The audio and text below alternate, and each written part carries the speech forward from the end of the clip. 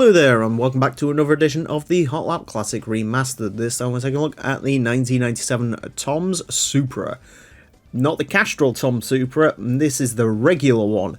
This is the one that was created to celebrate the winning of the JGTC title for Tom's. It's got interesting bodywork that's supposed to be Super GT inspired, and it's got a lot of power. So, you know what I was saying about that Mugen CRX and the fact that sometimes pre-tuned cars don't have as much power as the standard ones? Isn't the case with this. The Super RZ that I drove around here had 665 horsepower. This has 762. It weighs 1,343 kilos, has an awful lot of torque, it's still front engine rear wheel drive, and you know the one thing, when I was driving that Super RZ around here, I didn't think, what it really needed was an extra 100 horsepower, but nevertheless, here we are. This car's going to get 6 laps to set the best time it possibly can around the Motorsports Holland track. Our current leader is the Ford GT90, a 28.180. The Tom Supra isn't going to beat that. If the Tom Supra was to donate its engine to that CLK that went round last time, it probably would be a very, very quick car, but as it stands, I don't really know. Standard car 31.001, so if I had to make an educated guess, I think this is, it's going to be on somewhere around there. If it drives well, it'll beat it. If it doesn't, then chances are it will go slightly slower than its stock counterpart, which honestly wouldn't surprise me. You know how with most cars I leave them in second gear to try and, get a good balance of controllability and not having to upshift all the time? I think for this, we're just going to leave it in third. I think that might be the best way to do this. I don't know how long second gear runs out to, but I think with this much power, there is... the wheel spin may become a little bit... well, unnecessary with second gear. We'll see how long it runs out for. It runs out to 99 kilometers an hour, so it's not bad, but as I show you here, the wheel spin, maybe short shifting at 5,000 RPM, that could also be a potential thing here. It's just all about trying to minimize the amount of wheel spin you get from it, because all it wants to do is go sideways a lot. I hope the normal Castrol Supra, when that comes around, isn't as interesting as this. Although I'm not sure, to be fair, because that also has a lot of power and it'll weigh less, but whether that's a good thing or not is this weighs less than the standard car and is more powerful, so evidently this should be quicker. However, as I mentioned, if it isn't, don't be too shocked.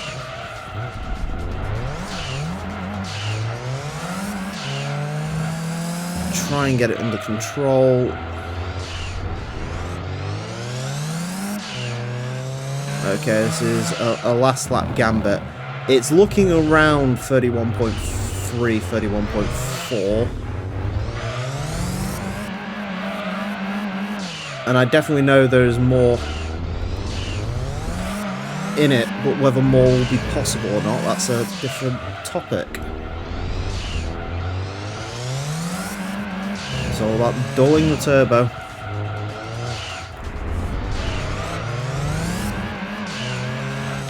.341. I don't think that would go any... well, I think it could go quicker, definitely, but I don't think I'm quite skilled enough to get it any quicker than that. The problem is, it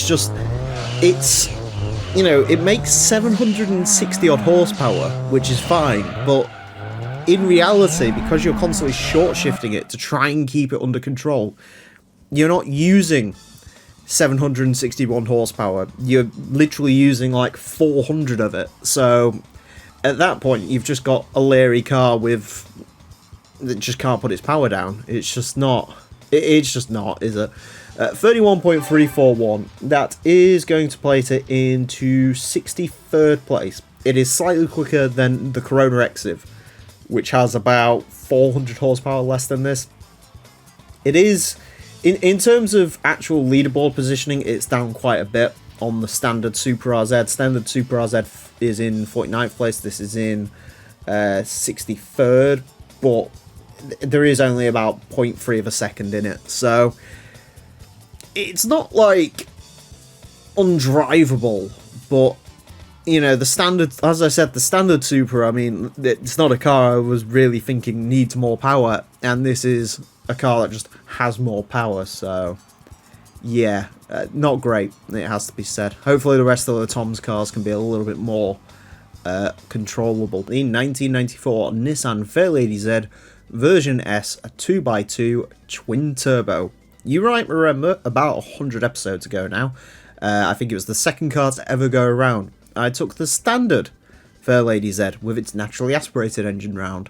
Well, this is the twin turbo version, and after that Tom Supra last time, it's time to see if really adding a boatload of power to a car that not necessarily needed that much more power, how well that actually works. This is front-engined rear-wheel drive, 643 horsepower, 1,397 kilos. I'd imagine it's very slightly heavier than the naturally aspirated car, but obviously we have an advantage of about 250 horsepower. Anyways, it is going to get 6 laps of the Motorsports Land track in order to set the best time it possibly can. Our current leader is the Ford GT90, a 28.180. This car unlikely to beat that. This car is aiming for a 31.650. As mentioned, it was one of the first cars to go around, so whether or not it's, you know, that will have hurt the lap time a little bit, but still, we'll see how well this twin turbo version gets on. Straight away, I am noticing this is driving quite nicely. I'm going to put that down to the weight. So most of these sort of turbo nutter cars like the Supra, I mean actually the Supra is quite heavy as well, the Supra is just as heavy as this is, but I think this can control its power a little bit more.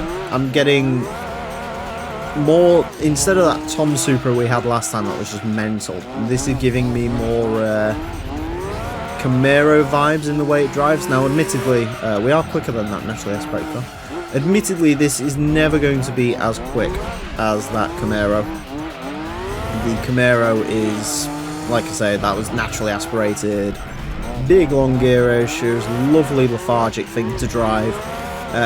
This isn't quite lethargic, but it does feel more settled than stuff like your Supras and even your Skylines, even though your Skylines are four-wheel drive.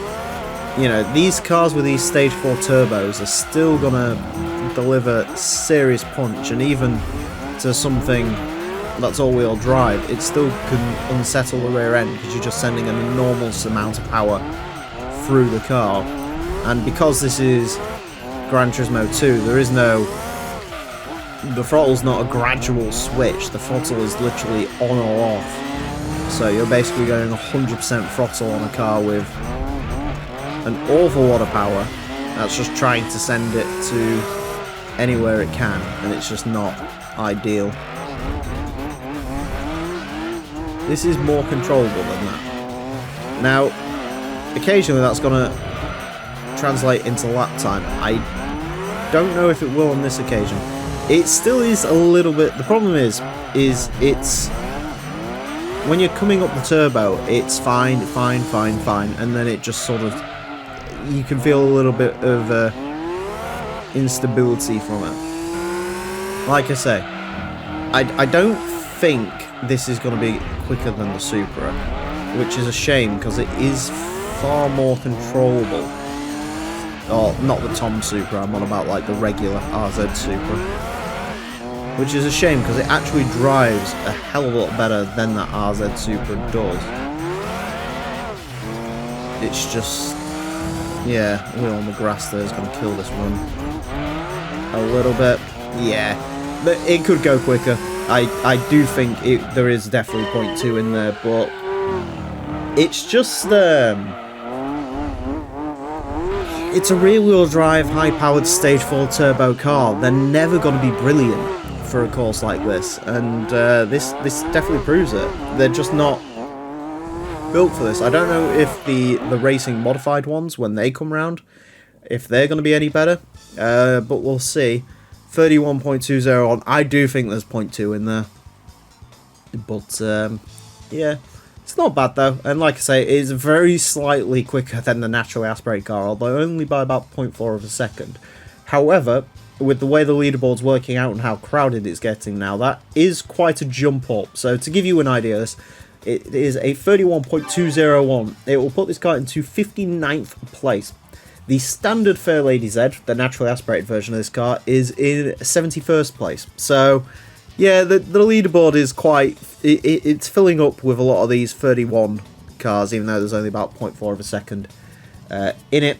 In terms of stuff around this, it's quicker than a Vectra Alpha 166, only slightly quicker than the Nissan Primera, quicker than the RX-7 Touring X, of course quicker than the Tom Supra, which was quite terrible to drive, so... It's not bad. I think the racing modified ones of these are going to fare a little bit better, and don't worry, there's plenty more 300ZXs to come from. The 300ZX is one of those cars you don't quite realise how many of them are actually in this game. It's not like Skylines or Imprezas where it's like, oh, I know how many there are. I'm like, no, these things are actually like everywhere. So that'll be fun. The 1996 Mitsubishi Mirage Asti RX. It is our third different front-wheel drive Mitsubishi to take on the track. We've had the Eclipse, we've had the FTO, and now we have the Mirage Asti. This is the weird coupe one with the very Lancer-like rear end on it. I believe these were very popular in Thailand, but elsewhere not so much. Either way, we're going to see how it gets along with 6 laps of the Motorsports track. Now, current leader is the Ford GT90. That's at a time of a 28.180. The Mirage is not going to be beating that. The Mirage, I mean, it depends, really. This could even be, like, really not very good, i.e. something like the Honda Integra, which was a 31.876. Or this could be Mitsubishi front-wheel drive car, which as it turns out has been excellent. The FTO got a 30.352. The Eclipse is still the fastest front-wheel drive car we've ever had. Admittedly, I don't think it's quite going to get to those highs because they do have, well, the FTO had about 100 more horsepower than this, the Eclipse had about 200 more horsepower than this, but still, we shall see how this gets along. It does have the blessing of the rally livery on it. Or, I say rally livery, someone's going to go into the comments and go, it's actually from Super Taikyu, but I do think this one is actually from some sort of, it might be the Evo 4 rally car, which really doesn't help the Mirage to stand out as its own model. I remember, to be honest with you, this, I think, for me, is one of the most forgotten cars in, that was a really smart idea, wasn't it? I think this is one of the most forgotten cars in all of this game. I didn't even realise the Mirage Asti existed until about 2016 when I saw it in a Let's Play. I didn't even realise this was a car in the game. I just thought all the Mirages in this game were like the Cyborgs, but no, the Cyborgs are actually comparatively a very small amount of the Mirages in this game. A lot of them are this Asti model.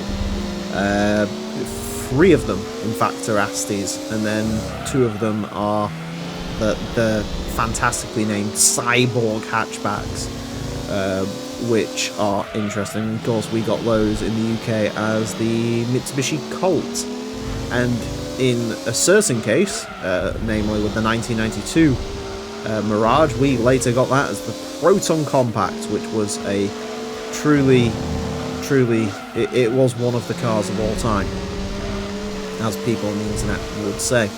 That one actually was the Proton Satria, I think, was actually quite good, and then they did the Proton Compact and that wasn't.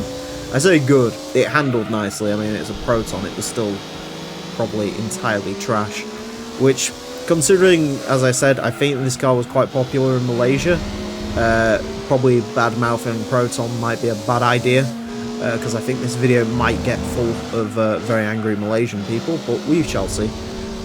Yeah, Proton here, not very good. We don't like the Protons in the UK. My local police force actually had them as police cars for a while. The fantastically named Wadgers, or the Impian as it was here. The ones that actually, as it turned out, were basically a Volvo underneath, so they probably were okay, except they had a Proton engine, which probably wasn't so good. But yeah, they were quite laughable, to be fair. 30.020, 32.020, that is a time. It is basically, you know how I said this was either going to be really disappointing or really good? It falls into the disappointing. It does feel, I don't know if it's just because I've been driving turbo cars of late, but this does feel slow. Like, if this has as much power as it does, it shouldn't feel as slow as this. And it is certainly slow. I think there's about 0.2 in there, as there usually is, but I don't think it would have really climbed it that much further up the leaderboard. A 32.020, it will place it into 81st place. It is slightly quicker than a Mugen CRX Pro 2, slightly quicker than the Unos Roadster, quicker than CRX. Lose out slightly to the Integra, which in fairness I think weighs a lot less than this does, although it wasn't racing modified unlike this. Yeah, it's just not very quick or good, really. Sorry, Mirage, but you're just not great. The 1990 Suzuki Servo Mode SR4. Don't lie to me, you didn't know this car was in this game, did you? You completely forgot about it.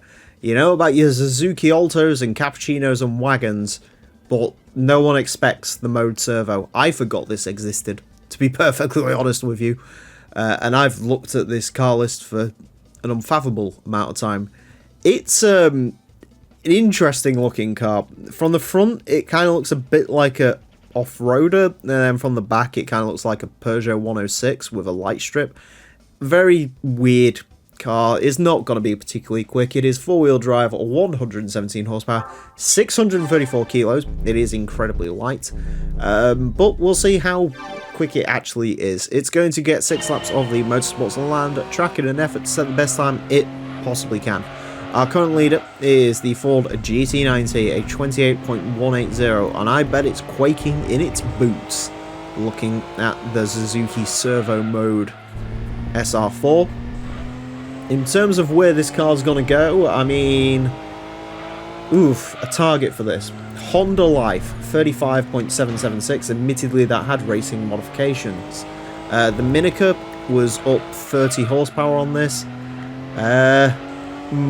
It's not looking good. I mean, actually, that first lap was trash, and it's already quicker than the Opti Club Sport, which is better than most of these key cars ever get.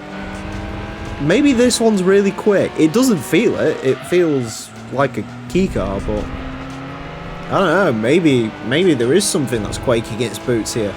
Honda Life 35.776. It could be possible that it beats the Honda Life, which, like I said, had racing modification. It didn't have that much more power than this, but yeah, this one's, oh wow, this is quick. 34.428.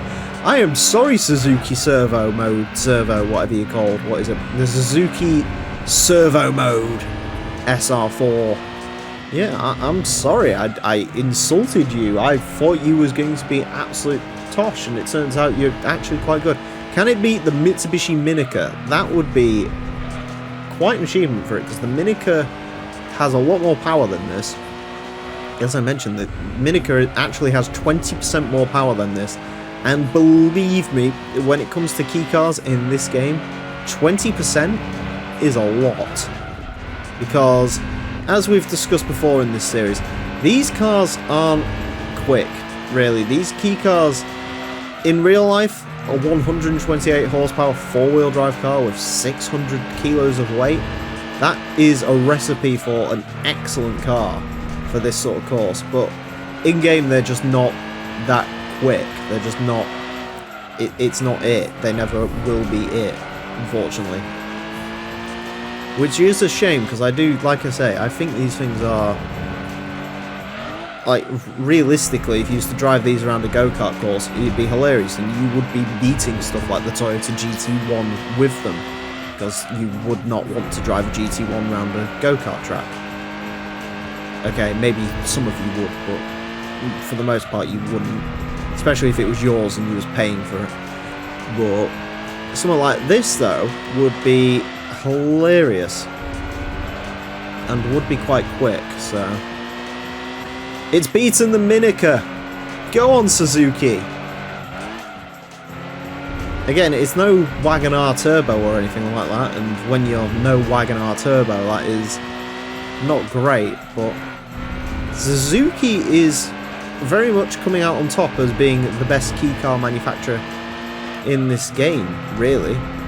I mean, they've had consistently, I think they've had the quickest key cars so far. Daihatsu's obviously, you know, not the quickest, and then, you know, you've had the Hondas, which have also been a bit of a mixed bag. 33.993. I tell you what, that is about 2 seconds quicker than I was expecting this to be.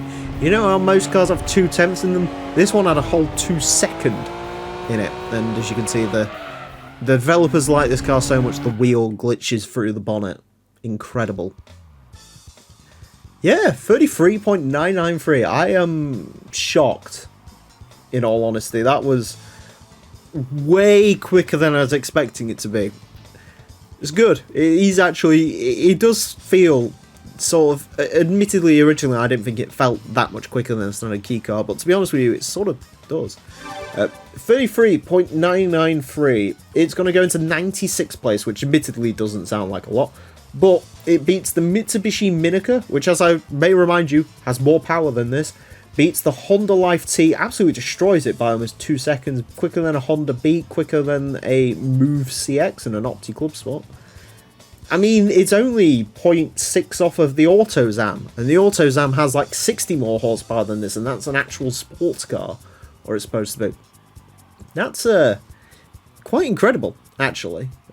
Yeah, well done to the Suzuki Servo Mode SR4, as I had to look at its name again. At the 1998 Mitsubishi Lancer Evolution 5 GSR.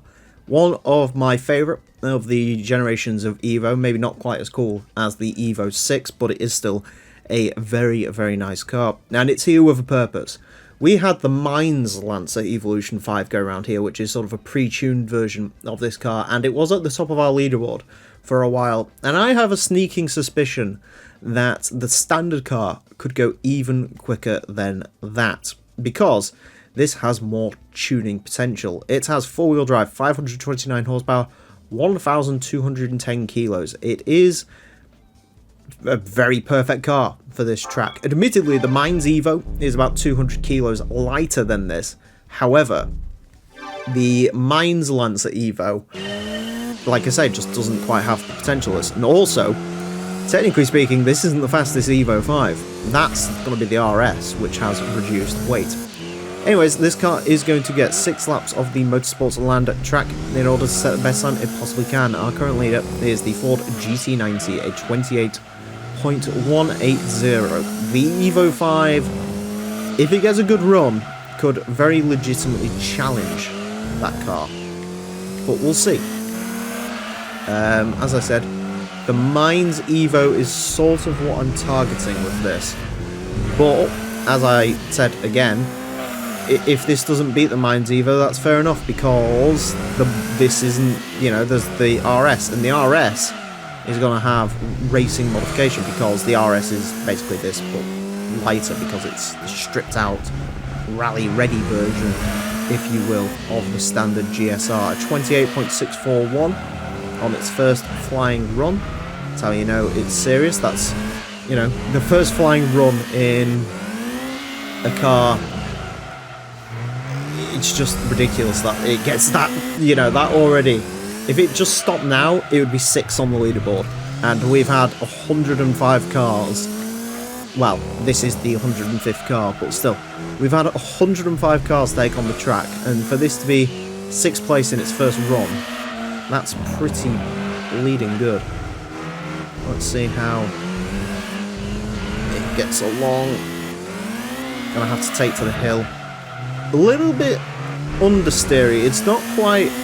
I think the gold standard car that I've driven around here so far was that 92 GTO. That was a very, very good car to drive. This is not quite as chuckable as that was, but it's still pretty good. 28.456. Definitely getting somewhere now. Yeah, it's not quite as chuckable as that car was, but it's still not half bad. It's very grippy, as you'd expect. A little bit of understeer. You can feel the weight in this. I don't think... For me, I think the Mines Lancer is potentially a bit nicer to drive. We will get a run-up for this final lap. Can the Evo do it? I think there's a bit more in this car. I definitely think there is a little bit more time to be found in this Evo, but we'll see. Might be a bit of a silent lap, this one, because...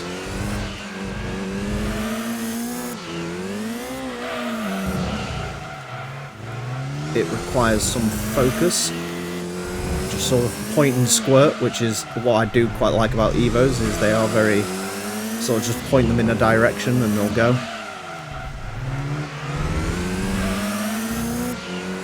Not quite to line. 28.5 exactly would be the time on that. 28.456. You know, it's not quite Mines Evo beating, but as I mentioned, the RS is to come around here, and the RS could be mighty quick. The other thing to briefly mention as well with the Mines Evo is that had a special turbocharger on it as well, like a stage 1 turbo, which means it could stay up through the rev range. Yeah, that could go. There is legitimately 0.2 in that, quite frankly. Yeah, that's quick. 28.456. That will place it into 4th place. It is fractionally slower than the Daihatsu Storia rally car. About 0.2, as I mentioned, off the Mines Lancer Evo. I think if you was to go at this all day, perhaps it could beat that Mines Evo, but I don't know. I think the RS is definitely... If we think racing modification is probably worth 0.2, and also the fact that it's lighter, yeah, I think it's that car potentially could be very, very quick indeed, as this one was anyway. You know, this is also now puts the Lancers on top of the Imprezas, so the Imprezas need to fight back a little bit here. The 1999 Peugeot 106 or 1.6 Rally. This is one of my favourite Super Minis of all time, and in fact this just general generation of Super Minis was brilliant. You had the 106, you had the Saxo, you had the first gen Punto fading into the second generation Punto. Lots of legendary vehicles around this time, and the 106 was one of the very best. This is the Rally model, which is essentially a 106 with the biggest engine that you could get in it outside of the GTI, completely stripped out and ready for spec racing, spec rallying, or just, you know, if you don't like air conditioning or comfortable seats, then you can drive one of these on the road. It is a very, very cool car. Now, I should mention the 106 GTI or S16 is in this game. That one is not going to be running the racing modification. This one is, because this is the lightest 106 in the game. This does have slightly less power than the S16. I think it's down about 17 horsepower. But weight-wise, it's down about 50-60 kilos, I think, somewhere in that region. Anyways, it is quite a cool race mod, this. I think it's based off of a real-life 106 rally car from the early 90s, I think. Anyways, this car is going to get 6 laps of the Motorsports Land track in order to set the best time it possibly can. Our current leader is the Ford GT90 at 28.190. Will the 106 Rally beat that? Of course it won't. What will the 106 Rally do? I don't know. Super Minis do pretty well around here. The Fiat Punto is one of the fastest front-wheel drive cars we've had. There's also some others that are escaping my mind. Mazda Demios are always quite quick around here, and they're Super Mini-ish. So, interesting to see how the 106 does. I don't know if the lack of power might potentially hurt this car, but we will see. A 32.865 on its first flying lap. So I should mention, all episodes of the Hot Lap Classic that you've seen up until this point were all recorded in September. This one is being recorded in December. If you've been wondering why a few days have been missed recently, that's because I've been just running out of Hot Lap Classic Remastered and I haven't had a chance to record them. So here we are in December. I'm also not going to have much chance to record them now. 31.999, that's quite good. Not going to have much chance to record them for the next week or so, but January I think we can get back on the Hot Lap Classic grind. So if there's any interruptions during that period, I am sorry, but it's just unfortunately the Hot Lap Classic does not pay the bills, or it does pay sometimes. Anyways, 106 Rally is a very nice handling car. Not the quickest thing in the world. 31.9, I mean, to be fair, it's not a million miles off the 306 S16 we had. That was one of the very first cars to go around, and admittedly, that was quite a fun car to drive. It just wasn't a particularly quick car in the way it handled, because it was very oversteering. This is not that. This is just very nice and planted, but again, there's just not much power in this. This has got, you know, if this was a K car, this would be an impressive amount of power. 31.438, that's not bad, actually. I'm curious now, this might be the highest up car with less than 200 horsepower, maybe? I don't know what else we've had that's really, like, shot to the top when it comes to this amount of power.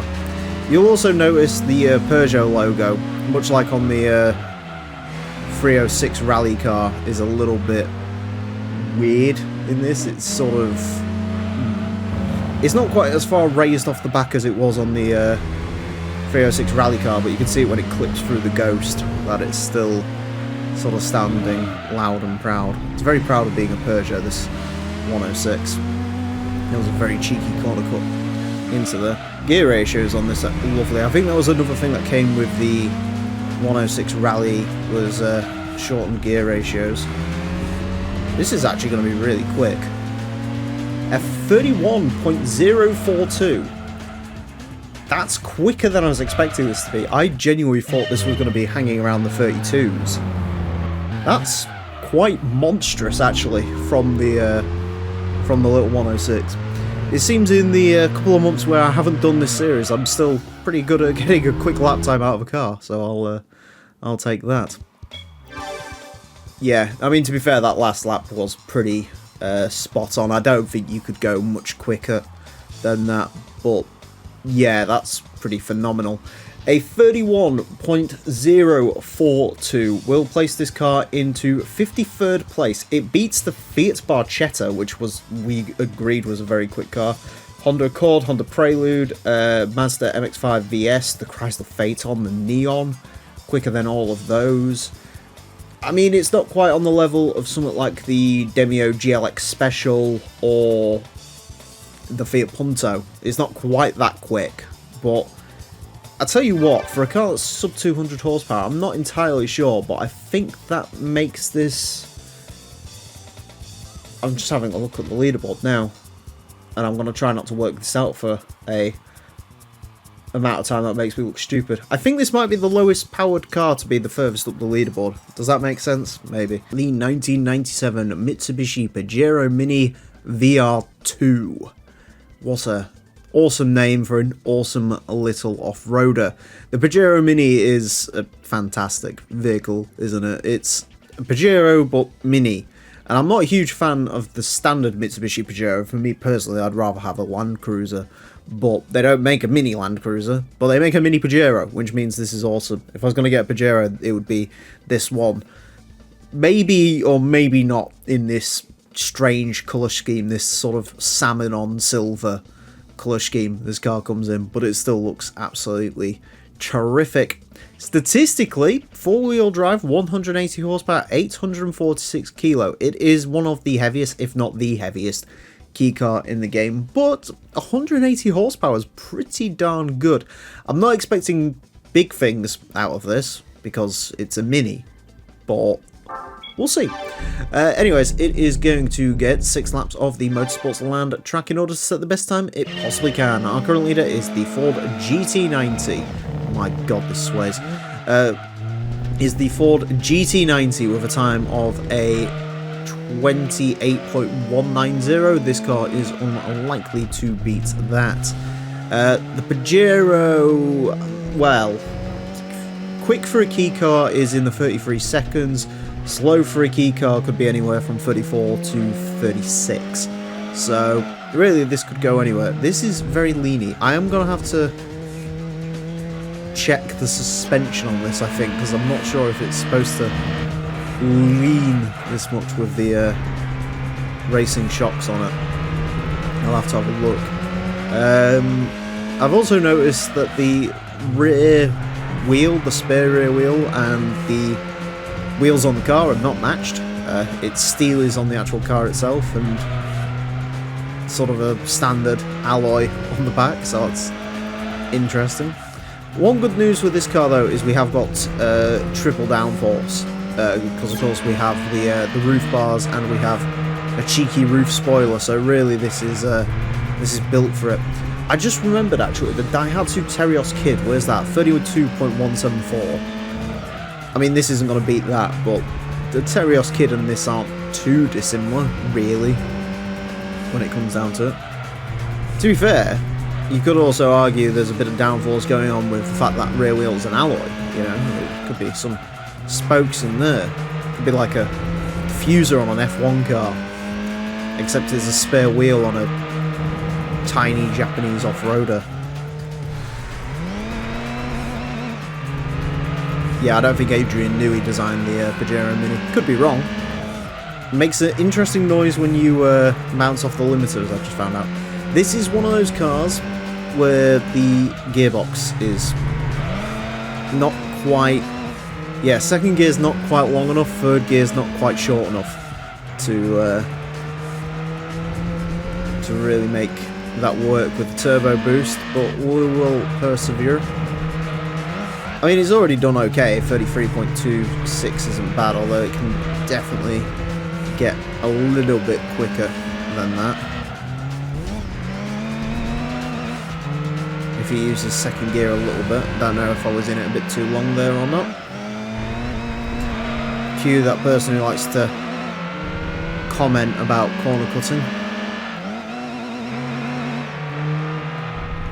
Okay, right. That was a good lap until that final sector. We will try and get... Can I get this under the 33s? That's sort of the target, I think, for this. Should have really got a bit more of a run-up, considering how sort of slow and pathetic this is. Yeah, I'm going to have to check that suspension, because I'm not entirely sure that's the racing suspension. If you're seeing this video, then it is the racing suspension, and that's just how it is. So, something to bear in mind if you want to race your Pajero Mini. There we go. Cross the line, what's it going to be? 32.834. Not bad. Not bad at all. That's, yeah, that's actually pretty much where I'd sort of expect it to be with this amount of power. You know, despite the fact that this is quite heavy for a key car, it doesn't really matter, because around this track you do need a modicum of power, and it sort of seems like if you have anything less than about 175 horsepower, then you're just going to be an absolute stepping stone on this course. So, yeah. Look at its stinky little mirror it's got as well. It's fantastic. Those things are actually quite useful. I don't know why they're not included as cameras or something on modern cars. It'd be quite interesting. Anyways, 32.834, that's probably about everything you can get out of it by the looks of it from that time. Yeah, not a bad time though. 32.834 will place it into 95th place. It is slightly quicker than the Suzuki Wagon-R Aero RS. And what did I tell you about the downforce of this thing? That has Aero in the name and it beat it. It's quicker than an Autozam, quicker than the Suzuki Servo, Mitsubishi Minica, slightly off of the Vivio, but the Vivio was like extremely quick, and then it doesn't really get near the Terios Kid, but the Terios Kid was a bit more of a normal vehicle compared to this, so there you go. The 1995 Nissan Silvia Q's. This is another Silvia, one of many, many Silvias in the game. We've had the 200 SX equivalent of this vehicle go around the track, and it did pretty well. So now we're going to try out the regular one. This is the Q's, which means it's the non-turbocharged one, I think. Comes in this rather nice looking sort of gasoline green colour, so that's good. Unfortunately, everything else about it is not so good. Front engine rear wheel drive, 356 horsepower, 1085 kilos, pretty average statistics for a rear wheel drive car. And as we know, rear wheel drive cars are a bit of a mixed bag around here, so interesting to see how this one gets along. It's going to get 6 laps of the Motorsports Land track in order to set the best time it possibly can. Our current leader is the Ford GT90, a 28.190. Still need to get used to trying to say the times again. After not seeing the time for about 3 months.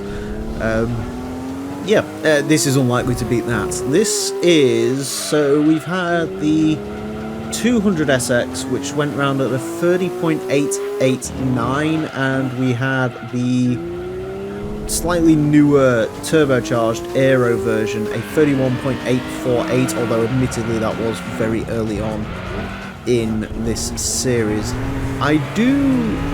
Actually, this does have a turbocharger.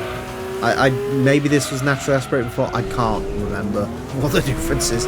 I know I'm probably going to get slaughtered in the comments for not remembering my Qs and my Ks and my SXs, but here we are. In case you're wondering, this is one of the cars that would have been regionalised if this was the PAL or the North American release, so this would have been regionalised into something like the 240 SXQs or the 200 SXQs, even though it's neither of those, it's just the regular Silvia Qs. The car from LA Rush, basically, is how I remember the S14. I can't remember if the one in that game was a Ks or a Qs, or if it even mattered. It might have actually just been a regular 240, come to think of it. It came in that sort of dark blue colour. It's a cool car. Well, it was cool for, you know, LA Rush.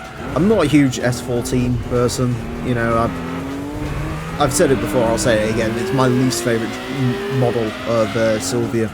Namely because every time I look at an S14, I get flashbacks to being in the sort of Forza world between about 2013 and I think it was 2018 the car finally came to Forza Horizon 3.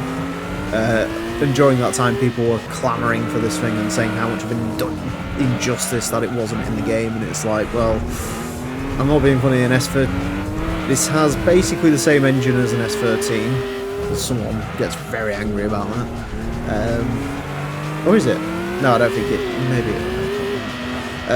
Yeah, S13's lighter, S15's more powerful, so why do you need the one that's in between? It doesn't look as good as an S13 or an S15, it just doesn't do anything for me. I like the boss kit in the Horizon games though, the ones that sort of made it look like a weird cyberpunk-esque Camaro. That was quite cool, but yeah, other than that, not a lot of nice things to say about the S14, other than the colour of this one, which is basically why it's here, because it came in a lovely colour. And also because I do eventually need to do all the Silvias, so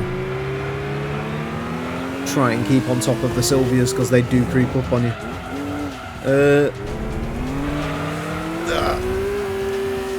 I didn't even speak about how this drives. Drifty, in case you can't tell. A little bit drifty. I probably could have gone a little bit quicker there, but what are you gonna do? 31.255 certainly isn't bad though. Yeah, the time's all over the place. There's 0.2 in there. Realistically, is it better than the 200 SX? I don't really remember driving the 200 SX, so I don't know. Yeah. What was it? 31? I'm all over the place on this. 31.255. Puts it into 65th place. Beats out the RX-7 Touring X with its 4-speed gearbox, beats the Tom Super out because that's uncontrollable. It is about 0.4 off of the 200SX, but as we discussed, that gap probably could have been smaller if you can get it to behave itself, which is very difficult because it's quite drifty. So the 1998 Ford Focus 1.8 Injection Z-Tech. This is the first generation of the legendary Ford Focus, a lineage that still continues to this day, although for how much longer no one knows, and it's probably not a very long time considering the Fiesta's dead. But back in the day, the Focus, this was the ultimate in family transportation. It still looks fresh and modern today. You can just tell this car was way ahead of the curve, just with the tail lights and the sharp angles, and the fact this was actually a really, really nice car to drive. You can see why Ford owned the sale charts back then, and you can see why Ford own the sale charts now, because the car that they sell is admittedly okay to drive and okay to look at, but it's a boring family crossover, which is what we're told everyone wants now. Anyways, this car is not as powerful as the 2-litre version, which is coming later. That is very, very quick. This one, we'll see. Front engine, front wheel drive, 260 horsepower, 1,035 kilos, so it is light. It's going to get 6 laps of the Motorsports Land track in order to set the best time it possibly can. Our current leader is another Ford. It's the GT90, which is not a Focus. 28.180 for that car. The Focus is, of course, not likely to beat that. The Focus, in terms of cars that we've had that are similar to this, we've had the Peugeot 306, which actually before the Focus came along was probably the keenest handler of all of the hatchbacks. That was actually quite a disappointing car, 31.7. We've also had the Astra. Astra was a 30.928. Now, admittedly, the Astra did have about 60 odd horsepower on this, so is it going to beat the Astra? I suspect not, as much as I'd really like it to. I think we're going to have to wait until the 2-litre gear model comes around, because that car is going to be quick. The 2-litre gear, for those of you who don't know, this makes about 260 horsepower, I think it was. The gear is much closer to 400 horsepower. The gear is not a slow car in the slightest, so we'll see how much quicker the gear is to this. I mean, obviously, power only gets you so far around this course, but with it being front-wheel drive, it's probably going to be quite quick. I strongly suspect that'll be one of the quicker hatchbacks that we have. Although, to be fair to this, 31.262, already not bad. It's almost beating the Vectra, which admittedly this car is, you know, a million times better than a Vauxhall Vectra, but the Vectra did have, again, like 60 more horsepower than this, because the Vectra and the Astra shares engines. They're both sort of the 2-litre ones, so not the V6 Vectra that's coming later. I don't know how much power that makes off the top of my head. If I had to guess, probably not as much, or not that much more than the 2-litre does. It's quite a nice driving car, this. There is a little hint of oversteer in this. Actually, to drive reminds me a little bit of the 306 in that regard, because the 306 was very oversteering. This, fortunately, is a little bit more controlled than that. I think I'm missing something when it comes to outright power, which, with me being a human being who is very fallible, I like having a bit of power because it allows me to cover up some mistakes, basically. So having some power in this would be nice, or some more power, I should say.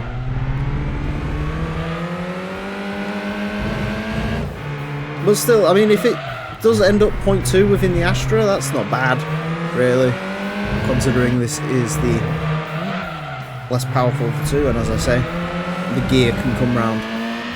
For that, 30.949, actually, that's quite close to that Astra.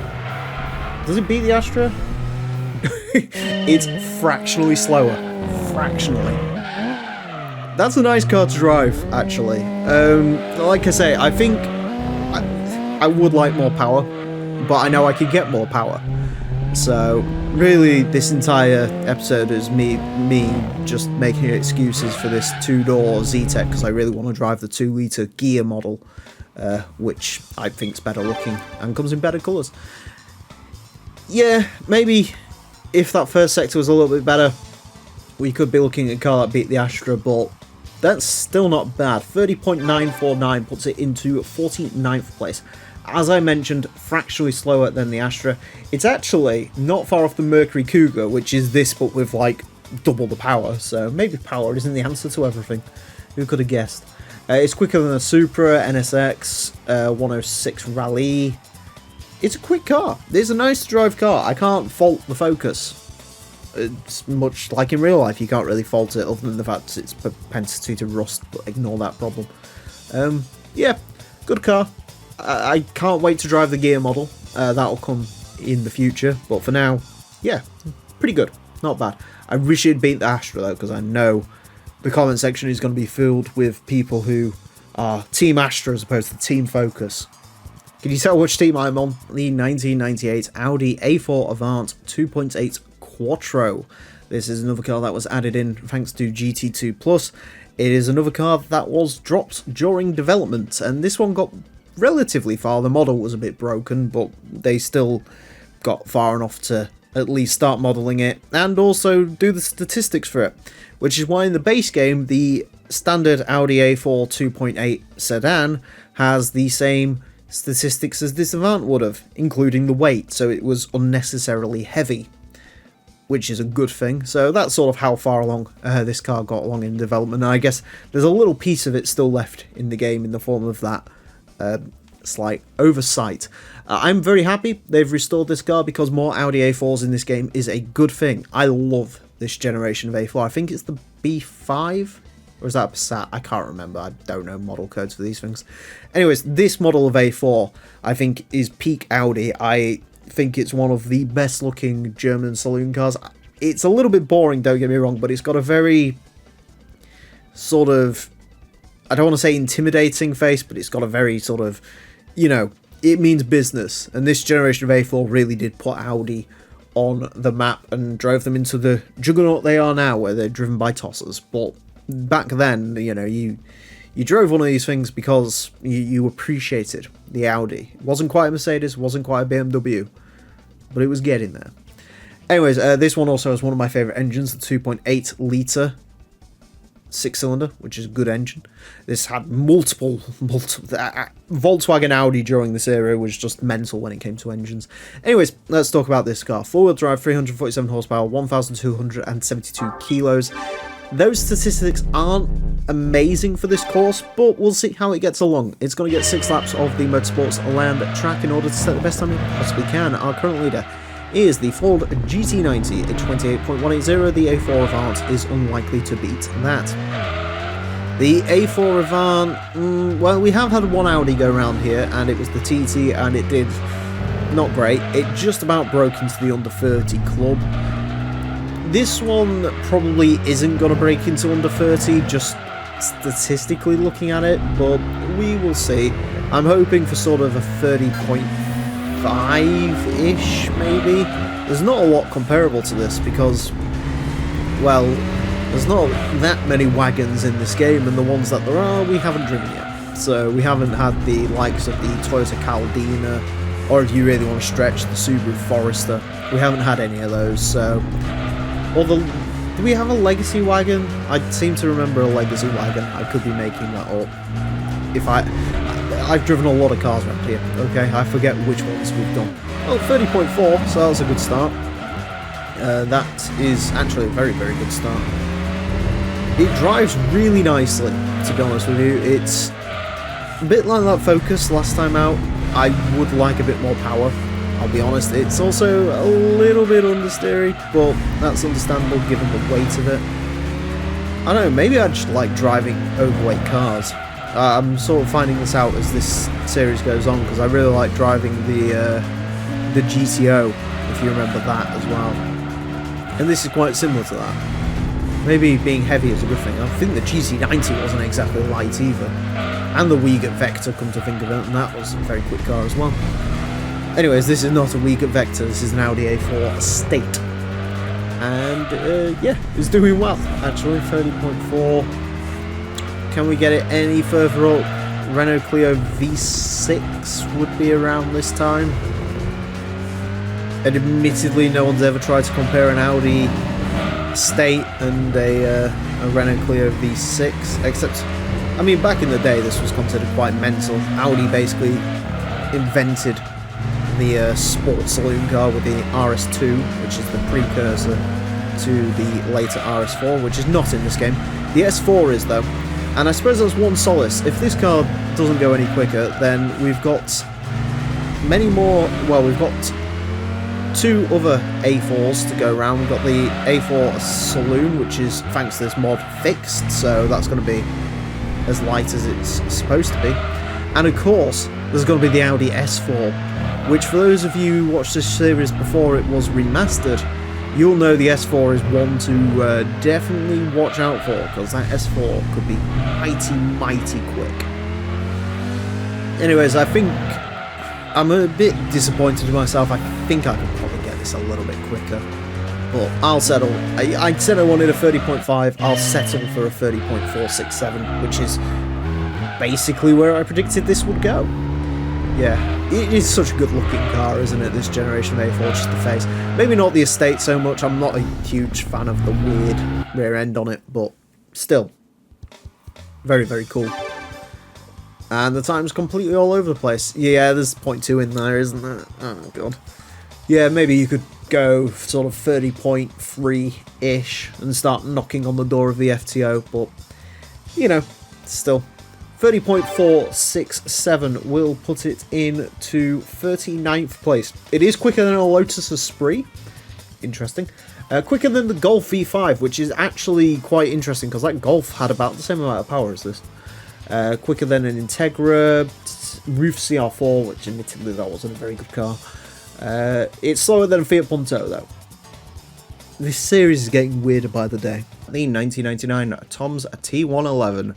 But before we get into that, I just want to say a big apology for the lack of Hot Lap Classics recently. Over the Christmas period, I've taken a little bit of a break, things got a little bit busy, but we are back, and I promise you, this is going to be a consistent stream. So if you want more Hot Lap Classic, come here every single day, 3 PM, for your daily dose of hot lapping. Anyways, this is the Tom's T111. It's a tuner car based on the 1996 Toyota Sprinter Trano. I believe it is the Sprinter, or is it the Corolla? I can't remember. They're both the same car. Anyways, it's the 90s one. It's the front-wheel drive one. And I have to say, out of all the tuner cars in this game, this is one of my favourites. I love the yellow paint, the body kit. I even quite like the 4-spoke wheels, which is usually something I really don't like. I just think overall, it's a very aesthetically pleasing car, this one, and statistically it's not too bad. Front engine, front wheel drive, 291 horsepower, 938 kilos. It is very light, reasonably powerful for a front wheel drive car, and we're going to see how it gets along. Of course, it is going to get 6 laps of the Motorsports Land track in order to set the best time it possibly can. Our current leader is the Ford GT90, a 28.180, or is it 190? I can't remember. Either way, this car's not beating that. This car, what should it be aiming for? Tough question. It's naturally aspirated. It is front-wheel drive, which is usually good. I find the turbo front-wheel drive cars are usually a little bit quicker, but still. Honda Integra 31.876. Well, we're already beating that. Dodge Neon 31.164, anything else? Fiat Barchetta 31076, somewhere around there. Maybe we can get towards something like the Opel Astra 30.9. Firmly mid-pack, or it should be firmly mid-pack anyway. The Japanese front-wheel drive cars, for whatever reason, do not seem to be quite as quick as their European counterparts around this course. There's no bias, that's just the way it goes. Believe me, I don't want to live in a world where a Honda Integra is slower than an Opel Astra, but unfortunately that is the way this cookie has crumbled around the track like this. It is a very nice car to drive, this. So, I do remember on the Mugen CRX Pro 2 video that I did, there was a guy in the comment section who says he really misses when Gran Turismo used to have these tuner cars and that they've all gone away. And I think it's an interesting point, because you don't see these a lot anymore really in racing games. Everything's sort of moved on to, you know, more requested supercars and hypercars and stuff. You don't really see a lot of these tuners, and it's a bit of a shame, I guess. I mean, I guess some people would accuse these cars of being a little bit lazy, but the important thing I think to remember with tuned cars, and especially sort of like duplicate cars, like different trim levels and stuff, you shouldn't be thinking of it as a case of, oh, well, they added that car instead of this car. It's like, no, it's significantly easier to model a car that you already have in the game. You just need to add like a body kit or some different wheels onto it and stuff. So you shouldn't really think of these cars, or indeed duplicate cars, as like, oh, you know, they could have added a McLaren F1, but instead they added another model of Skyline. Well, no, it takes significantly less time. So it's sort of, think of these cars as additions. I do think it's a bit of a shame. The original Forza Motorsport as well used to have a lot of these tuned cars in the game, and especially in the first two, but as soon as we get into like Forza 3 and Forza 4, they sort of stopped doing that, which is a little bit of a shame, I think. I don't think we're going to be any quicker. It's a lovely car to drive, this. I definitely think it could go a little bit quicker. 31.102. Nice. I think that could have gone quicker. I will be honest. I think there's definitely 0.2 in there, if not like 0.4. Because it's a nice car to drive. It's just one of those cars where, on that last lap, when I was coming into the second corner, I could feel second gear just wasn't quite enough. It's one of those cars, because it's naturally aspirated, you have to get the gearing just right. Yeah, you can see Sector 1 on lap 3 was significantly quicker, so shame, but that's the way it crumbles. And to be fair, it still hasn't done too bad.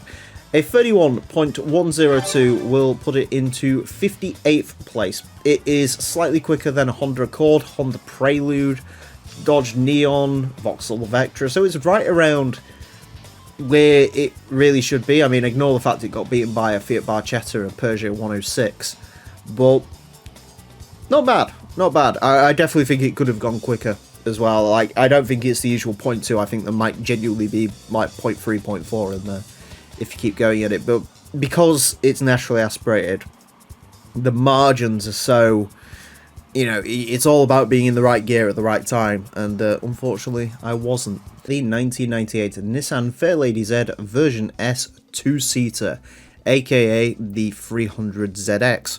We've had a couple of these go around the track before, but none in racing modification, and that's why this one's here. It is a naturally aspirated Z, so 399 horsepower, front engine rear wheel drive, 1,229 kilos, so it's still quite heavy. This racing modification, I adore the racing modifications on the Fairlady Zs. This one has this one that comes in either this sort of cool teal colour or yellow, and the earlier ones have a livery similar to the IMSA 300ZXs, so you really can't go wrong with the racing modifications on these cars. I think it looks absolutely fantastic. But how well will it get along? Well, that's what we're here to find out. It is going to get 6 laps of the Motorsports Land track in an effort to the best time it possibly can. Our current leader is the Ford GT90, a 28.180. This car unlikely to beat that. Now, the previous 300ZXs, one of them was naturally aspirated, which currently sits in 78th place with a 31.650, and the other one had twin turbos, which sits in 64th place with a 31.201. So I don't really know. Is it going to sandwich in the middle of them, or is it going to be better because this car is going to solve one of the bigger issues with this car, or two of them actually, Because it's racing modified, it's slightly lighter than a standard Z, and because it is naturally aspirated, it should keep a little bit more under control than the turbo one was. Also, it has downforce now, so that should help sort the rear end out a little bit as well. And to be fair, yeah, it's quicker. It's definitely quicker, no doubt about that. This is lovely to drive, actually. I don't know. The previous 300ZXs, you could really feel the weight of them. This, like, it's still obviously a heavy car. Like, 1,229 kilos does make this one of the heavier cars that we're going to have go around the course, but it's a lovely, predictable thing to drive, which is nice. Like, it drifts a little bit, but it's not, like, excessive. It's very controllable. It's very good, this, actually, if you don't slam into a wall anyway. Yeah, I am pleasantly surprised by how nice this is to drive. It doesn't feel quick. I mean, for even 400 horsepower, like, that does mean, in terms of... For me, I think in this game, like, the median weight of every car is probably somewhere around 1,000 kilos. And the median power, if I had to guess, is somewhere between about 300 to 350. Because not many cars in this game make insane power. Like, nothing in this game is over 1,000 horsepower, which, you know, in racing games today, that's like almost nothing, you know. Ever since Bugatti got through the 1,000 horsepower barrier, you know, you can have 1,500 horsepower Camaros with Lamborghini V12s in them. So, yeah, it's not all about major power here, so it feels slightly slower than it should, but it's a lot nicer to drive than it could be, if that makes sense. I really want to get this under 31, because it definitely feels like it could go under. For a naturally aspirated car as well, the actual power delivery on this is super nice. I think it's a stage 3 natural aspiration tune on these cars. It's going to go marginally quicker. 30.962. I think there's definitely 0.2 in there, but that's pretty solid, to be fair. Like I say, it's a really just pleasant car to drive that. The twin-turbo one undoubtedly will be faster, but the twin-turbo one will also be an absolute handful to drive, while as that was pleasant. Times are a bit all over the place though. Yeah, 0.2, but not bad. 30.962, it's our quickest 300ZX. It is going to go into... Hold on, let me see the time again. 30.962. It is going to go into 51st place. It is...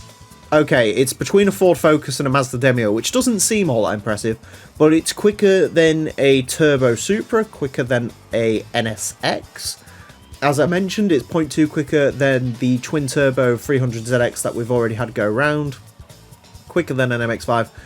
Does lose out slightly to the 200SX, which I'm quite surprised about, although then again, that car was significantly lighter than this, and actually thinking about it, the 200SX made, I think, exactly the same power. So, yeah, I'll give it that, but this is nicer to drive than that. Really pleasant car to drive, so, yeah, enjoyed it. The 1991 Rover Mini 1.3, or simply Mini 1.3 if you want to spare its blushes from being called a Rover.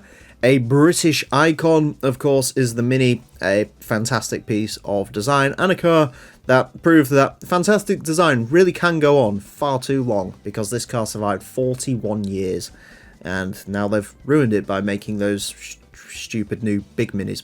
Anyways, this is the classic. Let's talk about it. 1.3 litre engine, 144 horsepower in a Mini. In real life, this would be rapid, 642 kilos only as well, so a very, very light car. In game, though, I'm not expecting this to be particularly rapid, but we'll see. Also, it comes in a cool racing modification.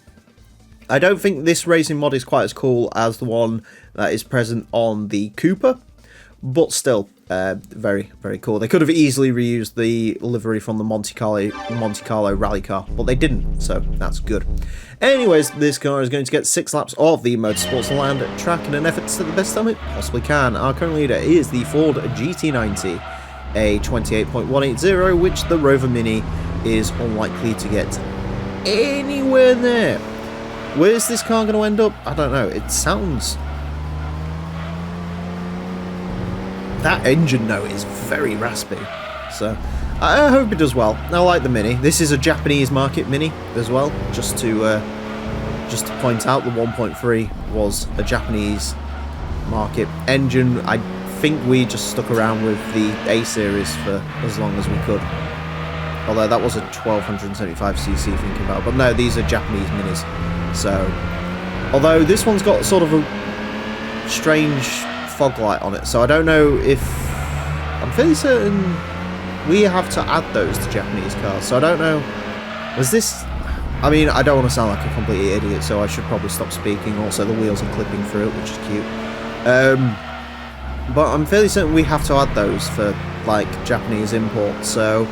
Was this a Mini that was, like, made in Japan and then bought back, or... I don't know. Or maybe they just, like, gave up by this point and just tacked on a rear fog light, which also wouldn't surprise me because it's British Leyland. And in the 90s, this was the only thing that was still making them money. The Mini, in case you're wondering, would end up going on to outlive its replacement. It was supposed to be replaced by the Rover Metro, later the Rover 100, which I would have adored to have in this game. Like a Metro GTI would have been hilarious fun, but unfortunately we do not have such a thing in the game.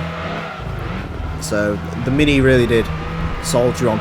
I do say it soldiers on for far too long. There were like changes to it, like they did stuff with the engines and the dashboards changed and stuff. It wasn't a lot, but it did change. So if you want a Mini, I'd probably seek out these later models, especially these Japanese imports, because they're, well, probably built a lot better than most of them are. This is surprisingly sprightly to drive. I wouldn't dare call it quick, because evidently it isn't, but it's actually, like, the power on this isn't bad. 144 horsepower. I don't know if the Cooper makes the same power, I'm not 100% sure, but I hope it makes a little bit more, because I do think this with like 180 horsepower, which is sort of what most upmarket key cars run, this could be really quick. In fact, 32.716 is nothing to shake a rug at. Alright, let's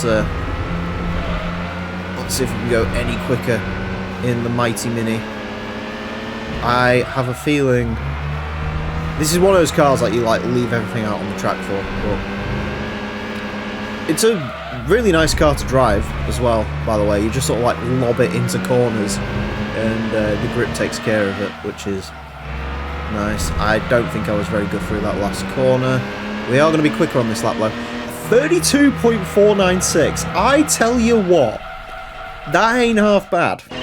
That really ain't half bad for a car like this. In fact, I'm sort of looking at the leaderboard. This might be the lowest powered car that we've had go. I don't know how to explain this. This is the quickest, lowest powered car. So this is the lowest power with the higher... I don't know. Anyways. Yeah, that's actually quite impressive. I do think there's a little bit more time for that last sector, but I don't think... I don't think this is a 0.2 car. I think this is definitely sort of on the margin of what it is going to get. But a 32.496 will place this into 97th place, sorry. It is quicker than a Toyota Altezza, quicker than a BMW 740i with a giant V8 in it. Quicker than basically any key car that we've had go around. It's not too far off beating a Plymouth Cuda.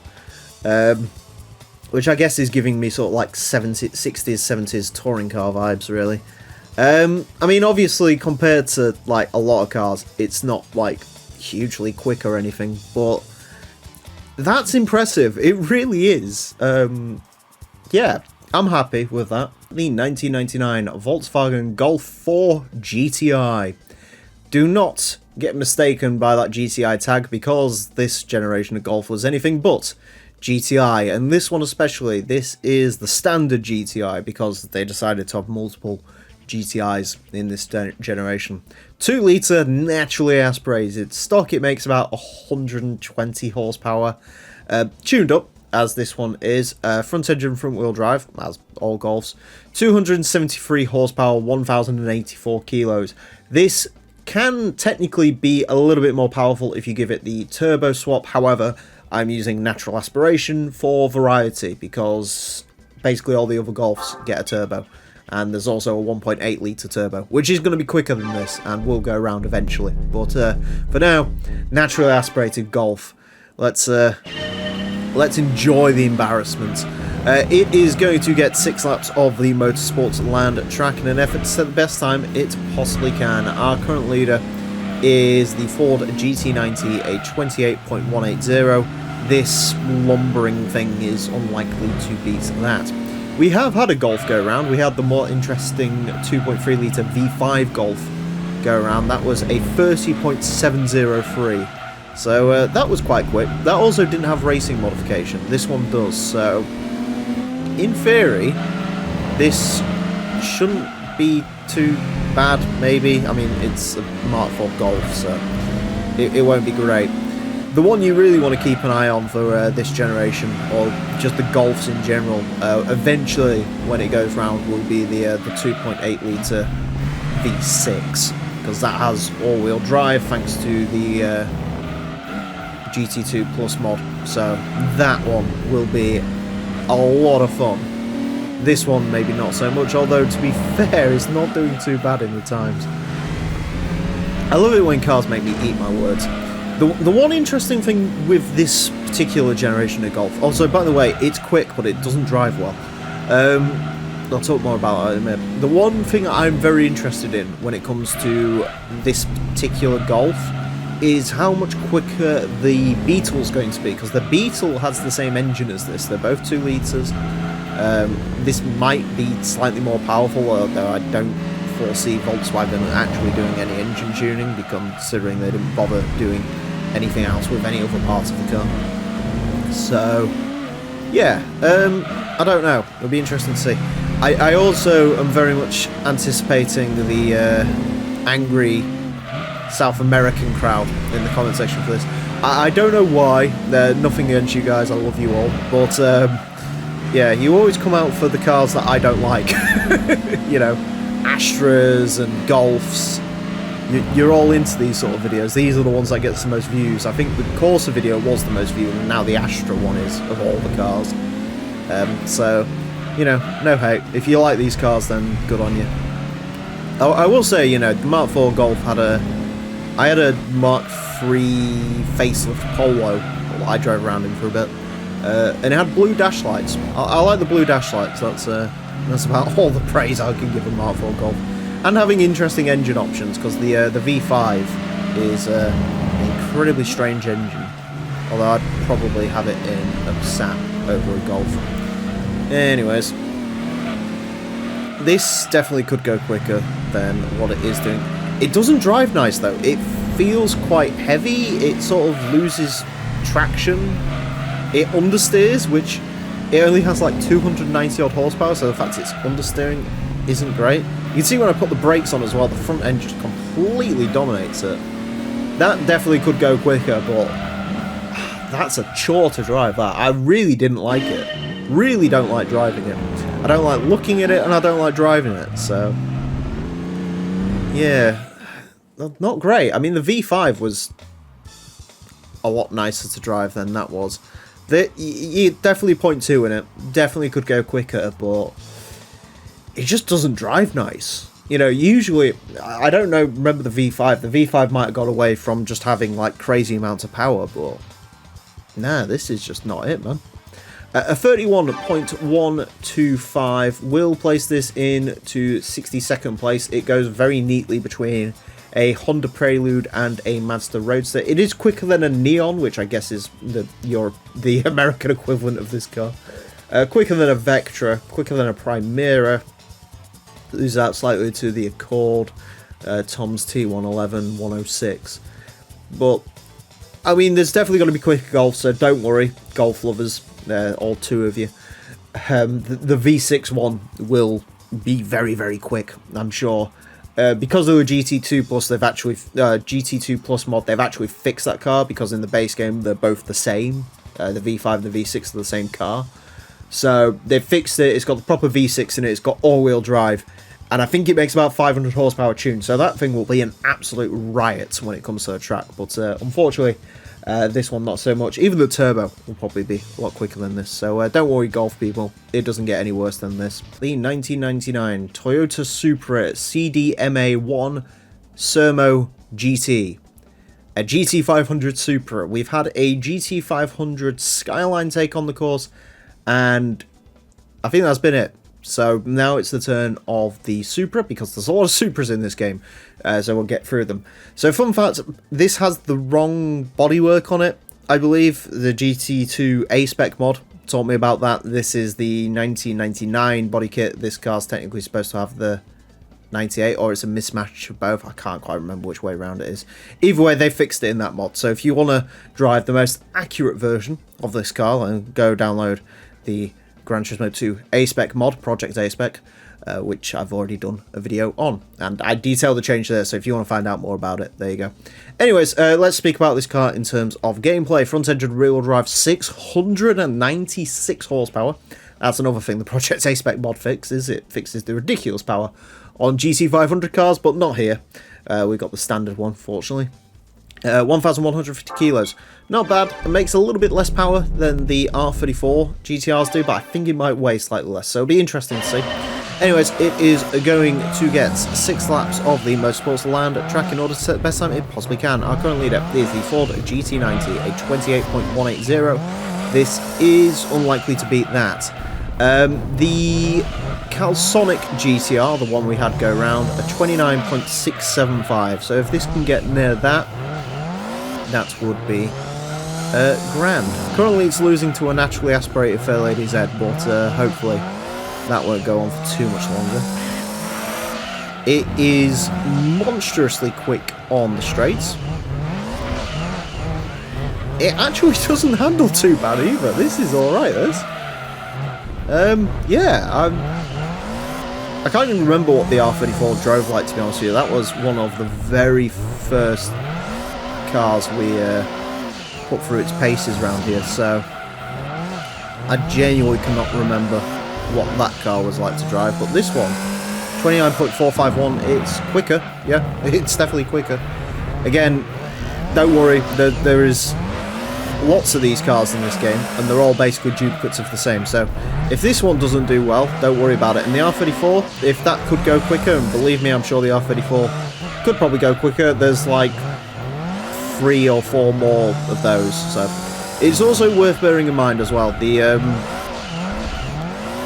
previous JGTC Skyline to go round, in the GT2 Plus mod, it doesn't fix the statistics like Project A-Spec would, but it does fix the drivetrain on the GT500 Skylines, because in the base game they're all-wheel drive. So if that was the case around here, they'd absolutely like crush this track to pieces compared to the other GT500 cars.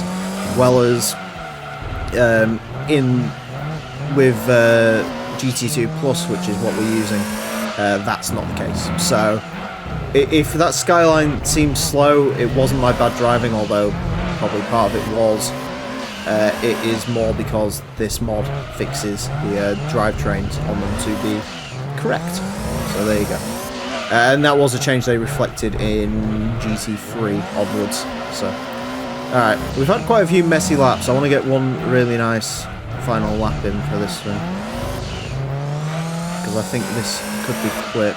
These are also going to be by far and away the quickest Supras, because the standard Supras to drive, not great.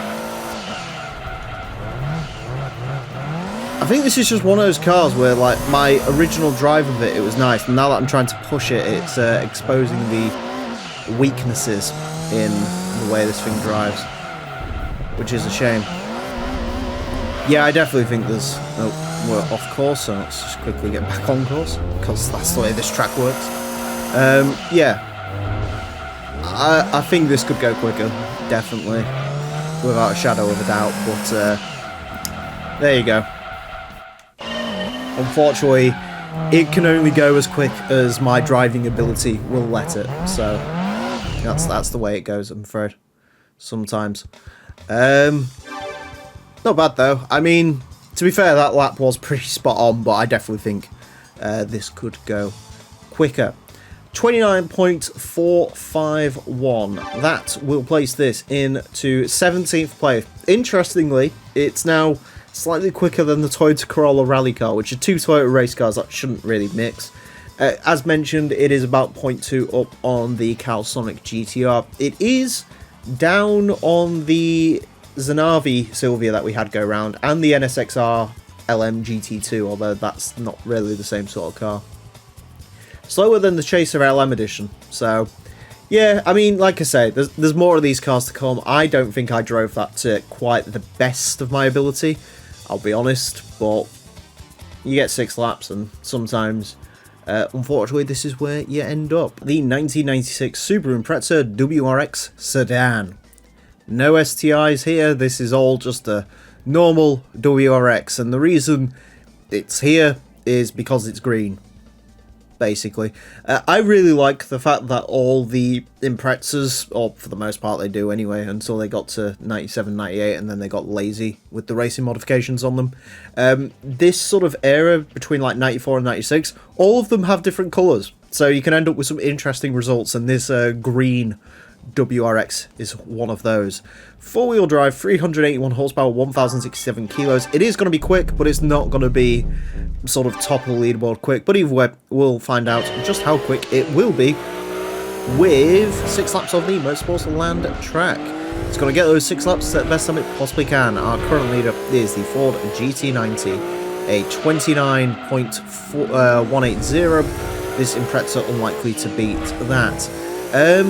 We obviously Evos aren't really base models, so they're going to be a hard one to tell. We did have a Legacy Touring Sport, which had made similar power, 30.037. This is going to be quicker than that. Other than that, I don't really know what to compare it to. Imprezas, for those of you who don't know, are basically Imprezas and Devos are basically some of, if not the best cars to take on this course with, because they offer nice, predictable handling, 4-wheel drive, all the power you could ever need, decent power to weight ratios. They're kings of this course, basically. Or, you know, when Ford GT90s or Vector W8s don't come and break my brain. These are quick, so this should be pretty quick once I can get a decent lap in. What a drift! Yes! Yeah, alright. I'm hoping this one does well because it's green. Basically. That's literally it. I'm trying to figure out what's going on the roof. It looks like Pac-Man having a stroke. Well, I don't know. Either way, this will get into the under 30 club, no doubt. I think like a 29.8, 0.9, somewhere around there, will be pretty much... It just understeers. Okay, let's try and get a lap together. It is a bit understeery. That's a usual Subaru trait, but obviously, in the case of this one, unlike with some of the STI cars, it doesn't quite have like the power to overcome that trait, so it's still understeery. It just also isn't as quick in a straight line. It's not like any better handling than the STIs are. That was a very awkward way to take that corner, but it did work. Understeer slightly into the wall, get us a little bit more momentum. I'd have preferred not to go on the grass for this final lap. 29.605 is not bad though.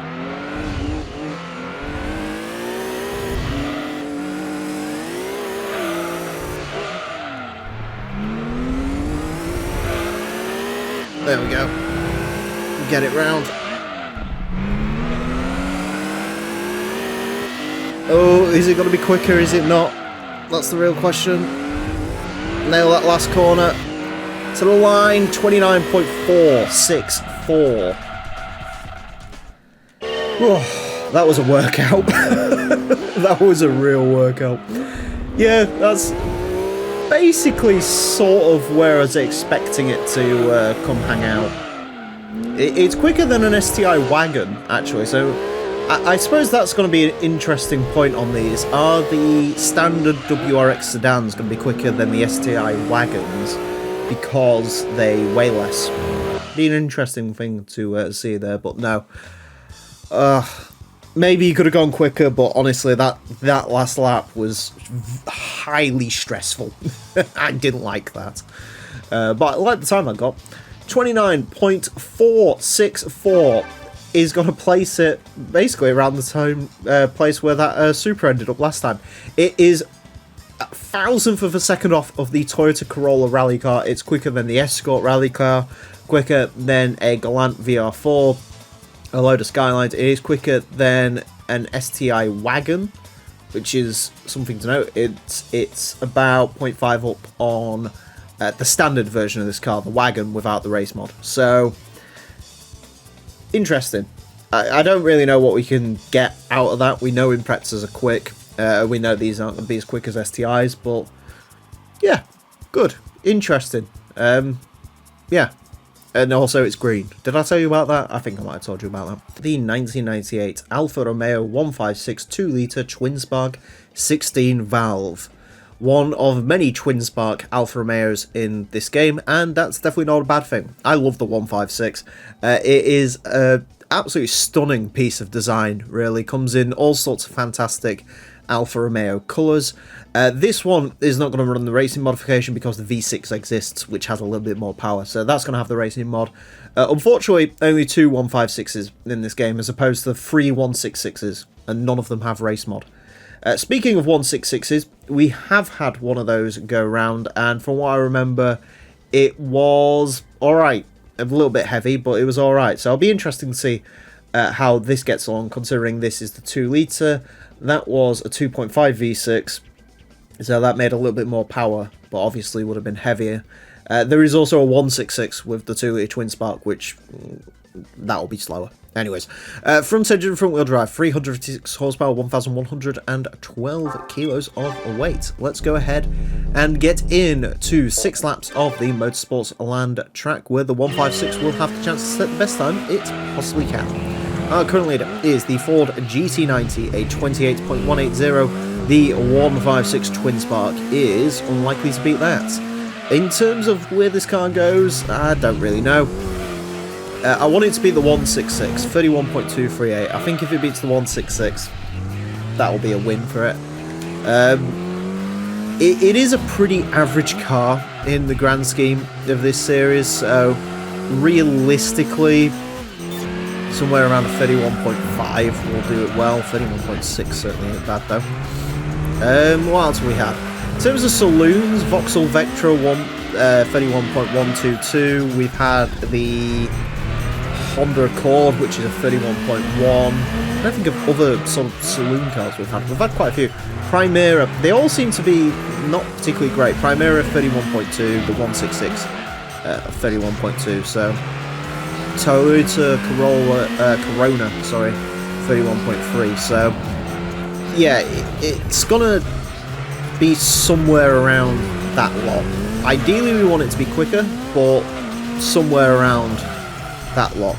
In terms of power, this has got a lot, but also it hasn't got its racing modification, and it probably weighs more than I would say like a Vectra or a Corona weighs. Just guessing anyway.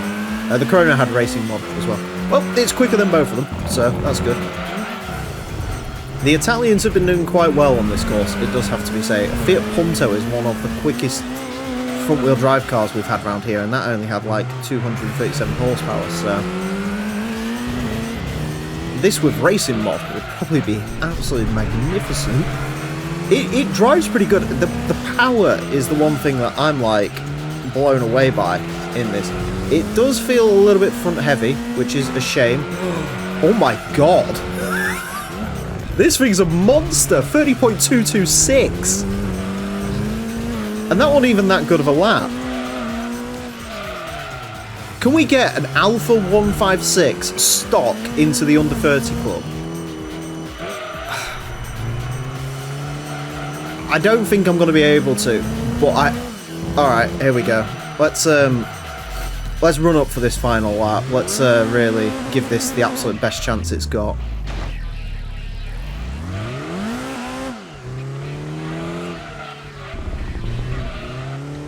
If this can pull this off,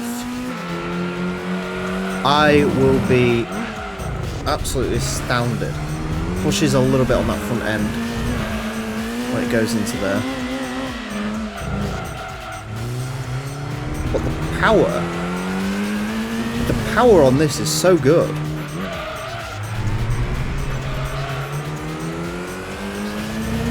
I don't think I'm going to be able to do it.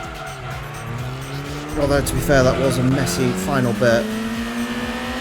30.145. Honestly, I think that could go under 30. I really do. I'm slightly upset it didn't, to be honest with you.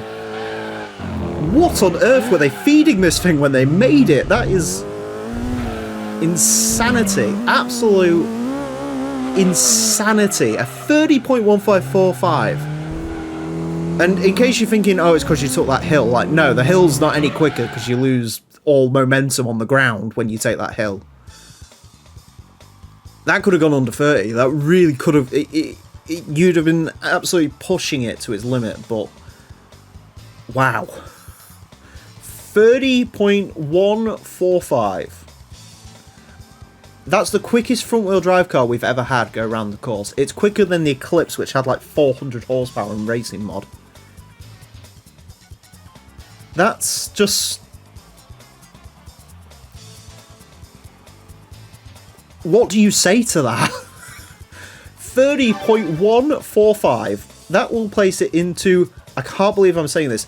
33rd place. It is quicker than a Lancia Delta. Quicker than the Evo 2. Quicker than the Eclipse. Quicker than the Punto. Quicker than the FTO.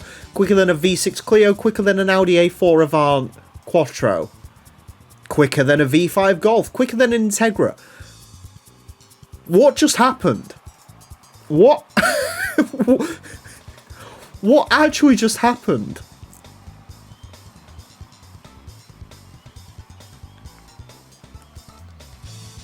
I have no word. I can't even. I just can't. I don't know. The 1998 Jaguar XK8 Coupe. The rebirth of the Jaguar Coupe after a lot of years of XJSs. And to be fair, I don't think this is actually too far off of an XJS in terms of platform. Anyways, despite that, and despite the rear end does look a little bit like a Nissan Maxima, this model of XK8 is kind of the one I grew up with. It's the one I remember. It's the one that was in that James Bond film, although that was an XKR, but still. So I guess I have a certain affinity for it. I'd still rather have a DB7, but when I see one of these on the road, I'm like, that's a very stately looking car. Proper British muscle car. Front engine to rear-wheel drive, 557 horsepower, 1,437 kilos. Sounds like a recipe for disaster, right? Especially when you're taking it round a go-kart track. So this is going to get 6 laps off the Motorsports Land track in order to set the best time it possibly can. Our current leader is the Ford GT90, a 28.180. The XK8 unlikely to beat that. However, the XK8 could have a bit of a thing up its sleeve. You see, one of the most surprising cars I think we've ever had was the Camaro 30th anniversary. That got into the under 30 club, and the way it did that was because it had lots of power and a lazy automatic gearbox. This car has lots of power and a lazy automatic gearbox, so can it do a similar thing? We'll find out. I hope it can get under 31. That would be my goal for this. I definitely don't think it's going to be as quick as Camaro. Camaro made significantly more power than this, or significantly torquier than this is. But of course there is also the XKR to come around eventually, so even if this doesn't have a good showing, that one should.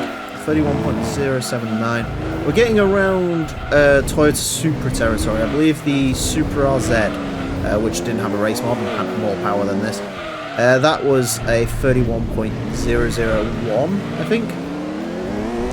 So we're sort of in that ballpark. The problem with it, actually, now that I'm thinking about it, it looks like a Daewoo Lanos in this colour. Was it a Lanos or is it like the Numbria or something? Or one of the saloon ones, I can't remember. Anyways, yeah, the one problem with a car like this, and the one problem with this plan, is the fact that if you start turning on the grass when you're doing the corner cuts, which, yes, people always like to moan about the corner cuts, but guess what? It's my series, and I'm going to do the corner cuts. If you don't want to do the corner cuts, do your own series. Yeah, the one issue with that is that when it starts losing traction on the grass, it can be very hard to get it back. You can see there on the Ghost car, it just sort of like twitched. That's what it will do if you start turning on the grass. Like, all that power goes from being nicely controllable to putting you into a spin like that. And that's when you start to have problems. I don't think... actually, hold on. Let's get the final lap out of the way and then I'll tell you what I don't think. That hill was a bad thing to do.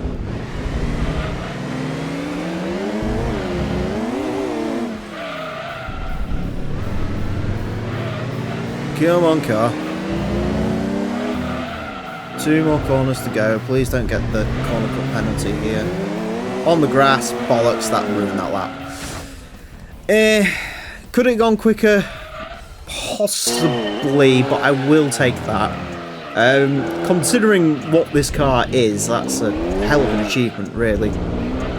Yeah, I just don't think, unlike the Camaro, it just doesn't quite have the same amount of torque that car had. But again, when the XKR comes round, be interesting to see. There's definitely 0.2 in there. It definitely could go quicker, but it's just getting it to go quicker. That's going to be the problem there. And it's one of those cars as well where the second lap was one of the quickest, because as you try and take more time out of it, you're trying to push the car more. The car doesn't like to be pushed. That's sort of the way it goes. So, yeah. Anyways, a 31.079 will place this into 61st place. It is quicker than the Mazda Savannah convertible. There's not a lot really comparable to it around here. It's quicker by 0.1 of a second to a Fairlady Z twin turbo. Lose out slightly to the Toyota Supra, Mercedes CLK. Yeah, there's not a lot to really compare it to around there, admittedly, but yeah. Unfortunately, my theory wasn't quite as strong with this. I was sort of hoping it would be quicker, but I'll take it. And again, XKR Coupe could be a lot of fun. The 1998 Daihatsu Storia CX two-wheel drive. You might be thinking to yourself, haven't we already had a Storia go around this track? Yes, we have, and in fact, it was the quickest car we ever had for a period of time. Of course, that was the Storia rally car. 28.410, still sits in 3rd place. This isn't that. This is a normal Storia, so let's not expect that. Yeah, I like the Storia, I really do. I know someone in the comment section of the Minds Evo, I think it was, said how much they hated the Storia rally car being on top, but I like these things. They're like Toyota Yaris's, but Japanese-ified. Even more. Like, they've got giant chrome bumpers and stuff. Weird. Anyways, front engine, front wheel drive, 177 horsepower, 748 kilograms of weight. Isn't particularly impressive stats, very K car like, and it does way more than a K car, so I'm not expecting much out of this, I will be honest. Anyways, it is going to get 6 laps of the Motorsports Land track in order to set the best time it possibly can. Our current leader is the Ford GT90, 28.180. No, it's just not going to get anywhere near that, is it? Daihatsu Storia rally car, as I mentioned, is in 3rd place. This will not be that. This, I mean, I don't know, Volkswagen Polo 32.277. That could even be pushing it a little bit too much, or maybe not. That first lap was quite quick, as it turns out. Yeah, I'm not expecting a lot out of this, I'll be honest. It feels quite rapid, though, to be fair. Or, like, you know, rapid-ish for 177 horsepower, how much it is. As I've mentioned before, it's one of those cars which, in real life, this would be a riot, but in-game, probably not so much. I'm not expecting... What the... Yes! That's so Storia! Okay, what is going on with this series anymore? 30.998. This is a 177 horsepower compact car. How... What? Like, actually, what? What is even going on here anymore? I was... It's like 2 seconds up on a Polo. What? The Polo had like the same amount of power as this. I am so desperately confused. I have no idea where this has ended up. What I do know is that is like quicker than most front-wheel drive cars we've had, or like most cars in general. That's like at least top end of the leaderboard. A little bit of wheel spin on the way out of there. Can we get it to go any quicker? That's... What? I'm so confused. I was about to start making fun of the fact this Daihatsu Storia, they had an automatic gearbox in them called the F-Speed, which could sum this car up in more ways than one, but... What on earth? Daihatsu, what do you feed your cars? I guess more importantly, what were you feeding Polyphony when they put your cars into this game? I mean, obviously, in terms of like, if we're thinking about this in real life, like, yeah, of course this would be like one of the quickest cars to go around here because it weighs nothing and it has like the right amount of power for a go-kart track, but that should not happen, right?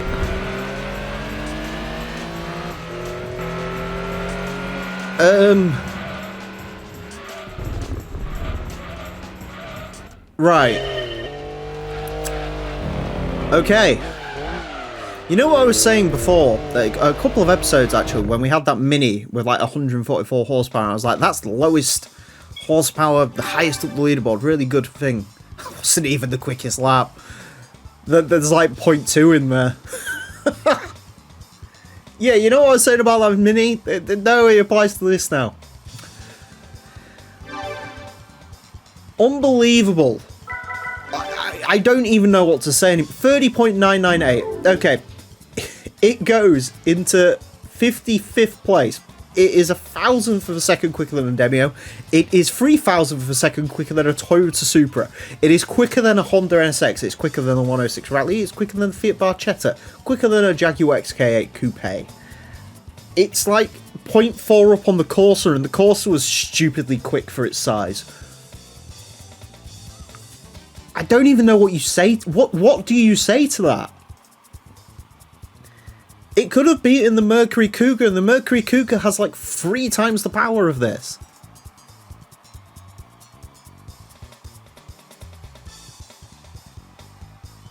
That's absolute. First the Alpha, like a couple of episodes ago, and now this. I just don't even know what's going on with this series anymore. I really don't. The 1997 Honda CRX Del Sol LM Edition, a car requested by R2D2. This is my sort of CRX Del Sol. It's an absolutely balmy looking thing. Fun fact, in the base game, this can have dirt tyres on it, so you can take it off-roading if you want.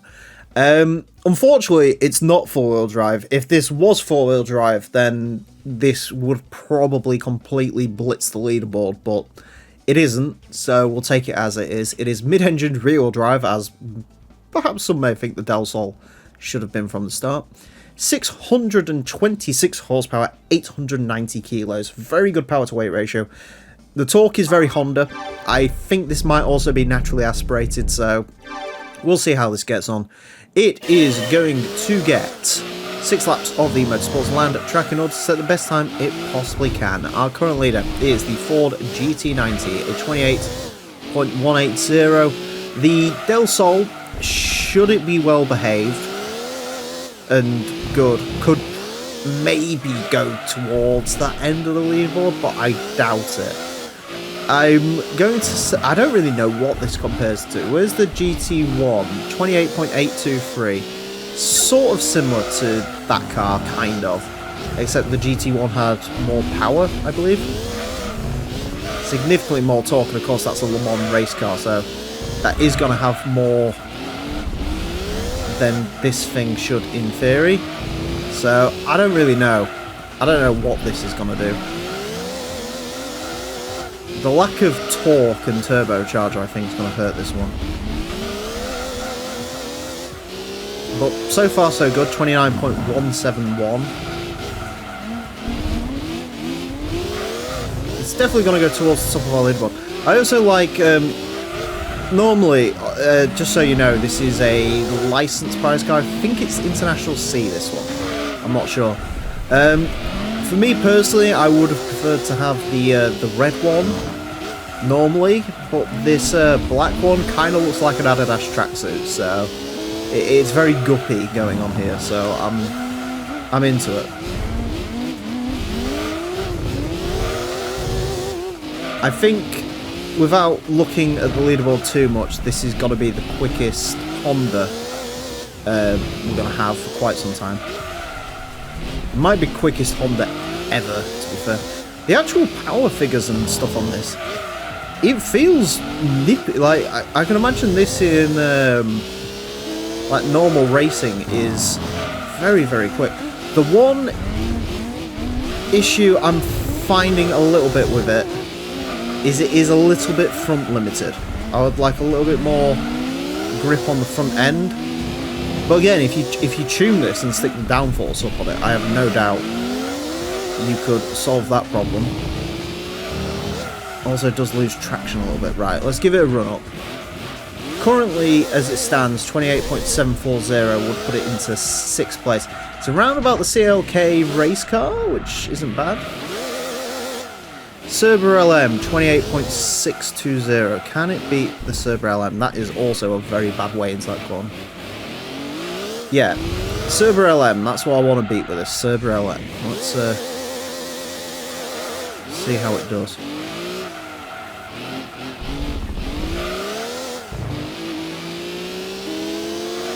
Still not as quick though.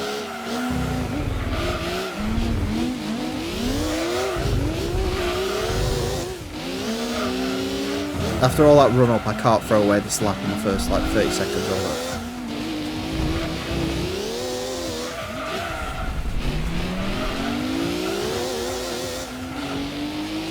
Yeah.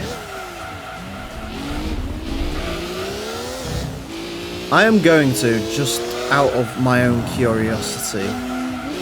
This lap doesn't count, but I am curious how much time. Yeah, okay, never mind. I've got to slam into a wall.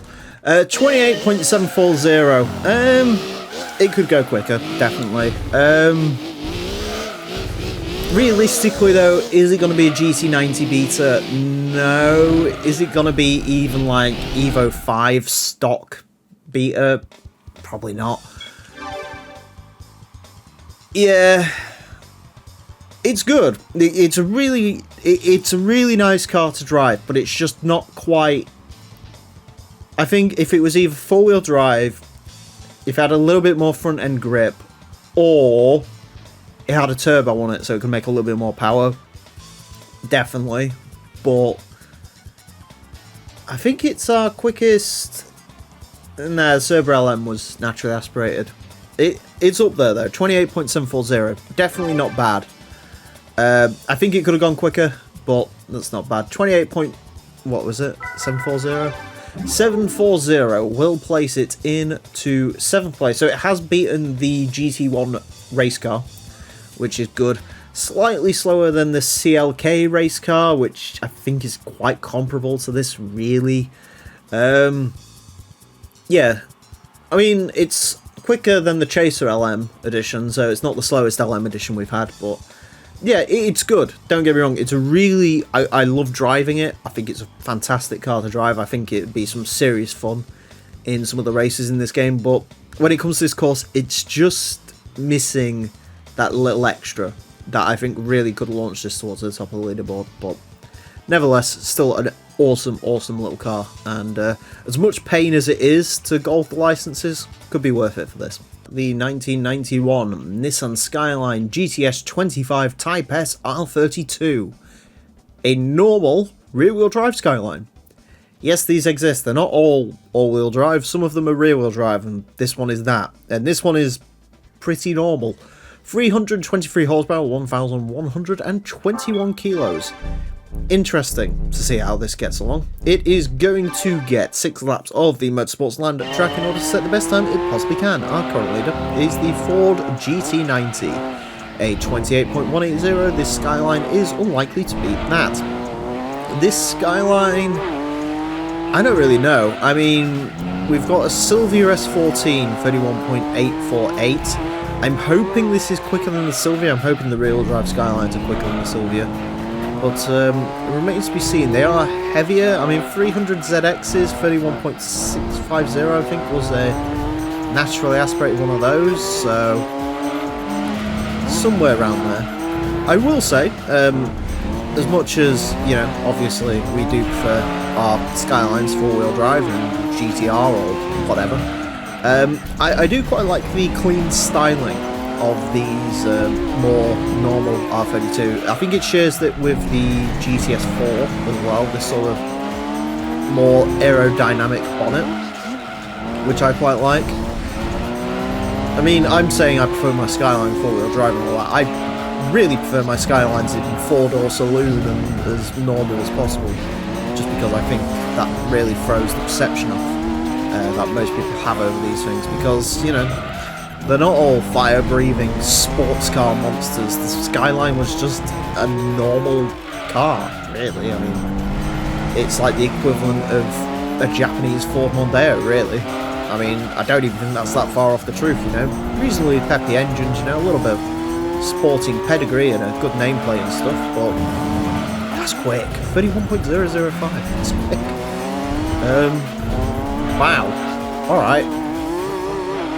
I perhaps underestimated these things.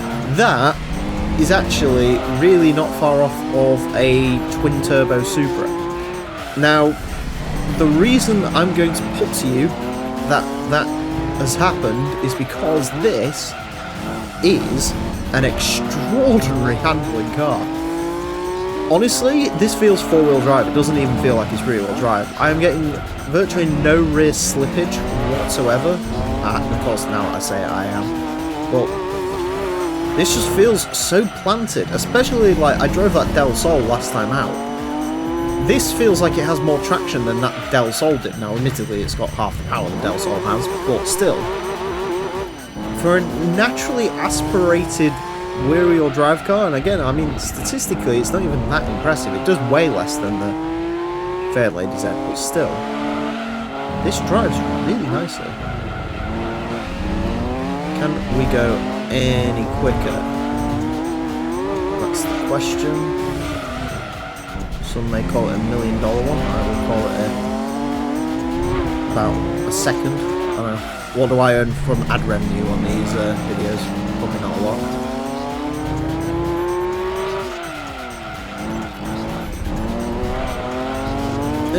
No, we're not going to go any quicker.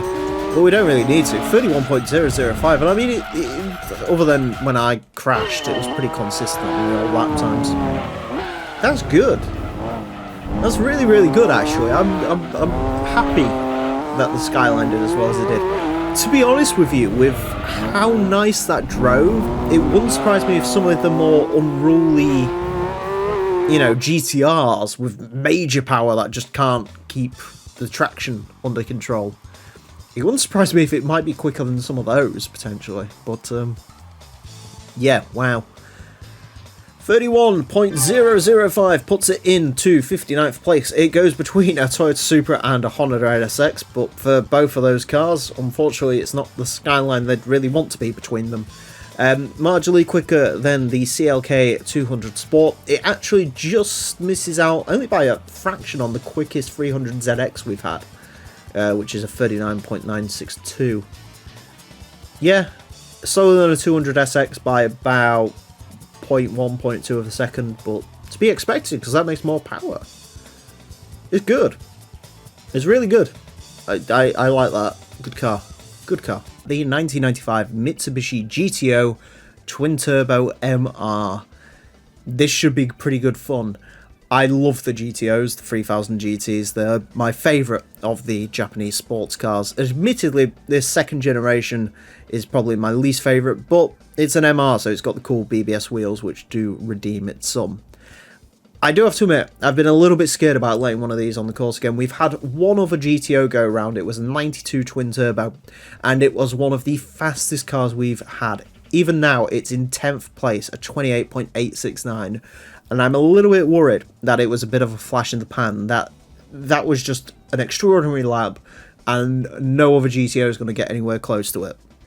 So I'm hoping this car proved me wrong. Admittedly, it is on a bit of a downward slope because it doesn't have the racing modification, and that means it weighs a lot. Four-wheel drive, 659 horsepower, a mountain of torque, but of course it weighs as much as a mountain, 1,495 kilos. I'm interested to see how this gets along, and a little bit nervous, if I do say so myself. It is going to get 6 laps of the Motorsports Land track in order to set the best time it possibly can. Our current leader is the Ford GT90, a 28.180.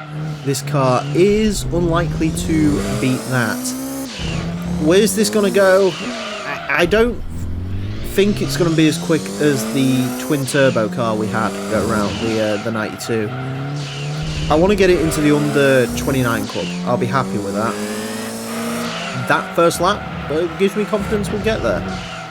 Yeah, these, as I said, this is my favourite of all of the Japanese sports cars, and this series is proving that that's for good reason. You see, Skylines and this are supposed to have a bit of a face-off, and technically the Skyline should destroy the GTOs in this series because the Skylines are lighter, they have more power usually. 28.898. Okay, never mind, it wasn't a flash in the pan. This is really that quick. Yeah, Skylines are quicker, or should be quicker, because they weigh less and have more power. But the GTO's secret, and I think this is why the GTOs are going to turn out to be quite a dark horse in this series, is they handle so much better. The handling on these, I guess it's because of the weight, but because of the weight, they can handle their power so much better than the Skylines do. And while the Skylines feel like they've got a lot of rear-wheel drive ballast, or sort of bias, sorry, not ballast, GTOs do not feel that way. GTOs feel properly set up. So it's my hope the GTOs will come out on top, and so far, and as judged by this car, they should do. So we'll see. But I mean, this is quick, and this isn't even like, this is going to be one of the slowest ones. Now, admittedly, we're not talking about the base models here. The base model, I haven't tried. I haven't actually seen one in the used car dealer yet, but I'm not looking forward to those base model four-wheel drive ones that weigh a lot but also don't have a lot of power. Those are not going to do well, those naturally aspirated ones, but this one, these ones, yeah. Can we go any quicker? I don't want to go quicker. I think it will go quicker, but we're going to need to be... The problem is, you just need to be so quick with your reactions when you're driving a car this quick around this course. Your reaction times have just got to be absolutely phenomenal. This could go quicker. This could go quicker. It's not going to, but it could. But either way, we'll take it. 28.898. Haha. Yeah, this is Good. Yeah, good. It could go quicker. Yeah, there's definitely 0.2 in there, isn't there? You know, if we bring... I hope it's the 1999, because that's my favourite generation of this. You know, the 1999 with the turbo and the racing modification, that could get up there, like really up towards the top of our leaderboard. I don't know if it would quite have the pace to dethrone the GT90, but certainly like the Evo 5 and stuff like that, I could really see it. And I think this would have, you know, gone a bit quicker as well, if I'm being honest. 28.898, that will put it in to 11th place. A little bit slower than the GTO Twin Turbo we had before, quicker than the Chaser LM Edition, quicker than the Vector Twin Turbo, quicker than a 4-door Skyline GTR, so, you know, once we get the full-blown R33s and stuff around here, that'll be interesting to see. About 0.4 second off of the Evo 5, so, you know, they're not quite Evos. The weight does eventually become a problem, but in terms of like the Skyline GTO battle, should be a lot of fun, so hope you're along for the ride on that one. This is the 1999 Nissan Skyline GTR V-Spec R34, one of the marquee cars of this game, and it really wanted you to know about it because the statistics on this are mighty impressive. Four-wheel drive, 785 horsepower, 1,332 kilos. This might be one of the most powerful, if not the most powerful, tuned car in the entire game. I think it might be the most. So, statistically, this should be absolutely dominant, and it should kill that GTO we had last time. But will it?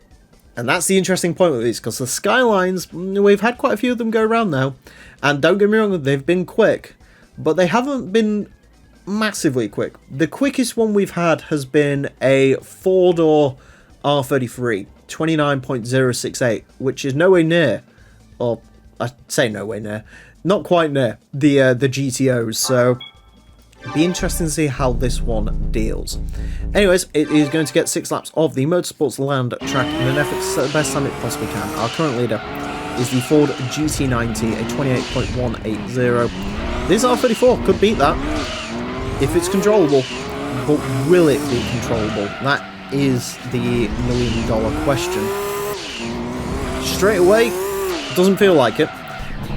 So what works against these cars? Well, compared to the GTO, well, one, as I'm quickly finding out with this, although to be fair, the GTO had a Stage 4 turbo as well, so I can't really use this as too much of a defense for it. But first off, the turbo is violent in this. It really makes no power until about 4,000 RPM, and then it all happens at once, which isn't good. Secondly, it's got a lot of rear bias, it feels like the power's going to the rear a lot more than it is to the front. 28.996, so we are under 29. So it is the quickest Skyline we've had so far, the only one to have done that, but still. Not close to that GTO yet.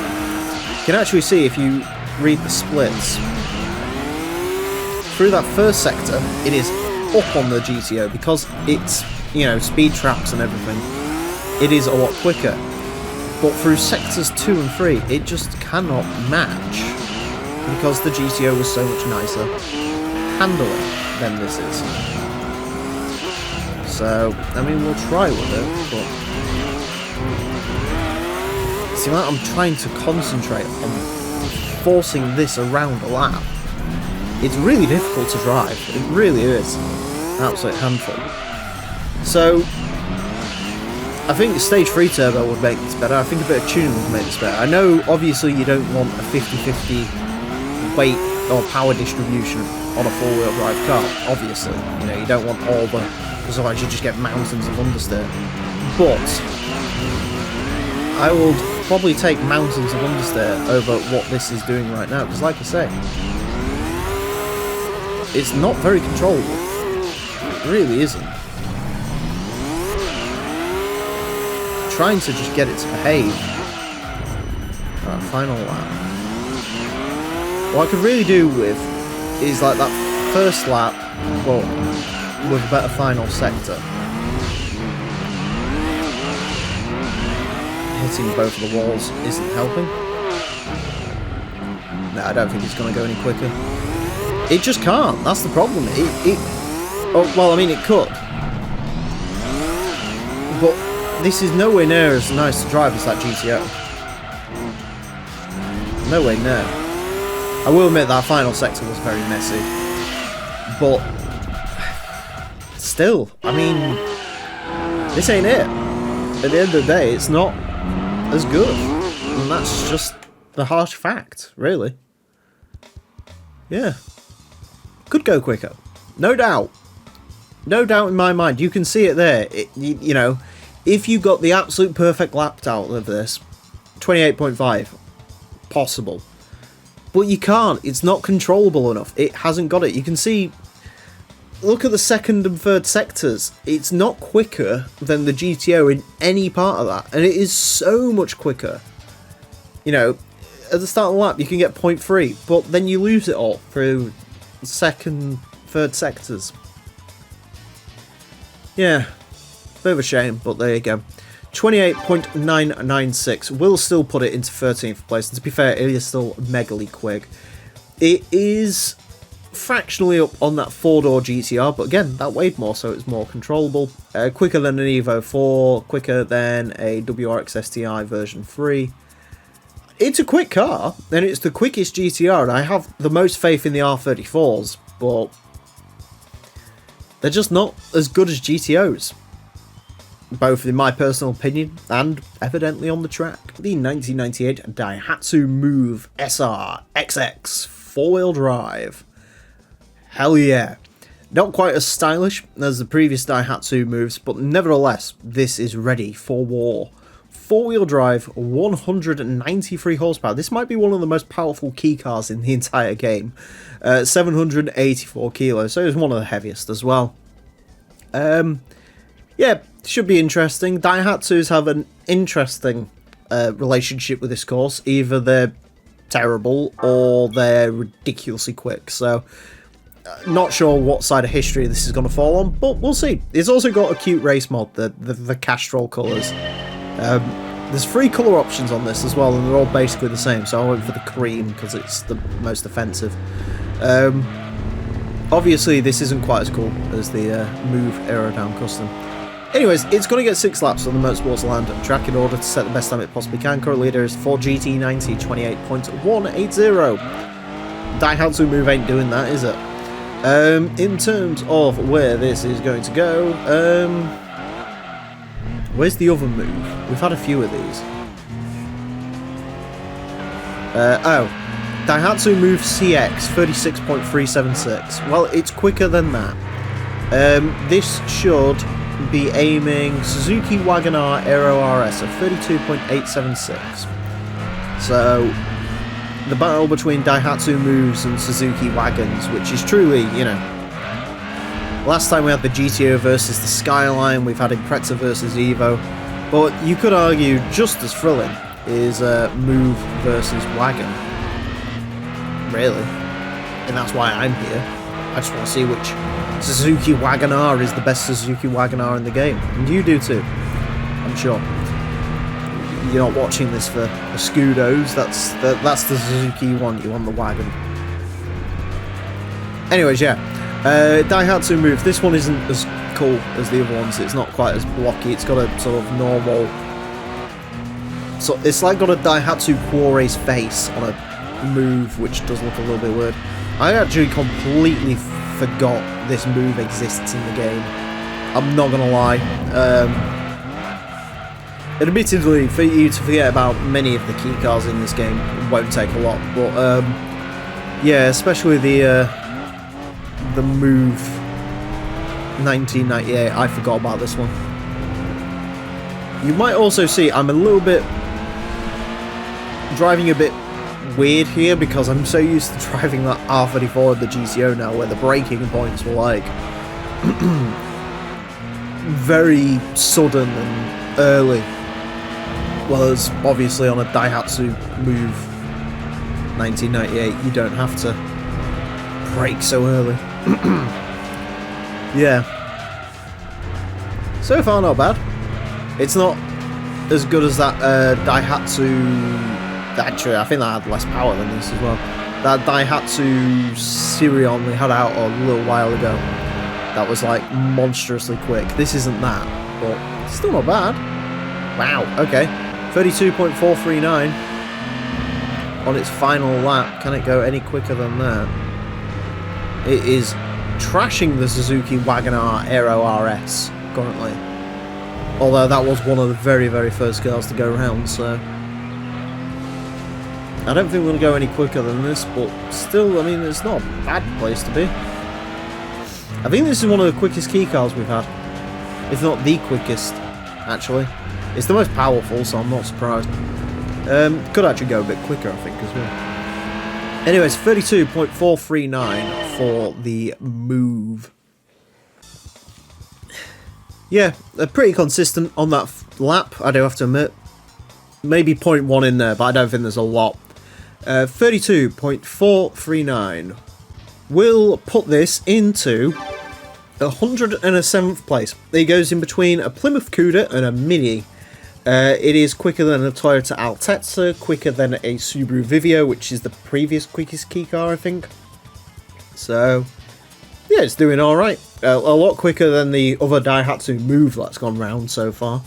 So...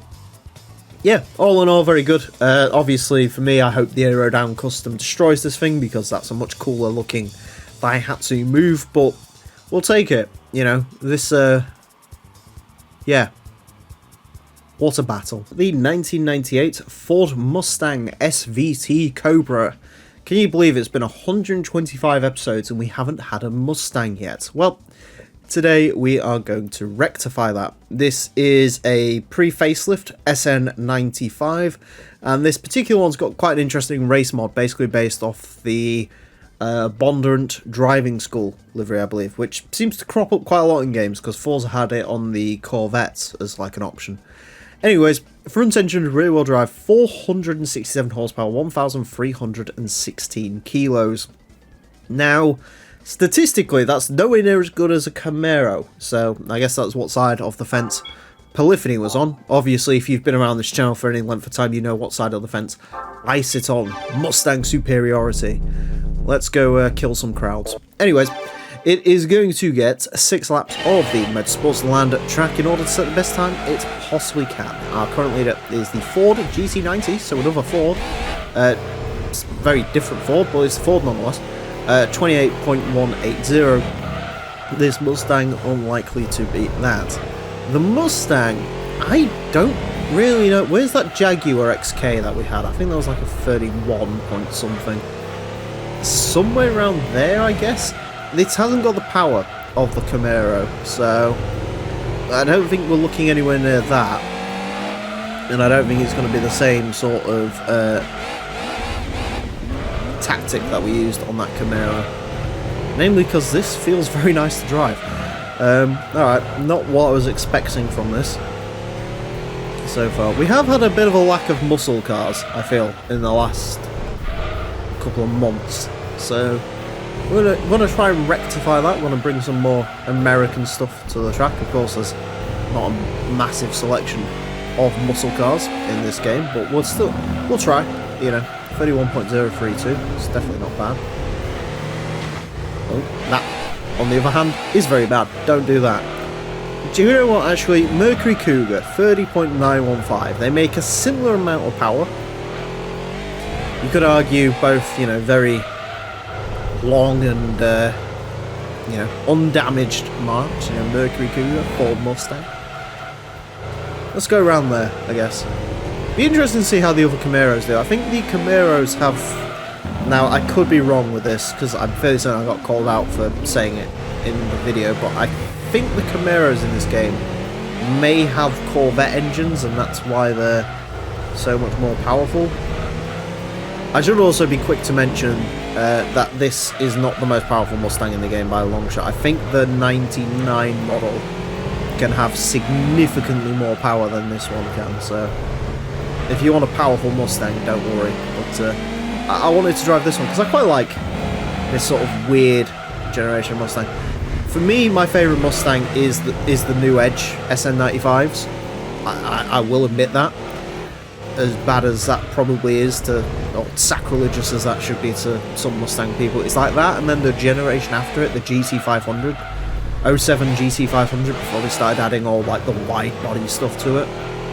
Yeah, that's a proper Mustang to me. So they're both cool, but I like this one. You know, it'd be in my top 5 Mustang generations, maybe. I prefer it to the Fox body. I'm not a big Fox body person, I will admit. I've also got a Lego kit of a Mustang to build. Although, as much as it's weird for me, with me saying this, I haven't been biased. I've got the Camaro Lego kit as well, so I've got a Mustang and a Camaro to build, so that should be good fun. Anyways, this couldn't quite get close to the Cougar. I think it could have gone quicker, I'll be honest, but by how much, I don't know, really. It's lovely to drive. It really was nice to drive. It's just not powerful. Which, when you say that about an American car, alarm bells should start ringing. Yeah. I think there's 0.2 in it, definitely, but I don't think it could go that much quicker, to be honest with you. Which is a shame, because for it to go quicker, there's a lot of the leaderboard that needs filling out. I think, you know, the gap, these sort of 30.9s to like 31.5s, there's a ridiculous amount of cars there. But if you look in the 30s, there needs to be more gaps filled there. Anyways, I can't control what times they get other than drive them. 30.970 puts it into 58th place. It goes between a Nissan Fairlady and a Daihatsu Storia. Yeah. Quicker than a Supra, though. Quicker than the NSX. Admittedly, this has race mod, but still. Quicker than the Jaguar XK8. Quicker than a Chrysler Phaeton. It's not bad. It's, I guess, a lot like this generation of Mustang. It's just a bit meh to a lot of people. So, yeah, the GTs will be slower, but still, that's our first Mustang, and it didn't do too bad, but it can't get close to that Camaro, because that Camaro was just ridiculous. But maybe the 99, or even the Celine SR wide body will, so we'll see. The 1996 Toyota MR Spider, perhaps one of the strangest of all the MR2 variants. Of course, you know the Toyota MR2, the legendary mid-engine sports car, and you know the SW20, but this MR Spider, maybe not so much. This is like a folding convertible version of the standard MR2. I don't really get why this exists, but it does. It was Japanese only as far as I'm aware, and very strange looking thing. The Japanese and styling convertibles wasn't really going particularly well at this time. You had this, and then a couple of years later the Silvia Variata, which looks more like a pickup truck. But anyways, here it is, mid-engined rear-wheel drive, 320 horsepower, 1,131 kilograms. It is going to get 6 laps of the Motorsports Land track in order to set the best time it possibly can. Our current leader is the Ford GT90, a 28.180, the MR Spider, unlikely to beat that. In fact, based entirely on what we've already seen around this course, the MR Spider isn't likely to go particularly quick. We have had an MR2 take on the course before. It was the MR2 G Limited, which is a lot like this vehicle, just with a proper roof on it. And that vehicle was very disappointing. 32.174, actually tied with the Daihatsu Terios Kid. So, not expecting big things out of this, I will be honest.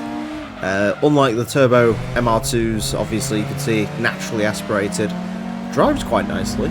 I think it drives better than the other MR2 we had. Usual mid-engined issues of not really enough traction as you try and get around the corners on the front end, so it does feel a little bit on the understeery side of things, but there we go. We'll see how it goes. At least it comes in this fabulous orange paintwork. I'm never going to turn down an orange car in this game because they all seem to be absolutely magnificent. It's like this, and then you get the Imola orange on the S2000s as well. I'm all for that. Real life, probably not so much. I wouldn't make my first choice an orange MR2, but still. And then the ropes. It is a little bit fake tan, if you will. 32.434. So we at least got a proper lap in.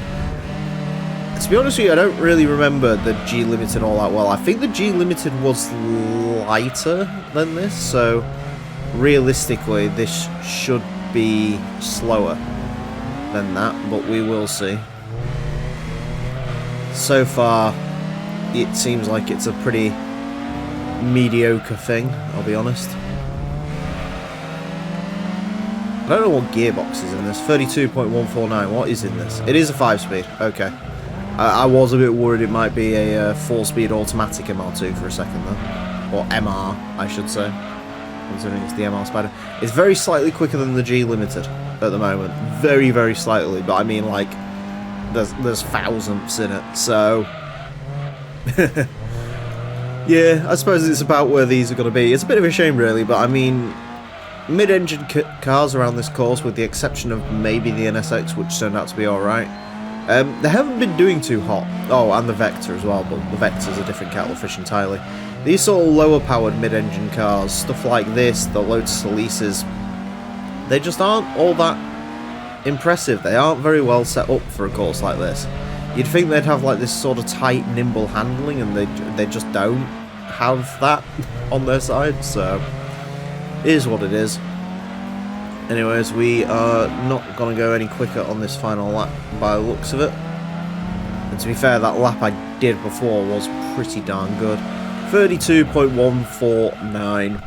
Yeah, like I say, it is like marginally quicker than the MR2, but not by much. It's a shame because it's nice to drive. It's alright. It's just, it hasn't quite got the power, it hasn't quite got the turning grip that you maybe want. It looks a lot like an NSX in this colour. That's an interesting thing to note, but yeah. Yeah. Maybe it could go quicker, but I don't think, honestly, by much. I think that's pretty much the ceiling of where that car will operate. Anyways, a 32.149 will put it into 102nd place. As I mentioned, it is fractionally quicker than the previous MR2G Limited we had. It is slightly slower than the Mazda Unos Roadster, slightly slower than a Nissan Silvia, which sort of similar-ish vehicles. Yeah, they're just not that quick. I mean, once you get the turbo versions of these vehicles on the track, because they make upwards of 500 horsepower, then we'll see where we sit. But for now, they're just not well suited, unfortunately, which is a bit of a shame, but that's where the cookie crumbles on this occasion. The 1997 Nissan Pulsar Series VZR, also known as the much less interesting Nissan Almera if you're in Europe. I have to admit, I have a little bit of a soft spot for these. They weren't necessarily great, but I love the idea of, in Japan at least, and I think we actually did get them over here as the GTI, I believe. You take a Nissan Almera, which is a very sort of dreary pensioner's car, and then give it a ridiculous Honda-esque engine. I think this thing revved to like 8,000 RPM, and it's just incredible. In this game as well, it comes in this fantastic dark cranberry colour. For me, this is, I think, one of the best car colours in the game, just the metallic. It looks phenomenal, really. I'm interested to see how this one gets along. It's sort of, like I say, it is a little bit Civic-esque. Similar sort of power to those, similar sort of power that we get out of some of the European hatchbacks as well, so we'll see how it gets along. Front engine, front wheel drive, 251 horsepower, 1,030 kilos, pretty standard hatchback statistics, really. Maybe a little bit lower on power than some of the cars that we have, but nevertheless, here we are. Anyways, it is going to get 6 laps of the Motorsports Land track in order to set the best time it possibly can. Our current leader is the Ford GT90, a 28.180, the Pulsar / Almera. It's very strange calling this a Pulsar. Unlikely to beat that. Yeah, I'm so used to like the 91 version of this car, the Sunny technically. I am very much used to calling that a Pulsar because it just sounds weird calling it a Sunny. But this, yeah, no, it's an Almera to me. But still, I quite like this. It revs insanely high.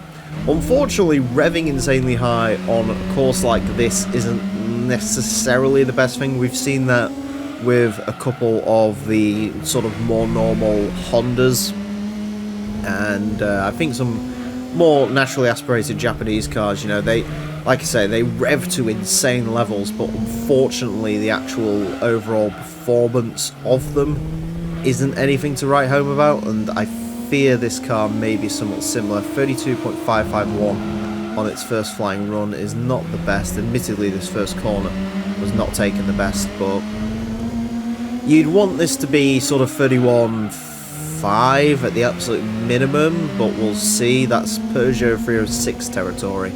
The 306 had more power than this, but also was much worse to drive than this is.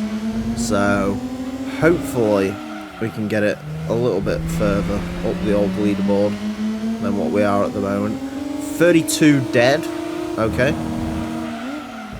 That would be an interesting time to tick on the leaderboard, but again, I want a little bit more out of the Pulsar. The good news is, should this not go brilliantly, as it seems not to be at the moment, there is the VZR N1, which is, I guess, like the Peugeot 306 Rally, but a Nissan Pulsar, if you will. I don't know how...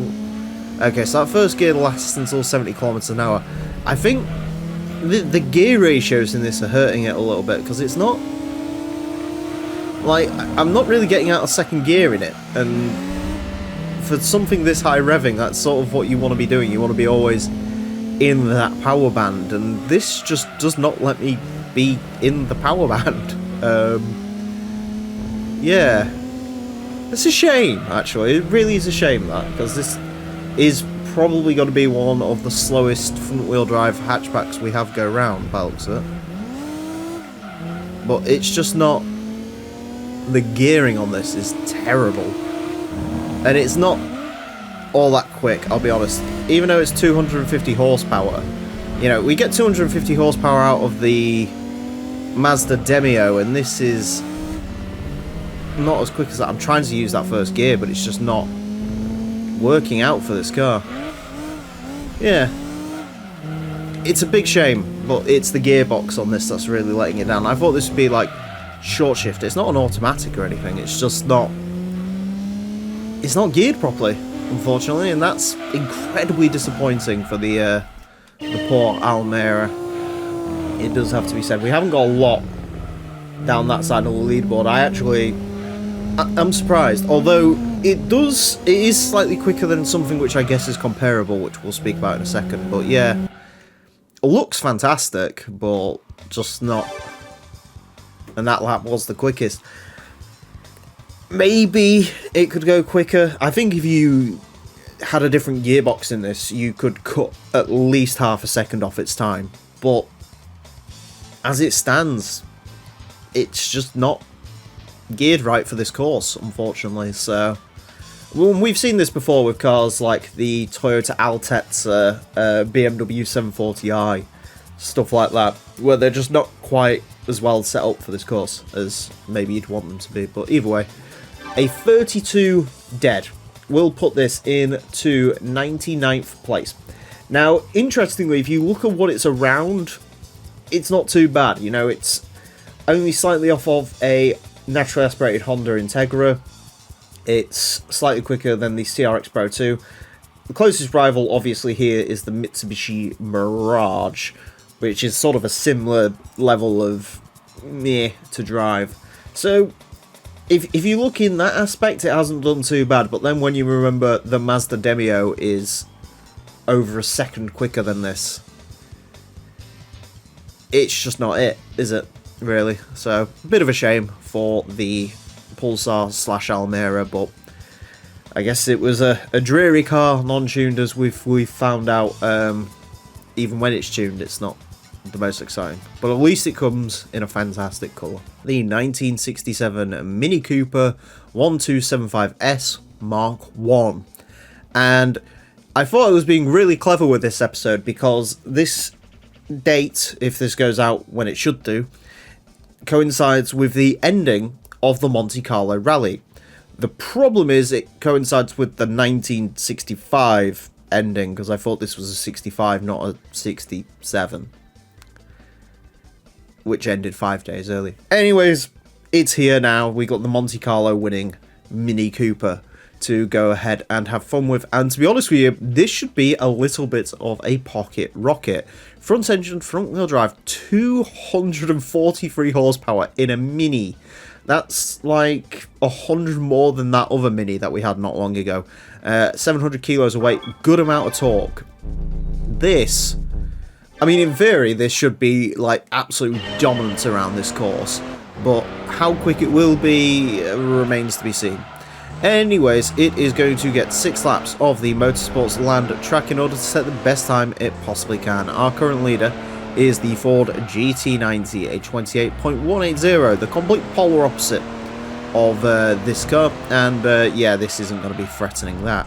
In terms of where this could go, I mean, for now, I'll just say that the other Mini we had, the standard Mini 1.3, went around in a 32.4, so as long as it can beat that, it's laughing. As opposed to where it'll go after that, I don't know. One thing I am noticing is, my god, this is sketchy to drive. It actually feels like driving around on an ice rink, if I'm being honest. Yeah, that's interesting. I wasn't expecting this to be the peak of handling, I'll be honest, especially with the amount of power that is going through it, but I was maybe expecting it to be a little bit more composed than this, a 32.969. This cannot be slower than the... Oh yeah, right, I forgot, I had a really bad first corner there. Okay, so yeah, this shouldn't be slower than that Almera we had last time, because that Almera was very slow. Similar sort of power to this, actually, come to think about it. Yeah, this is just very sketchy to drive. It's fun in a sort of terrifying way, but it's yeah, very drifty. 31.996. It is quicker than that Almera. Okay, so I mean, Lotus Elise 31.8. Can I beat an Elise in a Mini? That would make sense. That Elise was awful to drive. This is not much better. If you're seeing this video, this thing has the correct tyres on it. If you're not seeing this, then it doesn't matter. But I am going to have to check the tyres are correct on this, because they feel... It feels sketchy to drive this. And I know this isn't a slow car. Normal. I mean, it's 250 horsepower Mini, so I mean... Obviously, if it feels a little bit... But it's like, you can see there, it just drifts everywhere. It's hilarious. It's terrible, but it's hilarious. I'm also thinking the setup on this, obviously it's got rally car suspension, which probably isn't helping it along all that much. Right, let's try and go for an excellent final lap. I mean, for me, this was going to go one way or the other. It was either going to be hilariously quick, or it was going to be an absolute handful to drive, and it seems like it is the latter. Unfortunately for Mini fans, but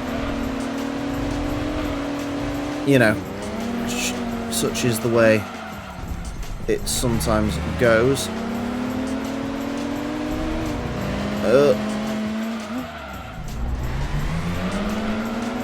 There we go, come on. This is a quicker lap. Try and fling it into that final corner, hasn't really worked.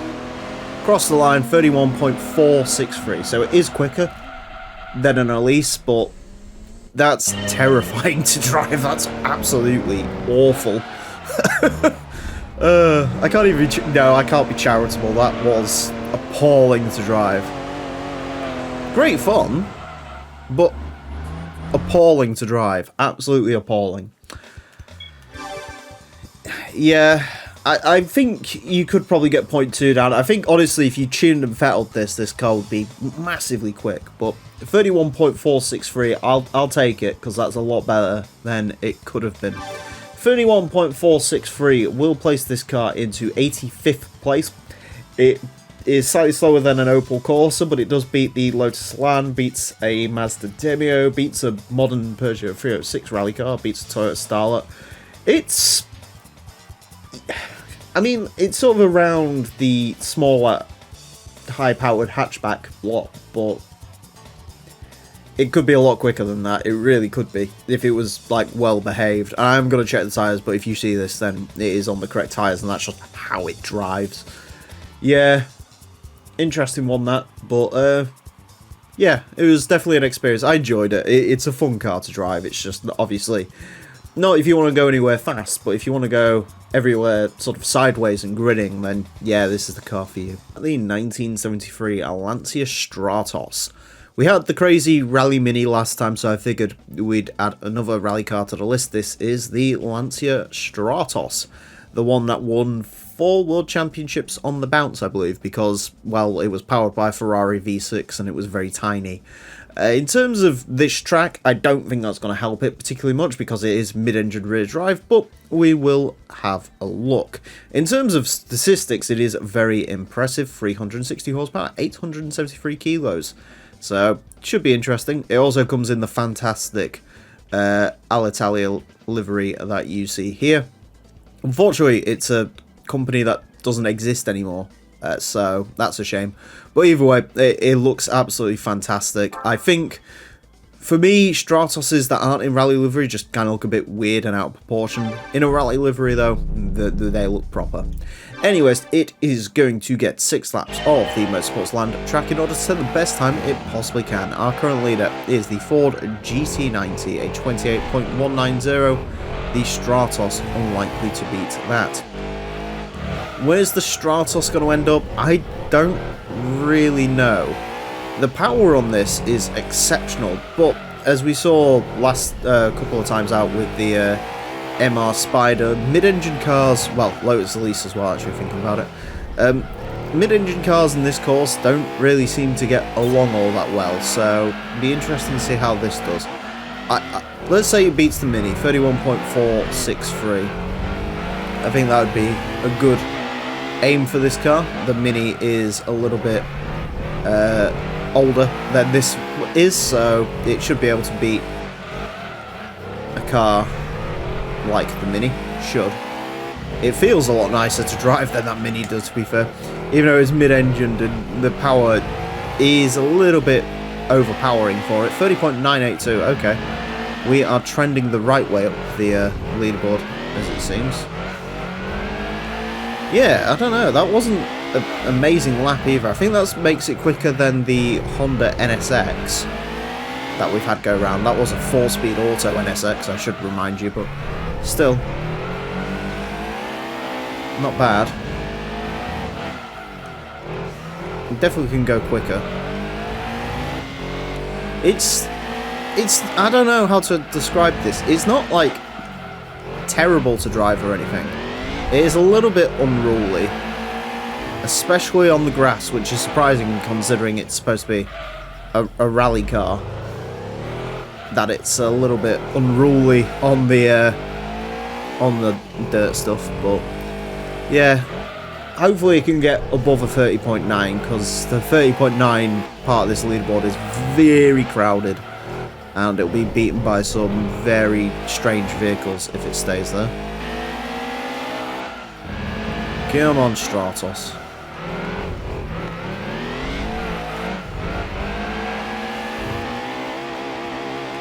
Can't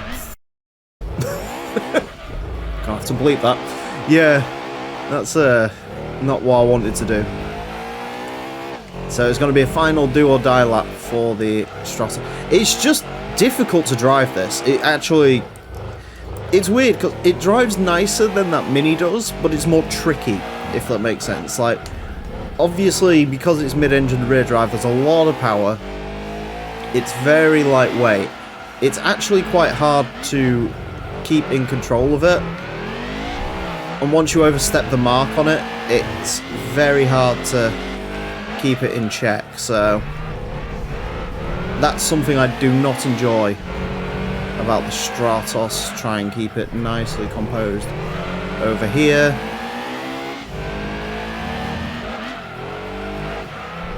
Come on, Stratos. There we go, that was good. 30.538. Alright, I got my lap out of it. The final do or die lap wasn't bad. That was tricky. That's a really... It's quick. It is really quick. It's just that is such a difficult car to try and keep under control, that. Like I say, it's not bad, and then you start pushing it and you realise it doesn't want to... It doesn't want to be pushed. It doesn't like you pushing it. It'd rather you just sort of treat it with the respect it deserves. So, either way, that final lap did come together. I'm sure it could go quicker, but I'm not the guy who can take it any quicker than that. But we'll take it. A 30.538 will put it into 46th place, which is pretty good. It's quicker than the Lotus Esprit. It's slightly slower than the Renault Clio Sport V6, which I think is sort of quite similar to this, really. It's actually not that far off the four-wheel drive modern rally cars, which is something. But then again, considering the power-to-weight ratio, you'd hope it'd be up there. There's not a lot comparable to this. Roof CR4, it's quicker than that. And that was sort of another hard to handle car with an unorthodox layout. Yeah, that's it. I'm happy that's over. Let's put it that way. I'm happy that's over. I'm happy we got the lap out of it, because I was a bit worried we wouldn't get a decent lap out of that. But a tricky car to drive. Very, very tricky car to drive, that. The 1996 Dodge Viper GTS R. Can you think of a more ill-fitting car for our course? This is a big V10 powered GT race car. So I'm not really sure what to expect out of this. It's quite cool looking. I wish I got the green livery. Unfortunately, it's the blue. This is a prize car for one of the endurance races. Ironically, I think it's the same endurance race you get that Stratos we had last time out of. So, interesting. Anyways, front-engine rear-wheel drive, 700 horsepower, 1,247 kilos. It's quite a hefty thing, really. So, we'll see how it gets along. It's going to get 6 laps of the Motorsports Land track in order to set the best time it possibly can. Our current leader is the Ford GT90, a 28.180. The Viper is unlikely to beat that. In fairness, if the Viper was to behave, it maybe could get close to that. But will it be behaved? Well, I'm not too sure.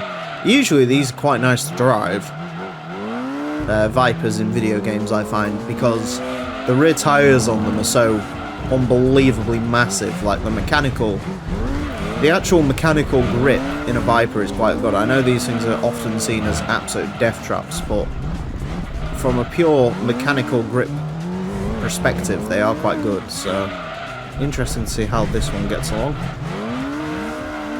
with its giant V10 engine. Very sliding. Get around that corner. 29.718. That's not bad. That's sort of where I'm expecting. I'm expecting sort of GT 500 car-ish performance out of this. So that's about where the. Where was the Supra? Supra was a 29.4, I think. So Supra did have about the same power as this, but did weigh a lot less from what I remember, so it was also a little bit more controllable. I think the Supra just had more downforce than this does. I mean, obviously that's to be expected, considering the GT500 cars are meant to take on sort of tight Japanese tracks, as well as this car's, well, Le Mans, basically. I think this is based very loosely off 1 year of the Oreca Vipers. There is an Oreca Viper in the game. I cannot for the life of me remember if it's better or worse than this one. Probably better, because usually I mean, this is a car from GT1, so usually the 99 cars are more powerful.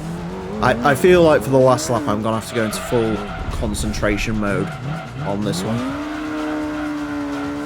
So we'll have to have a look at that. Come on, Viper. Behave for one lap. I mean, you did sort of already behave for the second lap, but behave a little bit more. You can go a little bit quicker. I have faith in you, Viper.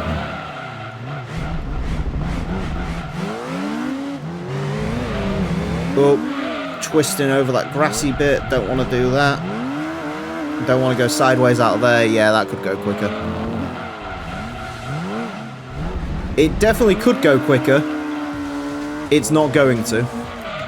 That's a handful. That is an absolute handful to drive. It does have to be said. I'm not surprised. I remember from the Class S license with the Areca Vipers, these are pretty rough to drive, it does have to be said, but I mean, round a normal track, yeah, it'd be very fast and very good, but of course, yeah. Usually I say 0.2, but I think in this case there's more like 0.4. Realistically, I think 29.3 is definitely possible, but it's trying to get it to behave itself, and it just won't. So, that's the way the cookie crumbles sometimes. 29.718 will place it into 29th place. It's slightly off of the Calsonic GTR, about point something off the Supra, wherever that is. I can't find it at the moment. It's quicker than the Camaro Z28, which is good, because that would have been very embarrassing if it was slower than that. Yeah, I mean, it's right around the rear-wheel drive race cars. There's not a lot quicker than it, but it's just not as well composed as maybe you'd like. But it is going to get a second shot with the Areca Viper, so that should be good fun. But the 1999 BMW 320 Ci, our second of the E46 Ci models to go around the track, and hopefully this goes better than last time.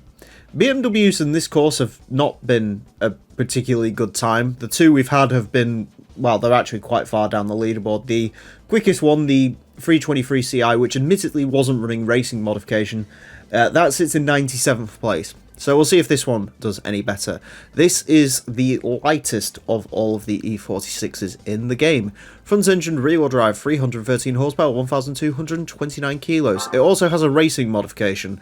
I think the only BMW in the game to do so. This and the other CIs anyway.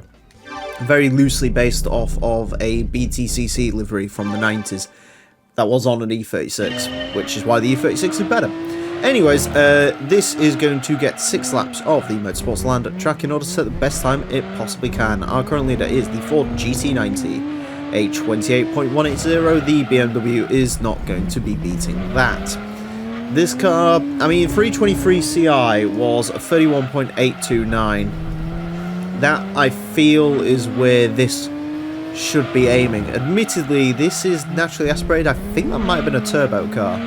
I haven't got any notes on this, so I'm not 100% sure, but I'm fairly certain this might have the option of a turbo, but I've used natural aspiration for, well, basically because variety.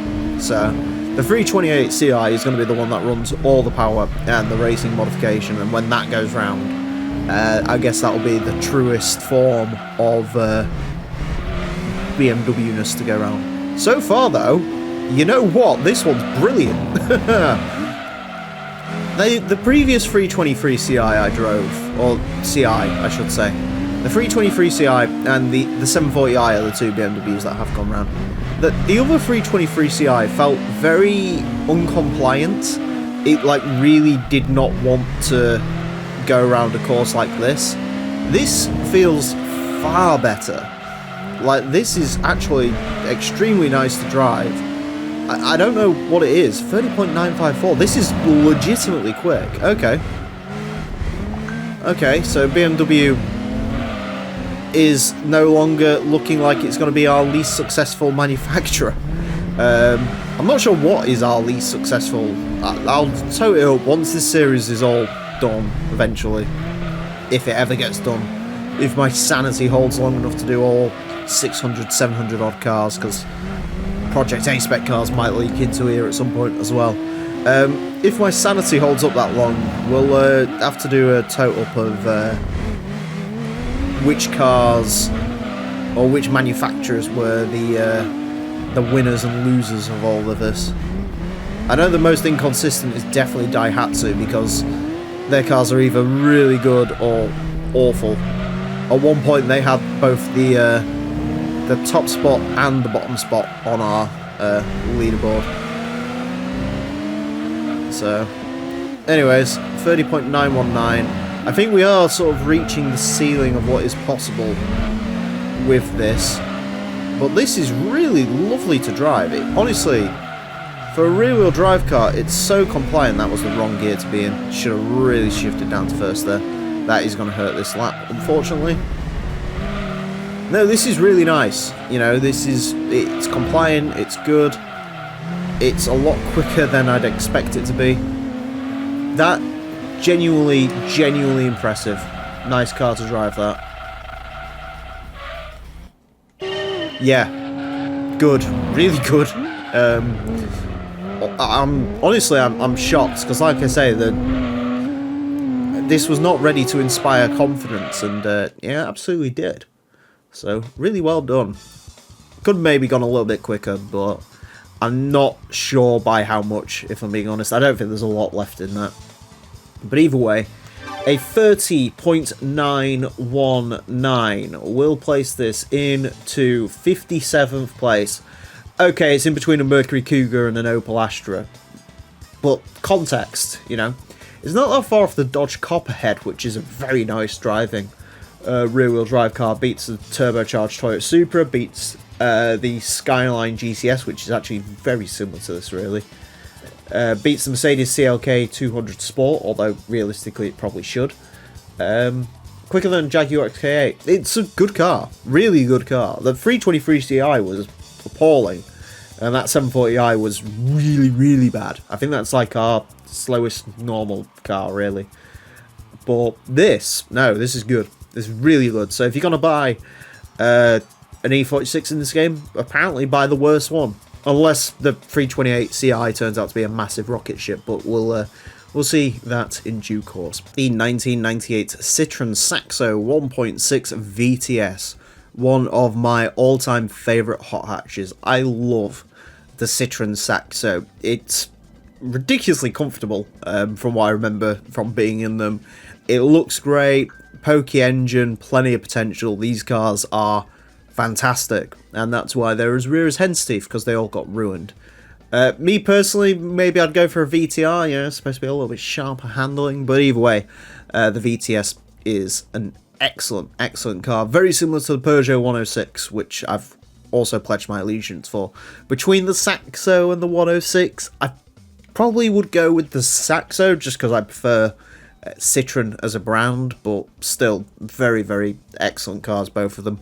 In case you're wondering why this isn't running racing modification, that's because thanks to the GT2 Plus mod, the Saxo rally car is a separate model now, so we'll see that go around later on. So we've ran this without the racing modification, which I think is good, because I like the way the road car looks, although I do like the racing mod as well. Anyways, front engine, front wheel drive, 268 horsepower, 860 kilos.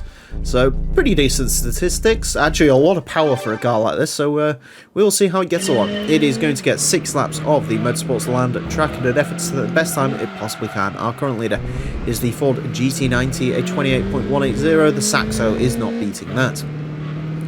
In terms of where the Saxo is going to end up, Opel Corsa 31.407, 106 Rally, where did that end up? 31.042. That was racing modified, but even still, somewhere around there. This has got the power advantage on the 106, which, I'm sorry, 280 horsepower out of this is insane. And I also quite like the idea, or I don't know, don't know if I like the idea of it, but I still think it's quite funny that even though the 106 and this share engines, this can get tuned significantly higher than a 106 can. I think the 106, the S16 is the most powerful model, and that tops out at about 210 horsepower, 220, somewhere around there. 31.089 on its first proper lap, so that's good. It's a tidy handler. I will say, it doesn't feel like it's got 280 some odd horsepower. It actually feels slower than that. I don't know if it is going to turn out to be slower, but this is just based on feels at the moment. It does feel slower than that Daihatsu Sirion I drove not long ago, which had like 177 horsepower. It has beaten that Sirion. It's gone quite quick actually. I think 30.869 puts it in sort of the topper echelon of the front wheel drive cars we've had, so that's good on the Saxo. Like I say, it drives really, really well actually. It doesn't feel as quick as you might expect it, but it drives well, and that's the important part, I think, for a course like this anyway. Of course, straight line speed is important, especially down that back straight, but to an extent, you know. I really wish it did have a bit more straight line speed. This with a bit more straight line speed would have been absolutely unstoppable. In its current form, maybe not so much. I did mess up that sector a little bit. Alright, come on, final lap, everything we can get out of the Saxo, and we're already off to an appalling start with that lap because I've understeered off. So, good on me. I think there's a little bit more time in this, but we're not going to see it, unfortunately. Shouldn't have hit that wall. If I sort of took that corner a little bit more properly, this would have gone quicker. But either way, a little bit understeery, but not too bad. 30.840, I'll take it. That is actually really good, to be fair. That's really, really good. You'll see where that's ended up in a second, but that's, yeah, right around the sort of upper echelon of hatchbacks.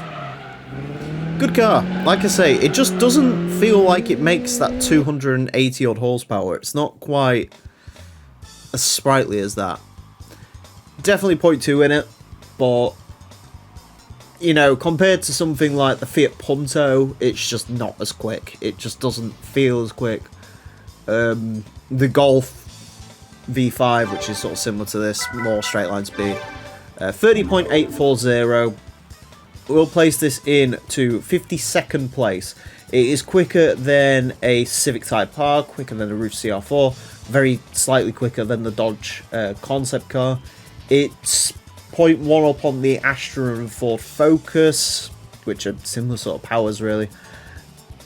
It's quite far up, in terms of the leaderboard positions, it's almost 20 up on the 106 Rally, but in terms of actual like lap times, there's only 0.2 in it.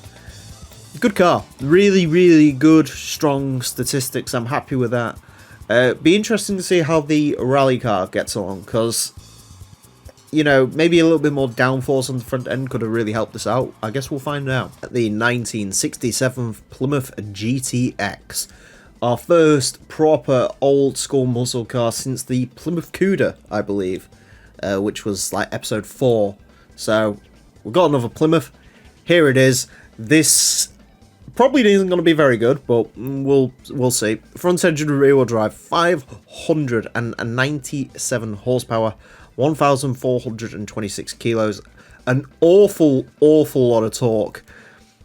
Yeah, this is probably going to be absolutely atrocious, but we'll see. Comes in a very cool colour, sort of similar to the shaft of purple you see on GTA. Cool car, the GTX. It's not quite the muscle car, but it's not bad. Anyways, it is going to get 6 laps of the Motorsports Land track in order to set the best time it possibly can. Why does it sound like a Toyota GT1? Anyways, it's going to get those 6 laps to set the best time it possibly can. Our current leader is the Ford GT90, which this is not beating. I don't know what this is. So Plymouth Cuda was slow, 32.403. So provided it can beat that, that'll be good for it. It's so long the camera doesn't actually function, so that's a good start. It's very powerful. It has the handling of it. Actually, do you know what it drives like, honestly? Just with a lot less power, it drives like those HKS drag cars. It literally does, like, in the sense that there's just no front end grip whatsoever, and you put the power down and it just spins wheels. That's crazy.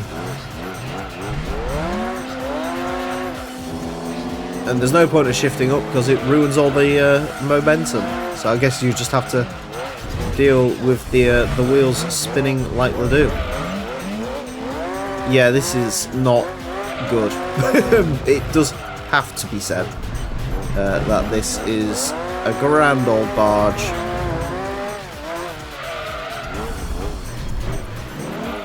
Can I, like, come off the throttle and then... does that work? Maybe that's the way to do it, to sort of, like, fettle it a bit. Yeah, that actually does work. Okay, that's interesting to know. That's a very weird thing to get used to. I should state, in case you're wondering why I'm not, like, sort of moderating the throttle like you would, it's because this is a PS1 game, and as a result, the buttons are not sort of those nice touch sensitive, like, depends how much pressure you put down. Like, no, these are legitimately, like, the throttle is either at 100% or it's off. That's sort of the way this works, so yeah. I don't think we're beating that CUDA, guys. This is terrible. This is absolutely horrendous to drive. Where's that BMW? 740i, 32.7. I want this to beat that BMW because, I mean, currently it's... oh no, it is quicker than the that Mitsubishi Legnum, which had, like, no power. Right. We need a proper run-up. This needs to go quicker than that 740i. Admittedly, this isn't really a normal car like that one was, but still. Let's go ahead and turn around here. The handbrake just doesn't work. I don't know why my phone's going off as much as it is. Right, come on, car. First gear goes to 95 kilometers an hour.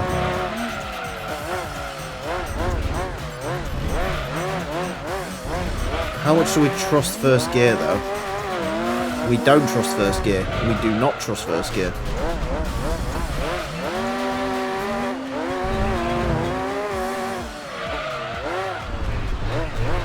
This is truly wretched to drive.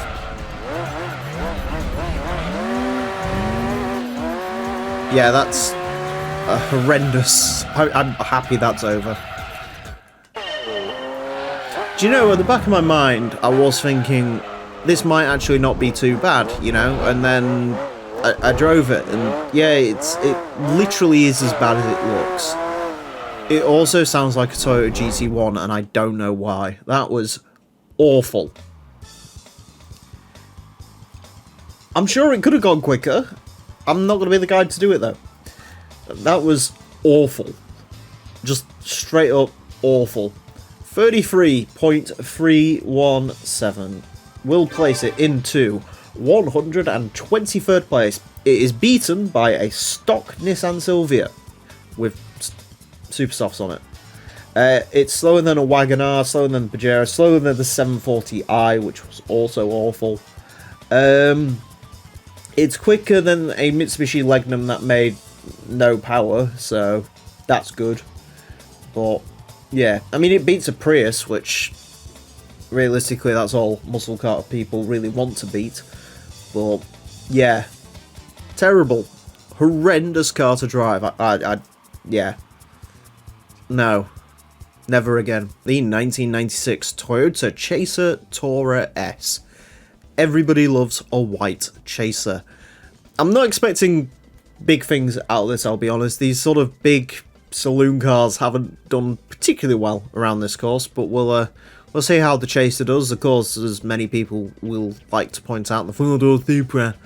I actually think it looks better than a Supra, I'm not going to lie, but it's still sort of a dullish looking Japanese saloon car. I'd much rather have like a Lexus GS300 or an Aristo or something. But anyways, front engine rear wheel drive, 346 horsepower, 1,246 kilos.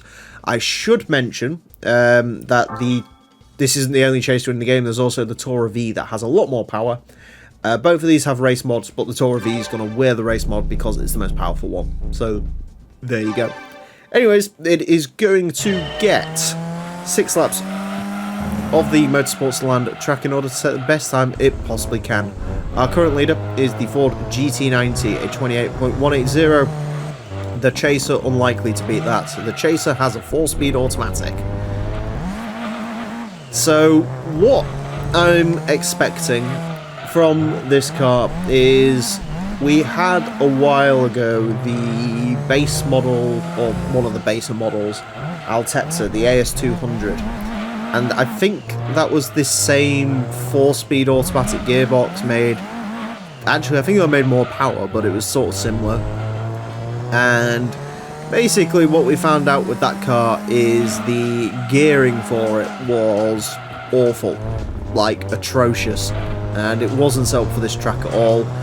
And I think that's what's going to happen here. Admittedly, this is a stage 3 turbo car, so...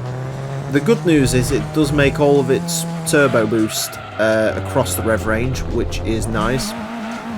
But again, the unfortunate part is, as you can see with the gearing, it's just not geared for this course at all. I can't use first gear because first gear goes too low.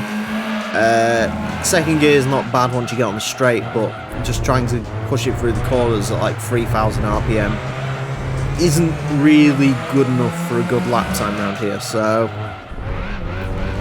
It drives a little bit better than that Altezza did.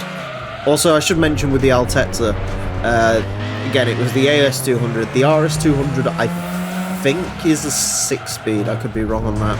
And even if it isn't, I think the Tom's version is. So we're slightly quicker than the Altezza, are we? No. Very, very slightly slower, but there's still time.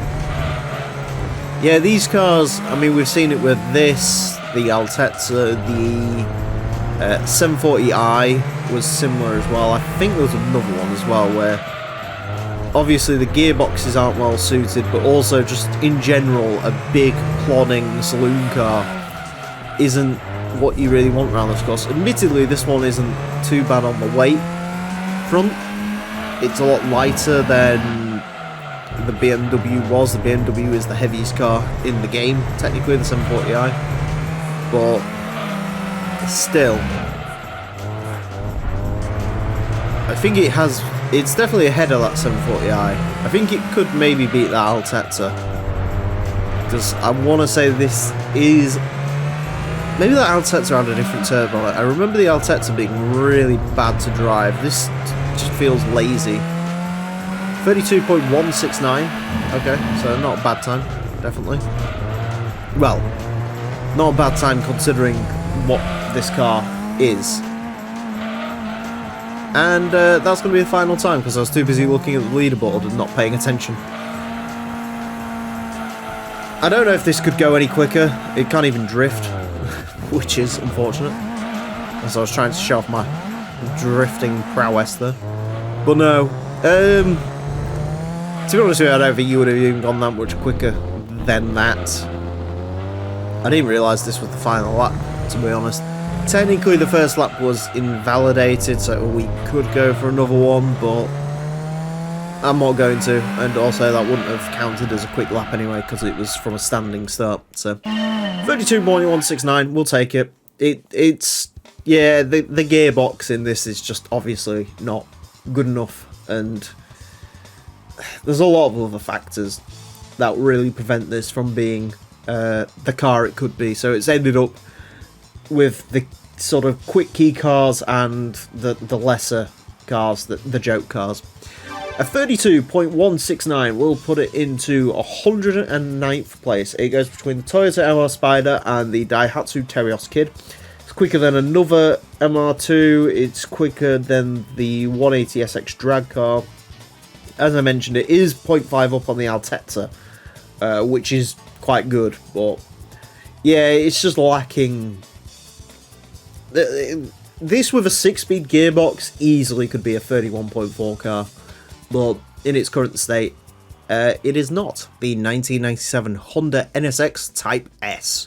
The third NSX to take on the course, although this is the second road-going one. The NSX we had previously was the 1990 model with the 4-speed automatic. This will have no such issues because this has got a standard manual gearbox in it. So this, in theory, should be quicker, but we'll see.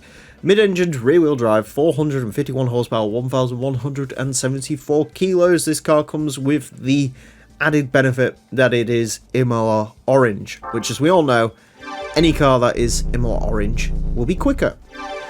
So, it's going to get 6 laps of the Motorsports Land track in order to set the best time it possibly can. It is a 6-speed. Okay, cool. I'm not going to look stupid. It's going to get 6 laps of the Motorsports Land track in order to set the best time it possibly can. Our current leader is the Ford GT90, a 28.180, the NSX unlikely to beat that. The NSX, well, its previous time was a 31.030, so, I mean, we should be expecting this to be at least 0.3 of a second quicker. If it isn't, that's disappointing. Admittedly, rear-engine cars at this course do not go well together, but this should be better. And to be fair, already, it's quite nice to drive.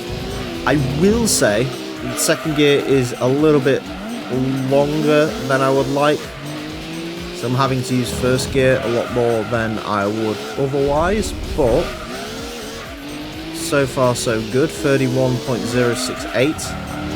That's not the lap time I was expecting it would be. A little bit sideways there. It's always been the problem with the NSX in GT2. A little bit more slidey than you would perhaps want it to be, which isn't ideal. It's alright to drive, like I say, it's actually quite pleasant to drive. Considering it has 451 horsepower, it's a lot more composed through the corners and on the power than it has any right to be, really.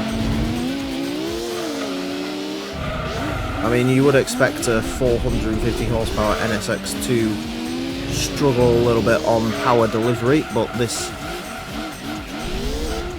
is not. I think not having a turbo does hurt these cars a little bit around this track, because turbos are good for instant foot acceleration, which Hondas don't really have. You have to work them a little bit, which on a point and squirt track like this isn't ideal.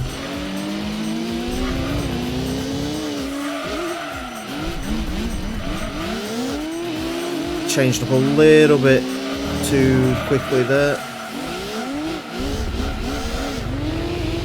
That corner not as good as it could have been. 30.8 to 6. I don't think I'm going to be going any quicker on this lap, judging by that first bit.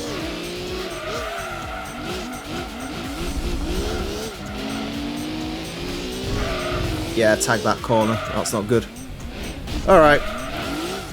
Not quite the improvement I'd expect it to be, obviously, because of the way the leaderboard works. That is a lot, well, that has put it much further up than it was previously. I definitely think there's 0.2 in there, definitely. The one good news is, of course, that there is plenty more NSXs, and Acura NSXs even, to come around the course. But for now, yeah, not bad, but obviously not quite the improvement I was thinking. Definitely 0.2, but there you go. 30.826 certainly isn't bad. In fact, that actually puts it 16 places higher than it was previously. So, a 30.826 will place this car into 52nd place. It is beaten out by a 93 Honda Civic, but it is quicker than the 97 Civic. As I mentioned, it is about 0.2 up on the other NSX we've had. It's quicker than the twin-turbo Supra. Lose out slightly to the Stratos and Esprit, but the actual power delivery on those cars was a lot more suited to this track than this car was.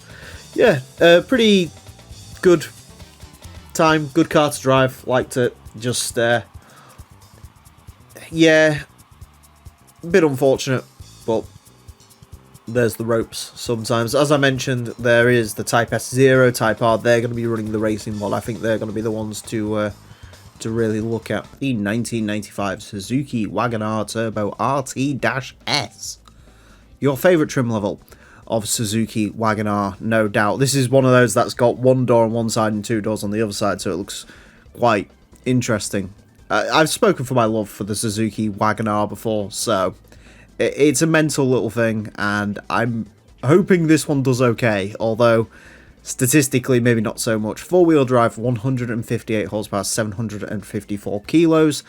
It is two-tone, and it has stripes down the side of it. I think that might be this car's only saving grace. Anyways, it is going to get 6 laps of the Motorsports Land track in order to set the best time it possibly can. Our current leader is the Ford GT90, a 28.180. The Wagon-R is not going to be beating that.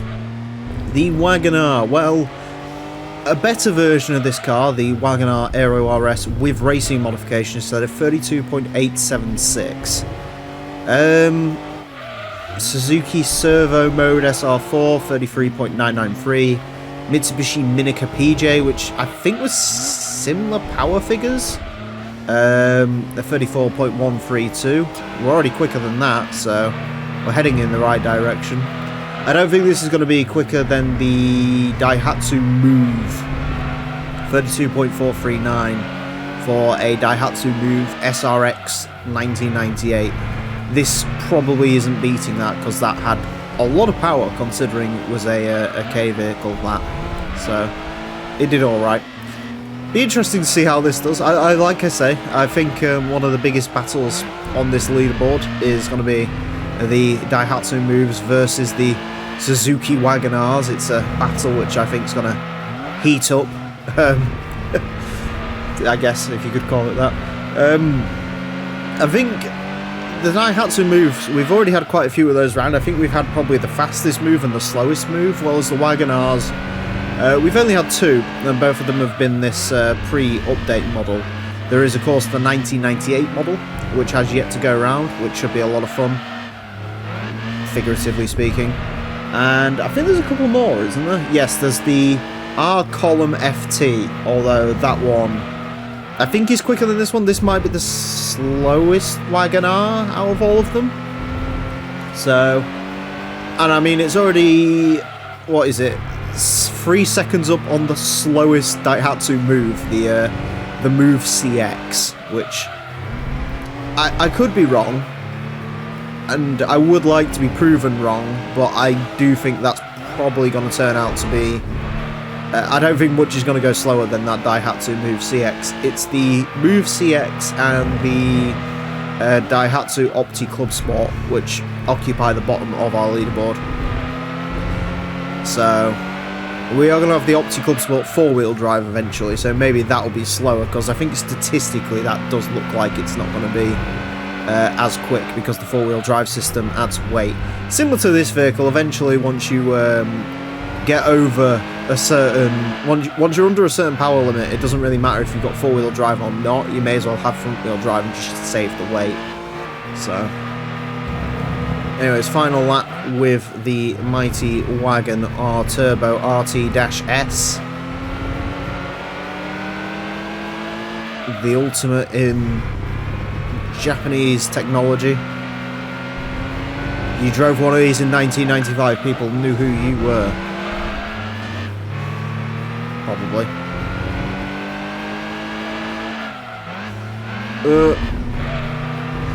Come on, hold it through that corner. There we go. 33.063. Alright. I'll take it. It wasn't bad. Well, I say it wasn't bad. I mean, that's, you know, figuratively speaking. But for a car like this, yeah, it was good. How did it drive? Well, it didn't have enough power to cause any issues. Let's put it that way. They always look ridiculous driving around here. I love these things. Maybe there's a little bit more in that as well, looking at the times. Maybe 0.2. Maybe.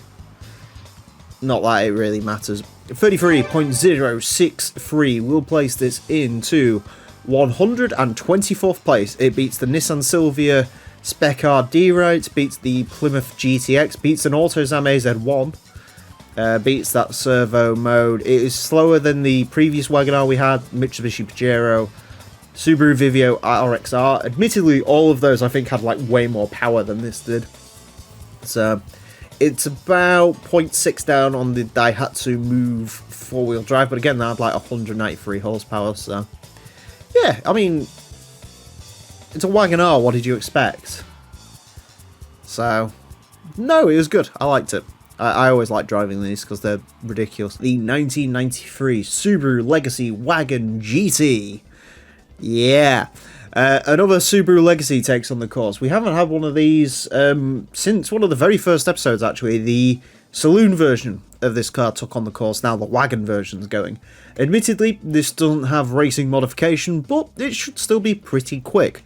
4-wheel drive, 381 horsepower, 1,237 kilos. Let's do it. Let's see how the bigger Subaru gets along. It is going to get 6 laps of the Motorsports Land track in order to set the best time it possibly can. Our current leader is the Ford GT90 at 28.180. This vehicle unlikely to beat that. In terms of where this is going to go, well, the Legacy Touring Sports RS, with the saloon version, 30.037. Now, this probably won't be beating... What we got in this? 5-speed. Okay.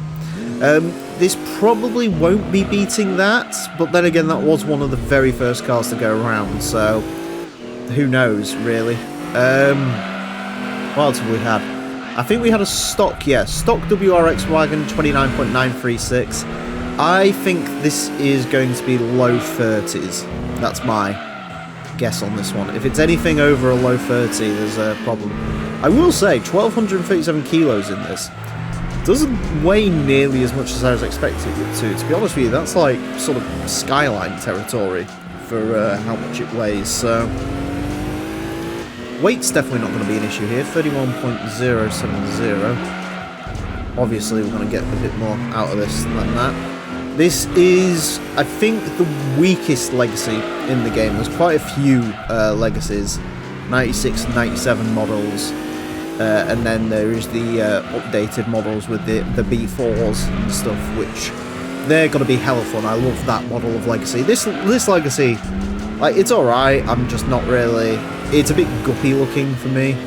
I don't think these have aged particularly well, unlike the later models, which I think have really become very, very useful saloon cars, and wagons to an extent. This one, not so much. It's got quite a, like I say, it's got a guppy face on it, which is weird because the previous generation of Legacy had quite a good sort of, how do I want to say, like almost intimidating look to it. The Colin McRae style Legacy, 30.170, so that's pretty much sort of the region I was expecting this to land at. A little bit understeery, as all Subarus are, but it's definitely not anything you can't deal with. Really nice driving car, as you'd expect, really, from a Legacy. Or from a Subaru in general. They're all pretty nice and similar. I'm curious to see what the Forester will be like when that comes round. Because the Forester's sort of like a little bit of a middle ground between an Impreza and a Legacy. It's sort of a more jacked up Impreza, but of course it's not as hefty as the Legacy, so it'll be an interesting comparison between those two. I have no idea if the Forester in this game is a manual or not, though. That probably makes the difference in terms of gear ratios and stuff. very slightly slower out there. Very consistent car though. You've got to admit the lap times were consistent. That could go a little bit quicker, but I don't think by much. But that's still a very, very impressive run, to be fair. Yeah, no, it's a good car. It really is a good car. I can't say you'd really expect it not to be a good car, because we know Subarus are really one of the cars that are absolutely at home on this track. So yeah, I actually thought that last lap was significantly quicker than the previous one, but apparently not. The first sector was. Yeah, I think without hitting that wall, maybe we could be talking sort of under 30 club, but it would have only just snuck in there, even if it was going to. A 30.170 will place this into 39th place. It goes in between a Lancia Delta HF Integrale and a Mitsubishi Lancer Evolution 2. Not bad company to keep, really. Slightly slower than Toyota Celica GT4, of course slower than the saloon version of this car, slower than the WRX Wagon. All of that to be expected, to be perfectly honest. That has gone pretty much where it should do, given its performance. No, really solid, good car. I also have realised the cars it's gone in between, both of them were a very similar shade of blue. So, quite a blue lineup there. But yeah, anyways, a really good car. Can't fault it. If you need a used car in this game, you really can't go wrong with a Subaru. And, well, I mean, maybe with like the Clios and Vivios and stuff, but we don't talk about those. Yeah, really good car, liked it, and looking forward to driving some more Legacies. The 1969 Chevrolet Corvette 427 Stingray. Our first Corvette to take on the course, and I guess we're going to use this to see if that Plymouth GTX was just really awful, or if all muscle cars are going to be that bad, because these Corvettes, in theory, should be the absolute king of the muscle cars, because they have the best power-to-weight ratios, and should handle the best, in theory. Front-engine, rear-wheel drive, 626 horsepower, boatload of torque, 1,257 kilos. Is this a bad time to mention? I'm not a huge fan of the early Corvettes. C2s and C3s I'm just not into whatsoever. So, I think this is a C3. There's two C3s in the game, one C2, and a collection of C4s. So, we've got a lot of Corvettes to go around. This is our first. Let's see how it does. I've just noticed it's got 2 exhaust pipes, 4.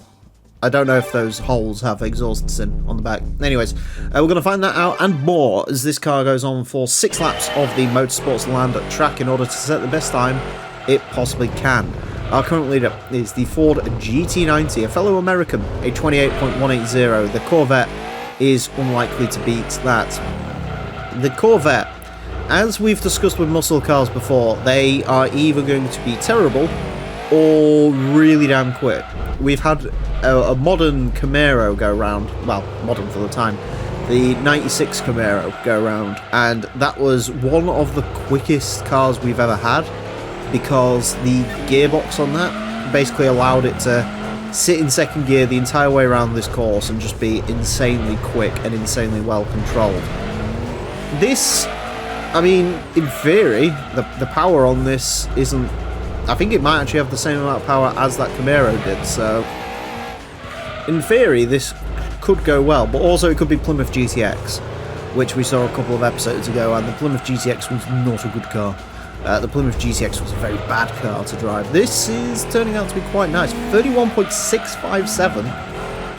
That's not something to shake a stick at.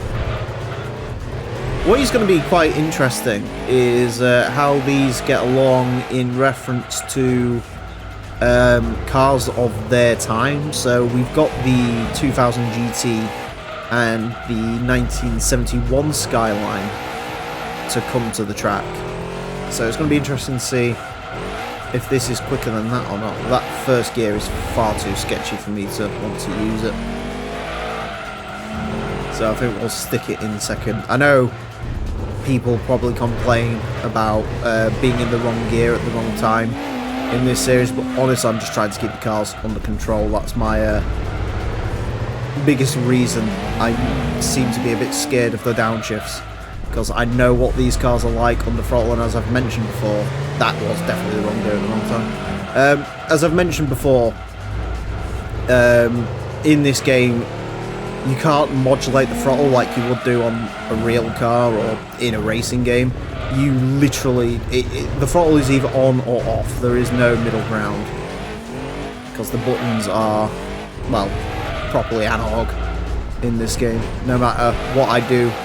This 360 gamepad, if I was to map the accelerator and brake to the triggers, wouldn't make a difference. I'd have to press the triggers all the way down to get it to register. Right, let's have a bit of a run up.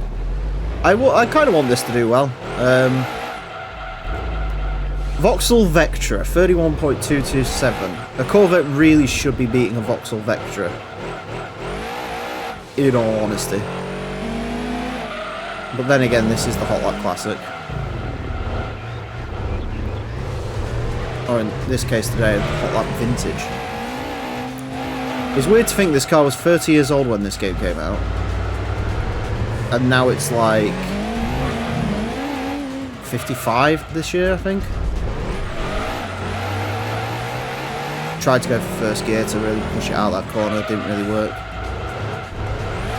Tried to go for ascend on that final corner, didn't really work. That could go quicker. Yeah, it's one of those. It just doesn't behave nicely enough.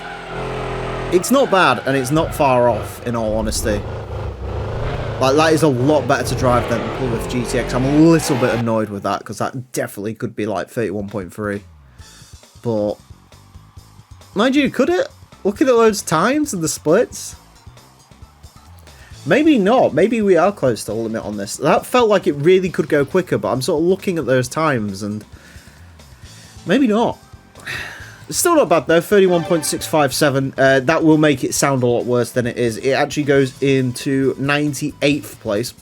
Quicker than a Dodge Avenger, which is good. Quicker than a Silvia S14 Sprinter Terreno. I should point out, the gap between where it is, 31.6, where I think it could have been, like 31.2, there's about 20 cars in there. So, it does make it sound a lot worse than it was. In all honesty, that isn't that bad. So, yeah, not bad. Definitely better than basically all of the classic muscle cars we've driven so far. I mean, it's up 2 seconds on the Plymouth Cuda. It's up like 3 on that GTX. So, it did well, really. Interested to see how the other Corvettes get along. I think the modern Corvettes are going to be quite quick, so watch that space. The 1997 Mazda RX-7 Type RS. Our 4th RX-7 to take on the course, and this one should be pretty good. We had the RSR go round, which, ironically, despite the longer name, is actually slower than this one. And that was a very, very quick car, I think like a 30.2, so in theory, this should be quite quick. We shall see. Front-engine rear-wheel drive, 532 horsepower, 1,093 kilos. For a rotary, that's a lot of torque, which is interesting. This is unfortunately one of the RX-7s that comes with the boring race mods. There's RX-7s either come in 787B replica, or 767 if you want to get specific, or they come in either this one or there's like a BP livery, so unfortunately, the 97, 98 models do not have as interesting a race mod, but this series is not all about looks, otherwise the Aston Martin DB7 would be the best car on the leaderboard. Instead, it's the, admittedly, also quite cool looking Ford GT90, a 28.180. The RX-7 is not going to be beating that. As I mentioned, 30.244 was a previous RX-7 that went round, the RSR, so this realistically should be aiming somewhere around there. I would say maybe that was a fluke, but the one thing I am noticing straight away with this, unlike something like the Supras and the Skylines, the power delivery on this isn't at all like massively violent. It's actually quite lovely. Like the way this delivers its power is really nice. Yeah, wasn't expecting that on this car, we'll admit. Really, really good. 30.155. so we're slightly up on the previous one.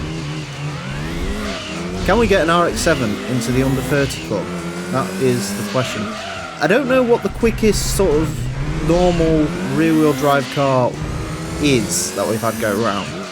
My mind wants to say the Camaro, but there might have been something quicker than that. Sort of, I mean, like, not supercar, but, like, obviously just sort of a normal rear-wheel drive coupe in this game.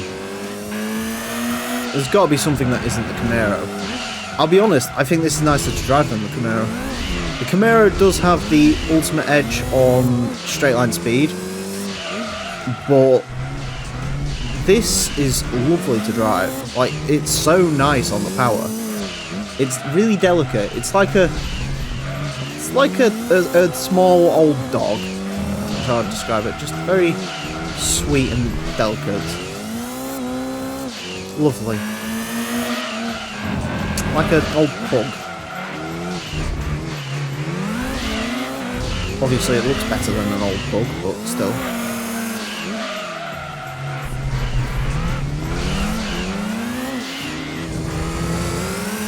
I've got away with far too much on this lap.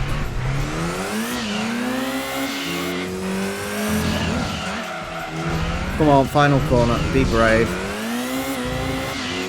There we go, 29.837. Very, very good. Yeah, I can't do any better on this lap, I'm not going to lie. That lap was very, very... I say this isn't quick, but actually 141 kilometers an hour through the speed trap. That's actually a lot quicker than you'd expect it to be. No, this is an absolutely exquisite car to drive, actually, I'm not going to lie. Yeah, that's really, really good. 29.837, I can't believe that. Under 30 club in an RX-7. I mean, I'm happy, I love the RX-7. Out of all the sort of JDM sports cars, if I'm being honest, I guess I have to say this is my favourite. The Honda fanboy in me wants to say the NSX, and I am partial to a Skyline, but I think in all honesty, the Rotary is an exquisite thing. 29.837, yeah, that was... that's one of those cars where I feel like you can really get to the peak of what it offers because it's so controllable, it's so nice to drive. You can get the ultimate lap time out of it, which is key really, because ultimately, you know, a car can be stupidly quick on paper, but if I can't get the lap time out of it, then you can't get the lap time, that's it. But that's lovely. 29.837 will place this into 32nd place. It is quicker than the Toyota Torono Craft, it's quicker than the Z28 Camaro, it's only slightly off the Audi TT. I'm just having a little bit of a look up, and yeah, I think that is the quickest normal rear-wheel drive car we've had. No, the sort of normal road car, not race car, because that's, I think the Silvia Zanavi has still got that one, but no. Yeah, that is it.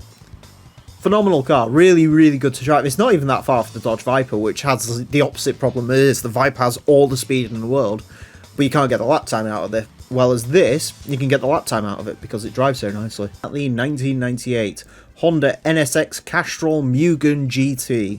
We've had GT500 Skyline, we've had the GT500 Supra.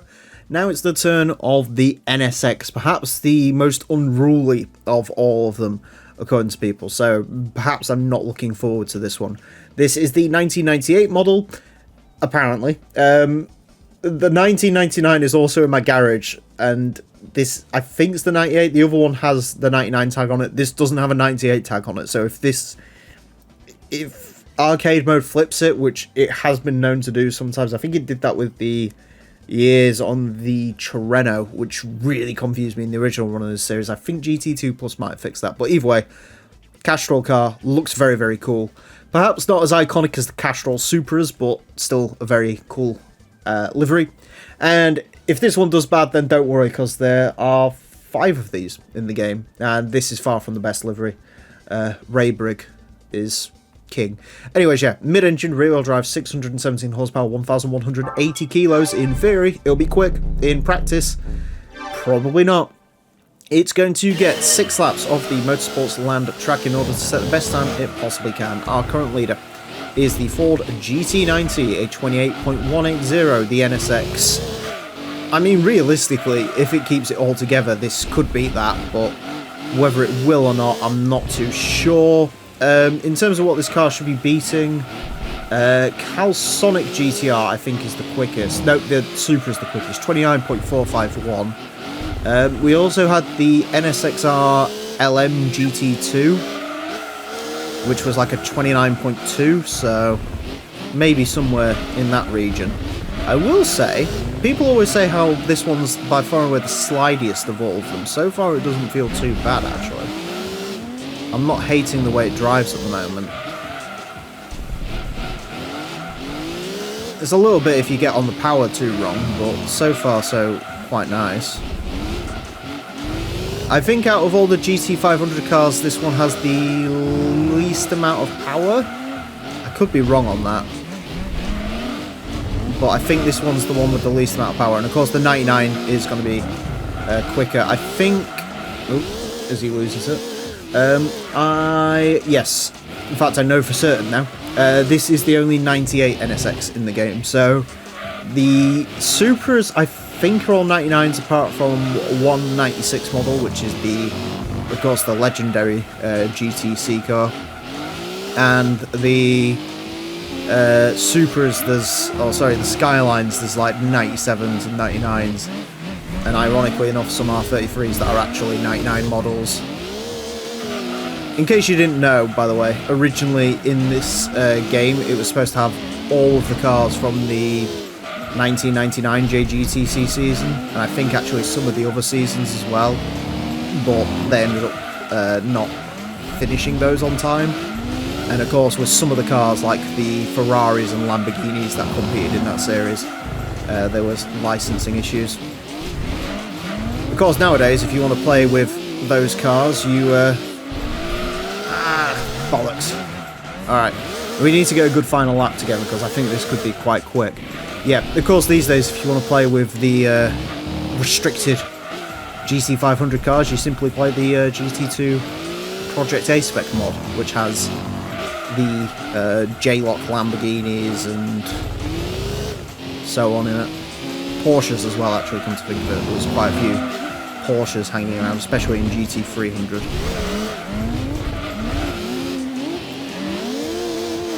That really could go quicker through that bit.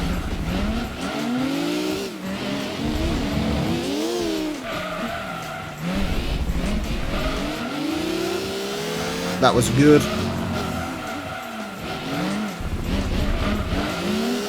Across the line, 28.970. Completely blows the other JGTC cars out of the water. What a car. Wow, that lap did take everything out of me, but no, I don't know what people were talking about with these. These drive really, really nicely, actually. I think this is by far and away the best driving GT500 cars in the game. I should state, of course, this is the GT2 Plus mod, so the Skylines are actually rear-wheel drive converted, but no. And I don't even think that first sector was particularly good. I think this could go quicker, in all honesty.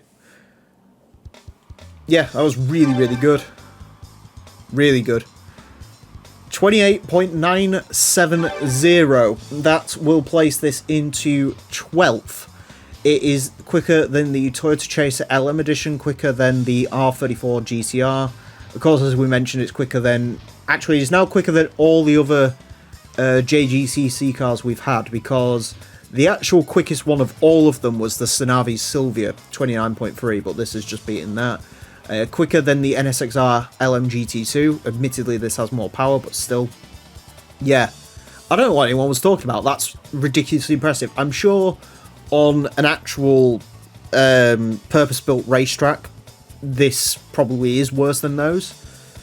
But, no, it was really good. I mean, unless the 1999 completely ruins it in terms of its handling and stuff, because it does have more power. But no, that's really, really good. Now, I'm happy, of course, because the NSX is my favourite. The 1996 Honda Civic Ferio SI2 EK model. Yeah, this is the Civic Saloon, and it's my favourite generation of Civic, so I hope it does well. That being said, despite this being my favourite generation of Civic, and I do, of course, like the Saloon very, very much, this has, in my opinion, the worst racing modification in the game. What even is this? It's just a silver car with Honda written on it, and it's got a black roof for some reason. You can actually get this in a different colour scheme, where it has a silver roof and a black body, but that looks even worse, so... Anyways, here it is. Not great, I'll be honest. Anyway, statistically, front engine, front wheel drive, 304 horsepower, 999 kilos. Now, a couple of things to mention. GT2 Plus mod fixes a couple of things about this car. It fixes the missing turbo kits from the hatchback, so this is now running a turbocharger. In the base game, it cannot. And also, the weight's wrong on this for some reason. So... that's been corrected, so it now weighs 999 kilos, which is a very good weight. So we'll see how it gets along. It is going to get 6 laps of the Motorsports Land track in order to set the best time it possibly can. Our current leader is the Ford GT90, a 28.180. While I would love a Saloon Honda Civic to go ahead and beat that, it's not going to. This car, well, Civic Type R 30.859, admittedly that didn't have a racing mod on it. The very first car that went round, the EG Civic, 30.779, so somewhere in that sort of gaggle, I'd hope. Admittedly, Japanese front-wheel drive cars have not been the best for this series.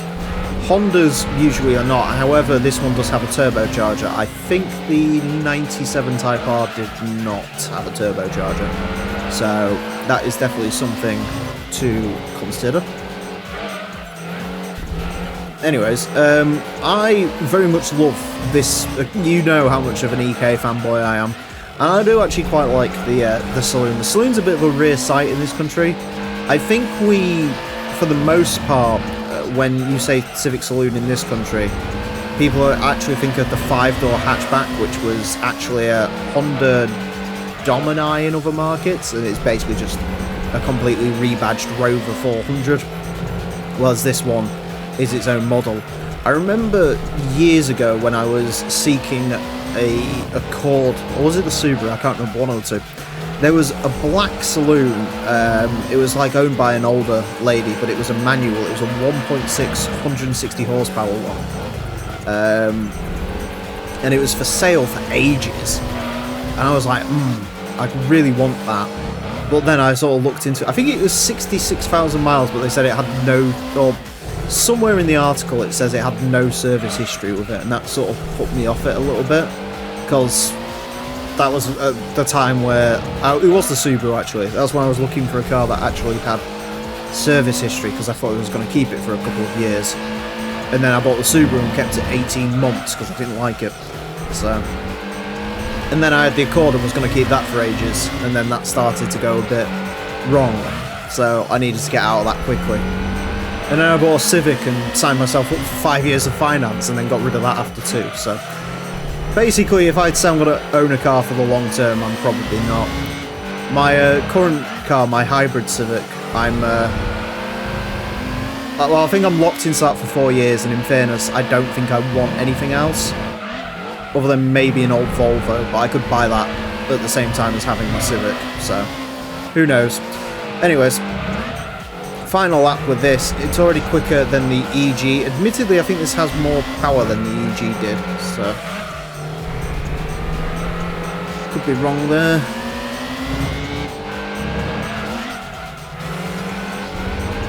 That's got to count as a wrong way. No, it's not. Huh. I'm amazed that didn't count as a wrong way. That, to be fair, that corner cut, I shouldn't have got away with that. I will say that on record. I should not have got away with that corner cut. But I will take it. I will take it. As you know, there's no rules around this track, so yeah. This is a really good car to drive, actually, that one. I wasn't really speaking too much about the car, but no. Good car to drive. I don't think it should have been that quick. I will be honest, that's a bit quick.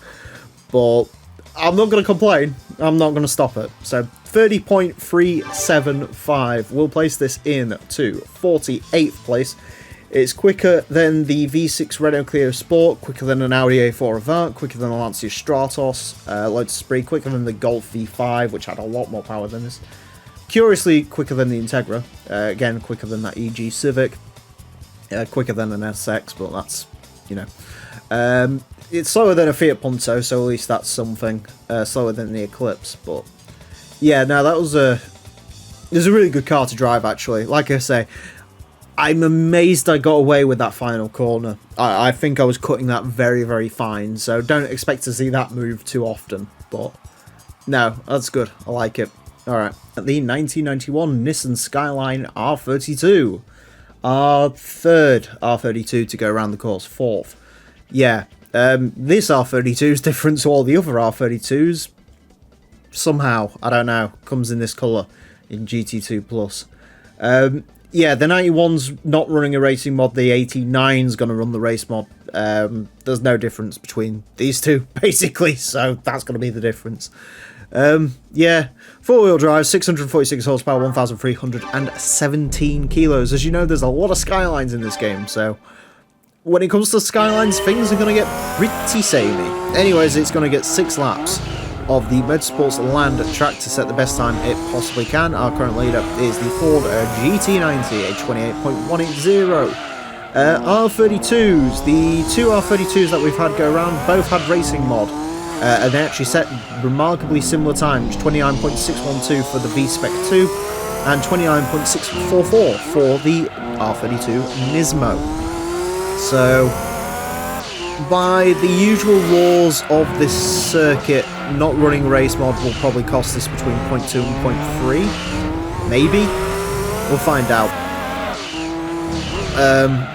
Yeah, I mean, it's a Skyline. The problem with these things is the turbos are too mad on them because they've got stage 4 turbo, so that is going to hurt this car, but as we know, everything goes around here fully upgraded. That's the way it's always been, that's the way it will always be, so... Well, yes, you could probably make... I always love it. I get the comments in the...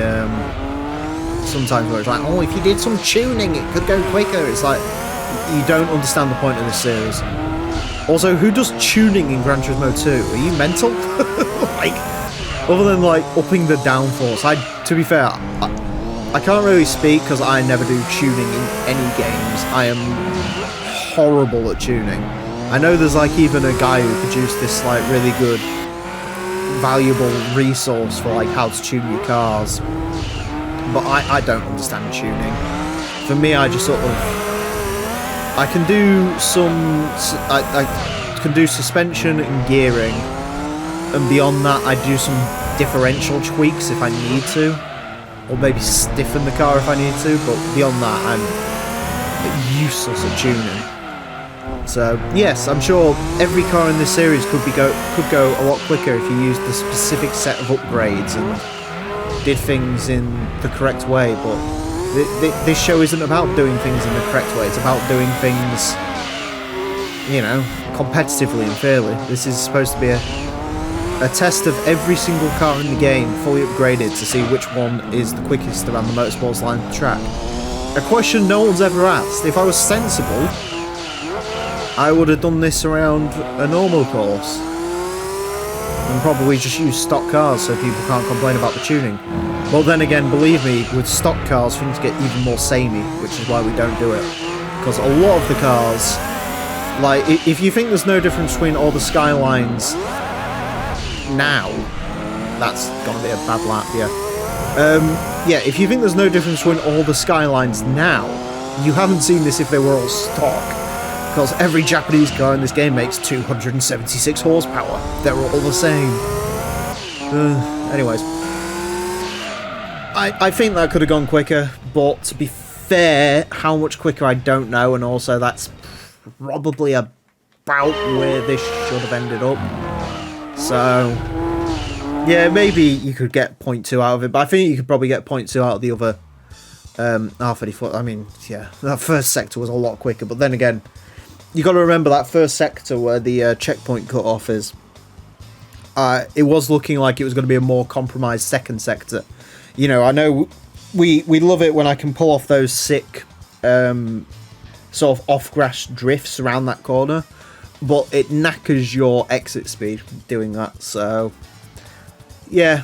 Anyways, 29.703, there's plenty of other Skylines to redeem this one. It's got to go into 30th place. It is quicker than the Dodge Viper GTSR, quicker than an Impreza Wagon and Audi TT Coupe. Yeah, loses out slightly to the other R32s, to the R33, to the R34. But technically speaking, this should be the worst one of all of them, because it has less power than the R33 and it hasn't got a race mod like the other R32s, so what are you going to do? The 1999 Mazda Speed Roadster A-Spec. One of 3 Mazda Speed Roadsters in the game, and this one I believe is the most powerful of all of them based on the NB. Although, as you can see, they've ruined it quite spectacularly with this very Need for Speed Underground body kit. Front engine, rear wheel drive, 274 horsepower, 956 kilos. While it doesn't look good, it should be quick. Let's find out how quick it's going to be with 6 laps of the Motorsports Land track. It's got those 6 laps to set the best time it possibly can. Our current leader is the Ford GT90, a 28.180, the Mazda Speed Roadster. Obviously unlikely to beat that. Where is this car going to end up? 31.127 was the MX-5 1.8 VS, which didn't run a race mod and is the heaviest of all the MB MX-5s. So in theory, I would expect this to go somewhere around the mid-30s. I can't remember how much power that car made. I think it was about 250. This makes 274. Although, admittedly, this doesn't have race mod, and also that's not a huge power bump.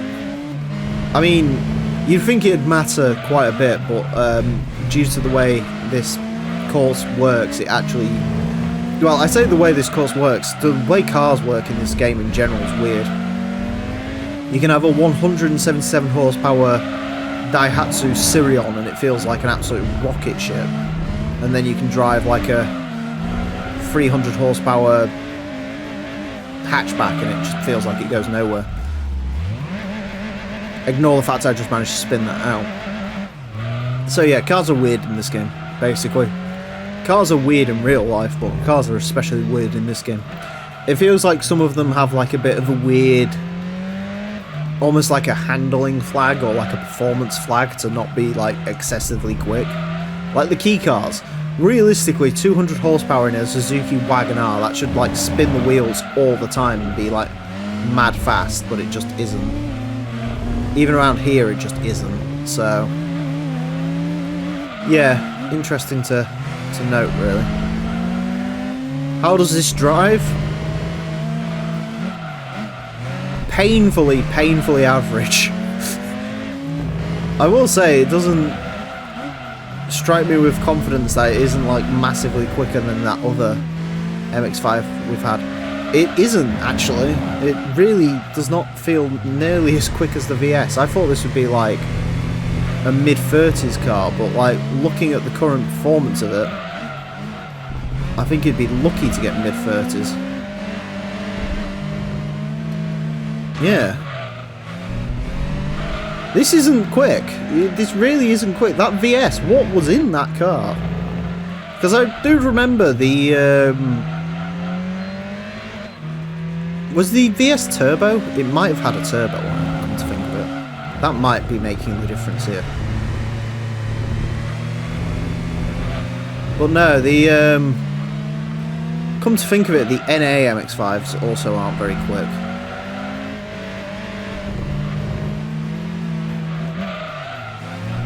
But no, this isn't fast. This really isn't.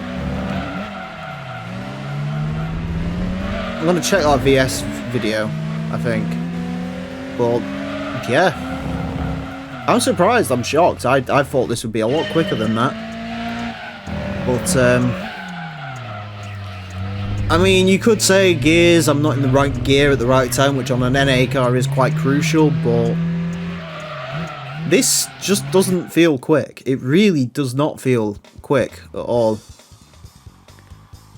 I think there's 0.2 in there, definitely, but I don't think you'd get anywhere near that VS.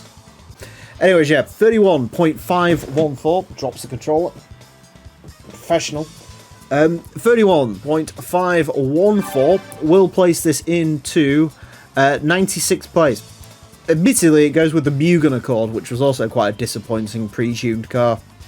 Quicker than a Demio, but that's not saying much. It is like 0.5 up on the standard NA MX-5, but about 0.5 down on the VS. So yeah, not sure what we can really get out of that, other than the fact it's not very quick. The 1999 Mazda Speed Roadster B-Spec.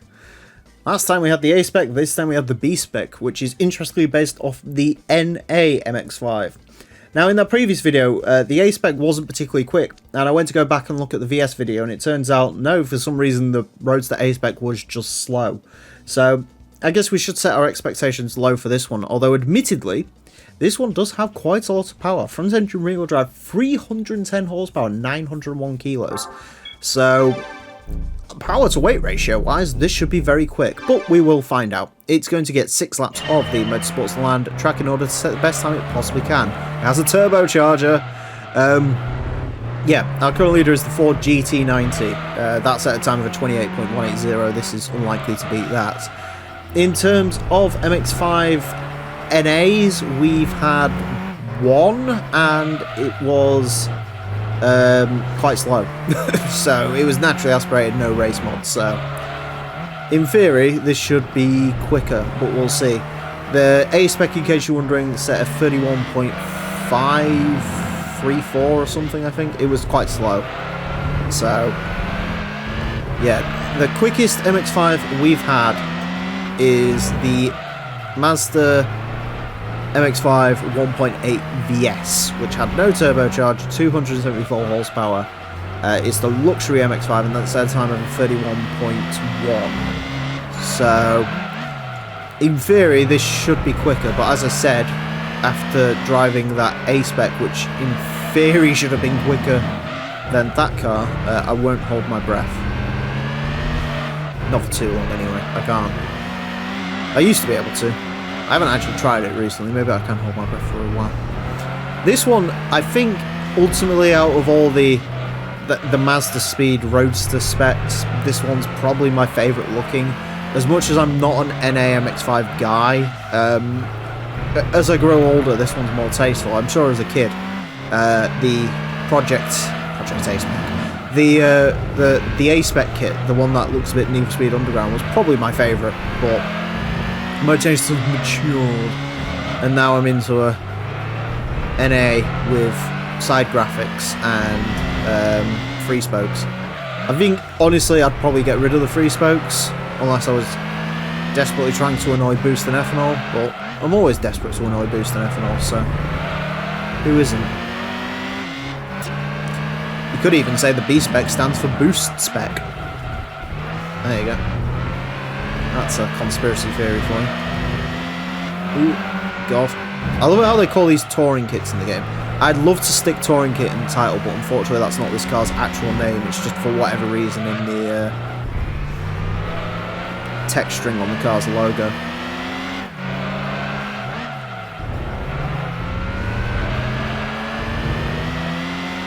It's one of those cars where you just sort of chip away at lap time, each and every single time. This is basically the performance level I was expecting out of the Project A-Spec. But no, instead it's a B-Spec we needed. I'm hoping this isn't going to cause a tie. This is significantly quicker than the A-Spec. The A-Spec's going to be in The A-Spec was in 96th place. This is going to be like maybe even a top 50 car, thinking about it. Alright, 30.599. We'll definitely take that to the bank and cash it in. It's a good car. It is actually, to be fair, that one is genuinely quite good. The A-Spec, a little bit disappointing. You can feel the turn of speed in that one compared to the A-Spec. It feels so much quicker. A little bit looser, I guess you could say, in terms of the handling. But no, that is significantly better than the B-Spec, it does have to be said. I do think it looks better as well. Maybe you could get a bit more time out of it, but not too bad. you know, 30.599, we will take that. That's definitely the quickest MX-5 we've had. Maybe the quickest MX-5 we'll ever have, potentially. That is, what is it, 30.599. 30.599 is going to place it into 54th place. Slightly slower than the Lotus Esprit V8 GT. As I mentioned, it's well up on the Project A spec. It's well up on the A spec. It's about 0.6 up on the previous quickest MX-5, the VS. So yeah, really good. That's the car that the A spec should have been. So for me, if you're choosing between these, definitely go for the B spec. Or should you? The 1999 Mazda Roadster C spec. I didn't realise how powerful this one is, but before we get into that, we have to talk about the looks, because this is by far and away the strangest looking of all of the Mazda Speed Roadsters. It has a bit of a resemblance to like a Porsche Boxster from the front, and then the back end just reminds me of sort of like a British sports car in the 90s when they used to reuse parts all the time. And then it's got this giant wide body on it and this big bazooka exhaust. It's interesting, to say the least. I think it looks quite cool. It looks a bit like a kit car, but yeah, I'd love to see what one of these looks like in the flesh. I can imagine they look a little bit mental. Anyways, yeah, front-engined rear-wheel drive, 344 horsepower, 929 kilos. This, in theory, should be even quicker than that B-spec we had last time, but we shall see. It is going to get 6 laps. Oh my god, look at that. What is the point of that scoop? What is that?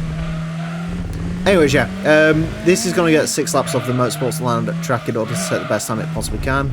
Our current leader is the Ford GT90, a 28.180. This is unlikely to beat that. In terms of where this is going to go, well, judging by the evolution of this series so far, the Mazda Roadster B-Spec was a 30.599, so this should be very slightly quicker than that, and it should obviously be quicker than that A-Spec we had, which was a second slower than the B-Spec. So, in theory, this should be in the under 30 club, but I highly doubt it's going to get there. I will say, this has 30 more horsepower than that B-Spec, and it doesn't necessarily feel like it. I will be honest, 30.851, first flyer. Like I say, this should be the ultimate MX-5, but whether it will be or not is a different topic. If it isn't, then we blame it on that scoop, that bastardized scoop at the back.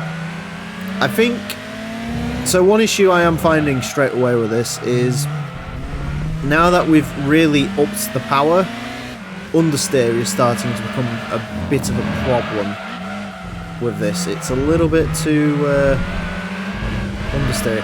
I'm trying to tell what the rear lights are off to be honest with you, because there's no way they're from the standard car, because the standard MB had these sort of circular headlights, and they're not from an NA because that also had the circular tail lights. I have no idea what they're from. Could be like a random kit. That's gonna be nope. No, we got away with that. I'm amazed we got away with that. That's another one of those, like the Civic. We had a couple of cars out where probably shouldn't have got away with it, but we did. So I guess we'll cash it in at the bank. But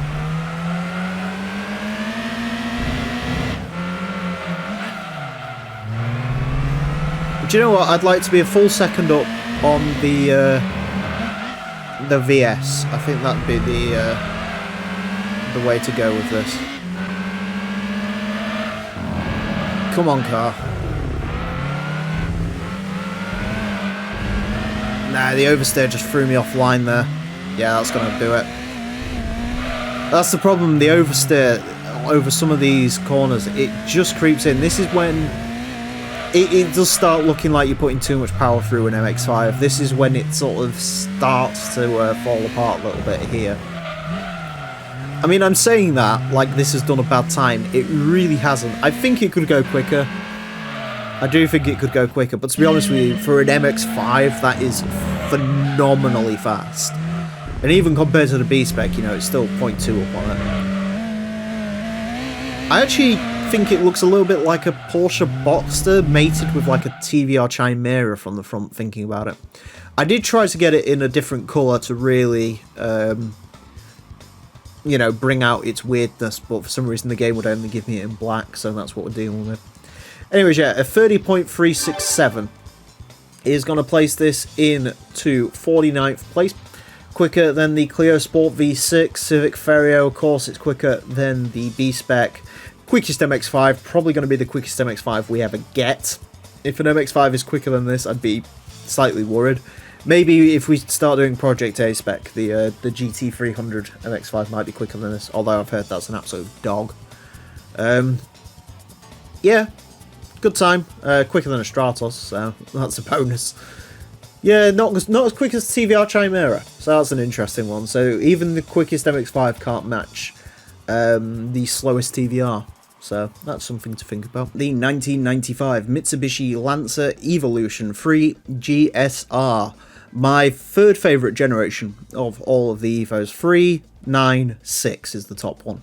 But this one's very, very cool. I like the Evo 3 because you can tell underneath the normal Lancer was still a very sort of boring humdrum car, and this just has a giant body kit on it, and it does look very cool, especially in yellow, although as we all know yellow Evos are perpetually ruined now. A lot better looking than the Evo 4 as well. This is the second to last Evo generation to go around the track, because we've had all of them barring the 3 and the 6, and we're going to rectify that today with this one.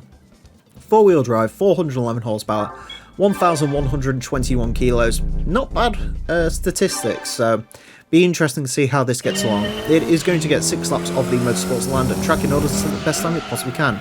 Our current leader is the Ford GT90, a 28.180. This car is not going to be beating that. In terms of where this one's going to go, well, Evo 2, 30.240, Evo 4, 29.357, I think it was. So, in theory, this being the 3, it should slot somewhere in between those. I'm guessing more closer to the Evo 4, because the Evo 2 was one of the very first cars we ran. I can't actually remember statistically how much of a difference there is between the 2 and the 3. I think there is sort of a good amount of horsepower in it, so interesting to know.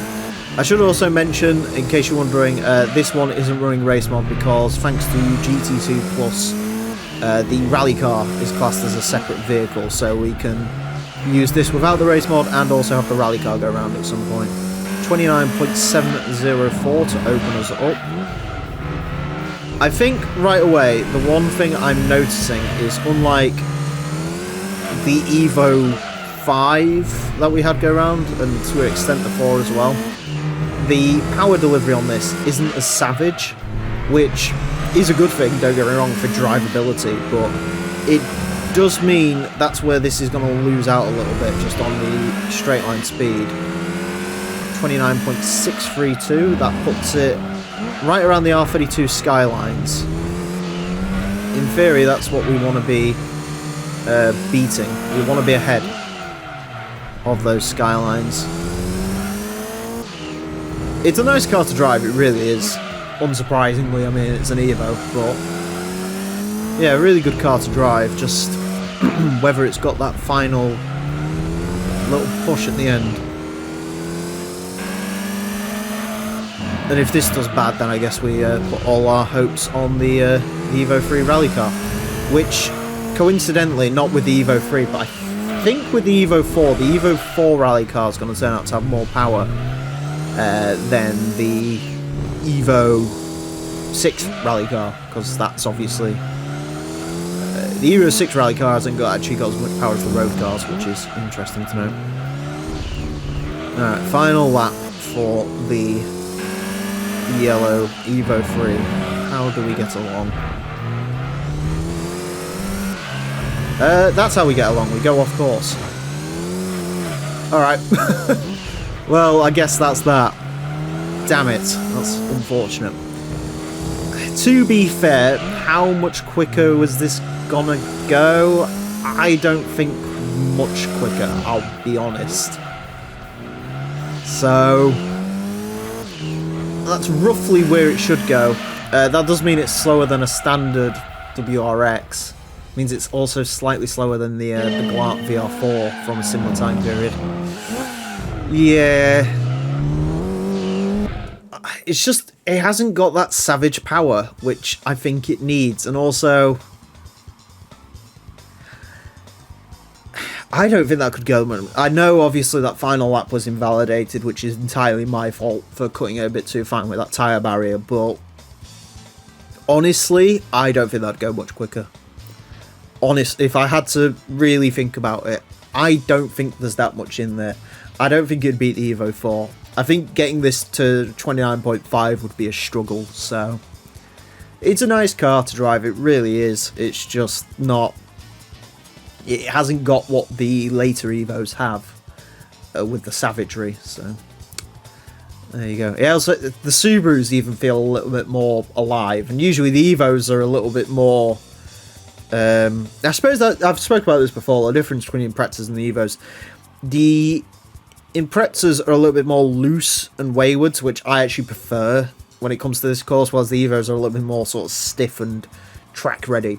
So it's sort of your decision as to which one you prefer, but I'd go for Imprezas. 29.632 though will actually shove it right in Skyline hell. It goes in between the R32s, so 2 Skylines ahead of it, 3 Skylines below it actually. Jesus, lots of Skylines in that area. As I mentioned, it is very slightly down on the Galant VR4, although that did have racing mod. Subaru Impreza. It is up though on the Evo 2 significantly, so swings and roundabouts, that's where it's ended up, so that's what it is, isn't it? The 1995 Toyota Celica SS2 ST202. Yeah, we often joke about how many Skylines and Supras and stuff's in this game, but there's also a lot of Celicas to go through, so I guess we better start making some headway on those. And what better way to begin than with our first front-wheel drive Celica. We've had a 91 GT4 go round, but this is different. Front-wheel drive, 290 horsepower, 1,104 kilos. My favourite generation of Celica, this one. I like its goofy styling and also the fact it comes in this turquoise colour.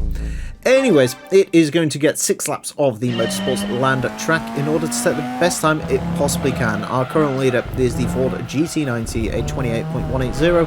This is not beating that. In terms of where this is going to go, I don't know. We've had a normal Honda Integra go round, and I think it was like a 31.8. It was actually quite disappointing.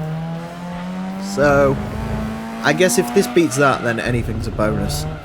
The ST185, the GT4 RC we had, was just under the under 30 club, but of course that has significantly more power than this, 4-wheel drive, and yeah, until this turns into a GT4 version of this car, as in the GT4, not Gran Turismo 4, I don't foresee this getting close to that, but we'll see. At the moment, it just drives like a nice, normal front-wheel drive car. Admittedly, this would highly benefit from a turbocharger, which it doesn't have, so that's a problem. Now, there is... Okay, so there's something weird with these cars in this game, so I should mention this. There's 3 models of 99 Celica, which are literally trim packages. So you can get the SS2, the, the Super Strut package, the Elegant Sport version, or the Mechanical Sport version. And then when it comes to this car, it actually is somehow even more confusing, because these are all in the used car dealer. And your choice is the 95 SS2 or the 1997 SS3. I don't know what the difference is. It's a bit like in the Nissan dealer, there is 2 180SXs. They're both called the... Oh, there's 3 actually, but 2 we're focusing on here. Both of them are Type X's, but one of them's a year newer than the other one. And the difference is basically a body kit. So, That's a fun one to try and figure out at some point. In fact, it's even more fun in PAL regions because they changed the... because of course they did. They changed it into a 200SX because of course they did. And also messed up the year. So both of them were 96s. So there was two 96 Type X's in that game. I think in the original series, I probably did cover at least one of them. I think I had to call it the version 1. Because there is actually a subtle difference between the version 1 and version 2. The version 2 gets more power. It's very confusing. This is the only problem with trim levels in a game. I love trim levels in a game, but when you start having used car dealers where everything's mixed up and you can't just see directly in front of you what everything is, it gets painful. It hurts my brain. Anyways, the Celica's so nice to drive. I haven't actually been really talking or thinking about it. 31.314. I think that's good. Well, that screams to me like a pretty average time for this course. Oh, it doesn't tie with something. Thank God, I almost thought it tied. I spoke about my hatred of ties at some point. But yeah, it's a good car. I mean, it looks good. Obviously, the GT4 is going to be quicker, and the SS3 is going to be quicker because that's going to wear the racing modification. But yeah, not bad. Maybe it could have gone quicker a little bit, but it's one of those cars where it drives so nice, you're not going to get much more out of it, if I'm being honest. Anyways, a 31.314. 31.314 will place this into 94th place. Goes between the Silvia Qs and the RX-7 with the awful 4-speed automatic. Quicker than Tom Supra, which is good until you remember how bad that car was. I mean, stuff comparable to this, it is quicker than the Integra. It's actually 0.5 up on that Integra, which is very, very good. It is quicker than the Dodge Avenger. It's slower than a Neon and a Vectra, so maybe it's not all good, but the other one, the SS3, can come round with its racing mod and do well. The 1995 Toyota Supra SZR, the naturally aspirated Supra. So this should be interesting. There's 3 of these in this game for some reason, so that's something to look forward to. Anyways, this is the 95. Front engine rear wheel drive, 393 horsepower, 1,221 kilos. That's not great, but we'll see how it gets along. I mean, we've had one Supra of this generation that isn't the GT500 car, and it had crazy turbos on it, no race mod, and was slow because it just wasn't controllable. So we'll see how this one goes. Anyways, it's going to get 6 laps off the Motorsports Land track. Ooh. In order to set the best time it possibly can. Current leader is the Ford GT90, a 28.180. This is unlikely to beat that. Where will this go? Well, where's the Fair Lady? We had a, naturally aspirated Fair Lady, 30.962. Statistically, these two aren't too far off. I think in terms of weight, this actually has the advantage. In terms of power, I think that's 6 more horsepower, so be interesting to see how these two compare. I will say straight off the bat, this is slidey. This is like, I was expecting this to be the opposite of that. Like the Turbo Supra was just terrible to try and control and get round the lap because it just wanted to slide everywhere. And I thought that was because of power delivery, but apparently these things are just sort of naturally quite slidey and all over the place, which isn't ideal. It's actually to the point where you can see it's spinning its wheels there, which I know it's got 400 horsepower, which is a lot, don't get me wrong, but cars with 400 horsepower in this game usually don't spin their rear wheels quite as much as this does.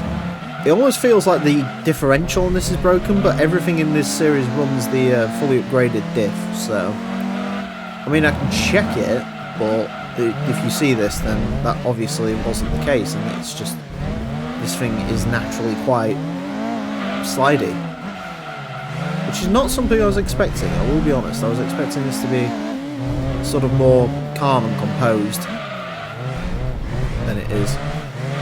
I should also point out this race mod is gearish, to say the least. you know, out of all the racing Supras and stuff you could have based your race mod on, you decided to make your own with the Supra font, which, let's be honest, that's never looked good. And then you made it bright yellow, which is fine, you know, Calsonic, Pennzoil Skyline vibes. But then you gave it red wheels, which, admittedly, the race mods for this generation of Supra, this is by far and away the most out there, I think. There might be an orange one, but it doesn't have red wheels. Okay, that's actually... That's funny, but you'll see why in a second. Hopefully we can go quicker, though, because... Ah, no. This is going to result in a tie. I hate ties. To be fair, if two cars were going to tie, this is the two cars that were going to tie, but still, I hate ties. Unfortunately, that's what we've got here. Yeah, this isn't well behaved. I don't like driving this, which is weird because the car it tied with is a car that was very, very nice to drive, whereas this is bloody awful to drive. You can see it just wants to go sideways all the time. I'll check the upgrades on this, but I'm fairly certain that is just what it's like, which is weird.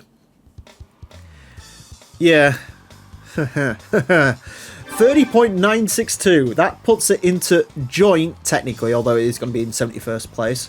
It goes into 71st place. It ties with the Nissan Fairlady Z version S 2-seater, which is the naturally aspirated Fairlady Z. So, the naturally aspirated Super and the Fairlady Z, which are very similar cars in terms of statistics and everything, have tied. So which one do you pick? The Fairlady, it drives so much better than this does, but that's very interesting it's tied there. Curiously, that actually means it's quicker than the turbocharged Supra we had without the race mod, which just shows you how bad that car was to drive. And it's also quicker than the Tom Supra. So, the less power you put in a Supra, the better it is, basically. Yeah. Or you could just leave them stock, which is what I wish people would do in real life. The 1997 Nissan Stagia RS4V. Our first Stagia, often confused as the Nissan Skyline wagon, even though all it really shares is an engine. I like the Stagia. It's quite a cool car. It's very hearse-like, but it's sort of got that Volvo wagon charm of where it's just as a state car, and it's purely built to load stuff into. That's all it's for. I will say, I love the fact that it has a riveted rear window with this racing modification, which is strange. I actually like this racing mod. For something they came up with in-house, it's very cool. It sort of reminds me a little bit of the one on the March Super Turbo. Anyways, four-wheel drive, 446 horsepower, 1,383 kilos. This is a heavy beast. And, yeah, let's see how it gets along. We haven't had too many wagons go around this course. A couple of Imprezas and Legacies, and we've also had the Audi A4, so interesting to see how this gets on. Anyways, it's going to get 6 laps of the Motorsports Land track in order to set the best time it possibly can. Our current leader is the Ford GT90, a 28.180. This is unlikely to beat that. In terms of where this is going to go, I don't really know. We've got 4 gears, which isn't a good start, because everything that's had a 4-speed so far on this series has been awful, basically. The RX-7 Touring X, that Altezza we had. So, interesting to see how this gets along. Admittedly, second gear's quite usable in this. I think this might be a stage 3 turbo as well, which is also a good thing because that means it makes boost throughout the rev range. It doesn't just make it at the top end, otherwise this would be terrible.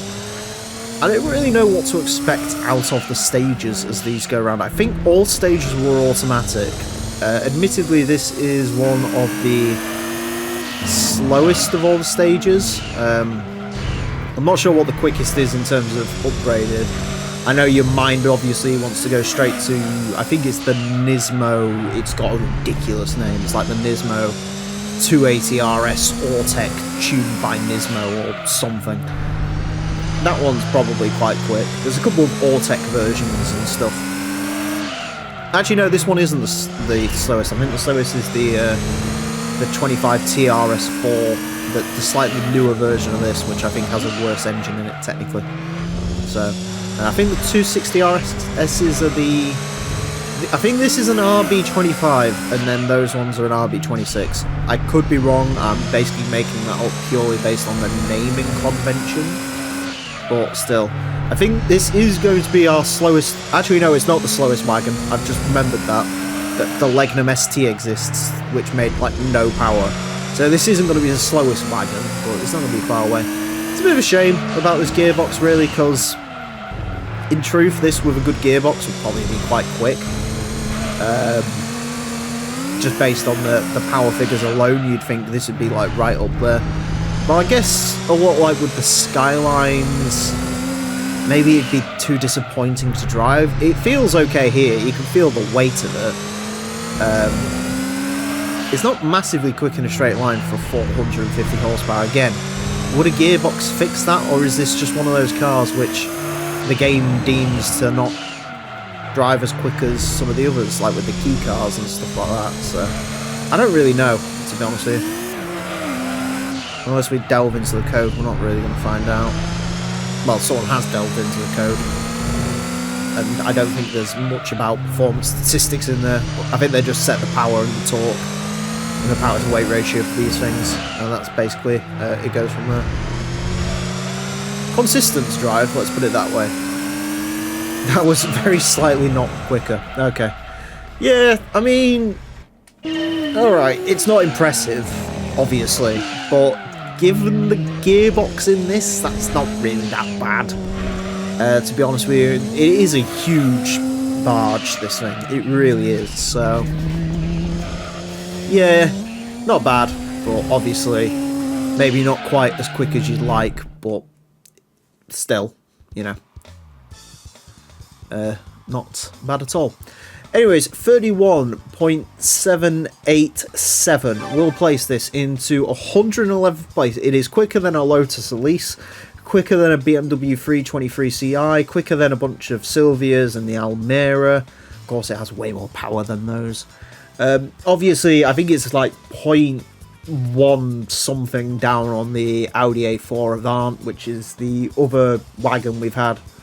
But yeah, I mean, it's look at it. You can't expect like this to set the leaderboard on fire, can you? Really? So, yeah, not bad. Not bad. The 1998 Mitsubishi Lancer Evolution 5 RS. As you may know, we've had two other Evo 5s take on the track, and both of them sit way up high on our leaderboard. So the question is, can the Evo 5 RS finally knock off that GT90 that's been at the top of our leaderboard for so long? Today we find out. Four-wheel drive, 529 horsepower, 1,076 kilos. Statistically, this is the same as the GSR, except it's lighter and it's got racing modification. Will that make all the difference? Time to find out. It is going to get 6 laps of the Motorsports Land track in order to set the best time it possibly can. Our current leader is the Ford GT90, 28.180. That's what we're gunning for today. I should mention, this Evo has one of my absolute favourite race mods in this entire game. This, I think it's from Super Tycoon, the Puma livery on this car is absolutely jaw-dropping. I adore this. It's like this and the livery on the GTO are probably my two favourite in the game, because I love it on the GTO. Admittedly, it also comes in more green on the GTO, which is always a good thing. But yeah, either way, it looks absolutely fantastic. And of course, as you'd expect, this drives absolutely superbly, which is good. Already good on this first lap. A little bit of finessing out there. 28.086 has done it. It has done it. We have a new class leader. Here's the real question though. Can we get our first under 28 second time in this series so far? I think only one car managed to do it in the previous run of this series, and that was, of course, the legendary Scudo.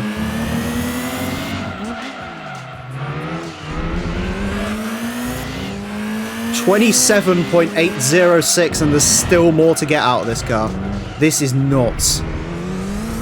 This is absolutely balmy to drive this. It's so lovely to drive. It's an absolute peach, this car. Don't laugh at Albania. Yeah, it's beautiful to drive this. It really is. It's awesome. The only thing I wish is the front end locks a little bit on the braking, which is a bit of a shame. But other than that, I'll take that.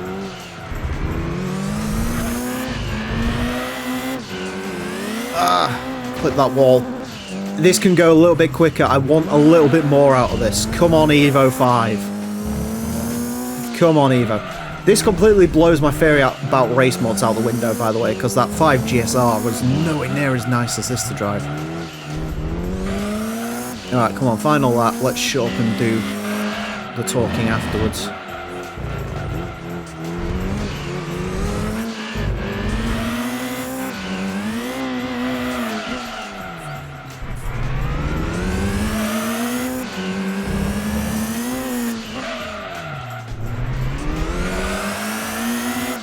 Come on.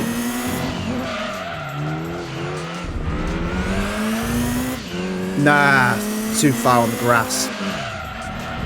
Oh, that could go quicker. That's a shame.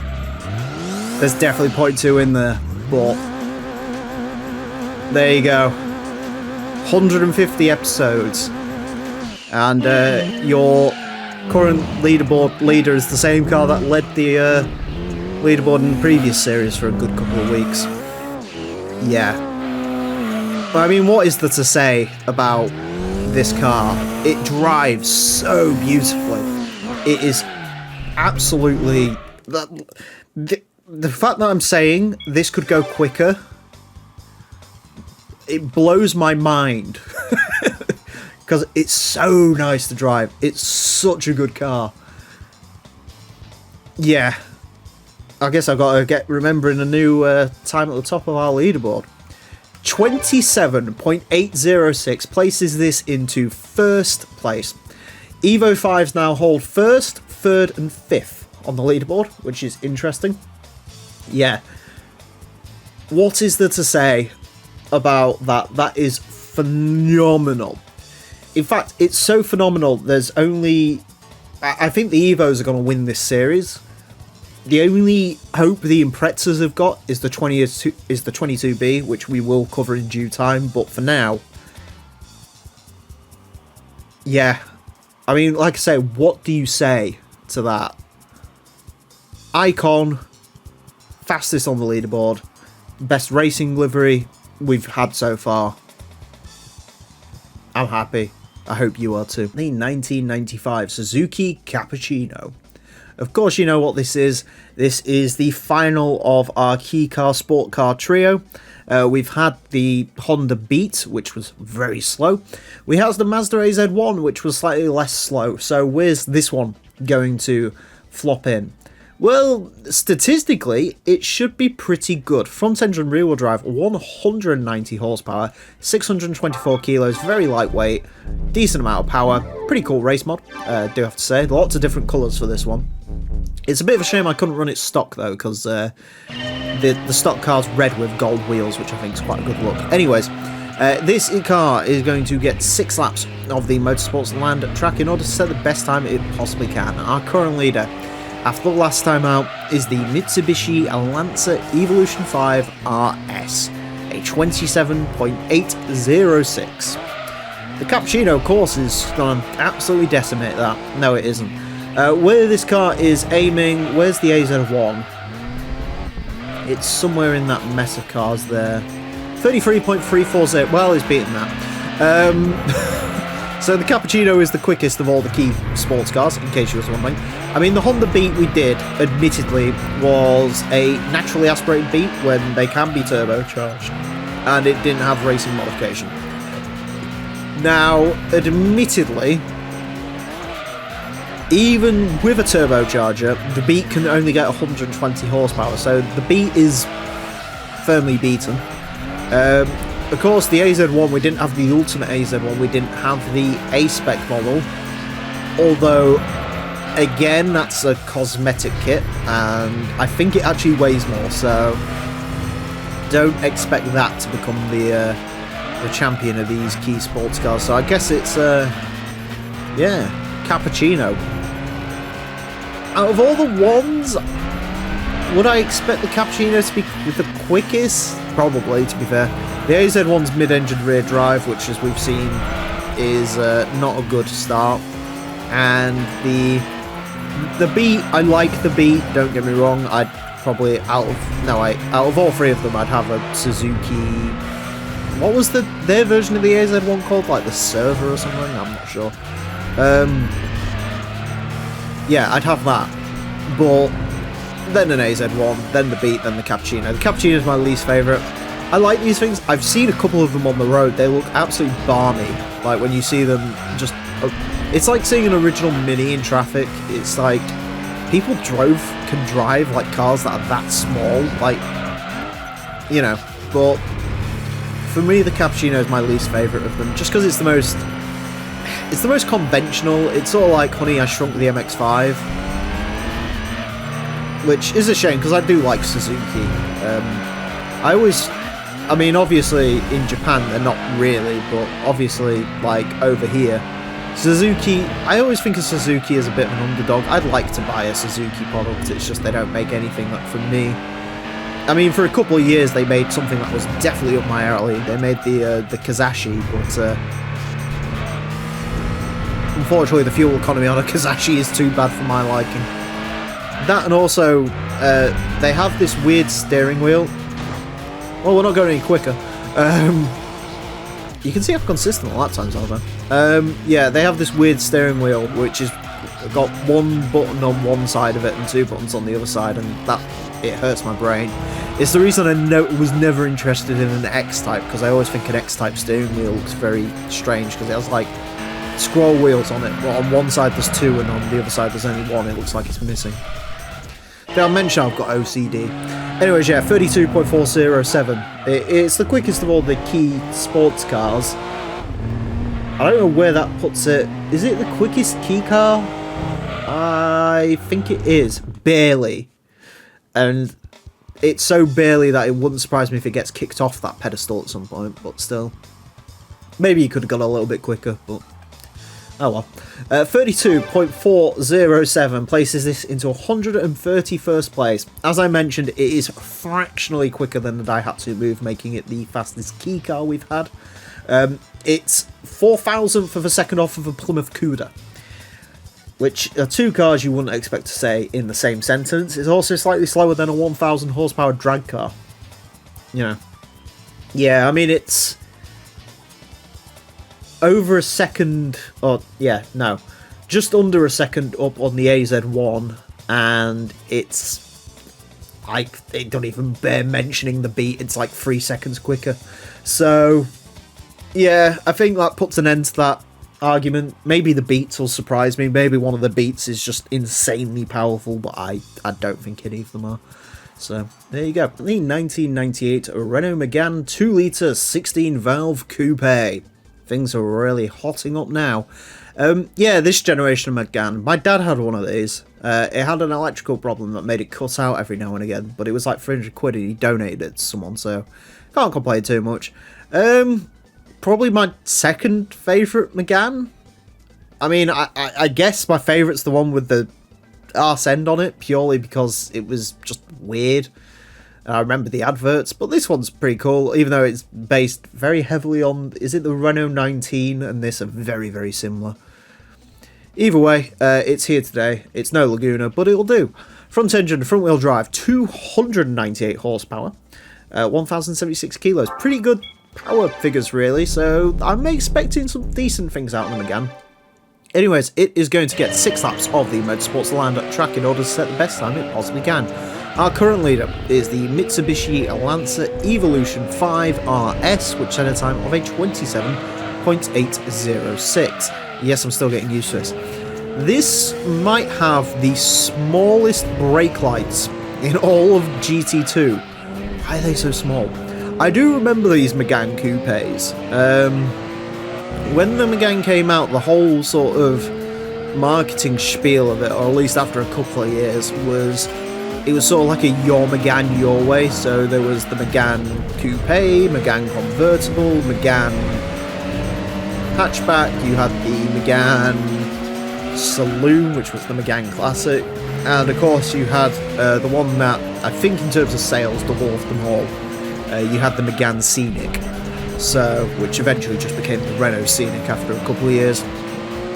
So it was sort of this era where they were trying to like completely make the Megane stick.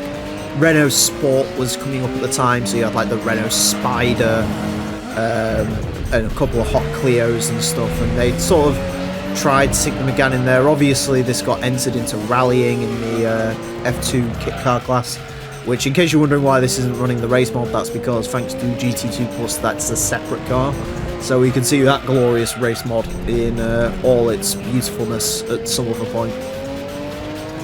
But yeah, I remember, I think my teacher at primary school, unless it was just a car that ended up in the car park, but I specifically remember a yellow Megane convertible, which was a terrible car. Even back then, like, you looked at it and you was like, that is an awful car. And the weird thing is, the Megane convertible wasn't one of those things that just like went away. The Megane convertible stuck around, I think, basically the entire time the Megane was around. They might have dropped it for the last generation before it became this sort of... Renault call it a crossover. I refuse to call it a crossover because to me it just looks like a hatchback that got squashed. But, you know, if that's what they want to call it, that's what they want to call it. But yeah, no, I remember these things. They never really were very cool. I guess looking back on it, you know, it's cool to remember there was a time where, you know, everyone was trying to make sporty cars as opposed to just whacking, like...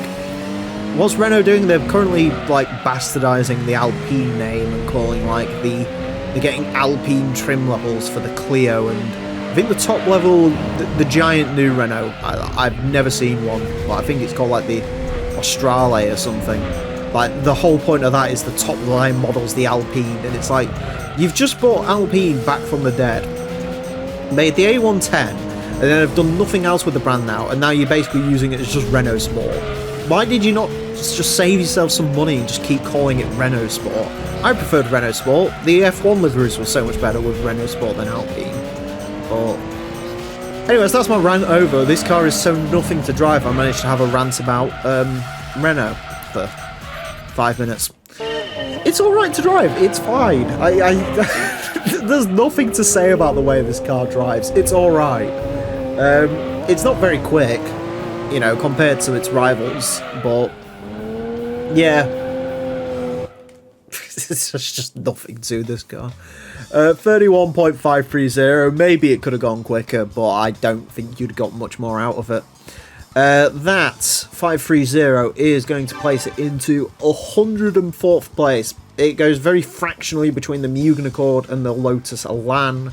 Quicker than the Mazda Demio, quicker than the Peugeot 306, which I guess is its closest rival, although that car was tested very long ago. It's quicker than a Corvette and a Dodge Avenger, so just normal Renault Megane things. Slower than the Opel Corsa, and then there's a bunch of other cars that are further up, like the Neons and stuff, which are quicker than this. So yeah, in terms of like European front-wheel drive cars, it hasn't done very well, but as the Megane always is, it's a car. The 1983 Toyota Corolla 11 GT Apex, our second AE86 platform to take on the course. We had a 85 Sprinter Trino, now we've got the Corolla, which I guess is my favourite of the two because it's got a name I recognise on it. As I discussed in that video, I'm not a big fan of these vehicles. They don't do anything for me, so we'll see how this gets along. The 1983 ones are going to run natural aspiration, the 85s are going to run the turbos, because otherwise there's literally no difference between these and those. Anyways, this car is going to get 6 laps of the Motorsports Land track in order to set the best time it possibly can. Our current leader is the Mitsubishi Lancer Evolution 5 RS, which set a time of a 27.806. The Terreno is unlikely to beat that. The last AE86 to go round, admittedly this was yonk to go, and I don't think it was as quick as maybe it could have been. A 31.849, so it's in 117th place. Are we expecting this to beat it? I don't really know. 201 horsepower, 825 kilos is not particularly impressive statistically, but this does feel quite sprightly for 200 horsepower. It's also got a cool racing mod. That's the one thing I will definitely give the A86s in this game. All of them have a unique and interesting racing mod. With that 85 we saw, it had that sort of like faux wide body on it, whereas this one's got the I think this is from a touring car of the time, I'm not really sure, but I really like the colour scheme on this one. 32.091, definitely can go a little bit quicker than that. It's a nice driving car, this. I remember the turbo car was a little bit, well, sideways as you'd expect these to be. This one though, I guess because it hasn't got enough power to really get yourself into trouble with, actually drives really quite nicely. It actually reminds me a lot of the Unos Roadster we had go round, the 89 with natural aspiration, which is ironic because I think these cars are actually quite similar in terms of performance. This has gone very slightly quicker, but yeah, they are actually quite similar cars, really, in the way that there's not enough power to get yourself killed, but you know, they're cheap, so it's fine, basically. And as we all know, Unos's and Terrenos in this game are pretty darn cheap. It does have to be said. Oh, we are going to go a little bit quicker. 31.6, yeah. As I said with that other Terreno, A, there's always 200s in everything, and also B, yeah, that car went round a long time ago, and while I didn't think I could get much better at this course, considering I already drove it for like thousands of laps beforehand, apparently you can, so not gonna complain, but still. I don't think my Sector 2 in this was absolutely phenomenal, so I don't think I'm going to be able to match what I did in Sector 2 with this somehow. But we'll see.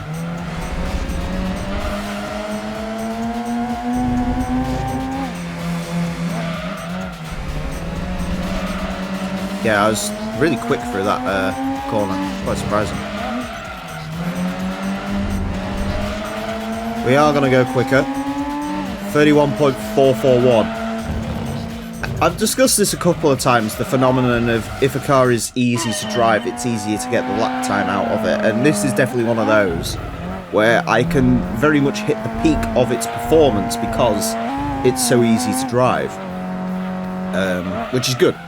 So, and like I say, don't worry about the other turbo Sprinter because we've got a turbo Corolla to come round at some point, so I guess we'll find out its true pace there.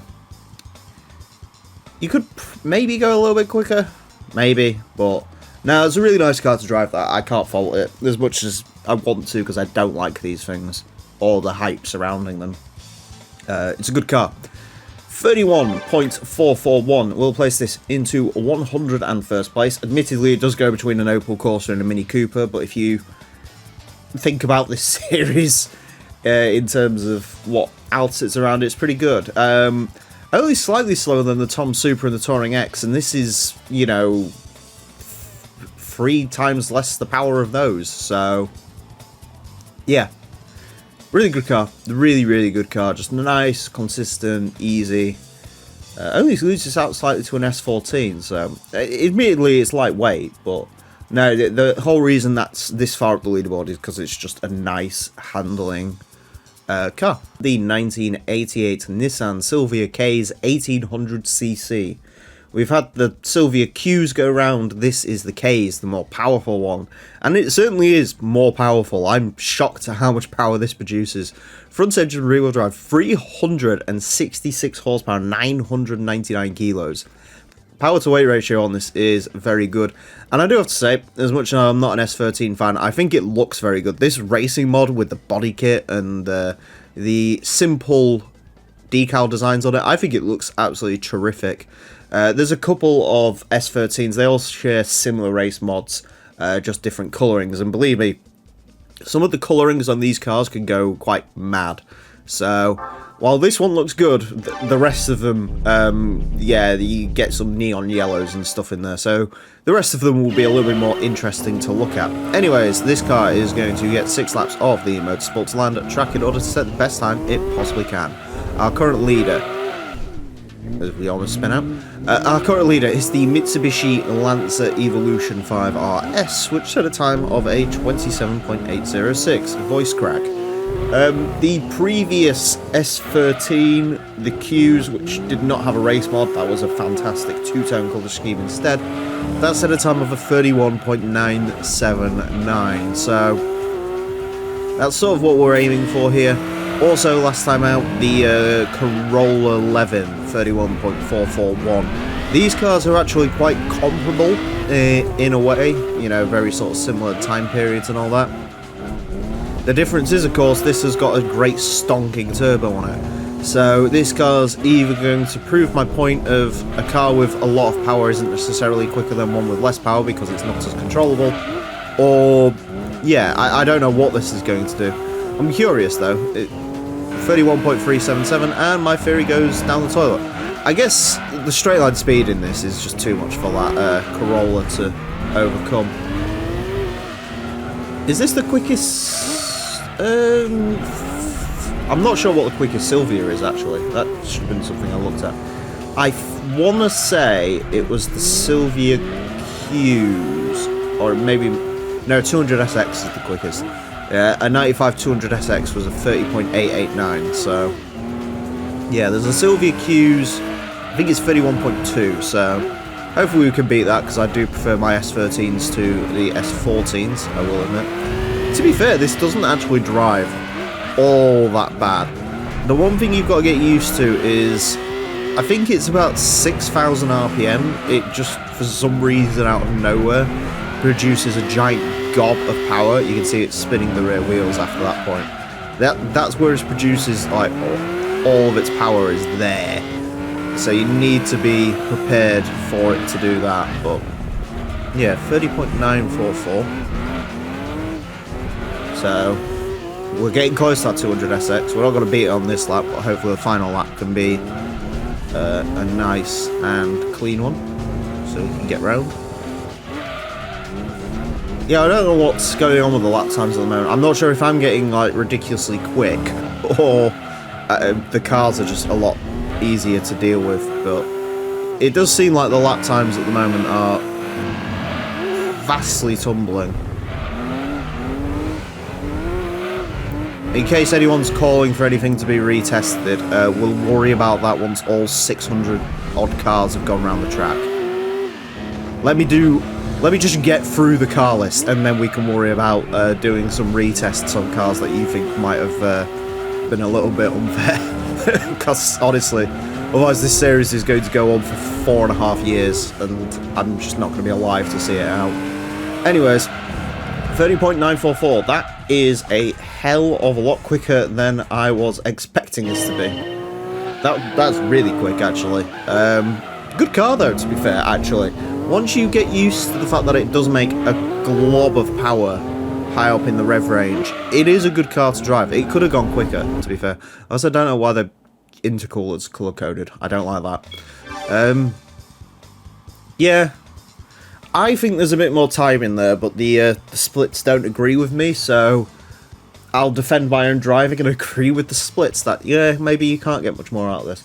There is, of course, the Silvia K's 2000cc to come round, which should be a lot of fun. So, we'll see when that car comes, how much quicker maybe it could have gone. Anyways, a 30.944 puts it in a very crowded spot in the leaderboard. Puts it into 70th place. It is marginally quicker than a Ford Focus, quicker than the Nissan Fairlady Z, which is good. Quicker than a Supra. That Supra was terrible to drive though. It's quicker than a Skyline Type S, the rear-wheel drive one. It's only slightly slower than the 200SX. I think the power to weight ratio, this probably has got the advantage over the 200SX, but the 200SX, I do remember that in a straight line being very, very quick. So, yeah, it's an impressive car, actually. I'm considering you can pick these up in the used car dealership for like $4,000.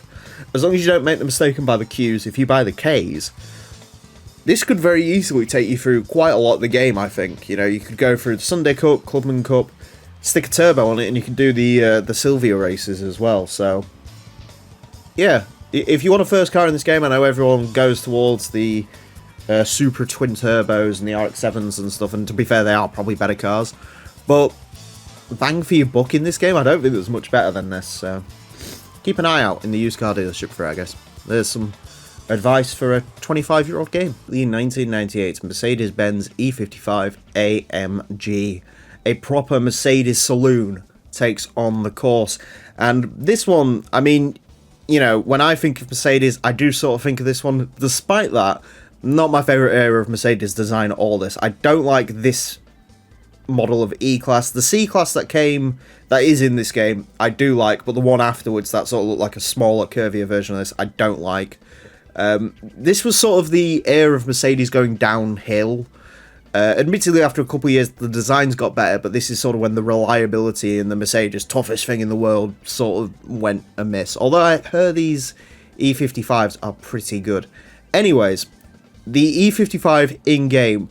This is one of the cars that benefits greatly from the Gran Turismo 2 Plus mod, because in the vanilla game, for whatever reason, there's no NA tuned stage 3, and the C43 actually gets more power than this, which doesn't really make a lot of sense, because as far as I'm aware, the engine in this and the engine in that are very similar, I think, unless that's a 6-cylinder. I'm talking out my arse. I might be doing that. Yeah, either way, GT2 Plus mod fixes that, gives it a stage 3 part, improves the other NA tunes, and now we end up with 639 brake horsepower, which is really what God intended. Yeah, front engine rear wheel drive, 1,521 kilos, one of the heaviest cars we'll ever have go around the course, a boatload of torque. Another thing GT2 Plus does, which I really like, is it adds in the beta colours for this car, because in the base game you can only have it in, I think it's 2 silvers and a black, so fortunately now we can have it in different colours, which I think do actually make it look a little bit better, and slightly less like a Toyota Corolla in an Etch-a-Sketch. Anyways, this car is going to have 6 laps of the Motorsports Land track in order to set the best time it possibly can.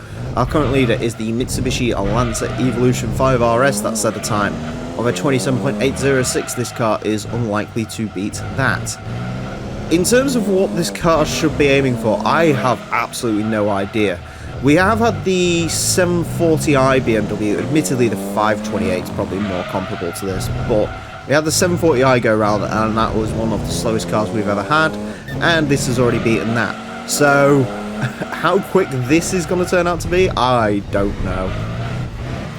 It depends how controllable it is, because this is one of those cars where, you know, you got a sort of a lazy image, lots of weight, but a lot of power and a lot of torque. And I've spoke about that enough for you to know what I'm on about now, where, you know, look at that Camaro we had before, where that was monstrously quick. So maybe this will turn out to be a bit of a monster, who knows. So far it's, I mean, for a car like this it's doing really well, but for just a car in general it's a little bit mediocre. I think actually where it is right now is basically mid-pack on the leaderboard, so 31.1 is sort of the normal time for a car these days. Right. To be fair, I'm sort of letting it down in the driving portion here, so I'll give it that. I don't dare shift it into first gear. We can get third out of there though. I love it how it invalidates your lap time for going the wrong way there. It's like, yeah, driving backwards around the course isn't conducive for a good lap time anyway. It doesn't matter if you invalidate it or not.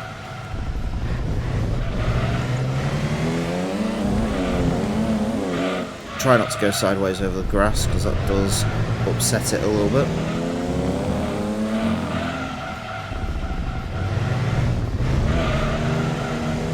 little bit of oversteer on the way out. 30.5. Wow.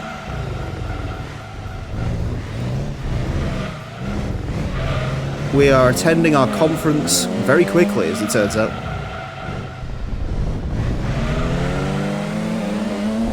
It makes a weird noise, this. It sounds like there's about 55 silencers on the exhaust.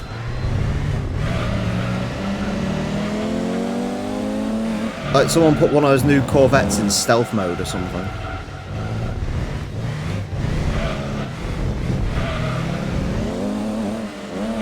I'm not sure what's going on with the engine sound. This could go quicker.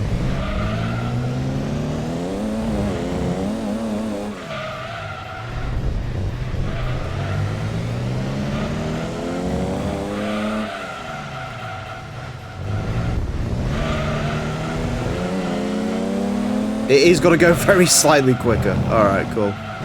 Yeah.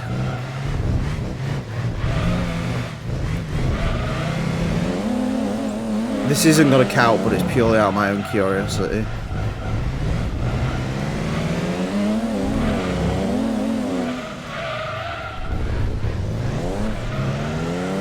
I honestly think there's probably like a 30.2 in this if you really kept pushing it, but unfortunately they're the ropes and that's the time it's got. But no, that was actually really good to drive, to be honest. Well, good to drive, relatively speaking. It's pretty good, actually. Yeah, it's a little bit less controllable than I'd like it to be. In all honesty, 1,523 kilos, it does look ridiculous driving around here. 1,523 kilos, I'd actually like it to weigh a little bit more, in all honesty, because I feel like more weight might keep it down a little bit. It feels like a lot of that weight's over the front end and not sort of balanced over the car, which is probably what I would prefer, but no. Alright, that was, I don't know, I'm a little bit gutted about that, because I think that definitely could go, and you can see there, I definitely think this could go a lot quicker, but unfortunately it's one of those cars where trying to get the lap time out of it is just difficult. So, it is what it is though. To be fair, in terms of its sort of on the leaderboard, even if it went a little bit quicker, it still wouldn't have climbed up that many places, to be honest, so we'll take it. 30.499. We'll place this into 55th place. It is quicker than a Lancia Stratos, which is interesting to know. Quicker than the Lotus Esprit V8 GT. Slightly slower than an Audi A4 Avant and a Renault Clio. But overall, that's pretty good, you know, for a car like this, especially, and you know, rear-wheel drive cars like the Supra that we've had go around with those ridiculous turbochargers. You know, that has a much better power-to-weight ratio than this does. Well, actually, to be fair, it's a Supra. It might weigh about the same as this, because they're not sports cars. Yeah, that wasn't very quick. Well, as this is very quick, because this can control its power a little bit better. I guess, for me, it's the argument, isn't it? What's better, turbocharging or natural aspiration for going around this course? And truthfully, I don't really know. Turbos for getting out of the corners, but I mean, natural aspiration for getting out of the corners alive, I guess. The 1992 Mitsubishi GTO. We've had a couple of twin-turbo cars go around, and they've been phenomenally quick. Now it's the term of the normal GTO, naturally aspirated, and statistically, it's not great. Four-wheel drive, 397 horsepower, good figure, but 1,468 kilos. This is a hefty boy. Yeah, don't expect twin-turbo performance out of this. I hope it does well, because I very much like the GTO, and this one is in the best GTO colour for this first generation Fuji Blue. But I can't say I'm expecting much out of it, purely just performance-wise. I don't know. It could really go... I don't know. Anyways, it's going to get 6 laps of the motorsports line of the track in order to the best time it possibly can. Current leader is the Mitsubishi Lancer Evolution 5 RS, set time 27.806. while this is a fellow Mitsubishi, and if it was a 99 twin turbo model, I'd probably say, yeah, that's definitely possible. It isn't a 99 twin turbo model, it's a normal aspirated one, so I'm not expecting much. Nissan Fairlady Z naturally aspirated are probably the closest thing I can think of to these, because they're sort of similar in weight, similar in, well, actually identical power figures, really. And they're not bad. 30.962 was the quickest one of those, so maybe somewhere in that region.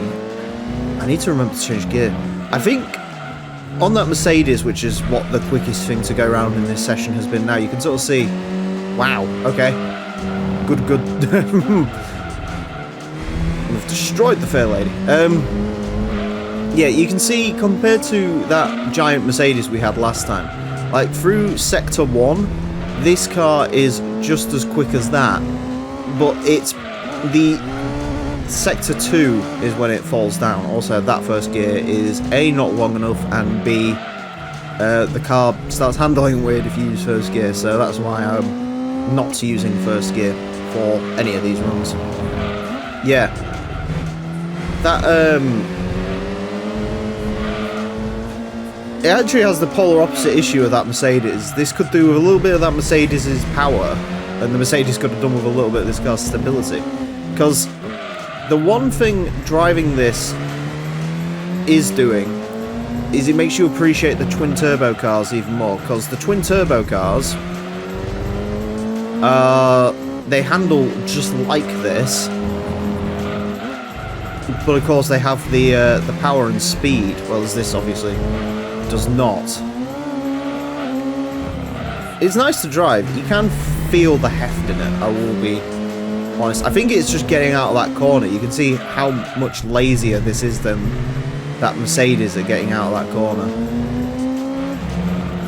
Yeah, it makes up all of its time on the first sector, and then by the second sector it does start falling away from that Merc, just purely based on how much straight line speed this has got. Because it's not quick. I think in a straight line drag race, the Fairlady would be a lot quicker than this is, if I'm being honest, but yeah, not bad. Well, actually, considering its size and weight, that's absolutely terrific, but it's just not, straight line speed is just not there for it, unfortunately. But it has beaten the Fairlady, we will give it that. It has done quite well, to be honest, but just a hefty car. Hefty car. Do I think it could have gone quicker? I don't think so. I'll be honest, I don't really think it would have gone much quicker. You could feel we were very much reaching the limitations of it, and it's one of those cars where if this had 450 horsepower, under 20 club, no, under 30 club, no problem. Under 20, yeah, let's not get ahead of ourselves. Yeah, it would have been under 30 club, no problem, with a bit more power, but you can see it there in the splits, you know, through the first part of this course, and admittedly, don't get me wrong, the E55, that lap did have a bit of a bum first sector on it, but even the best first sector in the E-Class, that's still 0.2 up on that, but it just loses the rest of the time through the lap. And you can see the difference between max speed in both cars. And bear in mind, you have to brake quite early in that E55 as well, so it is what it is.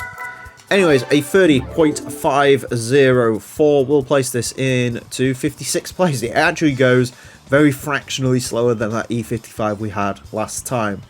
It is 0.4 up on the quickest naturally aspirated Fairlady Z we've had.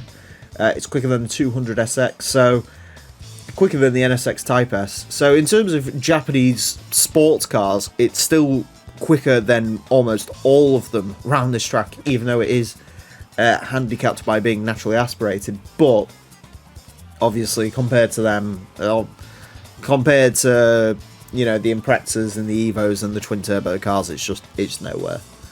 I'll be curious to see. We've got a couple of these to come. There's like 4 of them in the game, and 2 of them are going to run racing mod, 2 of them aren't, and this is one of those. So maybe with racing mod with a little bit more of the weight taken out of it, these cars could be quite impressive, but we'll see. I think they make about the same power figures because they're all basically the same car. Yeah. The 1995 Honda CRX Del Sol SIR, our first non-nutter LM edition Del Sol to take on the course, and I have to admit, I quite like these. Yes, I know they're not technically CRXs, but also, if I'm being honest, I didn't really think much of the original CRXs. No, these are cool. They have the best convertible roof ever. If you've not seen it, look up Del Sol. I think, to be fair, it might have only been a limited edition, but just look up Del Sol electric roof operation. It's fantastic. Statistically, not so fantastic. Front engine, front wheel drive, 248 horsepower, 1,012 kilos. This is a firmly low-end front wheel drive car. Anyways, we are going to find out how low-end it actually is. It's going to get 6 laps of the Motorsports Land track in order to set the best time it possibly can. Our current leader is the Mitsubishi Lancer Evolution 5 RS, a 27.806. This is unlikely to beat that. This, I think it's going to be the low end of our leaderboard, I'll be honest. If it gets over a 32, I'll be happy. We had a base model Integra, 31.876, and that was, I think that made very, very similar power figures to this. So if it can beat that, we'll be happy. MX-5 as well, actually. I think that's like a 32.088, the original MX-5. If we can beat that, that'll be good as well, because these cars are sort of, I guess, direct rivals. I say direct rivals, don't expect them in this series to be particularly direct rivals, because the MX-5s, there's lots of them, and they can have lots of different power upgrades, and I mean, we've already seen the Mazda Speed Roadsters and how quick they are. Yeah, don't expect these to be comparable to those, because this is basically the limit of where the Del Sol goes. Now, admittedly, the one thing the Del Sol does have that the Roadsters don't is the Del Sol obviously has an LM edition, which we have seen, and it was very, very quick.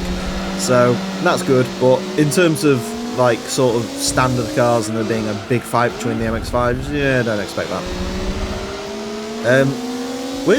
To be fair, all CRXs around this course are incredibly slow. I think the quickest CRX we had was like 32? I think it was that Mugen one, it was like 32 point. That was actually very close to that MX-5, so maybe that's where these are going to end up. But, you know, I am willing to sacrifice the CRX's ability to warp so the Civic can run, because as we know, Civics are quick, so that's good. 32.102.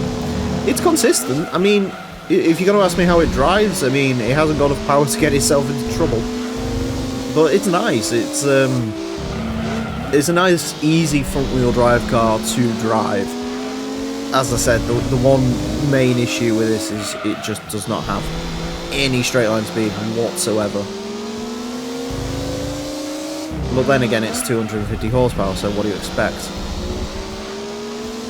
Yeah, final lap. First part of that last lap was very good. It's just the second part was sloppy.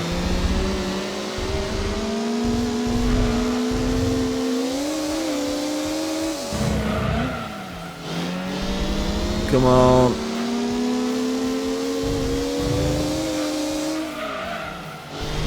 I don't know why I'm focusing super hard on getting a Del Sol to go quick.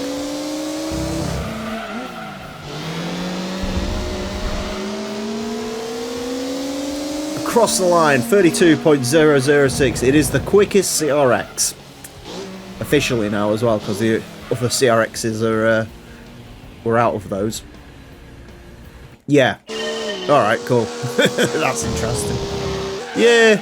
I mean, like I say, it's a front-wheel drive car that can't cause you too many issues because it doesn't make enough power to cause itself too many issues. It's very firmly in the low tier of front-wheel drive cars in this game. Cars like this, the Mitsubishi Mirage, the CRXs, Nissan Almera, stuff like that.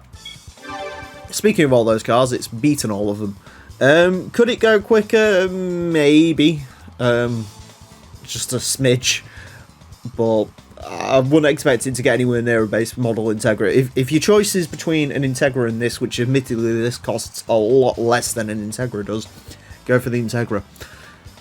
Yeah, 32.006 will place it into 125th place. As I mentioned, it is the quickest CRX we've had. It's quicker than an MR2, naturally aspirated, which is good. It's actually quicker than both MR2s we've had, so that's good. Quicker than a standard MX-5, although that was running natural aspiration. Slightly slower than a Sylvia, slightly slower than a Nissan Almera. Yeah. I don't know what you expected, really, out of the Del Sol. I didn't expect much out of it, and it's delivered not a lot. This isn't the slowest one as well. These SIRs are the quickest. It's the VXI and the VGI. For some reason, it's got two different names. Those ones are slower, so it'll be interesting to see on those ones. Oh, in case you're wondering as well, the 1992 SIR is going to run racing mode because I think it's very slightly lighter. So there you go. The 1969 Chevrolet Camaro Z28 302. Yeah, I've actually been building a Lego one of these very recently. Just finished it last night, and it was a very good set. Actually, I enjoyed it. I'm not a Camaro person, but the Lego set was cool, so it inspired me to drive this car in game. This actual racing mod is inspired by one of the famous Trans Am Camaros, I believe it was, Smokey Unit, the cheating guy. It's one of those cars, so that's cool. It's a cool looking race mod. Unfortunately, the Lego model, which is like black, white, black, red, or black, grey stripes, yeah, you can't get that colour in the game, so probably not a real colour, to be honest with you, because the Lego stuff does take liberties sometimes. Anyways, this car, real car, well, in-game car, front-engined rear-wheel drive, 439 horsepower, which is not as much as you'd think from a muscle car. I think this might be one of the lowest powered muscle cars in the game. It does have an awful lot of torque though, and 1,315 kilos of weight. One of the lighter ones, so it should be interesting.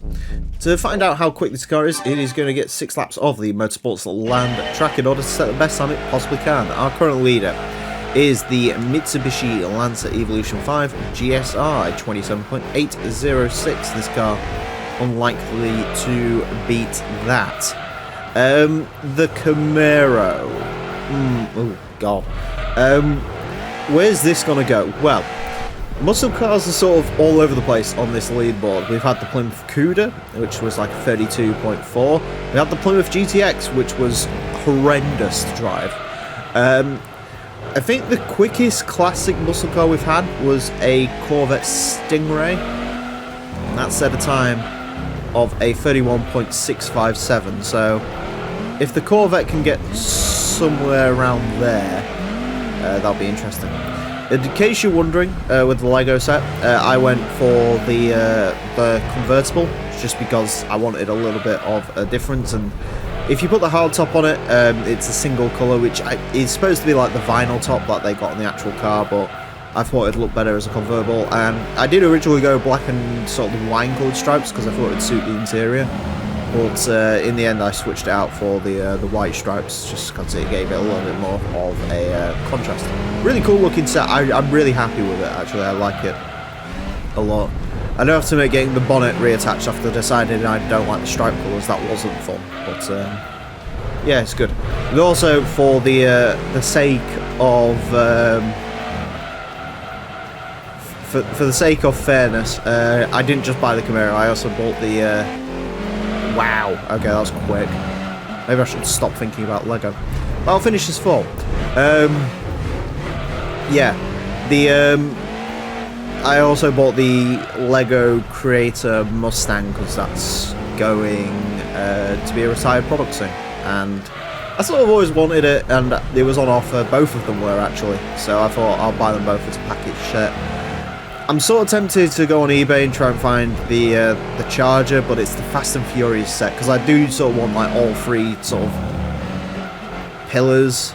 Mind you, I guess the Challenger would be the closest, and we haven't had a Challenge yet. Hopefully there's like another sort of Dodge-inspired Lego set at some point, so I can get like the full set. But yeah, I haven't built the Mustang yet, so I'm looking forward to that. Anyways, yeah, Camaro. This is nice to drive, actually. It's almost like these muscle cars... Ooh, okay. Right, be a bit respectful of it, but it's almost like these muscle cars drive a lot better when they're haven't got a ridiculous amount of power. This could go a little bit quicker, so let's go. Bit of a try-hard last lap. The actual speed of this isn't too bad. That was terrible. That was... You know when you like make a decision, you're like, that's the worst decision I could have made. And it turns out, yes, I was right. It was the worst decision I could make. Yeah, that's unfortunate. I think this could probably go under 31 seconds. I'll give it a little show run at the end of here, see what it would have got. But yeah, good car, actually. It's like I say, it's almost like these... It's just that... Do you know what it is? It's that bit there. Just getting it turned in, first and second, because it's a little bit understeery. That's where this car falls apart. If it wasn't for that, this would be very, very quick. I mean, we've had the 30th anniversary Camaro go around, and that was insanely quick, so... Yeah. No, good car, though. Like I say, definitely one of the better muscle cars to drive, and it is the quickest classic muscle car that we've had by a long way, so it can't be too mad with its performance there. 31.059. We'll place it into, I can't believe I'm saying this, 84th place. Okay, it's slower than a Peugeot 106, but quicker than the Jaguar XK8. It is 0.6 up on the Chevrolet Corvette. It's 1.4 seconds up on the Cuda. It's over 2 seconds quicker than the GTX. This is the benchmark for all classic muscle cars to go against now then. And to be fair, other than the Shelbys, I don't know what can really beat this, because this is one of the very few muscle cars, or especially the classic ones, that have racing modification, which obviously does benefit the vehicle. And again, it's just that the fact it makes more torque than power, and it makes not that much power, means you can't get too into trouble with it. Sure, it's a bit leery and sideways, but no, it was a good car, that, actually. It was, begrudges me to say it, because I'm not the best Camaro fan. But, no, it's a good car. The 1998 Subaru Pleo RM. No, the RM doesn't stand for Racing Modified. This doesn't have a racing modification for it, unfortunately. I have no idea what this thing is. It's... Honey, I Shrunk the Forester? I don't know. Comes in two-tone, which is more than the Pleo RS comes in, which, as far as I'm aware, is basically the same car. Yeah, it's one of those key cars, so don't expect this to set the world on fire, but we'll see. Four-wheel drive, 190 horsepower, 846 kilos. Maybe this will drive like a Mini Impreza. It won't drive like a Mini Impreza. Anyways, it is going to get 6 laps of the Motorsports Land track in order to set the best time it possibly can. Our current leader is the Mitsubishi Lancer Evolution 5 RS. This is not beating that. The Pleo, well, I mean, for a key car, it's got decent performance. The quickest key car we have had so far has been the Suzuki Cappuccino, a 32.407. Just behind that is a Daihatsu Move, which is also quite similar to this. So, if this can get somewhere in that region, then that's good. It does, I tell you what, for a key car, this feels quite sprightly. I'll definitely give it that. I also definitely took the wrong line for that first corner. Yeah, no, this does feel quite sprightly for a key car. I'll definitely give it that. What gearbox have we got in this? Is it a... It's a 7-speed! Yeah! Why? What? Why? I'm assuming it's like one of those... Why is it 7-speed? What on earth? Just for the record, by the way, this is entirely on its stock gearbox. It just happens to be a 7-speed for some reason. I wonder how many cars in this game have 7-speed gearboxes. There has to be a very finite number of them. That's crazy. I thought this was going to be like a 4-speed. It's also insanely fast. Wow. I was joking when I said this thing was going to be a mini Impreza, but apparently I wasn't too far off.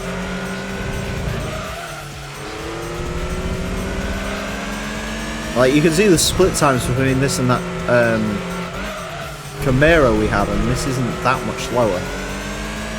Figuratively speaking, anyways. Obviously on the straights the Camaro would absolutely destroy this little thing, but... Okay. 7-speed... what? I'm assuming... Like I say, I am assuming... It's either... It's got to be one of those fake... like Honda used to have. My Civic had it. Where they used to call it the CVT7, where it basically... It was a CVT, but it pretended it had 7 gears. This has got to be something similar to that. This can't be a 7-speed, like, automatic or anything. Like, why would you put that in a key car?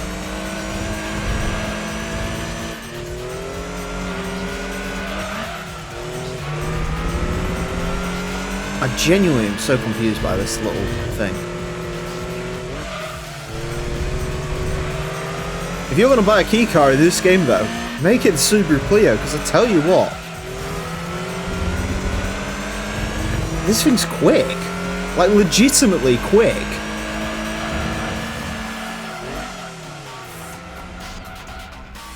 Yeah. Wow. It's a good car, that. It's a really good car. I don't really know what to say to what just happened. I was not expecting... It's quick, it's sprightly, it's got the worst wheel design in this entire game. I don't know what they were thinking, smashing 3 spokes on top of 3 spokes, but there you go. Yeah. Huh.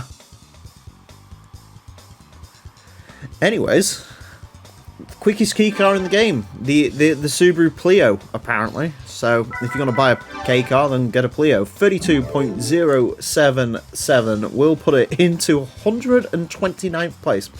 It is quicker than a Unos Roadster, quicker than the Toyota MR Spider, quicker than the Daihatsu Kid Aero Down, which that was a very good car.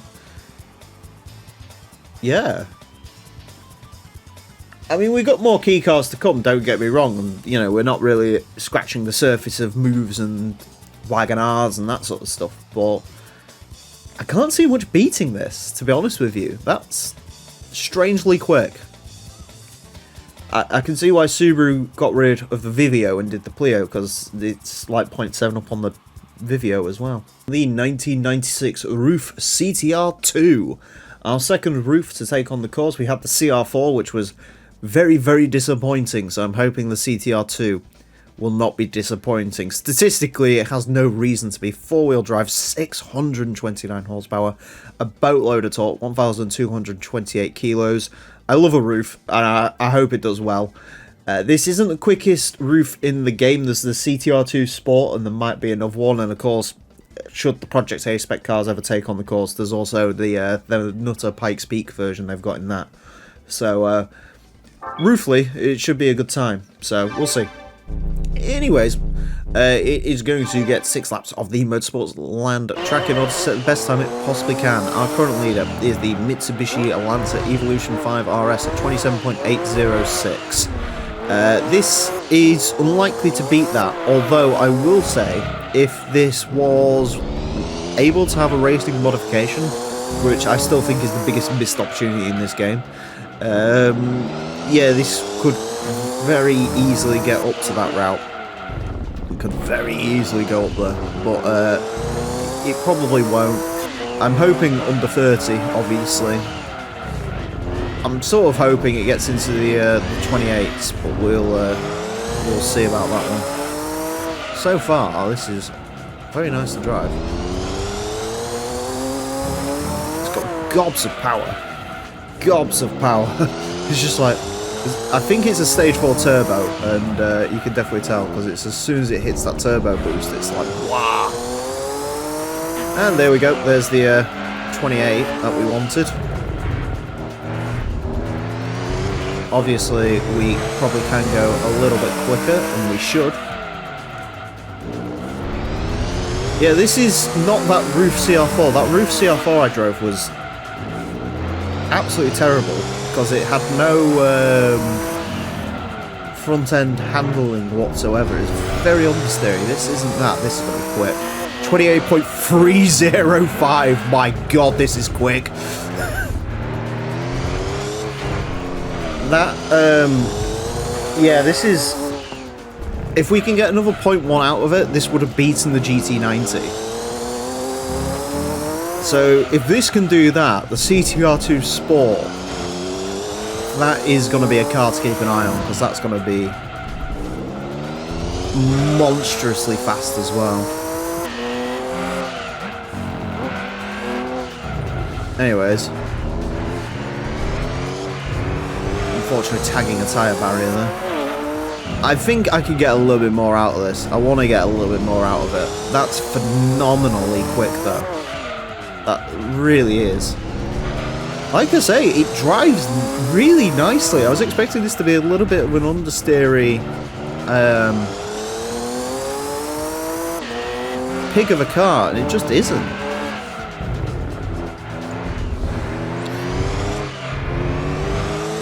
I mean, to steal a tagline from, I believe, a Japanese automaker, it's definitely the one to watch. Roof is the one to watch. It could go quicker. I definitely think there's 0.2 in there. I definitely think this could start chomping at the bit for the GT90. It's just me, personally, can I keep up with how quick it is? No, not really. That's phenomenal. That really is good. Oh, wow. No, I mean, I was obviously, I was expecting this to be quick. I really was. But to be that quick, no, that's blown my mind, that. I love a Roof, so I'm quite happy with that. I think there is a little bit of time in there. I genuinely do think there's a little bit more in there, but I'll take it. 28.305. We'll place this into 4th place. It's, yeah, like I say, quicker than Daihatsu Story Rally Car, Lancer Evo 5 GSR, quicker than the CLK Rally Car, GT1 race car. It's very, very quick, this. I do think this could genuinely challenge that GT90. I don't think it would get close to the Evo. I just don't think there's that little bit more in it. Maybe the CTR2 Sport, although I think the CTR2 Sport's got like a little bit more power, and I don't think power really is the issue here. It's just, genuinely, if this had a racing modification on it, I have no doubt it could take on that Evo. So, yeah, I'm happy with that. That's good. The 1998 Subaru Impreza WRX STI Sedan version 5. This, yeah, that's its full name, by the way. This is a upper mid-range Impreza. There's lots of Imprezas in this game. I do have to start getting a real move on with these Imprezas, because I've just looked and realised there's, I think, about 25 of them in the game. So we need to start racking through the Imprezas, which is no bad thing, because I'm a big Impreza fan. But there's the version 6 and the Type RA version 6. So this is the 3rd fastest saloon. But then there's the coupes, which should be quicker than these. So I don't really know. It's mid-range. Unfortunately, because this is a 98 Impreza, the 97, 98 and 99 Imprezas all share the same sort of race mods, which I think's a big shame, because they're not great. I mean, I like the colour scheme on this one. I could do without that red lettering. And then there's a Falcon scheme, which, again, I like the Falcon schemes, but for me, it's an Impreza. It's got to wear the stars and stripes and the rally mod. Anyways, four-wheel drive, 479 horsepower, 1,084 kilos. Interesting. Let's see how this gets along with 6 laps of the Motorsports Land track. It's got those 6 laps to set the best time it possibly can. Our current leader is the Mitsubishi... I almost said Subaru. The Mitsubishi Lancer Evolution 5 RS, a 27.806. This is unlikely to beat that. Very unlikely, actually. The Evo had a bit more power and less weight. So this don't get me wrong, I do think there are Imprezas which might end up knocking that Evo off its pedestal, but this isn't one of them. Thinking about it, interestingly, I don't think... Maybe that Legacy did very, very towards the start of the series, but I cannot recall the Subaru ever leading the leaderboard so far. I think it's all been different stuff. There's been a lot of cars that you wouldn't expect to lead the leaderboard, but I don't think Subarus have been one of them. Unless, like I say, that Touring, Legacy Touring was like one of the first cars we ever had. That's quick. Yeah, maybe that Legacy Touring we had right at the start of this series, but I don't think anything else has. I will say that this Impreza is not as nice to drive as I would like it to be. It's a little bit understeery. It feels like there's a lot of weight over the front axle. 29.568. Can this beat the Evo 5 GSR? That had no race mod. I don't think it's got the speed, really. Yeah, it's a nice... Don't get me wrong, it's not a bad car to drive, and you can see how quick it is, really. But... yeah, it's just not all that nice to drive. I'm hoping this isn't a sign of things to come for the Imprezas. Sort of the quicker the Imprezas get, the worse they are to drive. You know, I don't want that to be the case, because I do genuinely want the Imprezas to be in a shout with beating the Evos. Now, that being said, that Evo 5 RS is not the quickest Evo. By any stretch of the imagination, actually.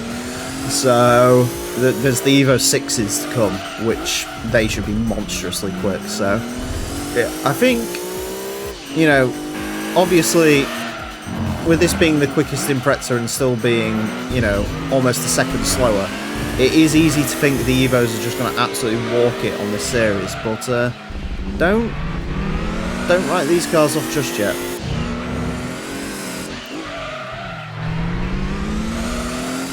Because it could get very interesting. It could get very spicy. Unfortunately, no more lap time in this one. I think it might be able to go quicker. Evo 5 GSR is 0.1 ahead of this though, and I don't think this has quite got the minerals to go as quick as that. But this is, do not get this wrong, this is a quick car. Yeah, really, really quick car, like top 1%. But yeah, just not as nice to drive as maybe I was hoping it would be. I think there's a bit more time in there, but it's just not as nice to drive as the Evo 5s. Anyways, 28.568 will place this in to 7th place. Now, there's a lot of things this is quicker than, so we should, you know, be happy about that. It's significantly quicker than that other Impreza Coupe we had go around. I can't remember what the power figures were like on that car, but it was quite light. So the Impreza Coupes I'm expecting quite a bit out of, but yeah, slightly slower than the Evo 5 Sirion rally car, the Roof CTR2. It's just not quite on the level of those cars, and I'm not really sure what would make it on the level, because, you know, the handling on this isn't great, but I'm also sort of thinking if this had, like, Evo 5 power, maybe that would have helped it, you know, get out those corners a little bit quicker. I'm not too sure. The 1998 a Lotus Elise. Yep, that's it. There's a lot of Elises in this game, and this one is just the Elise. We've actually already had an Elise go around, the Sport 135, and that was not very good. So here's hoping the Elise will be alright. Now, I should say the Sport 135 is statistically one of the worst. This one's actually better. This is the lightest Elise in the game, 614 kilos. That's all it weighs. Hence why it's running the racing modification. It's also the third or second most powerful. I can't remember how it works. Anyways, mid-engine rear-wheel drive, 266 horsepower, 614 kilos. I will say the race mod on this car is very, very good. It was one of those cars where I had to take a long, hard think about what colour I wanted. I could have gone green and yellow, or this colour scheme, which is sort of very loosely based off of the Camel Lotuses from the 1987 Formula 1 season, I think. The one where they had Nelson Piquet win in a Honda-powered car. Probably like the last hurrah for Lotus F1 team. I went with this one because I think it looks really, really good on this car. I hope you agree. Anyways, this car is not all about looking. It's going to get 6 laps of the Motorsport Land track in order to set the best time it possibly can. Our current leader is the Mitsubishi Lancer Evolution 5 RS. That said, time of 27.806. This Elise is unlikely to beat that. The Elise.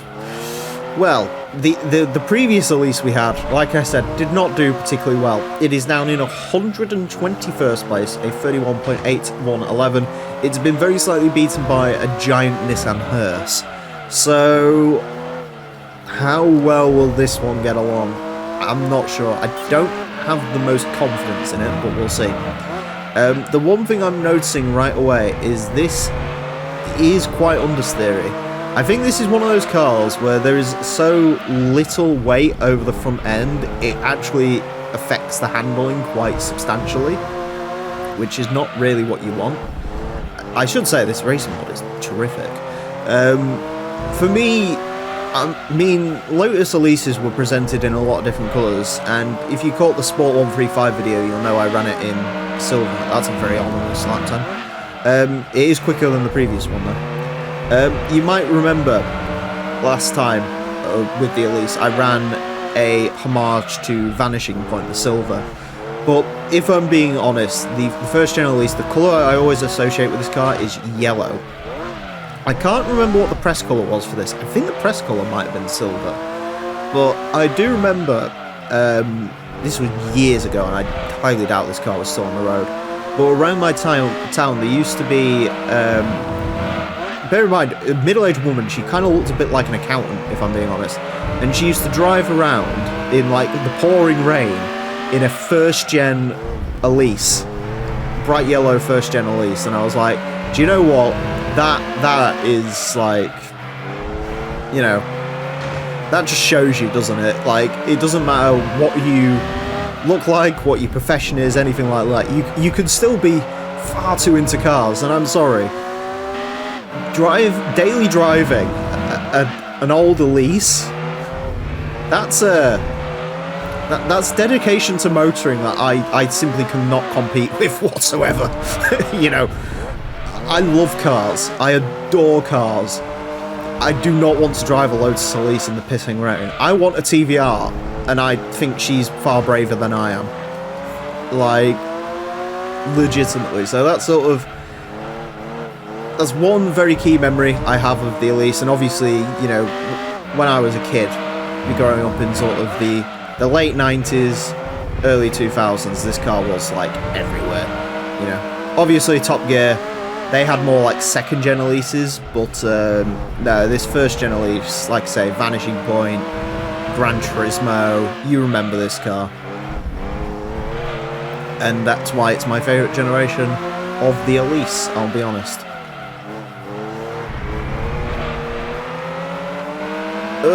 Across the line, 31.519. I will admit that final corner wasn't the best, but yeah, it's just not a very great driving car, I'll be honest. It's, like I say, I think it's too light. I know that's a weird criticism to have, but we've seen it before with some of the cars in this series. I think it's just too light. Too light for its own good, so it can't get any weight under the tyres to really, you know, make it drive well. It is quite interesting that, sort of time-wise, how it's all broken down. I think if you string every good lap together, you could go quicker, but I don't think by much. 31.519 will put it in an interesting place, though. It goes into 110th. It's actually quicker than the Lotus Elan, which shocks me because that Elan was much nicer to drive. It is about 0.3 up on the Sport 135 we had go round, but I don't think, unless the Motorsport Elise is, like, just insane, and of course there's the V8 Elise, which we don't talk about, unless they turn out to be a lot nicer to drive than this, I don't see the Elises doing particularly well around here. There's the most powerful Elise, the 190, to come round, but I don't even think that's going to go much quicker. I think I'd be shocked if any of these break the 31s, but Anyways, the 1992 Honda Beat version F. Hopefully the F doesn't stand for failure, but statistically we're not looking great. The Honda Beats, there's 4 of them in this game, I believe. This one is running naturally aspirated, and the version Z's going to run the turbo. I think the Mugen's going to run the turbo as well. Anyways, this one does get the racing modification, though, which, in terms of this Beat, makes it look very interesting. I can't remember what the other colour was for this. There was white and green, or like white and red or blue, but, you know, you got to go for the white and the lime green. It truly is a colour combination of all time. Anyways, the sad frowny face is because of the statistics. Mid-engined rear-wheel drive, 95 horsepower, 678 kilos. This actually weighs more than that Elise we had last time. That's ridiculous. Yeah, don't expect much. For its 6 laps of the Motorsports Land track, it's gonna attempt to set the best time it possibly can. Our current leader is the Mitsubishi Lancer Evolution 5 RS, a 27.806. The beat ain't beating that. The beats, well, the last beat we had is the 4th slowest car we've ever had, 35.783. So this one's going to be hoping to go a little bit quicker. Now this one is running racing modification, which should help it. Unfortunately, because it's running racing modification, that means it's got downforce, which is the last thing this vehicle needs. So it might actually be slower with racing modification.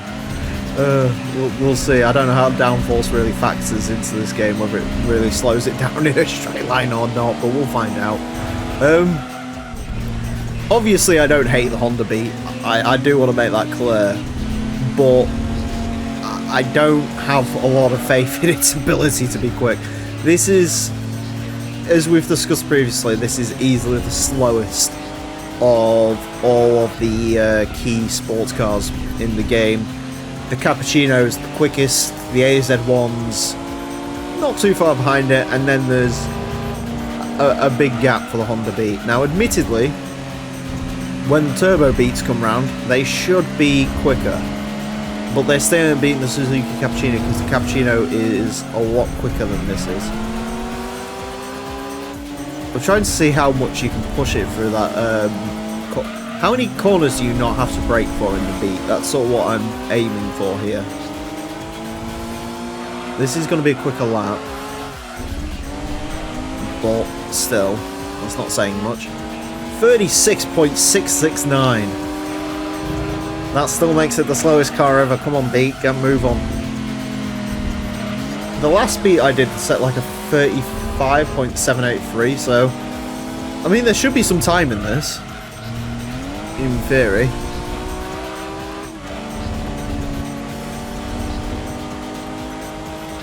This might be one of those cars where it's so slow, taking the course properly might actually be quicker.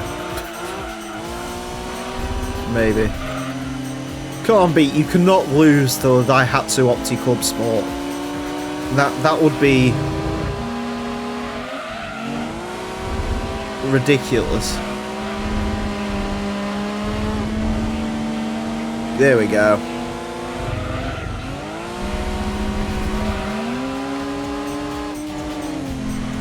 Attacked the tyre barrier, that wasn't good. Go on, Beat. We cannot be slower than the Daihatsu Opti Club Sport. That should be physically impossible. We're not going to be slower than the Daihatsu Opti Club Sport. It's a 35.979. Yeah!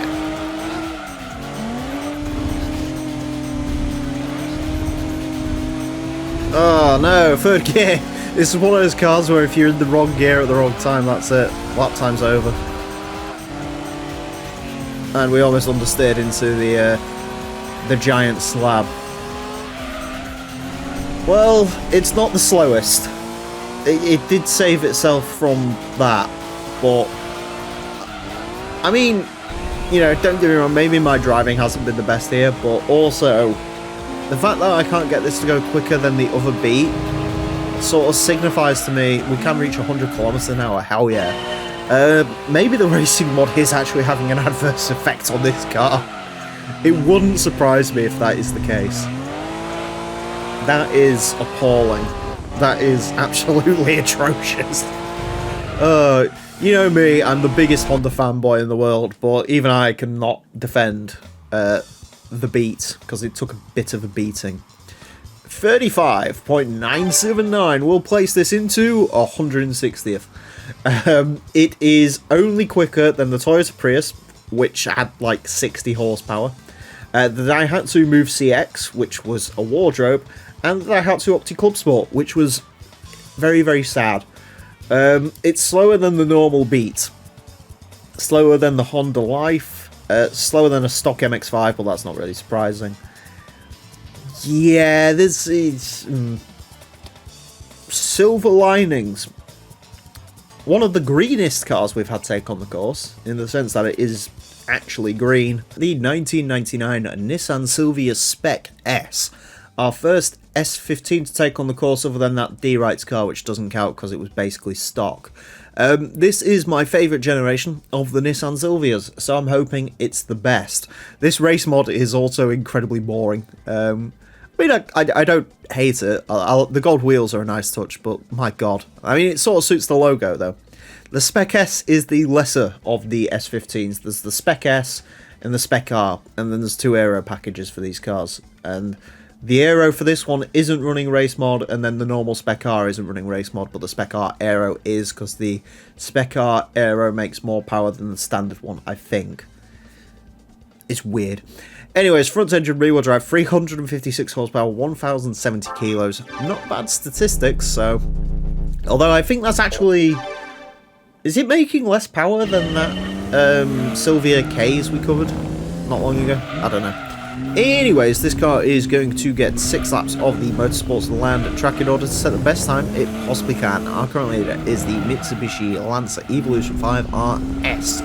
That set a time of 27.806. This Silvia is not likely to beat that.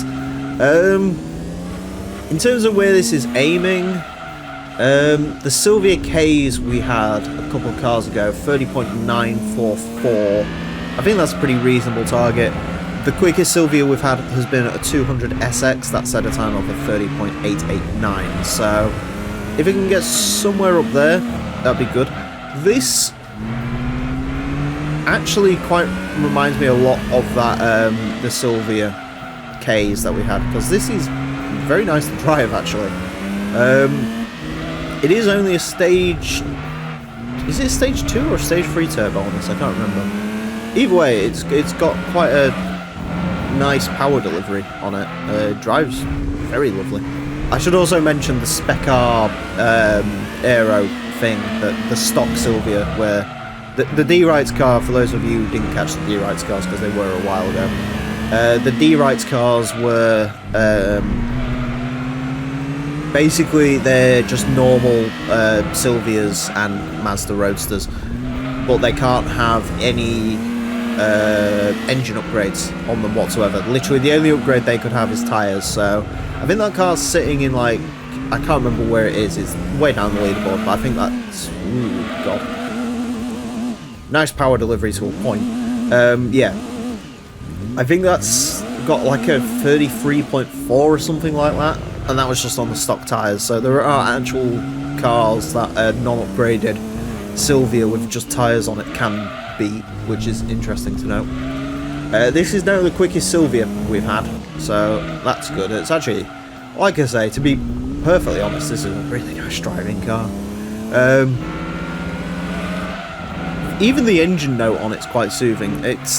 You'd expect a Silvia to have sort of like a beastful sort of... Well, actually no, you wouldn't expect it to sound like a beast. You'd expect it to have a sort of like a whiny sounding 4-cylinder.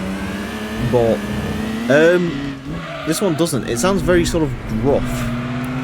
I think it's a similar engine note to what was on that Mercedes we had not long ago.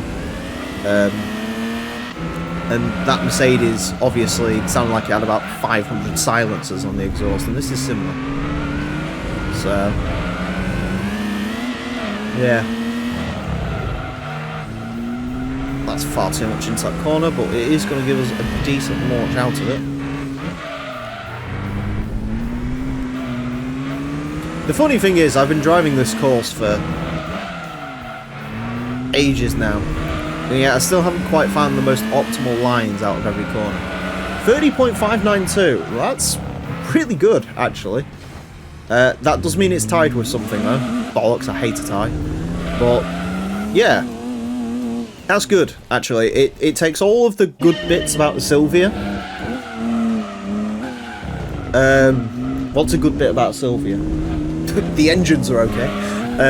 But this one actually, if you ignore that one part of the lap, this one actually handles nicely. That 200SX, which was the quickest Sylvia, that was a complete handful, but it had like 400 horsepower, so it was fine. Whereas this is, yeah, this handles a lot better than that did. Yeah, maybe you could have gone quicker as well. I don't think... You should ignore the Sector 2 on that lap. I don't think that would have strung it all together, really. Because your Sector 1... The better your Sector 1 is, the more your Sector 2 suffers. Because Sector 1, really, you want to be braking before you hit the line on that one. But, no, good car. 30.592 will put it in to 61st place. It ties with the Lotus Esprit V8, as I mentioned before. When there's a tie, the car that set the time first will be the one that gets to go higher up in the leaderboard. But no, the only Japanese sports car that's really quicker than this is the Mitsubishi GTO and the RX-7s, but the RX-7s were ridiculously good. That's actually a really good lap time. There's not a lot comparable to it. It is about 0.3 up on the 200SX. 0.4 up on that Sylvia K's we had. Yeah, it's a good car. What time did that D-Rights car set? I've got to try and find it now. How far down is it?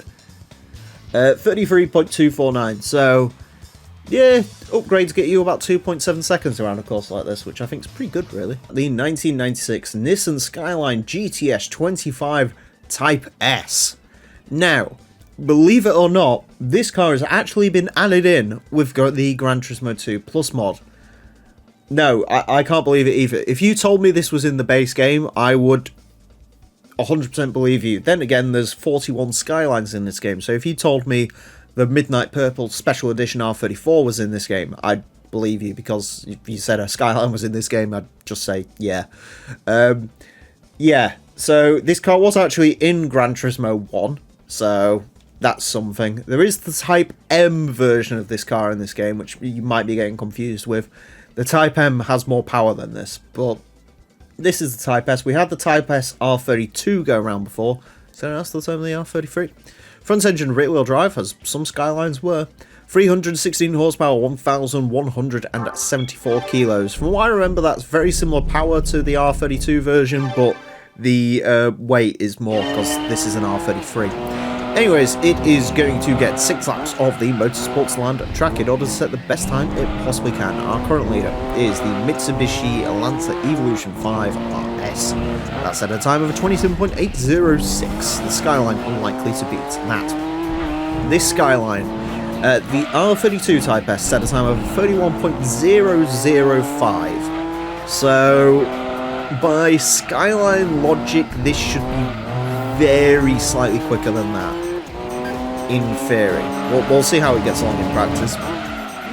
As I mentioned, there is the Type M to come. The Type M's are more powerful. So, now, this car. Let's talk this car. The fact this wasn't in the game already slightly blows my mind because, well, A, just look at it. It looks like a car that would already be in the game. It's another Skyline. Why would they not just add another Skyline? Can you imagine them being sat there like, you know, there's too many Skylines in this game. We need less Skylines. Is that... No, it's not as quick. Yeah. Can you imagine them being like, oh yeah, there's too many Skylines in this game? It's like, what are you talking about? You've got 41! You've got different years of GTRs, and I don't know what the difference between a 1989 GTR and a 1991 GTR are, or a 95 R33 or a 97 R33. What is the actual difference? Statistically, there's none. But, anyways... Yeah, I don't know why they reached that limit. But also, more curiously, the R32 version of this car is in the game. So they've got the R32 Type S and Type M's, but they haven't got this one, apparently. Like I say, they decided this was too many Skylines to have this one. So I'm not 100% sure what's going on there with polyphony. Yeah. Either way, I mean, this is here now. I did realise after I bought this that this is exactly the same colour that R32 came in, so hopefully, to be fair, knowing this video, there's going to be probably less people who click on this, purely because they think it's just another Skyline, and to be fair, it is just another Skyline. But it's technically the rarest Skyline in Gran Turismo 2, because it's not in the game, kind of. Yeah. Well, until GT2 Project T-Spec came along anyway, because they've also added the R33 concept car. I haven't had a direct conversation with Computer about sort of what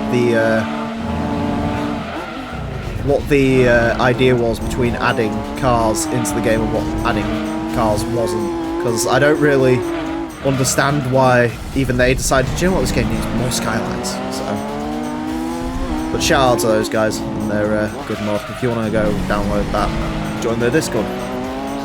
It's good fun.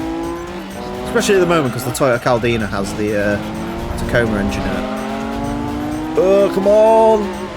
It's very slightly slower than the R32. To be fair, considering the weight difference on this, that's probably about right. I will say, if you want a laugh, this car is 0.1 of a second slower than the R32, but because it's 0.1 of a second slower than the R32, it's actually 13 places lower than it. That just gives you an idea of how mental our leaderboard is at this point. It's insane how close everything gets. But I think there's 0.2 in there. I think you probably could push it a little bit closer to R32. It's quite a nice driving car, in all honesty, but I'd probably go with the R32 because it's lighter. That's just it. It's the better of the two. So, cut from the game, and no one misses it because it's not as good. Anyways, 31.120 will place it into a 93rd place. Goes between an Accord and a Prelude, which is interesting. It is quicker than the Mazda Roadster VS, quicker than the Chrysler Phaeton, quicker than a twin-turbo Fairlady Z, so it's not bad.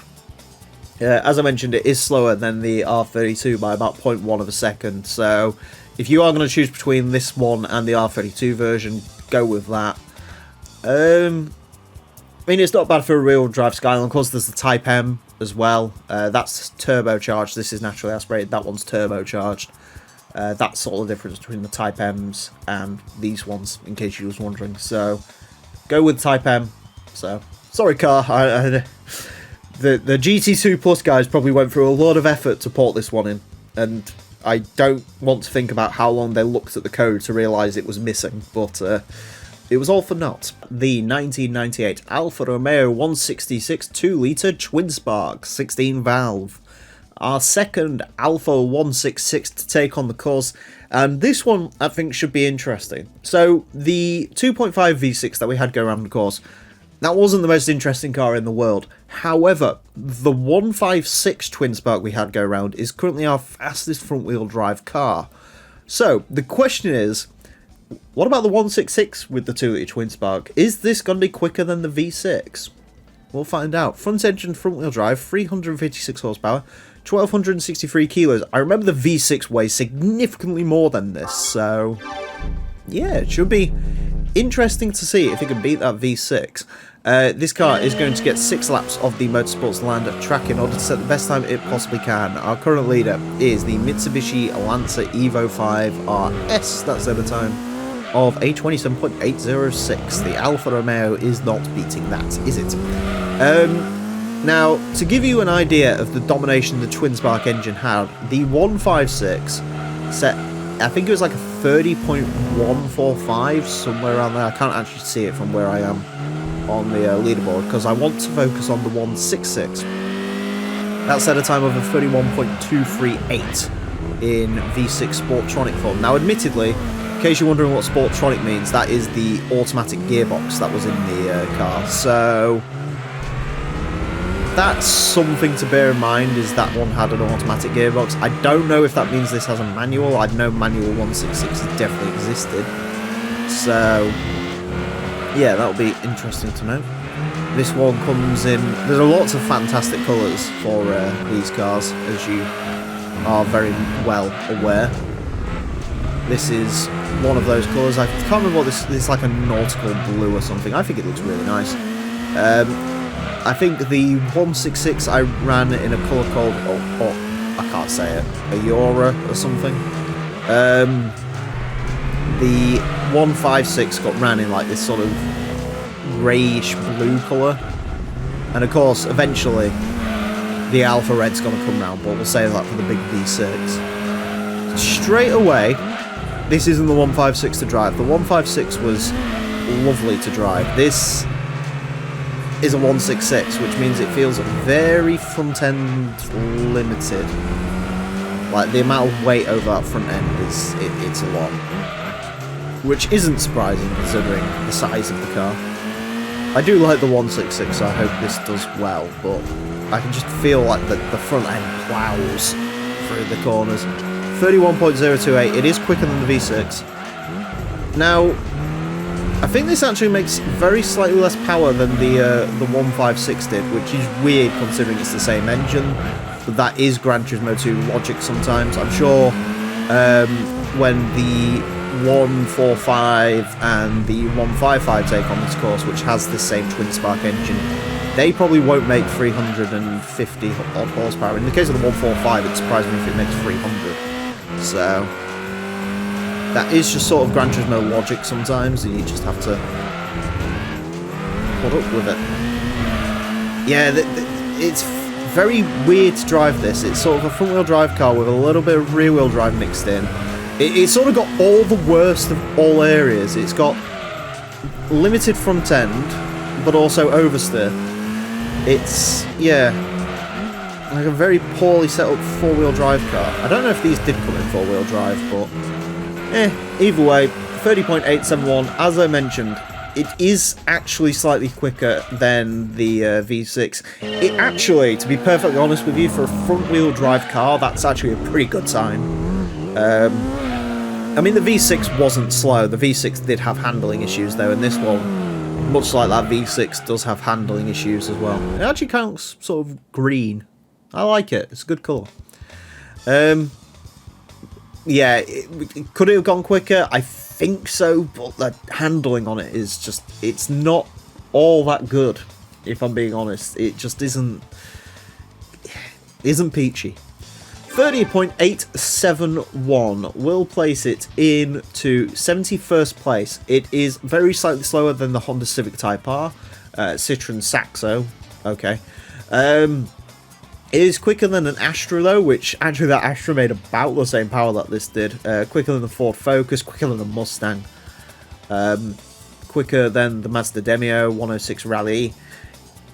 Again, it's like 0.34 up on that 166 V6 we had, so yeah, unfortunately it hasn't quite set, helped this car's qualms. I was hoping it was going to be, well, unrealistically, but I was hoping it was going to be just behind the 156, but no, it's only solved part of this car's issues. It's slightly reduced the weight, but it also handles horribly, so that's not particularly great. So go for the 156. The 1991 Honda Prelude SI. We've had the SI VTEC go around that, a racing mod and a lot of power. This doesn't have that.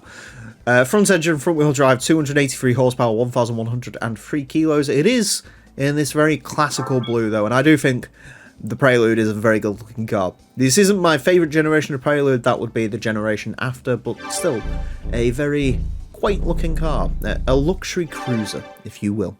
Anyways, we'll see how much of a luxury cruiser it cannot be by taking it for 6 laps of the Motorsports Land track. It's got to get those 6 laps at the best time it possibly can. Current leader is the Mitsubishi Lancer Evolution 5 RS. That's at a time of 27.806. This Prelude is not beating that. The Prelude SI set a time of a 31.122. It was right around where the Honda Accord was. And while obviously because the Japanese in the 90s didn't know how to share chassis, this isn't actually an Accord chassis, it's its own unique one. It's still quite similar to an Accord, so sort of around there is where I'm expecting it to be. I hope this one's got the TV in it. In case you didn't know, I might have mentioned this with the 91 Prelude. The Prelude had one of the best car options ever, and that was for an actual dashboard TV. Long before infotainment and all that bollocks, it actually had a proper tuner TV in the center console. Of course, you can import one of these now and have that, but it's a Japanese TV, and I don't think it will receive signal anymore because everyone's moved from whatever it was before to digital broadcasting. But still, I think that's one of the coolest car options ever. Just a TV. I know obviously you can get TVs in your bling bling Cadillac Escalades and other such utterly profane vehicles, but you know, you could have that in your sleek, stylish Honda Prelude Coupe. This really is the car for like the middle-aged Japanese businessman. I feel like if you drive a Prelude, you can't. Well, this generation at least. The generation after this, where they had like the Motegi special editions and all that, maybe. But this generation of Prelude, I feel like this is the sort of car that you dress for. You know, you can't just wear a t-shirt and joggers when you drive a Prelude. You have to wear a jumper at least. It's a smart casual environment, Prelude. Yes. That's just how I imagine these cars are. It's got a 5-speed, so it is a manual, which I'm quite shocked about actually. I thought this would be the 4-speed auto. This one I think is the 2-litre.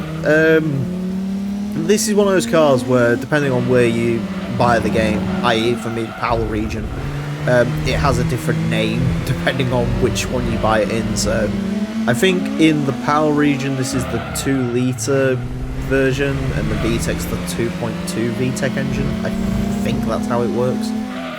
There's a lot of VTECs and non-VTECs and SI and whatever going around this time. Either way, buy the VTEC one, because the VTEC one is better, as is I think going to be reflected in the lap time. 31.254. Not bad. That's probably where I'd expect it to sort of sit.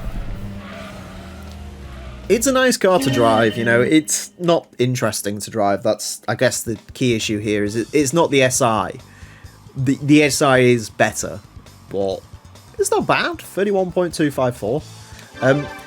That's 31.254 will place it into 104th place. It is 1,000th of a second quicker than a Silvia EQs. It's actually quicker than the Toyota Celica, which I'm quite shocked about, if I'm being honest. Quicker than Toyota Corona, so I guess it's quicker than anything that Toyota would throw at it of similar quality. As I mentioned, it's about 0.1 down on the Prelude, Cord, stuff like that, but that has a little bit more power than this, and also racing mods and stuff. So yeah, not bad, not bad. Very classical car. The 1993 Mazda Unos Roadster V Special, the luxury Unos Roadster for the people who simply are too good for cloth seats. They want cream leather and a cream roof, which I'm sure doesn't discolour horribly over the years. Some nice wheels as well. Yeah, this is the second normal NA to go around. We had a standard 1989 car with NA tuning. This is the V Special with turbo tuning. So it makes 301 horsepower, which is a lot for a Unos Roadster. 910 kilos. Pretty good power to weight ratio. I'm looking forward to driving this. We are going to get 6 laps of the Motorsports Lambda track in order to set the best time it possibly can. Our current leader is the Mitsubishi Lancer Evolution 5 RS that set a time of a 27.806. The Unos Roadster is unlikely to beat that. Now, the standard Junos that we had go round, that's at a time of a 32.088. It actually sits quite far down our leaderboard.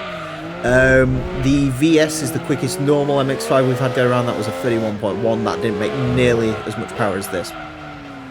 The Master Speed versions of this car, I think they're sort of hanging around 30.5. So I think this is going to go somewhere in between the VS and the Master Speed Roadster versions. I don't think it's going to quite have the turn of speed that the Mazda Roadsters had, or the Master Speed Roadsters had, but I think it'll be quicker than the VS. The VS, I think, was naturally aspirated. I remember that having like 240 horsepower, so this obviously has more than that, so this should naturally be quicker.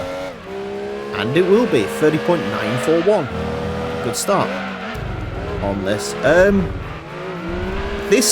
So my plan with the V Special is I really wanted to get this in like British Racing Green, which is one of the colours it comes in, because I think it's a nice contrast, you know, the green and the cream. But then I saw this white one, and it reminded me at my grandmother's house there was like a Barbie car. I think it was owned by my cousin before. It was like a Barbie, like big style Barbie car, and it was a Mazda. It was a Mazda NA, a white one, and this reminded me of that. So, from an early age, my perception of the NA MX-5 was damaged, to say the least. Because, yeah, if you know me, I'm not the biggest fan of these cars. I don't mind the NB. I actually quite like the NB. The NCs post-facelift are alright. The ND's okay, but the NA is probably my least favourite MX-5, which I know is the complete opposite to everyone else. But like I say, I don't think I've told that story before, but my perception of this car was very much ruined at an early age. So I saw this white one with its 5-speed. Okay, so it's still manual. Yeah, I saw this white one, and I was instantly like, you know what?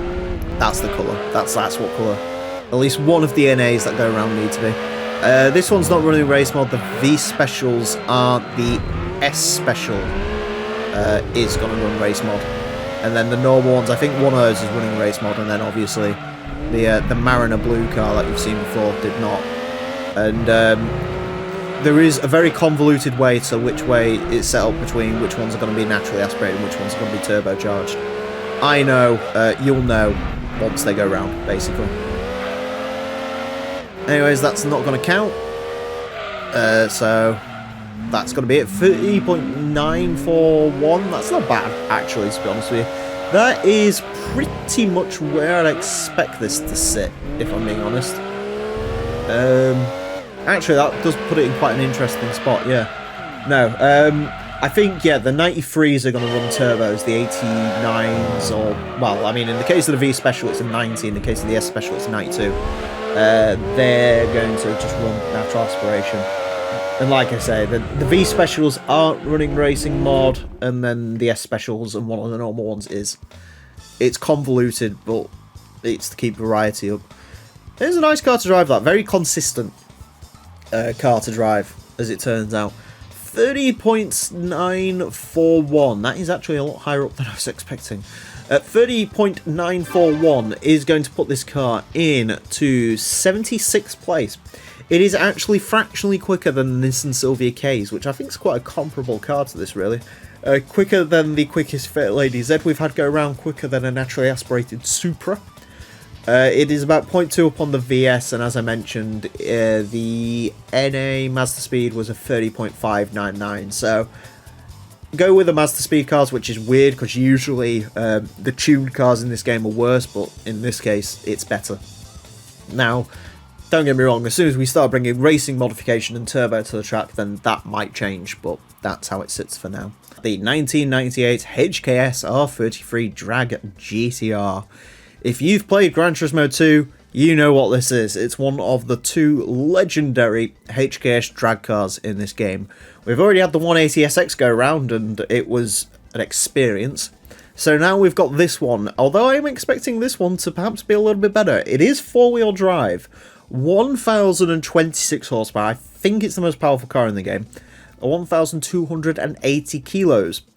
You'd think, looking at those statistics, my god, this is going to be the car that could very easily knock off the Evo 5, but, well, as you also know if you've played this game before, the handling isn't, good. Anyways, this car is going to get 6 laps of the Motorsports Land track in order to set the best time it possibly can. Our current leader is the Mitsubishi Lancer Evolution 5 RS, that's at a 27.806. This is unlikely to beat that.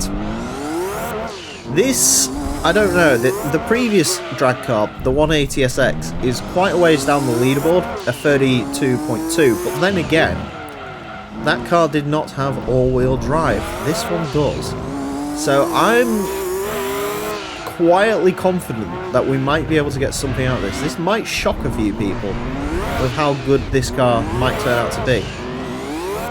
The funny thing is with these cars, honestly, is I'm sure with some tuning you might even be able to do it. If these handled better, these would be absolutely insane on the leaderboard. One thing you really have to adjust your brain for is the brakes. The brakes are not good on this. Come on, under 30. Ah, almost. I want to get this under 30. I think it could do it, you know. I really think it could do it. Because that's the fun thing with this one in particular. The 180SX is crap. But this one, the joke with the R33 is because it's all-wheel drive, it can actually stick the power down. So really, all you have to worry about is the corners. That's going to be an off-course, that's a problem. Yeah, the only thing you really have to worry about in this is the corners, because of course it's still, yeah, it's not a handling god or anything, or even close, but because it makes so much power, and because that power can actually be directed to the road, which is quite an achievement in some of these cars, it might actually be alright. Come on, please, I beg of you, I just need one lap that's under 30. I would be curious with, I mean obviously this is on Racing Soft, so I don't know how much tuning would improve it, but I would love to drive like a well-tuned version of this round here. Not obviously recorded, because, you know, it's series forbids tuning. We do upgrades, not tuning here. I would be very curious to see what a well-sorted HKS drag car, or this one specifically, not the 180, what it could do around here, because I do think this with a better fettling might be alright.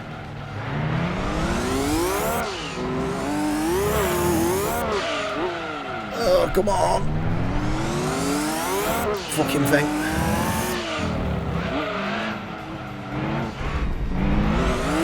Come on, to the line, to the line, to the line! Ah! It was so close!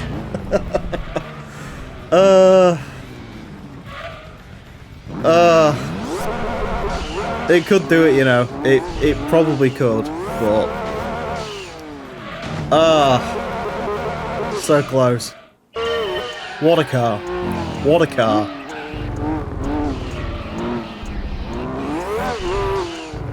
The funny thing is, if you get rid of that first section, this would be like insane, but yeah, the lap times are all over the place. It could. It really, this really could. To be fair, if that lap 3 had come along, that'd be interesting to see, but yeah, it's fun. It's good fun, that. But a 30.052 will place it into 43rd place. Unbelievably. It's actually with like a bunch of pretty good performing cars. It's not quite under 30, but it's not far off. It's quicker than a Toyota Celica GT4, quicker than a Lancia Delta, quicker than the Evo 2, quicker than the RX-7. Like I say, the joke of this car is it's legitimately quick. It just can't go around the corners, which is kind of important. But no, that was fun. That was an experience. I hope you enjoyed it. The 1995 Nissan 300ZX two-seater. You ever wondered why I've stopped referring to the Fairlady Zs as 300ZXs? This is why. Because, for whatever reason, thanks to the GT2 Plus mod, they have 300ZXs and Fairlady Zs. These are apparently cars from the PAL region. What's the difference between these and the normal ones? I actually don't know. I think the design's a little bit different. I think that little strip on the bumper on the 94 cars isn't colour-coded, and on this it is. I don't know what the difference is. I genuinely don't. But either way, statistically this is identical to, or at least as far as I can work out, maybe the weight's different, I don't know. This is identical to the version S cars. So this has 399 horsepower, 1,272 kilos of weight. Yeah, so this isn't going to get confusing at all, having 300ZXs and Fairlady Zs, but here we go. This car is going to get 6 laps of the Motorsports Land track in order to set the best time it possibly can. Our current leader is the Mitsubishi Lancer Evo 5 RS. That set a time of a 27.806. This isn't likely to beat that. Now, in theory, where's the version S? Version S 2x2, admittedly that does way more than this, set of 31.650. We had the twin turbo car going around, that was a 31.2. And we had a naturally aspirated 98 car with racing mod, and that set of 13.9. Now, I should mention with the naturally aspirated version S 2x2, that car was one of the very first to go around this track. So I'm expecting this to be quicker than that. I don't expect this to be quicker than the twin turbo car, but I could be wrong potentially. 31.2, I am wrong. Okay. The twin turbo car, in case you was wondering, that had like 669 horsepower, but was undrivable. So that's why this. Oh wait, no, this hasn't beaten the twin turbo car. It almost has, and it will probably beat it, but still, it hasn't. It's in one though. I do think 300ZX looks good in white. I'll be honest. I'm also happy I can stop referring to this as the Fairlady Z, because for me this is the 300ZX. That's just what I know it as. But no, I think a white 300ZX. I've never thought about the 300ZX in white. It's usually red's the colour I associate with this car. Not so much in this game, because this game opens up the, I don't know, I had like brain damage through that corner, I apologise. Yeah, this game opens me up to the wonderful world of the Japanese colours, and believe me, there's far more exciting colours for this car than red. You can get like yellows and greens and purples, but I mean, that might be purely due to the Top Gear episode where they bought those 1,500 quid coupes, and one of them was a 300ZX. Which, to be fair, that was a twin turbo as well, and that was 1,500 quid back in the day.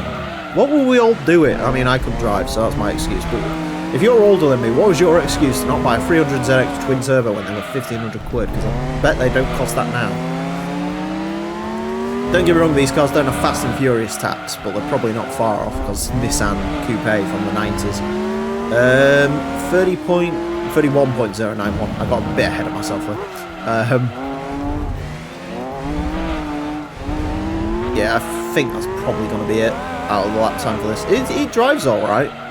Like I say, I just don't know what the difference between... Like I say, I think it's the model year, because this is a 95 and the other one's a 94. But I don't know what that gets you or what it doesn't get you, if I'm being perfectly honest. So, either way. That's the car, that's the time, 31.091. Pretty average, to be honest with you. That's how I describe it. It basically went exactly where it should have done. So, that's always a bonus when a car does what it's supposed to do and doesn't, like, completely freak me out with how quick it is, but yeah, there's me having a stroke through that corner. I don't know what was going on there. Yeah, it's a good looking car in white, it really is. Anyways, yeah, 31.091. Apparently that last lap was quicker apart from the first sector, which is interesting, but not by much. Yeah, again, it's about what I'd expect. 31.091. I'm doing well in this episode.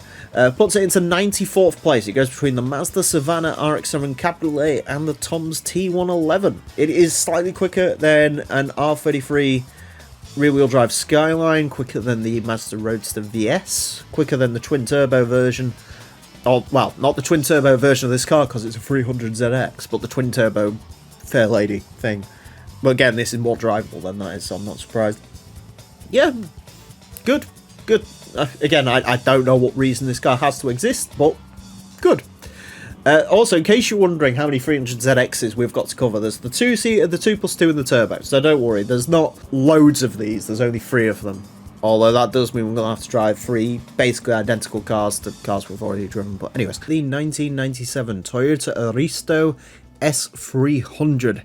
Now, depending on which region of the game you play, this may also be known as the Lexus GS300, which is basically what this is. The Aristo or GS300 is, I think, one of my all-time favourite sedans.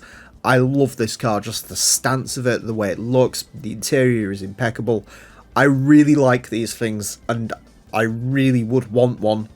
Unfortunately, though, they only come with 4-speed automatics, which isn't good for fuel economy, and you can get a twin-turbo 2J in them, but I'm not the biggest 2J person. This is naturally aspirated.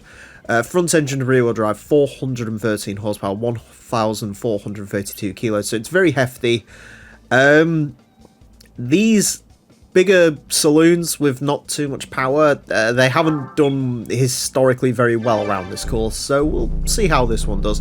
It is going to get 6 laps of the Motorsports Land track in order to set the best time it possibly can. Our current leader is the Mitsubishi Lancer Evo 5 RS, that set a time of a 27.806. The S300 Aristo, it's very weird calling it that, I'm used to just calling it the GS300.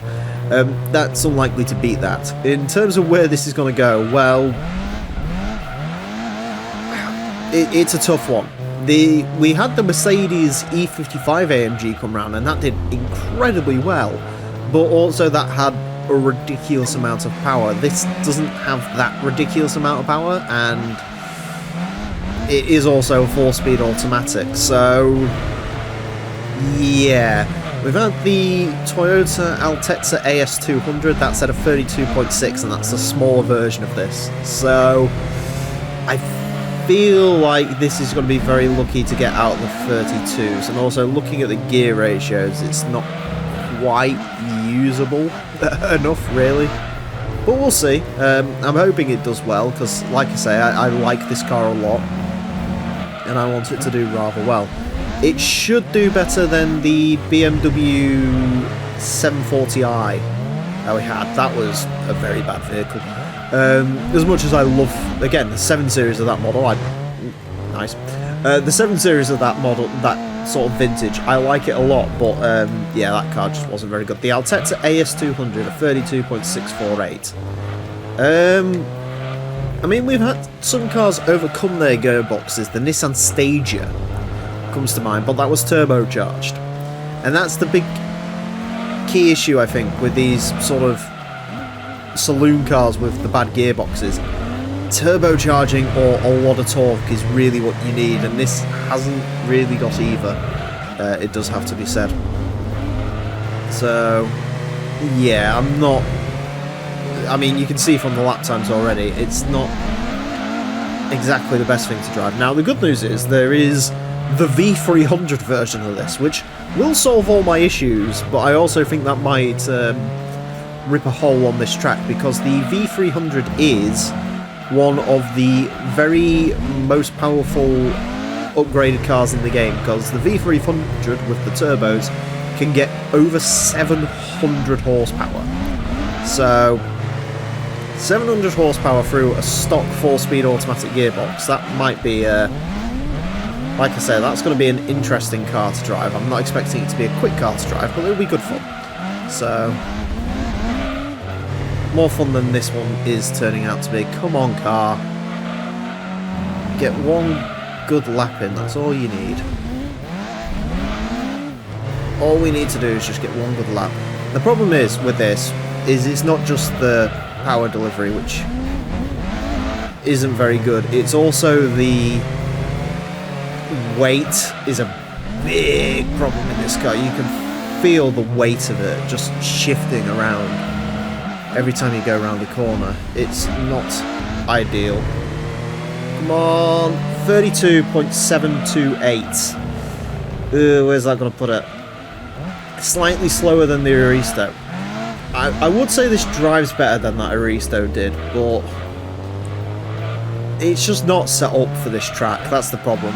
I do also think I let it down a little bit on that final sector, Sector 3. I think he's going to be a lot slower. Yeah, actually, not as much slower as I thought it was, to be perfectly honest.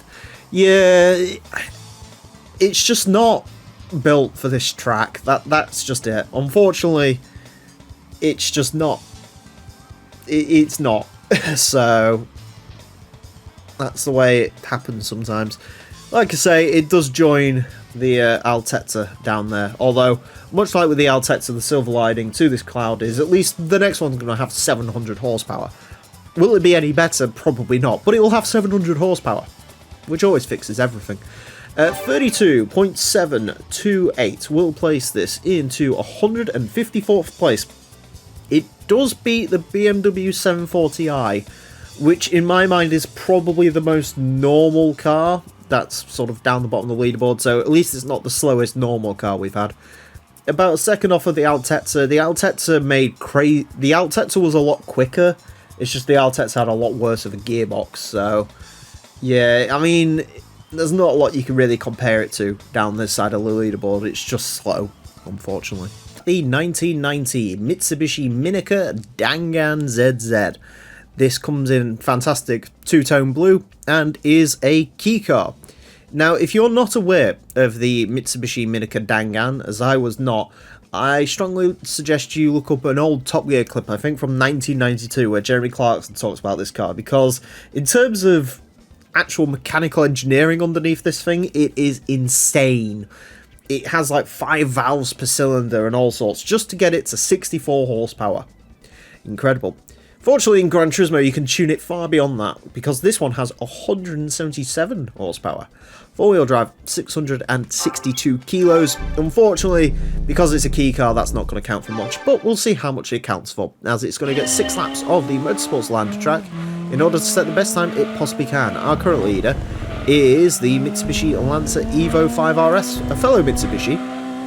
That set a time of a 27.806. This isn't going to do that.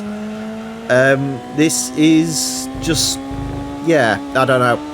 In terms of rivals for this, Subaru Vivio, where's that? 32.7. So I think it'd do well to beat the Vivio. I can't see it doing much better than that. The other Mitsubishi Minica in this game, the PJ, the later front-wheel drive one that wasn't as interesting, that is like 34.1, so this is already quicker than that. So that's good. Our fastest key car we've ever had is the Subaru Clio, a 32.077, but that thing was something else, so I'm not expecting this to be anywhere near that level. Cappuccino 32.4, Daihatsu Move 32.4. This is down on power compared to those though, so yeah, maybe not. 32.871 on the first flyer, which is pretty respectable key car territory actually. That's sort of a round bunch of Suzuki Wagonars. As I've mentioned before, the key car, the battle for best key car is probably one of the more interesting battles we're going to see occur in this series. Admittedly, after driving that Subaru Clio and it being 0.4 of a second quicker than any other K car we've had before, I don't see anything getting close to that Clio, but I could be wrong. Maybe the other Clio will be even quicker, I don't know. This one has got a 5-speed though, which is interesting, so that must mean this is the manual, which I don't think a lot of key cars are manuals, just because, well, you're driving a car sort of slow and dainty with 60 odd horsepower. Why do you want a manual gearbox? I know there's people who sit there and go, oh, it's got a manual, so it must be fun. Like, yeah, that only counts to a certain extent. And that's also a philosophy I don't believe in, hence why I don't drive a manual anymore, and I don't miss it. Real car enthusiast me. 32.457, there we go. We're getting up there now. To be fair, maybe I've just got better at driving key cars, I'm not sure, because, yeah, these were getting like 32.4s, 32.5s, 32.8s forever. And now it seems like recently every key car I drive is a 32.4, so I'm not sure what's going on there. I think in terms of straight line speed, this is actually one of the quicker ones. I'm actually looking, this is about 20% quicker than that Honda Beat was, at least through like speed traps and stuff. Don't get me wrong, like Honda Beat was slow, but still. I also am slightly embarrassed to admit this is quicker than that Aristo we had last time out. Even though this has like half as much power. Admittedly, this also weighs half as much as that did, and has one more gear in its box, so that's good. I like the colour scheme on this one. I don't know if I've mentioned that. I think it could maybe go a little bit quicker, but 32.457 certainly ain't bad compared to what we see some of the cars around this course do. Good car. I do remember actually in the used dealership, this one specifically, I wanted this blue. Because they come in a couple of colours, I think it's like black, red, white, but I wanted this blue because I like the two-tone blue with the red highlights. It's a bit like those Fox body Mustangs, except miniature. Yeah, maybe you could go a little bit quicker, but it's a key car. So it's not going to be that much quicker. 32.457 will place it into 151st place. Goes between the Daihatsu Move and the Mini, which is probably about where this should be. It is quicker than the Subaru Vivio, quicker than the Mitsubishi Pajero Mini, which is, I guess, very similar to this, just obviously that's a proper off-roader.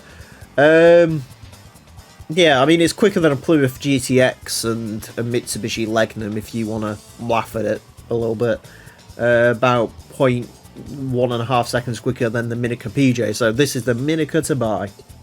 That's what you've learnt from this episode. The 1988 Toyota Celica GT4, the ST165. The first of the GT4 Celicas, I believe. At least it's the oldest one in this game. Got quite a classic look to it. You can see how the 90s model evolved from this one, really. And this one also has pop-up headlights, which is cool.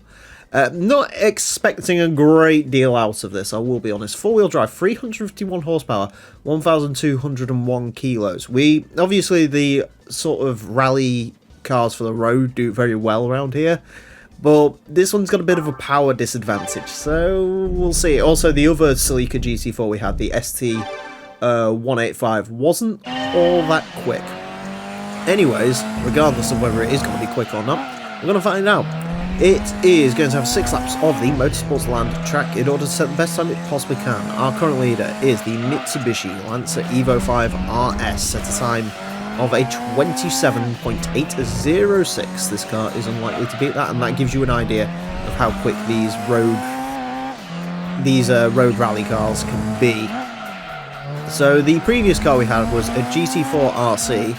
Admittedly, that was also not running race mod as this was, which I'll get to in a second. It says a Celica on it a lot. Yeah, that car set a 30.080. So, yeah, that was almost in the under 30 club, and I remember that being not very nice to drive. This does feel a little bit better, but also consequently it doesn't feel very quick. 350 horsepower is a pretty average power figure for this track, and I'd also say 1,200 kilos isn't too far off the average either. But obviously, being average isn't going to get you a quick lap time. 32.2 on the first flyer. I was hoping it was going to be quicker than that. I mean, that wasn't the best lap, but still. We'll hopefully get a little bit more out of it than that, because that's not great. It does have to be said. I don't know what the slowest road rally car we've had is. The one that springs to my mind is the, I mean 4-wheel drive ones, by the way. The one that springs to my mind is the Lancia Delta HF Integrale, like the standard one. But yeah, it should be quicker than that. I don't know. In case you're wondering, this car does have race mod, however, we're not running it because this Celica, and indeed all the Celicas in this game, I believe, well, all the, this sort of, the rally Celicas at least, all of them have a separate model in the game for the Celica rally car, which, thanks to GT2 Plus, we can use separately. So this obviously isn't wearing its race mod. The GT4 RC didn't wear the race mod either, but the rally car will come around this track, which is basically just the standard car, but with the racing mod. So don't worry, the ST165 with the racing mod is going to get a fair shake at this track, which I think he's going to need, because this ain't quick. Now, I'm actually really disappointed. I thought this car would be, like, I didn't think it was going to be super quick. I didn't think it'd be under 30 quick contender or anything, but I did think it was going to be a little bit more to it than this. It just feels very sluggish. Like, it's just not fast. It doesn't handle particularly, like, it handles fine, but it's still a little bit understeery, still a bit all over the place. It's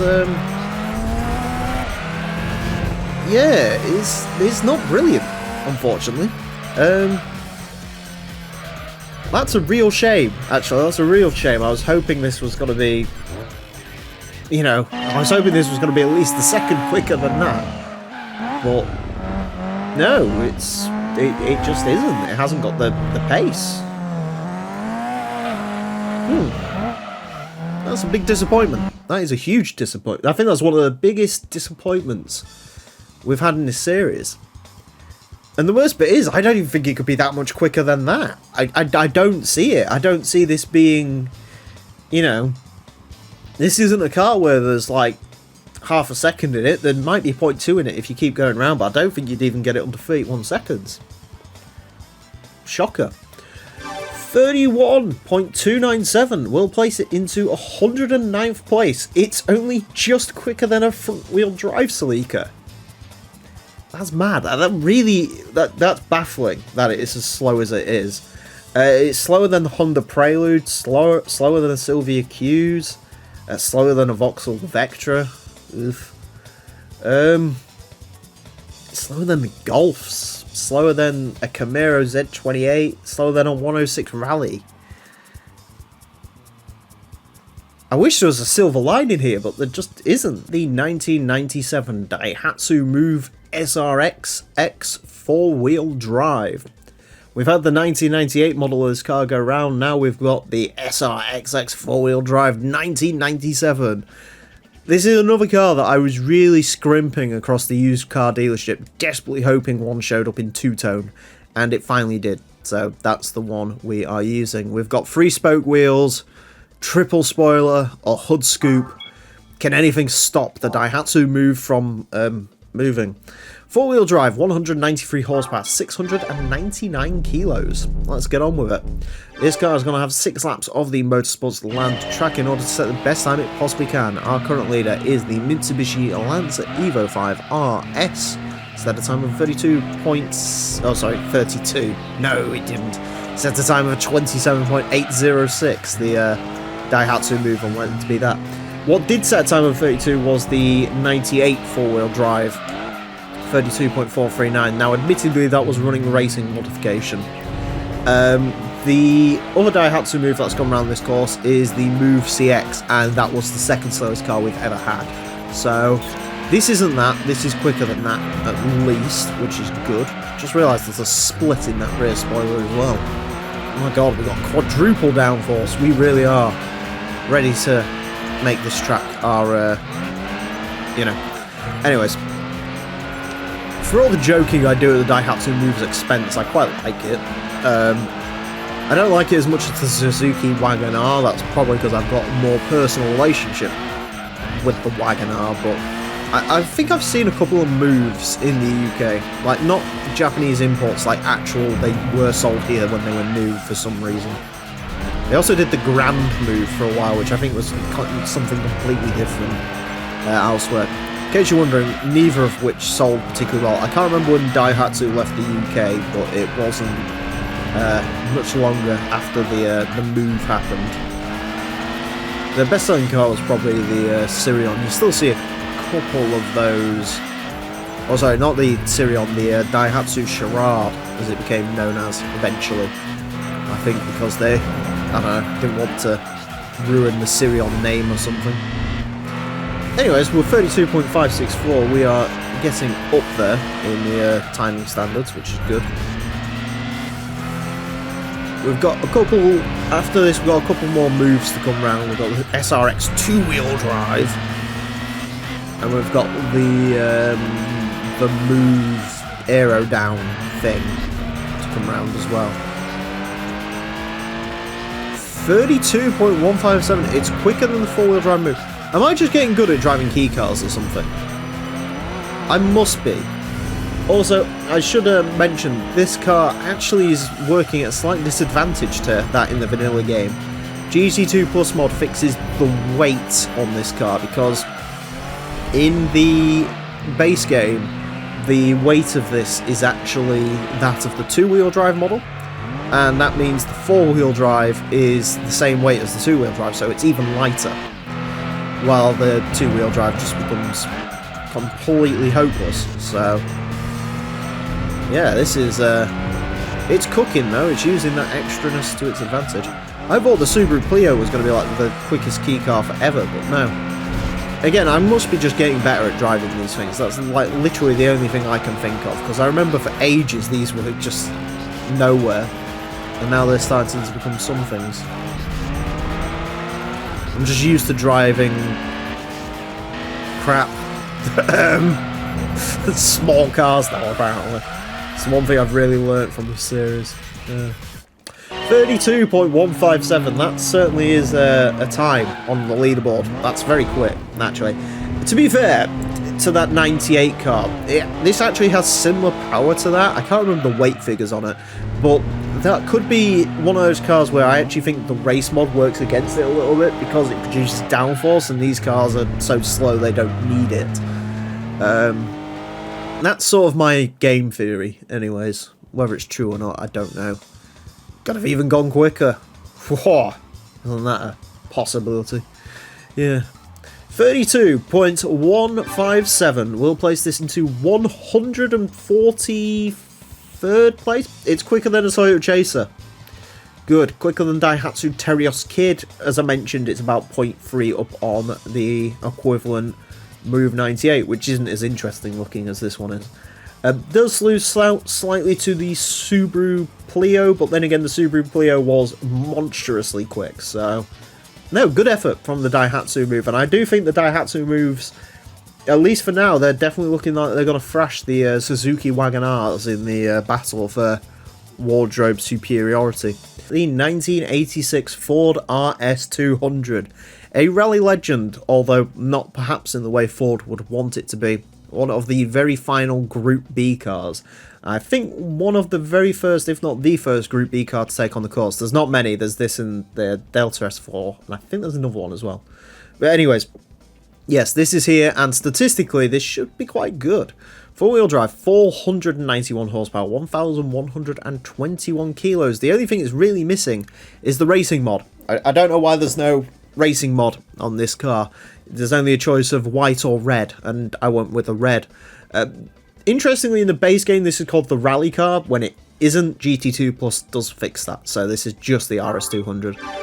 The rally car. It's like on the XJ220 where they made the mistake of calling it the GT race car. Anyways, this car is going to get 6 laps. For some reason I forgot. 6 laps of the Motorsports Land track in order to set the best time it possibly can. Our current leader is the Mitsubishi Lancer Evo 5 RS. That's at a time of 27.806. Now, I will say this won't be beating that, but that car does owe everything to this car, because this Well, to be fair, it was more the Lancia Stratos, but cars like this laid the foundation for the Evo to, you know, do its thing. This car ploughed into fucking hell, I can't even say my own joke. This car ploughed into crowds so that the Evo could, yeah. My attempts of humour, I can't even say it. Wow, this is quick. It doesn't matter if I can't speak, the important thing is this is quick. 28.446 on its first flying lap. That's already top tier. Now, interestingly, the GT90, the Ford that probably shouldn't be quick around here, was our leaderboard leader for ages. 28.180. After that lap, can this beat that? It's going to take a lot, but I think maybe it could. That roof CTR2 we had out a while ago, that's, yeah, this first section. It's just about getting the rest of the lap strung together, as I usually complain about in cars like this. You can have a mega first section and then just piss it away, which isn't good. Mind you, we are on for a flyer right now. That final sector wasn't very good though. 28.147. That has beaten the GT90, I think. I don't dare look because I want more out of this. This is like a dark horse of this series. It has beaten the GT90. That's incredible. That is absolutely monstrous on the RS200. Right. The worst bit is, like I said, that final sector was not great. So come on, car. Final do or die lap. I will shut up for a little bit.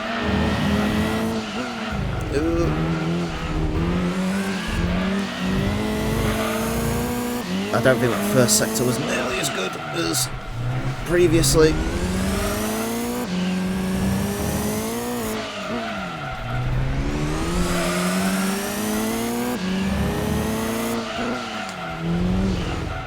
No, didn't nail that final sector. It just lacks a little bit in the front end, but I don't care. That's quick. That is monstrously quick. What a car that is. That really is something special, that. Like I say, I really didn't expect... I expected it to be quick, obviously. But to be that quick, nah. Wasn't expecting that. That's phenomenal. That really is phenomenal. And the worst bit is that could be quicker. Yeah, that final sector that could have pushed under. Oh, that's annoying. It's annoying, but to be fair, I can't complain too much. Yeah, I think this could sneak under 28, but I think it would be a tall order, to be fair.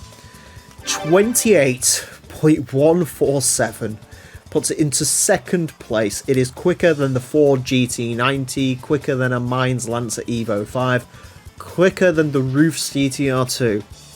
If this was done 25 episodes ago, the Ford would have been the quickest car on the leaderboard again. That's mind-boggling. That really, there's not many cars that are going to be quicker than that. The 1992 Toyota Mark II Tourer S. Yeah, that's his real name. It's the Mark II of what? I don't know. I'm not going to lie, I should have looked this car up before I did this episode, because I genuinely don't know what this is. I think it's like a precursor to the Chaser, I guess. That's all I can think it would be. It's similar statistically to the Tourer S we had before. There are two of these, the Tourer S and the Tourer V. I assume the V is going to have way more power than this. Either way, front engine rear-wheel drive, 351 horsepower, 1,170 kilos. Pretty average statistics for this course. So let's go ahead and see how quick it is. It's going to get 6 laps of the Motorsports Land track in order to set the best time it possibly can. Our current leader is the Mitsubishi Lancer Evo 5 RS, although it did get pushed close by the car in the last episode, which I strongly recommend you go see if you haven't already, the Ford RS200. Either way, the Evo set a time of 27.806. this is unlikely to beat that. Namely, oh my god, it's another one of these Toyotas that has a 4-speed box. Oof.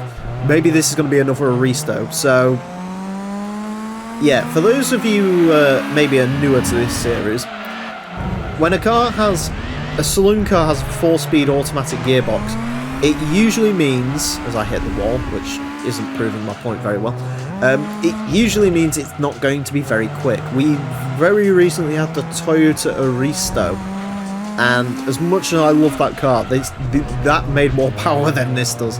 Admittedly, that also weighs a lot more, but yeah, that car was not quick. BMW 740i, similar issue, not quick. Toyota Altexa AS200, which actually made almost the same amount of power as this one, probably weighed about the same issue. So we don't expect a lot out of this. This car's got another problem in that the gearbox is less like the one out the Aristo and a lot more like that one out the Altexa, where I cannot use first gear in this, and I want to because it's screaming for a gear change there, but first gear is short. How short is it? 67 kilometers an hour. That's just not long enough to be viable as a gear, as you can see coming through here. Like, I'd just be bouncing off the limiter. I do think this drives a little bit better than the Aristo, though. It actually feels like it's got some power behind it. Admittedly, the Aristo was naturally aspirated, and the Altexa, I think, actually might have had a worse gearbox than this. The Altexa, if I remember rightly, it was one of those cars where I had to use first gear, because the first gear was long, but it still wasn't great. Much like this, though, this isn't great. It's this first section it really suffers through. Because I can't change gears down, it understeers like a pig through that section. And there you go, if you use first gear, it gets you a bit more power for a split second, but then you lose all momentum because you're having to shift gears. Yeah, this isn't very good, basically, is what I'm saying. We've had the, what was it, the Corona Exiv? That was an alright car. If your options in the used car dealership are between this and the Corona Exiv, go for the Corona. I think the Corona is probably the better choice. Or maybe the Chaser. Mind you, the Chaser was slow as well, actually, come to think of it. I think this might be quicker than the Chaser. But yeah, it's just not good. I mean, don't get me wrong, my driving wasn't perfect, I will firmly admit that in this case, but it's just not very good to drive. It's not a very good car. It's just not very good. That's literally it. That's the baseline of it. For this course, with its stock gearbox, this car is terrible. If you fully upgrade the gearbox, get a racing gearbox in there, I have no doubt this would be quicker. But of course, part of the fun of this series is running cars that are fully modified with the stock gearboxes, because I think that's funny. Anyways, I think there's probably 0.1, 0.2 in there, but not by much, if I'm being perfectly honest. A 32.085 will place this car into 142nd. It is marginally quicker than the Mazda Unos Roadster. It is 0.1 up on the Toyota Chaser Tour S. Admittedly, that didn't have race mode, but still. It's 0.7 up on the Aristo, 0.6 up on the Altexa. It's better than they are, admittedly. I think because it's a little bit lighter than they were, but just these big Toyota saloon cars, they just don't do well around here, evidently. So that's unfortunate. Hopefully the Tourer V, which I'm assuming also, much like the Aristo and the Chaser, probably makes like 600 horsepower. That'll probably be a good one to watch out for. The 1999 Spoon Civic Type R, one of the coolest cars in the game, at least it was for me growing up. I don't know what it is about a game with no customization, and when you see a car with a black bonnet and a black wing, you're like, yeah, that's the peak of modified car design. I guess you could say it does look quite clean with the black wheels, and also the Spoon written on the back window, which used to be cool, and then people started putting Deadly and Instagram handles on the back of Mini Coopers, and it became uncool. Anyways, If you know this game, you know this car. This car is the Redline King. I think it revs out to about 13,500 RPM, and only in GT3 did they actually expand that to about 15,500 RPM or something ridiculous. Either way, statistically, front engine, front wheel drive, 254 horsepower, no torque, 754 kilos. It isn't the best, so I'm not expecting this to be great, but we will find out. It is going to get 6 laps of the Motorsports Land track in order to set the best time it possibly can. Our current leader is the Mitsubishi Lancer Evo 5 RS, which set a time of 27.806. This is unlikely to beat that, well, very unlikely in fact. This car, we've had the 97 Civic Type R, 30.859. From what I remember, that car actually run naturally aspirated with no turbocharger, so it could have made more power, but I've saved the turbo for the 98 model, which I think is going to be the quickest Civic we have go around here. So yeah, we'll see how this one does. Like I say, I think the Type R had more power than this, even though it was naturally aspirated. I think it did make more power than this, so yeah, it'll be interesting to see. What is it? EG Civic's like 30.7, I think. That Turbo Ferio we had go around was like a 30.3, so probably not on that level, but we'll see. The handling on this is interesting. It's quite fun, if also slightly slidey and terrifying to drive. You actually have to use first gear in this. The gear ratios are very long, which for a car with a high red line I wasn't really expecting, but that's the way it has gone on this one. The turning grip on it is phenomenal. It's just the rear end wants to get a little bit wayward once you're in first gear. 30.6, wow, okay, this is actually not bad. That's quicker than that Type R. I think it's... The problem is with this, just feeling the way it drives, is it is quick. There's genuinely some pace in it, even though it's got no torque whatsoever. The gearbox lets it actually sit in the rev range for a decent amount of time, so you can actually exploit the revs for a change. The problem is, it's just weird to drive. It's fun. For a front-wheel drive car, this is hilarious to drive. It drives like a sort of gymkhana setup four-wheel drive car, but it is a little bit on the uncontrollable side, it does have to be said. Which is weird. It's not really an issue I was expecting it to have with this car, but there you go. For 254 horsepower though, this is pretty rock solid. For a 30.6, this might be one of the quickest low horsepower cars we've had. I'm not going to go up and down the leaderboard because I'll take forever trying to figure out what's what, but other than like something like the Fiat Punto, I think had less power than this, but yeah. It just shows you power isn't everything. It's just a lot.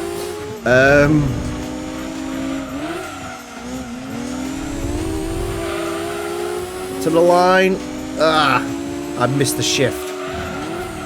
Do you know what though? That's actually pretty good. The handbrake on this doesn't seem to work.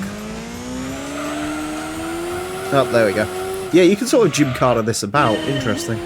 Yeah, it's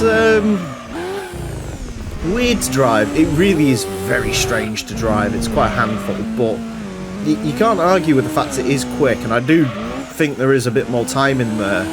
It's just trying to get it to behave. You can see it sort of...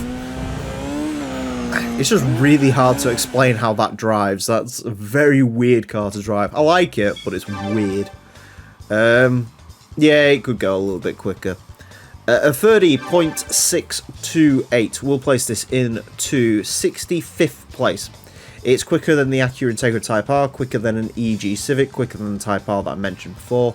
Alpha 166, Mercury Cougar, which actually had double the power of this. Opel Astra. It is not quite as quick as the Civic Ferio, but then again, that Civic Ferio had a lot of power. And also, I think the lap on that was pretty much spot on. So, I think if you could get this tamed, that Civic Ferio time might not be so out of reach, but I don't know. it is a difficult car to handle, this one. At the 1995 Tommy Kyra R. Our first Tommy Kyra to take on the course, and as much as the later Gran Turismo games would have you believe, Tommy Kyra was not a low-volume sports car maker. Most of the time they spent it tuning Skylines, which is what we've got quite a few of in this game, and also a Micra, which has the best face on it ever, but you'll see that later.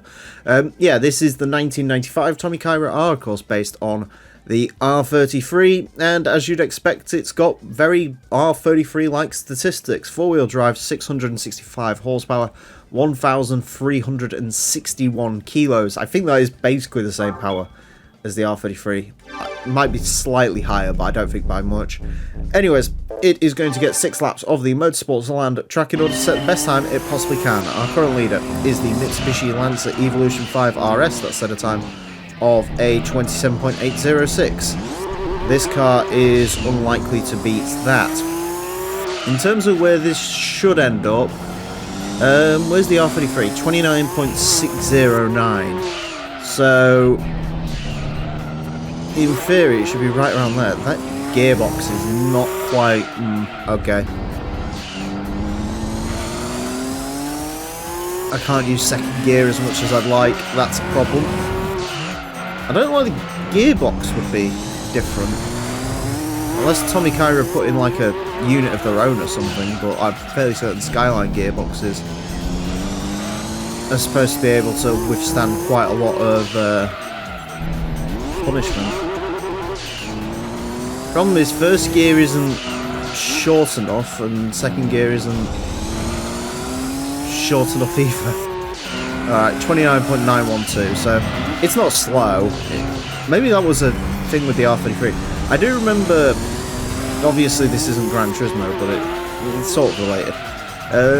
Forza has, I do remember the R33 in that game has like the longest gearbox ever. Like, it's frustrating how long of a gearbox the R33 has. So, I wonder if this is similar maybe. Like I say, that first gear, you just... Even the first and second switch, you can feel like you haven't got as much power in second as you'd like. Like, if second was slightly shorter, you'd be able to make the power better. And the power helps everything. Yeah, that's holding this back.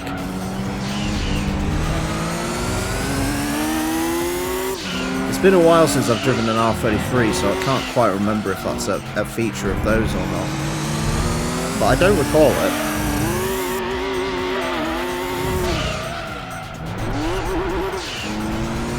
I mean, obviously this is quick, it's a high-powered all-wheel drive car, they're always going to do well here, but... yeah... I think I'm going to have to take a slightly wider line through that, corner there to try and keep it in the boost a little bit longer. Of course, most Skylines, this has the issue of Stage 4 Turbo, which just makes far too much power and not consistently enough.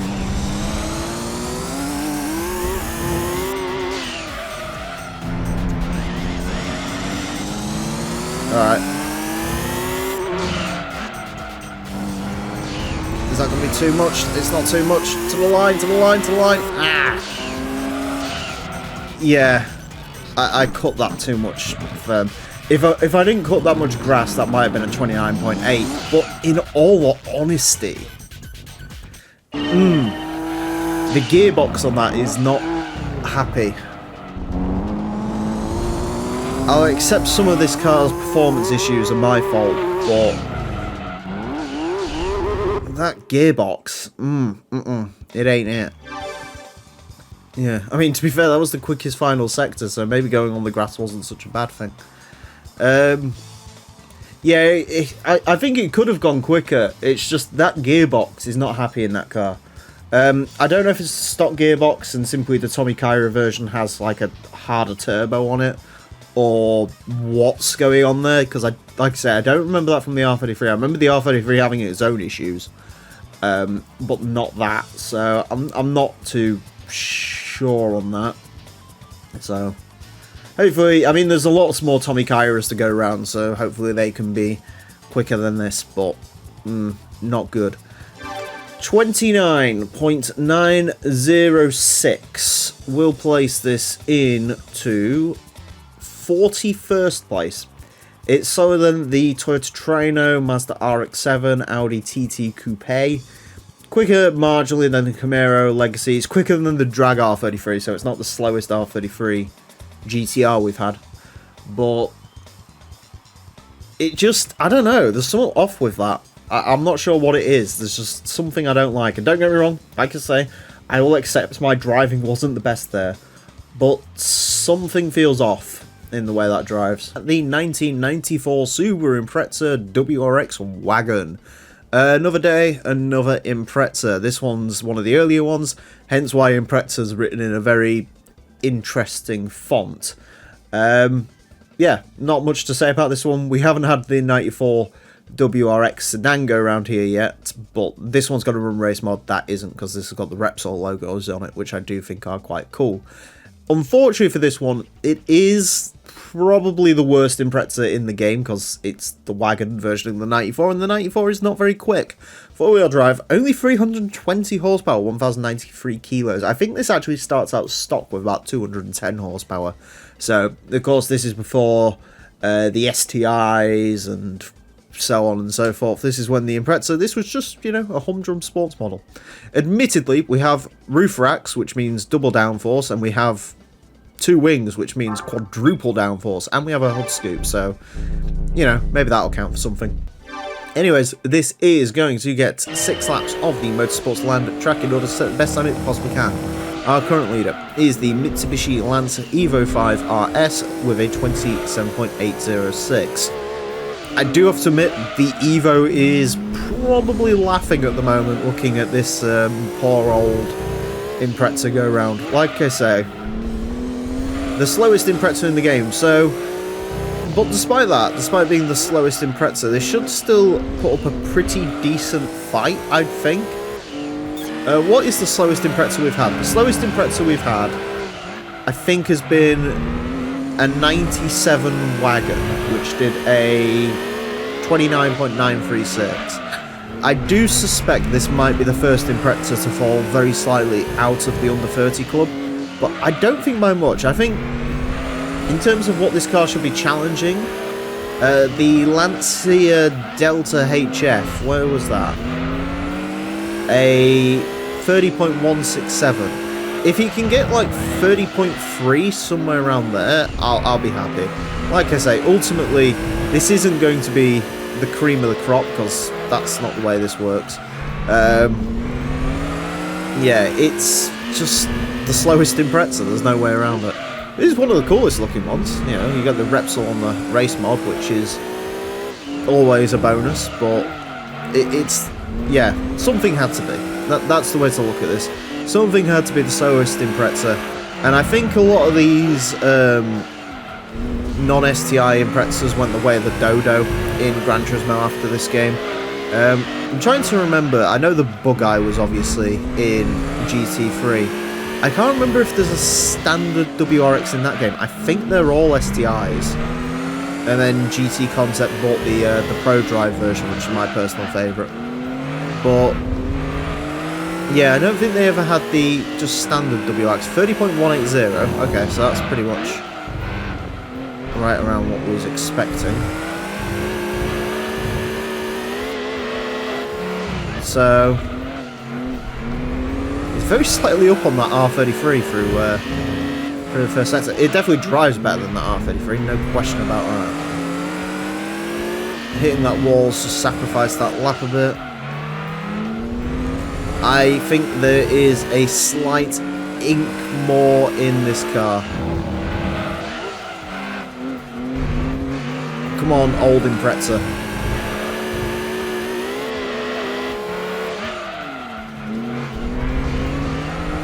That's gonna... Ah! I knew that was gonna understeer into that wall. Oh well. It's done well. I think that could probably go under 30, in all honesty. I do think it could have a little bit more in the bank there, but That's not bad. That's really not bad. What did that Legacy, what power did that Legacy have? It's very slightly slower than that Legacy, but yeah. I'm a bit annoyed about that because there's definitely 0.2 in there, isn't there? Or is there? Actually, looking at that, is there 0.2 in that? I don't think so, actually. I think maybe you'd go just about at the under 30, but I don't think you'd quite... Yeah, maybe not. I mean, none of my fastest splits were in that lap, but you can see it's a pretty consistent car, really. Anyways, 30.180 will place this into 50th place. It is the slowest Impreza, however, it beats the slowest Evo, so that's something. Now, admittedly, the Evo 2 was one of the very first cars to come around here, and we also have got the 94 sedan to come, which isn't going to have race mod, so that's going to be an interesting fight between those two. But yeah, not too bad. Lose out slightly to the Legacy fractionally, to the Delta fractionally, Toyota Celica GT4. I mean, it's in pretty good company, really.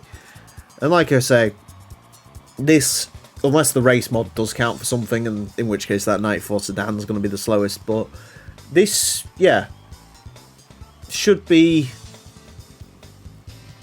It should be nothing but up from here. Also, I've just noticed it's got STI logos on it. That's quite funny. The 1996 Acura Integra LS. This car was added with the GT2 Plus mod based on unused content. Apparently, they didn't add this car to this game, which, you know, why would they not add it? Oh, yeah, that's right, because this is a base model. 140 horsepower, 4-speed transmission. Yeah, this is going to be fun, isn't it? Even when you upgrade it, it don't make much power. Front engine, front wheel drive, 235 horsepower, 1,120 kilos. What am I expecting out of this? Nothing. Let's go ahead and find out how nothing it is. It is going to get 6 laps of the Motorsports Land track. Oh my god. Just at the best time it possibly can. Our current leader is the Mitsubishi Lancer Evo 5 RS at a time of 27.806. This is, it just isn't, is it? Where's this going to end up? I have no idea. The slowest Integra we've had was the Honda Integra SIRG 95, so this is a year newer, although it does look sadder because it's the American version with the weird headlights. That set a time of 31.876. Mitsubishi Mirage, 32.020. Nissan Pulsar, 32 dead. Honda CRX Del Sol, 32.006. If it can beat any of those, that will be an achievement. To be fair to it, it's not the worst thing in the world. How do you get oversteer out of a 230 horsepower front wheel drive Integra with 4-speed? I have no idea. The gearbox is set up roughly okay for this track, so that's something. In case you're wondering, with GT2 Plus, it adds the Integra LS and the Integra GS, which would be... Actually, no, it isn't. The Integra GS, which is this car, but with the 5-speed manual, so that should be quicker. And then, of course, you've got your usual smattering of Acura Integra GSRs, which are, of course, from the North American region, but thanks to GT2 Plus, my peasant pal Ars can go ahead and use them, which is lovely. Do you know what isn't lovely? This Integra is just not, is it? It's, oh, bless it. Oh, bless its little cotton socks. It's trying. It reminds me a little bit, although to a lesser extent, because that was actually not terrible in the end. It reminds me a little bit of that 4-speed Honda NSX that I drove. I don't know why I'm saying 4-speed Acura NSX, because I've still got to drive that round here, which would not be fun. Oh, I know what this is competing with. Where's the... We had a Mitsubishi Legnum with like 100 and nothing horsepower. That might be where this is competing. Where was that? I have time to look at the bottom of the leaderboard while I'm driving around here because that's how slow this is. It's beaten that Legnum. Okay, so that's at least something. Final lap. Come on, mighty 4-speed automatic Integra.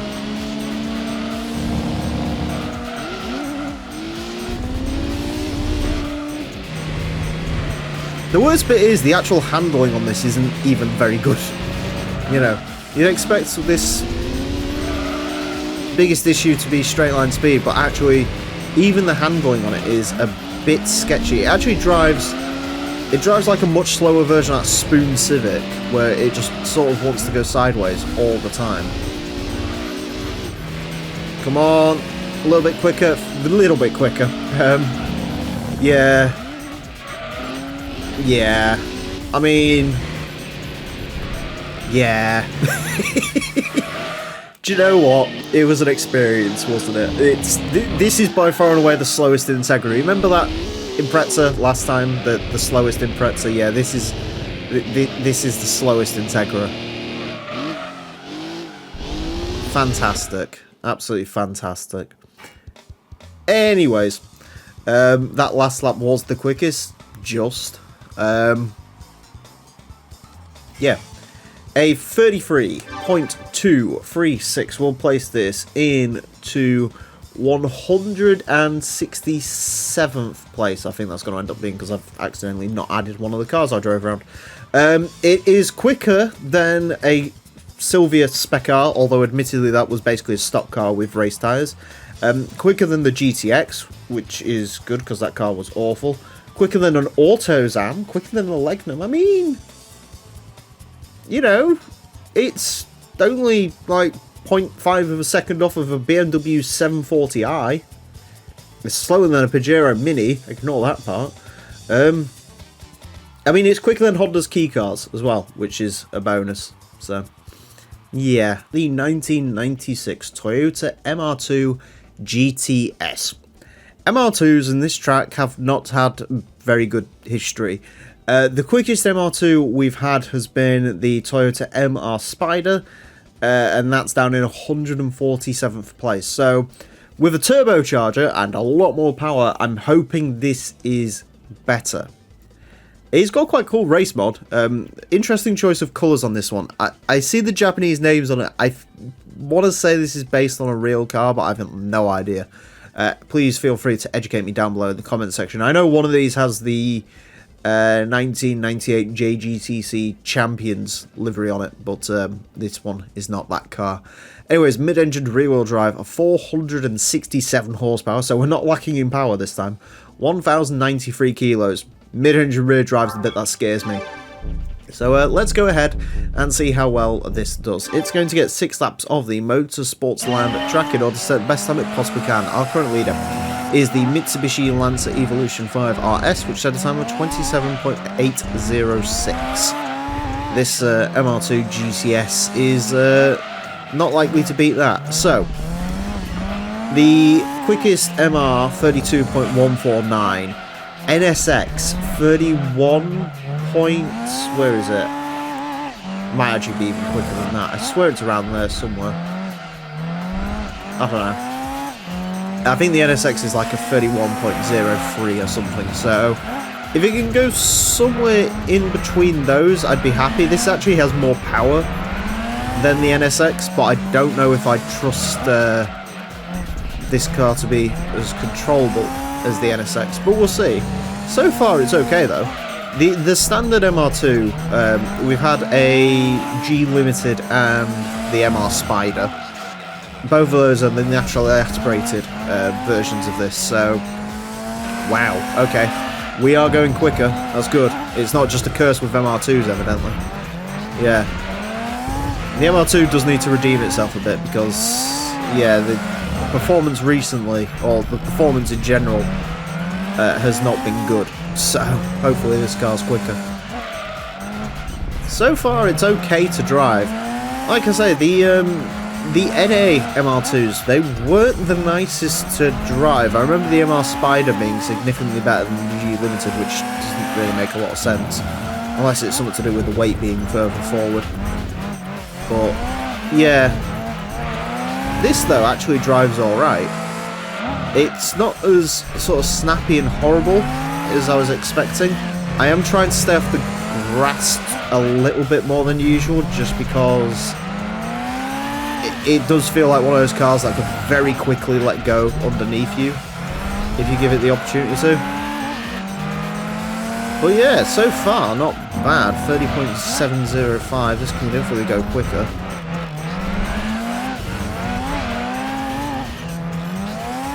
Where's the Lancia Stratos? That's like a 30.5 or something. Maybe that's a... This is definitely more controllable than the Stratos. I think the Stratos was a lot quicker, though. Yeah, it does seem to spin its wheels a little bit. I'm going to go for a run-up because I can't quite get a decent drive out of that corner. Alright, let's see how well we can do. I need to refocus the leaderboard all the way up so I can actually see where I'm going. Alright, come on car. Where's the NSX Type 0? I shouldn't be looking at the same time as trying to remember to drive this. I'll worry about that later. 30.8. Okay, so this is quicker than the NSX Type S, which does make sense because this is turbocharged. It also has racing mod as well. But the turbocharger on this is going to help get it around the course quicker because it means the power delivery can be a little bit more consistent. Trying to remember what turbo's in these. I think it's a stage 3, which actually is a good... That's stage 3 turbo is the one you want because it means it's sort of an all RPM turbo. It's like a low pressure turbo, but it's got a decent kick still. 30.693. We'll take that. We'll definitely take that. That's not... Considering this is a mid-engined car of questionable stability, that's not bad. I do think, if I'm being honest, I think that could go quicker, but I am a little bit scared of this car. It's just... It's a bit unsettling to drive, that's the problem. It's not... Like, you didn't see me have, like, a major cock-up in it or anything, but... It just is a it likes to warn you a bit. I'm a bit scared of it. So... Yeah, maybe there's 0.2, but to be fair, I don't think it would have gone that much quicker. I don't think it would have challenged, like, the Lotus Esprit or anything like that.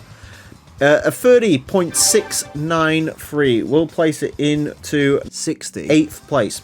So it is 0.1 up on the NSX, it is 0.1 down on the Esprit.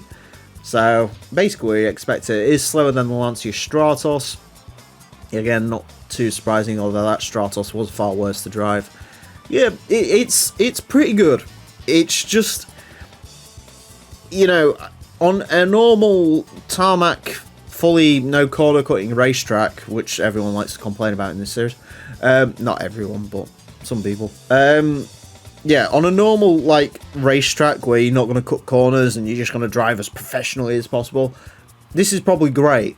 But because we use the grass quite a lot for this, it just feels very unnerving over that. So, the 1998 Nissan Fairlady Z version R 2x2. Another Fairlady Z. I know it's what you've all been asking for, so I deliver the goods. To be fair, the Fairladies get really good views for some reason, so as much as I joke about all these cars being the same, maybe there's something in it. Anyways, yeah, this is our first version R to go around the course. One of 2 version Rs in the game. There's this and the twin turbo, and they are slower than the version S's, which is the one we've been using normally, so I'm not sure what the version R gets you. I will admit, this looks fantastic. Obviously, the factory colours you can get on these is very good. This one's bright yellow, got the body kit, 4 tailpipes, spoiler. Do you know, the more I drive these things, to be fair, the more I have to look at them on my screen, because believe me, there's a lot of these in this game, the more I really come around to the Z32. Is it my favourite Fairlady? It might be. You know, I used to think maybe the Granddaddy, the 240Z was the best one, but You know, these Z32s are really starting to look very, very good. They're very 80s in design, which I quite like. Anyways, front-engine rear-wheel drive, 399 horsepower, 1,317 kilos. We've seen those statistics before. This is a naturally aspirated Fairlady Z. Anyways, it is going to get 6 laps of the Motorsports Land track in order to set the best time it possibly can. Our current leader is the Mitsubishi Lancer Evo 5 RS, which set a time of a 27.806. This Fairlady is unlikely to beat that. So the quickest Fairlady we've had is the version S 2-seater, a 30.962. Where did the 300ZX go? I think that was somewhere in there. Because, yeah, we've also had 300ZX go around, one of them. There's 3 of them in this game. As I discussed when I did that episode, I don't know what the difference between all of them is, so I apologise for that. So, in theory, this should be slightly slower than the normal, the version S with the race mod that we had go around. What else we had? Twin turbo, 31.201. The first one we had, a naturally aspirated version S from 94, that was a 31.6, I think. But obviously things have gotten quicker since then.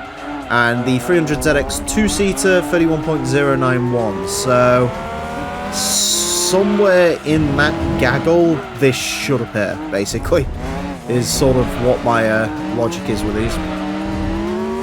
To be fair, which Fairlady should you buy? I've got no idea.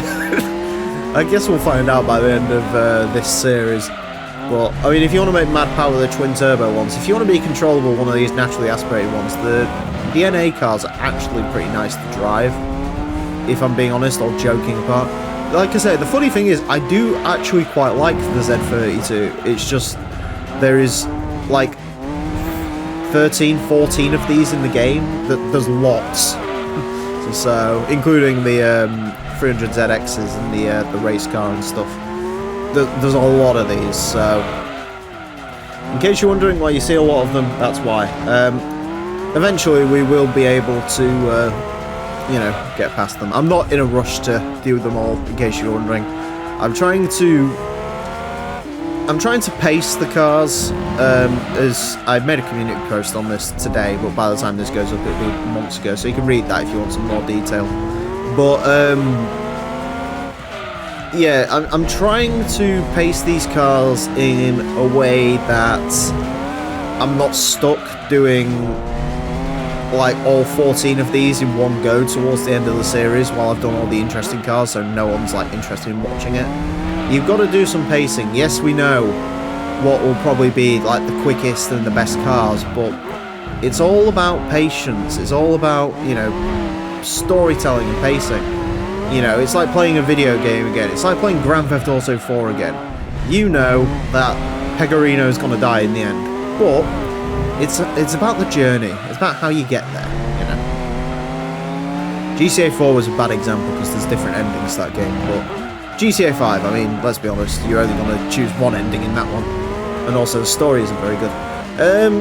Yeah, that's pretty much what I expected. I think, to be fair, that last lap was shaping up to be a little bit quicker, but it wasn't quite to be. The hilarious thing is, actually, if this was 0.1 quicker, if it had beaten that 300ZX, it would be about 10 positions up. That's how closely knit the leaderboard is at this point. But yeah, I mean, good car, can't complain. I say that last lap was quicker. The first section was quicker, but the rest of it sort of fell apart a bit, so I don't know. Anyways, 31.185. 31.185, yeah? 31.185. That will place it in to 108th place. It is quicker than the twin turbo car we had, although that was very uncontrollable. You can't actually see it because it's that far up, but it's 0.1 off of the 300ZX 2-seater we had, and about 0.3 off the 2-seater version S with the race mod. So you can see this. I think at this point that on your screen you'll see between about 0.1 and 0.2. That's how close this sort of gaggle of mid-range is getting. It's amazing we don't have more ties, to be honest with you, in there. We've got ties sort of elsewhere on the leaderboard, but not there. which is interesting. The 1998 Dodge Stratus ES. Believe it or not, I've been waiting to drive this one for ages. I have a weird fascination with this car. As a kid, I always thought it was the funniest thing ever because it has the face of the Chrysler Grand Voyager. I obviously didn't know the Stratus was a car, but I just thought it was hilarious that I had the face of a Grand Voyager on it. But, yeah, I mean, obviously it's American 90s tat, but I quite like it. It comes in some weird colours. I'm sure these are awful. I'm sure they've all been chewed up. Like that Avenger we had. It's one of those cars which I sort of have to sit and think, did Dodge... Is this the reverse of normal licensing where Polyphony went up to them and was like, we'll pay you to get the cars in the game, whilst Dodge was like, we'll pay you to put these cars in the game? I don't know. Maybe it was like, no, you can have the Vipers for free if you stick in the Stratus and the Avenger and the Intrepid. But we'll get onto those cars later. And the Neon.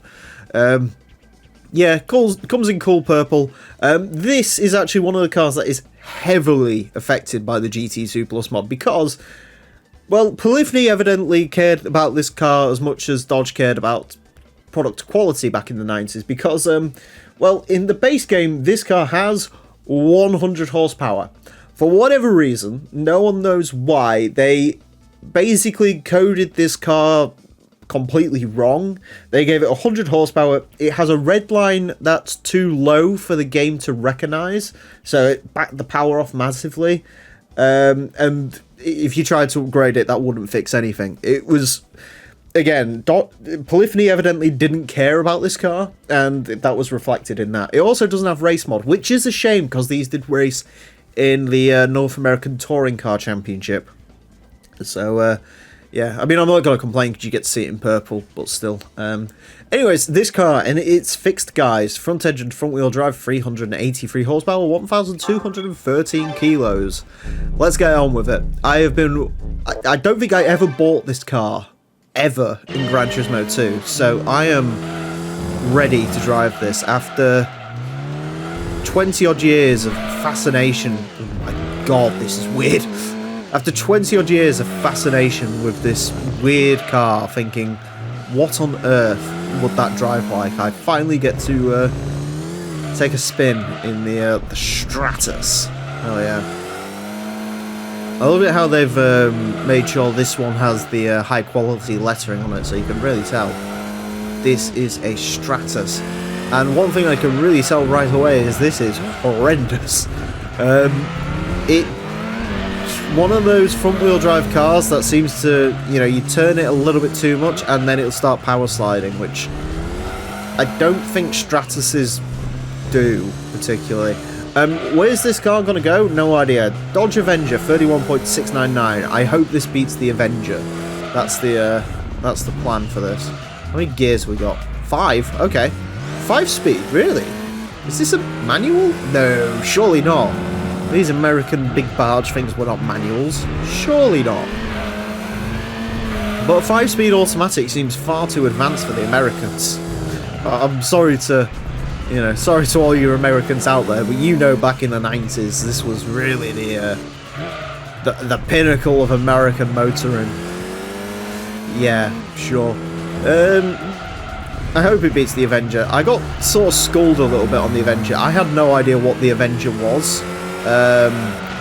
And a lot of people, I think there was some guy who owned one who, I wouldn't say rushed to his defense, he was very nice about it to be fair, but he said basically the Avenger was a Mitsubishi Eclipse, basically, which doesn't surprise me in the slightest, because this is Dodge in the 90s. I'm sure this probably has some sort of Mitsubishi sourced V6 in it, or is this might be the 2.7 maybe? Mind you, no, I don't think this is the same engine as the Intrepid. I could be wrong, but I don't think it is. Yeah, 163 horsepower. That to me, I think that's the same power figure as the 3-litre V6 Mitsubishi made. I could be wrong. If there's a Stratus owner in the comment section, I don't know why there would be, but if there is a Stratus owner in the comment section, please let me know about your car. I'm fascinated by it. I also will try and get a good lap in for you, but this thing is very horrible to drive. I won't say much like a real Stratos because I've never driven a real Stratus, although I can imagine they're not the best to operate. I'm still amazed this thing's got a 5-speed. It actually, I mean, the handling's atrocious, but the straight line speed on it is not so atrocious. As usual, the Americans can do straight lines very well. 31.235. That is... yeah. It's not bad. It actually, to be fair to it, it goes right around where a bunch of European and Japanese saloons hide out, so...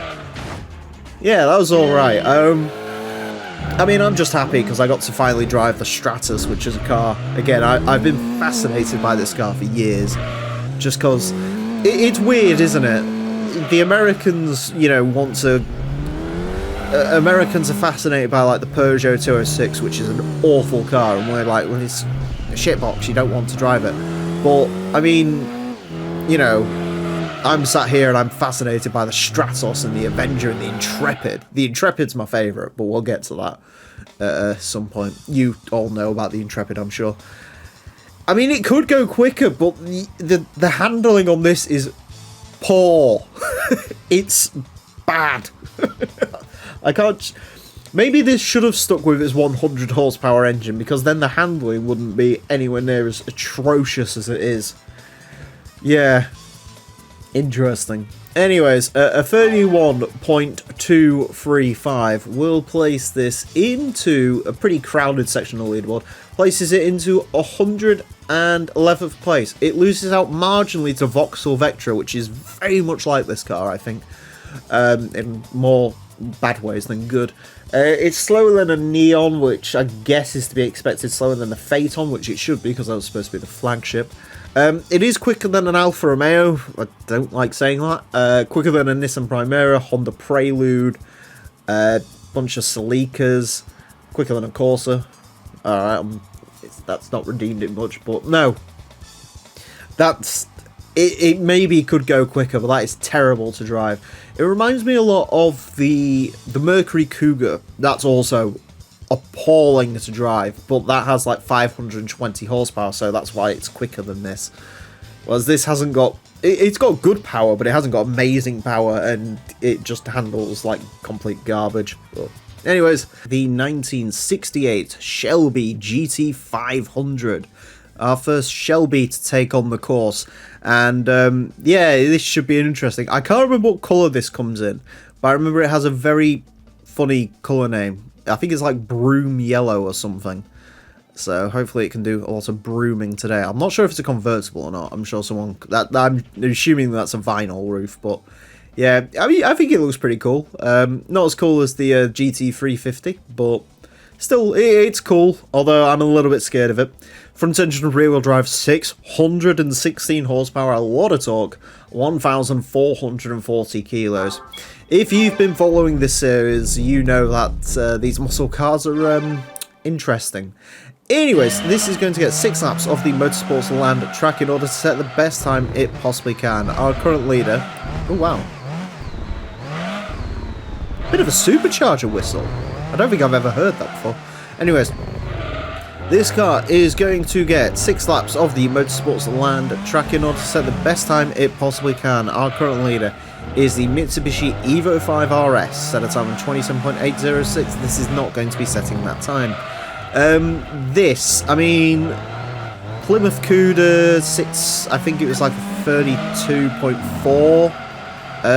Corvette 31.6. The Camaro has been the quickest retro muscle car we've had so far, and I think the Camaro got there purely because it makes not a lot of power. So, whereas this obviously makes an awful lot of power, weighs an awful lot, and doesn't have a racing modification. So, we'll see how well this one gets along.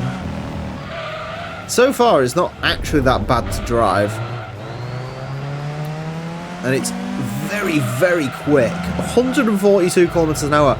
I think that's the same speed that Roof CTR2 we had out a little while ago. I think that's the same speed that was getting. Might even be the same speed the Evo 5 RS was getting. So, you know, if you transplant this engine into a decent chassis, then it'd be all gloves are off, but this is not a decent chassis. This is a terrible chassis. Or rather, let me be kind to it. I'm sure this wasn't a terrible chassis when it was new, but it is now. I'm not sure, obviously this is based on a Mustang, but I'm not sure which, or is it a Cougar, mate? I don't know. This rear end, I don't recognise this rear end. I know my American muscle car knowledge is pretty terrible, to be fair, so if someone would like to go ahead and let me know down below in the comment section what Mustang or whatever this is supposed to be based on. Unless, I mean, it could be a very late Mark 1. They might have had a different rear end. I know the obviously cars like the Mach 1 did have a different rear end on them. But yeah, I don't know. The light bar style doesn't seem to ring any bells. It actually reminds me a lot of the I don't know if you remember this from the 2000s, but it was everywhere. When they were doing the new Mustang in like 2004, the rear light bar on that reminds me a lot of this. That car was in like loads of games. I remember that. I had like a Hot Wheels of that, I think. And then there was the GTR model of it as well, which I think the GTR. Correct me if I'm wrong. I think the GTR was even featured in Grid. Even though that car was like long out by that point, the concept car sort of lived on in that game a little bit, so interesting. Of course, Ford Racing, it was in that.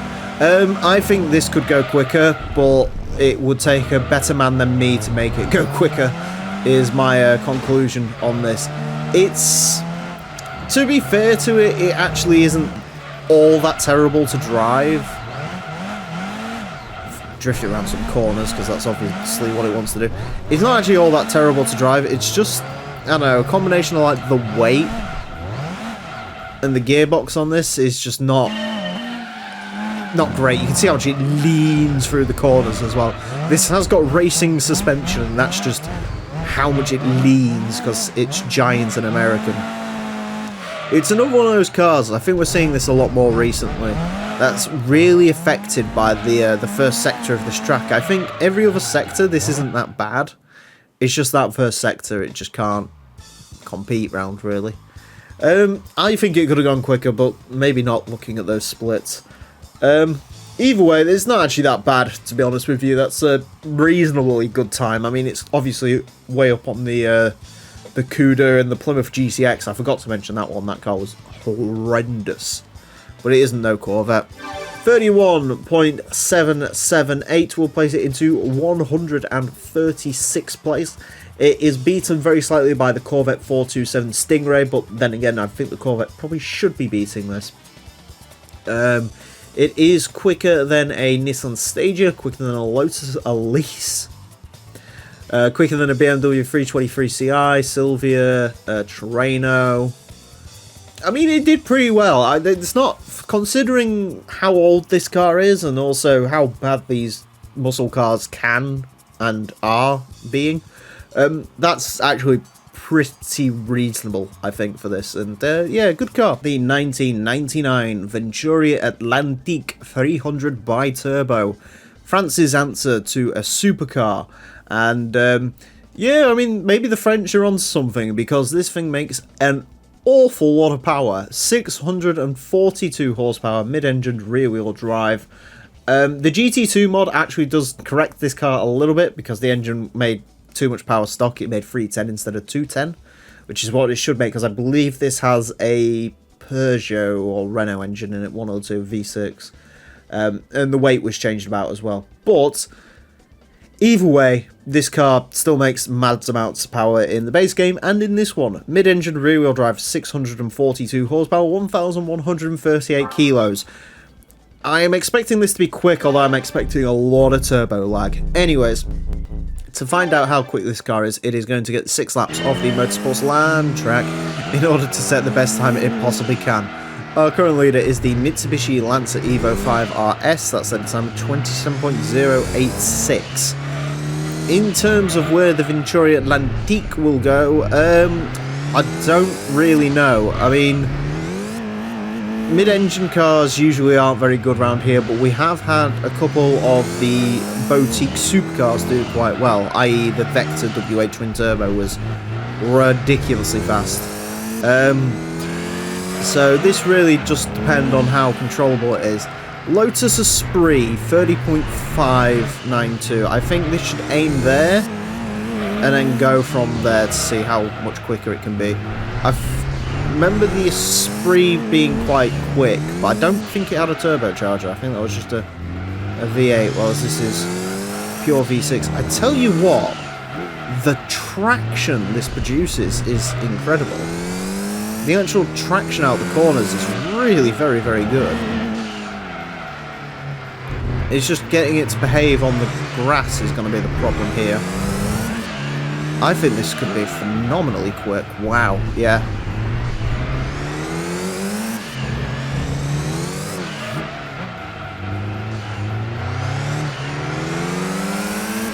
A little bit sloppy in that second sector on this lap, but still. We'll get a good banker run in. It is in the under 30 club. It's a deserved member as well, actually, because this is really nice to drive. I'm not sure what those rear lights are off. I'm assuming something French. I also love how this is a 1999 car, but it doesn't look it.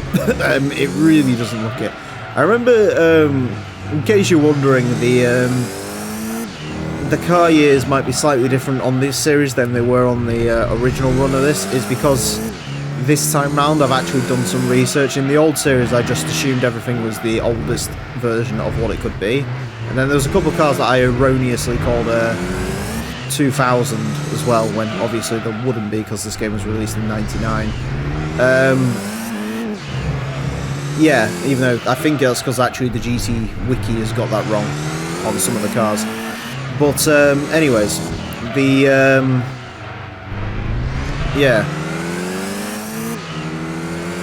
The Atlantique, I did actually look this up, this is a 1999 car.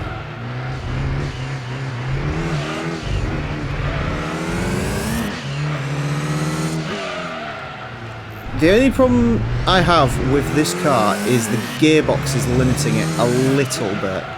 I mean, fractionally. You can just feel there's not as much power as you'd like in certain gears. Come on, rush the line. 29.907, that could go fractionally quicker, I think. I do think that could be a little bit quicker. It's actually a thousandth off of that Tommy Cairo we had. It's... Do you know what? It feels a lot better than that Tommy Cairo did. The only problem this car really has is over the grass it is a little bit unstable. That's the issue this has, but other than that, this is a really good car. A really, really solid choice, that. I think on a normal track, that would be bob on. It's a shame that last sector went to pot, because I think this could be a 29.8 car, but yeah, I mean, it's quicker than the Esprit, which is what I wanted from it, so... And it's in the under 30 club as well, which not many cars are, but no. 29.907 will place this into 42nd place. It is quicker than an Impreza wagon, quicker than a Camaro Legacy, quicker than the HKS drag car, quicker than a Celica, quicker than a Lancia Delta. You know, this is it the quickest French car we've had so far? Just having a look. I think it is. Yes. I'm not going to say it with much confidence, but yeah, I think that's the quickest French car that we've had. Really, really good car to drive that, actually. I'm deeply impressed. Like I say, around a track, or around a proper track, not a go-kart track, that would be phenomenal, because the amount of traction it just has on that rear end, I think it's one of the unsung heroes of this game. Unfortunately, I think this car does cost like a lot for the performance figure. For 210 horsepower, you're paying 104,000 credits, I think, which is a lot. But for the traction you get from this thing, it's incredible. The 1967 Aston Martin DB6. Perhaps one of the most ill-fitting cars to ever take on this course. I have no idea how this is going to do. I think it's our oldest car to take on the course so far. Yeah, the DB6 as well. Interesting choice. Most games opt for the DB5. This game's gone for the DB6. So I should also mention this is technically a Vantage model as well. They don't put Vantage in the name, but it is a DB6 Vantage. Another curious feature is the fact they go on and on about James Bond in the car description, but I'm almost certain this was never in a James Bond film. So maybe they meant to add the DB5 and forgot. In case you're wondering, the difference between the DB6 and the DB5, the rear end, as far as I can tell, and that's about it. Anyway, it's front engine rear wheel drive, 394 horsepower, 1,379 kilos. Let's give this car one final run out. This is another car that I've been obsessed with for a while and been meaning to take around here, just purely because I'm not entirely sure how this is going to get along. Anyways, it is going to get 6 laps of the Motorsports Land track in order to set the best time it possibly can. Our current leader is the Mitsubishi Lancer Evo 5 RS. That's at a time of 27.806. This old girl ain't doing that. In terms of where this is going to go, again, I have no idea. Where's the Jaguar XK8 31.079? I'd imagine this is going to be slower than that. Maybe some of the old muscle cars, potentially. That's sort of where we're looking for on this. I'm not sure. Oof. It's another one of those cars that does not like being on the grass, unsurprisingly. I'm sorry, old girl, this is not the way you'd like to be treated. Yeah, this is an odd choice in this game, I will be honest. It's one of those cars where it's like, you added that? Really? It's weird. Because obviously, you know, they have the DB7s and I managed to hit that wall again. Nice. They have the DB7 and the V8 Vantage, but they also have this Curiosity.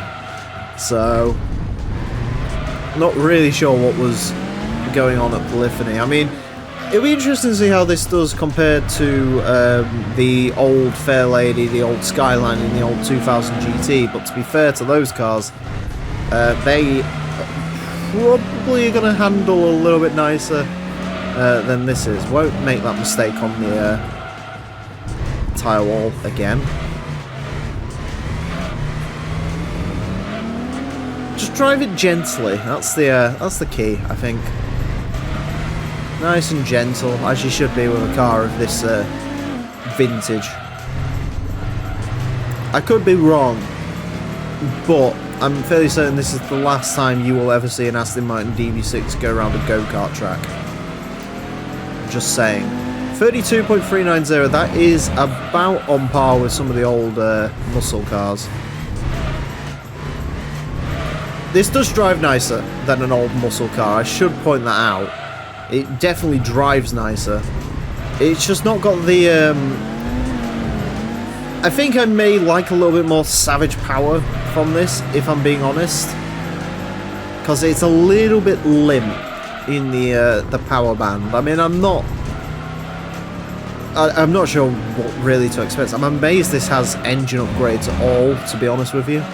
If this was like a modern Gran Turismo game, this would be like locked away in the Legend dealers for 20 million and you wouldn't be able to upgrade it or anything. So I guess the fact that you can's interesting, but yeah, I don't think it's going to go much. I think there's a little bit of time in this, I will be honest, but I don't think there's much.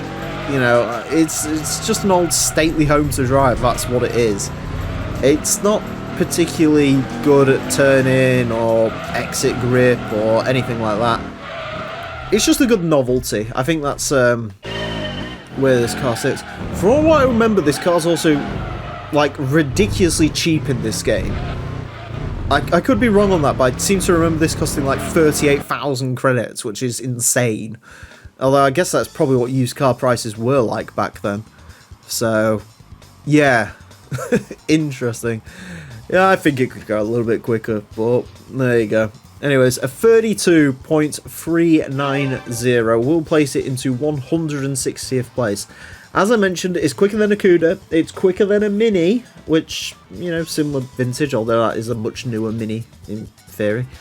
It's not as quick as, like, the Camaro or the Shelby GT500 or anything like that, but, you know, for an old girl, she did it alright. It's right around sort of the K car. It's beaten by a Volkswagen Polo. That's maybe less wanting to point that out. But yeah, I mean, I don't know what you really expected, to be honest with you. I don't know what I expected. It was alright. It's actually an okay driving car, to be fair to it. So yeah, put you back in a museum now. The 1997 Suzuki Alto Works RSZ. I guess this is one of the more iconic K cars to the series because it appeared in like every single Gran Turismo since this one until 6. You got a gold Auto Works for completing one of the events in GT3. I think it was one of the very few K cars that did survive in GT3, so yeah, one of the more iconic ones. I guess I like it. It's amazing to me. Oh no, we haven't had an Auto Works yet, which is interesting. So here we go, Suzuki Alto. I guess this video is going to get lots of views in India. Anyways, four-wheel drive, 190 horsepower, 633 kilos, typical K-car stuff. Let's go ahead and see how it gets along with 6 laps of the Motorsports Land track. It's going to go those 6 laps to set the best time it possibly can.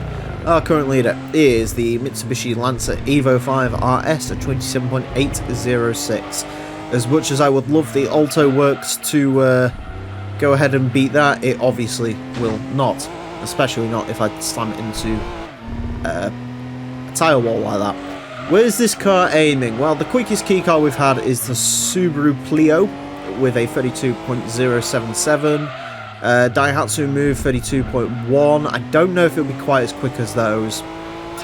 I guess Suzuki Cappuccino 32.4. The Minica 32.457. So I guess 32.4-ish would be where this car should aim. The power figures aren't bad for a naturally aspirated for a key car, but yeah, I don't expect much more than that because of course it's a key car. It's also going to definitely, well, it already has, but just to clear this up, it's definitely beating the Daihatsu Opti Club Sport, which I think in terms of size is probably the closest we've had to this. Maybe that Minica, I'm not sure. It has beaten the Minica PJ as well, which is the later Minica. There's actually quite a few Altos in this game. There's the 90 Alto, the 97 Alto, and the 98 with its weird facelift, which I don't really like. Because they basically... The 98 Alto... Actually, no, the rear end's a little bit different as well. The 98 Alto is the one that looks a lot like the Suzuki Altos that we got in this country. And if you're British, you do remember the Suzuki Alto being a truly wretched little car. You know, I'm sorry, I'm sure they're cute and characterful and people like them, but every time I saw one, it was like, your life has not gone to plan. Hence why you're having to drive a car that is that small, you know. I think the Wagon-R's probably had a better reputation than the Altos did. It was like right there with like Daihatsu Charades and stuff like that. I think we got these as well. Well, not these, but something similar. No way, the Perodua was a Daihatsu, wasn't it? It's hard to keep up with these things. You know, it is one of those cars where I think you could legitimately say they all sort of look the same, and I wouldn't really criticise you for thinking so. The race mod on this one looks like an Advan car, by the way. Just an interesting one. I think all the Altos are running racing mod because all the Altos have got different design depending on which one you go for, so that's actually quite cool. And also because the stock colours aren't much to write home about, because a lot of these are in the used car dealership. In fact, I think all of them barring the 98 are, so yeah. The 98 doesn't have a very interesting racing mod, but still, we'll use it because why not? It's the only 98 in the game. It's weird, they added like 3 generations of other Altos, but they only added one 98 Alto. Maybe they thought there was too many Suzuki Altos, although you'd think you'd stick them all in a new dealership at that point. Anyways, 32.373, that's... I think it could go a little bit quicker, I will be honest. Ironically, it's quicker than that Aston Martin we had out last time. I think it could go quicker, but to be honest with you, for a K car, that's not that bad. It feels pretty sprightly for a K car, to be honest. Yeah, it's not mad, but I don't know. It's okay. 32.373. That will place it into 160th place. Like I say, it's quicker than an Aston Martin DB6, quicker than the Plymouth Cuda. It's quicker than the Suzuki Cappuccino and a Daihatsu Move, and the Mitsubishi Minica. So it's quicker than all of those, but it's not as quick as the Subaru Clio or the other Daihatsu Move that we had around recently. It's not bad, actually, for, you know, as far as K car go, that's pretty good. And, yeah, the first Alto of many. In 1983, Toyota Celica XX 2800 GT. It's a good thing there's not another X in this title, otherwise this video would be getting demonetized. This is the oldest Celica in the game, back when Celicas were rear-wheel drive, and I don't even think the Supra existed. The Supra was originally a trim level of the Celica. Might have even been this one. 1984, I think, was the first year for that. So, yeah, the Celica Supra was a thing at one point, and you can sort of see why this car definitely does look like the later Supra, to be honest with you. But, yeah, for whatever reason, the Celica sort of developed into its own compact car, and the Supra became the big sports car, which just seems very odd. Anyways, front engined rear-wheel drive, 363 horsepower, 1,101 kilos. Pretty average statistics for this track. It's got quite a cool race mod. This car, when you buy it in the dealership, has like this sort of two-tone rear end on it, which I'm not a huge fan of. So it also has weird rear vents. I did notice that. Anyways, this is going to have 6 laps of the Motorsports Land track in order to set the best time it possibly can. Our current leader is the Mitsubishi Lancer Evo 5 RS. That set a time of 27.806. What it really should have done... Actually, no, I don't know. Is it a good thing or a bad thing? I'm thinking maybe I should have put the Mark III Supra before this, so we could see a good comparison between this and the car that it spawned. But then again, you know, maybe the Mark III, when we test that soon, that can be the, we can see how much progress they've made from that, potentially. I don't know. Where's this car going to end up? I have absolutely no idea. I'm expecting this to be slower than newer Celicas for rather obvious reasons. Where's the Sprinters? I think the Sprinters are all hanging around sort of 31.8s, MX-5 Roadster, stuff like that. This is weird. This is very weird to drive. So it hasn't got a turbo and it's not particularly fast. I think the biggest weirdness with this is it feels... The differential on it actually feels a little bit weird. All these cars run the customised limited slip, so they should all be pretty much the same, really. But this sort of feels like it lets go at the rear end, and then when it does, you just can't get it back, and that's just where it's going. It's very weird. It's one of those cars that feels like it perpetually wheel spins everywhere, which isn't ideal. 31.746 though, that's a pretty decent shout for it so far. Like I say, I'm not expecting this to be anywhere near the modern Celicas. This is one of the oldest cars we've had though, right? 1984, there's not many cars that are obviously like all the American classic muscle cars and stuff like that. They're all newer than this, but older than this, but I don't think there is many cars in this game that are older than this. In terms of Toyotas, there's only one, I think, and it's the 2000 GT. Oh, and the Starlet as well, actually. There's a really old Starlet in this game, interestingly enough. I do very much love the Gran Turismo 2 car list, because it does genuinely look like it's just whatever Polyphony wanted to add. There was no rhyme or reason to half the stuff they added, like with all the classic Starlets and stuff. They just wanted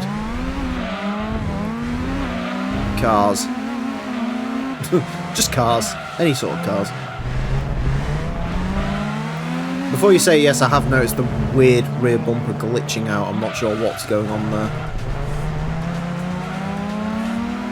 It's a very consistent car to drive, if nothing else, as evidenced by the lap times. See, there you go, there's the drifting I was talking about. The rear end did finally have to let go at some point. But, yeah, I don't think there's much more lap time in that, to be honest with you. It's alright to drive, to be fair. I'd probably drive this over like the naturally aspirated Supras I've driven because they were terrible. But yeah, not brilliant. I have to be honest. It's just not my cup of tea to drive.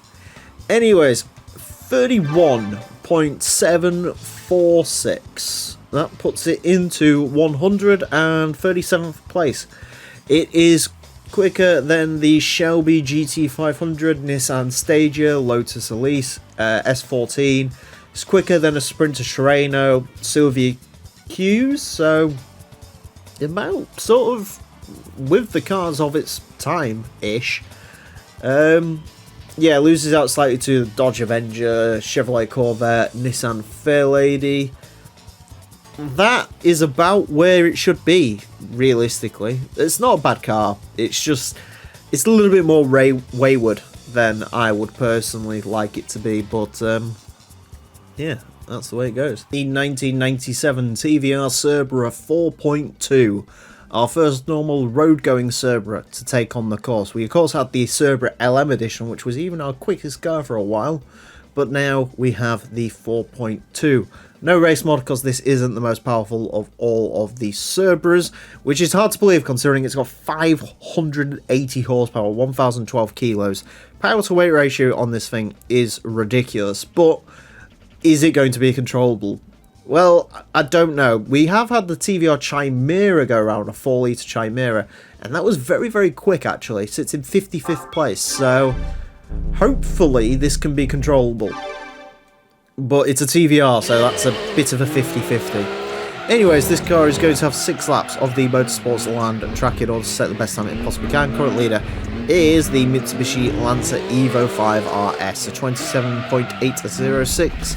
I mean, if this was like weighed the same and had all-wheel drive, then yeah, this could beat that. But obviously, it doesn't, so it won't be. Unless you want to create me some sort of weird hybrid, but we won't use that. Not officially, anyway. Yeah, I mean, first lap, 31.385, it's pretty good. It actually, the problem this is going to have, and I can tell it right away, this is one of those rear-wheel drive cars that's actually alright, and it's just the second you try and push it, that's when, or you try and push your luck, that's when it gets angry and just throws you out, basically. That is the way this car goes. 30.908. It's a 30.3 to beat, and I would like to see this beat the Chimera. As much as I like the Chimera, in theory this should be quicker than that. I don't remember the Chimera very well though. That might have been a car where it was a very sort of like perfect lap that I got with it. I'm not sure. 30.354. Okay, so we're getting sort of close to there. I think this is one of the cars that's really going to benefit from the racing modification. Because obviously, downforce isn't going to hurt this. Downforce will only help, not hinder. Alright, we'll try and get a decent run onto this lap. You might also think the Speed 6 is actually the quickest Cerbera, but it isn't. Not by a long shot, actually. The Speed 6 is comfortably the slowest of all of them. If you want a quick Cerbera, you want the 4.5. That's the quickest. The Chimera, there's the option for the 5 litre, but the 5 litre is actually a worse engine than the 4.5. So, yeah. Because I want to say the 5 litre... The 5 litre was a Rover engine, whereas this 4.2's... No, wait, no, the Speed 6 was the only TVR design engine. I'm not sure, to be honest with you. Your mind obviously wants to say this is a Jaguar engine, but I'm almost certain it isn't.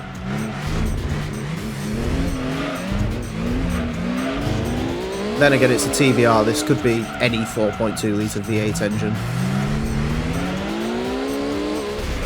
They probably went on like Etsy and just ordered a 4.2 litre V8 and that's what showed up. Or Temu. That's like the new one, isn't it? No! Ah, it lost the rear end on that final bit. If it didn't lose that rear end, that was going to be a really quick lap. Oh well. I love the Cerbera. I think this is an exquisite looking car, but I am quite glad that's over. I am a little bit clenched after driving that. That's not it's not the best car in the world to pilot, that one. Very scary. Yeah, it's a shame we lost that rear end on that final lap because I think this could have been I think this could have been like a 30.1. I don't think it would have got into the under 30s, but 30.1 definitely. Oh well. 30.284 will place it into, well, 55th place. It's like slightly quicker than the Chimera we had before. Quicker than a Fiat Punto. Okay, that's not saying much. Quicker than an E55 AMG. I'm trying to find the mental cars. It's quicker than a Stratos and an Esprit V8. It does lose out slightly to the RX-7, but that RX-7 was a terrific driving car. The power to weight ratio obviously is quite good, and it's a quick car, but it's a chore to drive. It really is. Fun. I love it. It hasn't stopped me loving the Cerbera, but I am looking forward to driving one with racing modification. The 1997 Nissan R390 GT1 LM Edition. My favourite of the R390s, the 97. Yes, I know the long tail was probably better, but this livery, the black and the red, yeah, it's cool, isn't it? Calisonics and Avi, iconic sponsors, the 23, the iconic Mazda number, and despite being as iconic as it is, this wasn't a very good car when it went to Le Mans. I don't think these even finished. Anyways, it does have a bit of a point to prove on our leaderboard because we've had the Toyota GT1 race car go around. So is this going to be quicker than that? That's the question. Mid-engine rear-wheel drive, 642 horsepower, 1,000 kilos exactly. Not sure if I believe that, but there you go. There's also the 97 and 98 road cars in this game. The 97 road car I think looks very, very pretty, but we'll get onto that later. Anyways, this car's going to have 6 laps to set, well, 6 laps on the Motorsports Land track. Our current leader is the Mitsubishi Lancer Evo RS, a 27.806 Lancer Evo 5. 27.806. This car is, I would say, unlikely to beat that, but we've seen these LM editions do quite well, and this is already very, very quick, so I don't think it's going to beat it, but I think it's going to challenge it quite nicely, judging by that first lap anyway. This is, wow, this is so nice to drive. Why is this so nice to drive? I remember the GT1 was all over the place, jumpy and horrible. Was this? You just put the power down and it just goes. It's incredible. 28.168. It's definitely eaten the GT1 for breakfast. The question is this going to eat the Evo for breakfast? Surely not. I thought that Evo would be like the quickest thing for a while, but this is definitely making its presence known, ain't it? 27.839. It is eating the heels of the Evo. It's so close. Failed Le Mans car, but fantastic Hot Lap Classic car this, evidently. The second car, sorry, to ever get into the under 28 barrier, which has been a hard barrier for a lot of cars. But this is just, you know, I truly do believe the 28 cars that get under 28 are like the absolute top, like 1 percentile of cars in this game. You will not see a lot of cars get under that barrier, and this one just has. it's phenomenal to drive. It is so nice. It's just planted. It's brilliant. It's properly brilliant to drive this. It is also making me question how good is the 98. If this is the 97, which I think actually has less power than the 98, how good is the 98 going to be around here?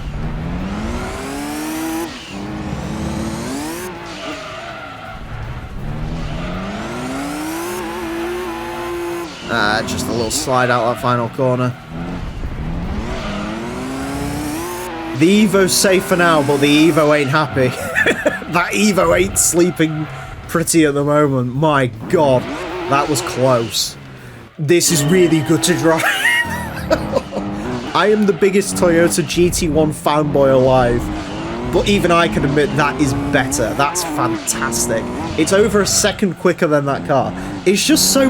It's beautiful. It's absolutely... The Evo 5 RS was beautiful to drive. This is very, very good. Obviously, on a proper track, this would decimate that. But no, this is phenomenal to drive. Absolutely sublime. I'm not a Nissan person, but Mike, yeah, it really could have potentially taken that Evo out. It really could have. I gave it everything. But the Evo stands strong, but the Evo, you know, is feeling a little bit hot under the collar now. Incredible. 27.839 places this into second place. As I mentioned, just misses out on the top spot to the Evo 5. But it is only the second car to go to under 28 seconds. Beats Ford RS200, Ford GT90, Mainz Lancer Evo, Roof CTR2. It's... yeah. This is a proper car, you know. The Supra LM Edition, CRX Del Sol, GT1 race car, all excellent cars. But this is like the Shepherd. You know, this is when the LM Editions crossed the line from really good to really very, very good. Yeah, I can't say enough nice things about that. I'm happy because it's my favourite R390. I do think the long tail's got to be one to really watch though, so yeah. The 1993 Toyota Supra GT Turbo Limited. One of your options is your first car in this game, the Mark III Supra, and one of the better ones. I think the Twin Turbo R is probably the better if they're available at the same time, because that makes more power than this does, but I remember this car. I like this car. You can definitely see the Celica we had a couple of episodes out, how much sort of influence from that Celica was taken for this car, which is just really an evolution of it. Our first Mark III Supra, we haven't had the best of luck with Supras, so interested to see how this one goes. Anyways, it's going to get 6 laps of the Motorsports Land track in order to set the best time it possibly can. Our current leader is the Mitsubishi Lancer Evo 5 RS at a time of 27.806. But of course, if you missed last episode, what are you doing watching this one? Oh, let me not say that. Watch this one, then watch that one. But yeah, it got pushed very, very hard by the Nissan R390 LM Edition. That was an incredible car. We're back to sort of our normal bread and butter stuff now, but still. I think this car's got one of the loudest blow-off valves I've ever heard. In terms of where this car's going to go, I have no idea. Naturally aspirated Supra 30.962 makes similar power to this. Yeah, and actually, I think that naturally aspirated Supra is the quickest non-JGTC Supra we've had, because, yeah, the normal one, not a good car. You know. We had a twin-turbo 96 RZ, and I think like set like a 31 because it was terrible. It was atrocious. This is... I don't know how to describe this. I don't think it's much better. I will be honest. The turbo sort of just comes in and ruins everything, as turbos often do. Joke. I mean, it's not awful or anything. It's just not brilliant to drive. Where did that Celica go? I can't remember. But yeah, it's not as bad as the sleeker to drive. It's probably the nicest driving Supra we've had, because I do remember that naturally aspirated Supra was horrendous to drive. It just wanted to slide everywhere. This isn't quite that bad. This actually feels pretty well balanced. The problem with this is it just wants to spin its rear tyres. Because the turbo kicks in, because the turbo is quite violent on this, it just wants to spin the rears all the time. Which, to an extent, yeah, but come on. Take a break. The rear tyres, they can't take much more, man. Don't start stressing the fronts or anything, I'm not saying that, but, you know, leave the rear tyres alone. I'm not the biggest Mark III Supra fan, I've sort of said this before. I remember when this car was added to Horizon 3, and I think I said a comment that turned out to be a little bit controversial, where I said this car is basically an FCRX7 but less interesting. I sort of walk that back a little bit now, because I'm not a huge FC fan either, but balls. Self-censorship there.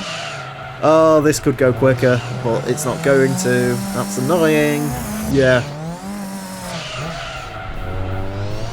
It just wants to spin its rear... There you go. That's what you want to do. You just want to spin your rear tyres. That's all it wants to do. Everywhere it goes, just spin the rears. That's annoying. That could have gone quicker, but... I can only go as quick as the car will let me go, and unfortunately in this case the car did not let me go very quick at all. It does beat some interesting cars, as you'll see in a second, but yeah, that's annoying. I think it's quicker than that. No, it's not quicker than that Turbo Supra. Damn. Yeah, it could go quicker. That really could go quicker, but how much quicker, I don't know. The more I tried to push it, the worse it got, so... Yeah, unfortunately, Mark III Supra, I was hoping these were going to be a lot better than the Mark IVs, but as it turns out, no, they're all about the same. Oh well. A 31.293 places it into 119th place. That's interesting, because that means it beats the Celica GT4 ST165. Which doesn't make much sense to me. I mean, it's right around a Sylvia Q's, which... yeah, makes sense. Slightly beaten by a Prelude. It's quicker than Tom's Supra, but that was atrocious to drive that car. Yeah. It's a shame, isn't it? The Supras just ain't... they ain't it around this course. It's unfortunate, but it's true. The 1993 Nissan Skyline GTR V-Spec R32. Another R32 takes on the course, another GTR. This is the V-Spec 1, not running racing mod, unlike the V-Spec 2. I did get it in the best colour, gunmetal grey, but yeah, another R32. Let's see how this one gets along. Four-wheel drive, 646 horsepower, 1,335 kilos. That is very R32 statistics. Anyways, this car is going to get 6 laps of the Motorsport Land track in order to set the best time it possibly can. Our current leader is the Mitsubishi Lancer Evo 5 RS, which at a time of a 27.806, this car is unlikely to beat that. Where's this going to go? Well, every other R32 we've had has gone around 29.6. The 91 did a 29.7, and that wasn't running racing mods, so somewhere in there. Again, I mean, this is the V-Spec, so it's technically heavier than the standard GTR, which isn't helpful. But still, I'm hoping it does well. I also promise you this will be the final R32 GTR for a while. You might have maybe or maybe not noticed that these are sort of getting built up in an interesting way. There'll be a bit of a showdown between all of the Skyline generations, but that's going to be much, much, much later on in this series, so don't worry. This is our final Skyline for at least a little bit, and to be fair to this one, on its first time out, it's set basically the lap time it's supposed to set. So, I want to push it a little bit more, but, you know, I've got to go and drink a coffee now. That's how used I've got to driving these R32s. Yeah, I'm sorry. There's a lot of these in this game. There really is. I don't know who decided how many different R32 GTR models there is. I'm gonna have to count these at some point.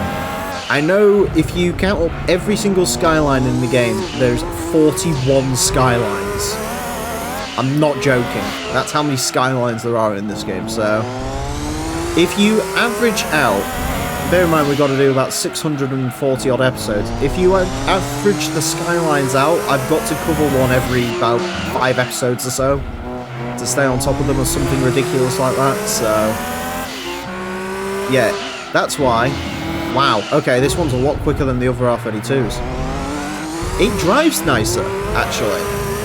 I don't know if it's just placebo. It could be placebo.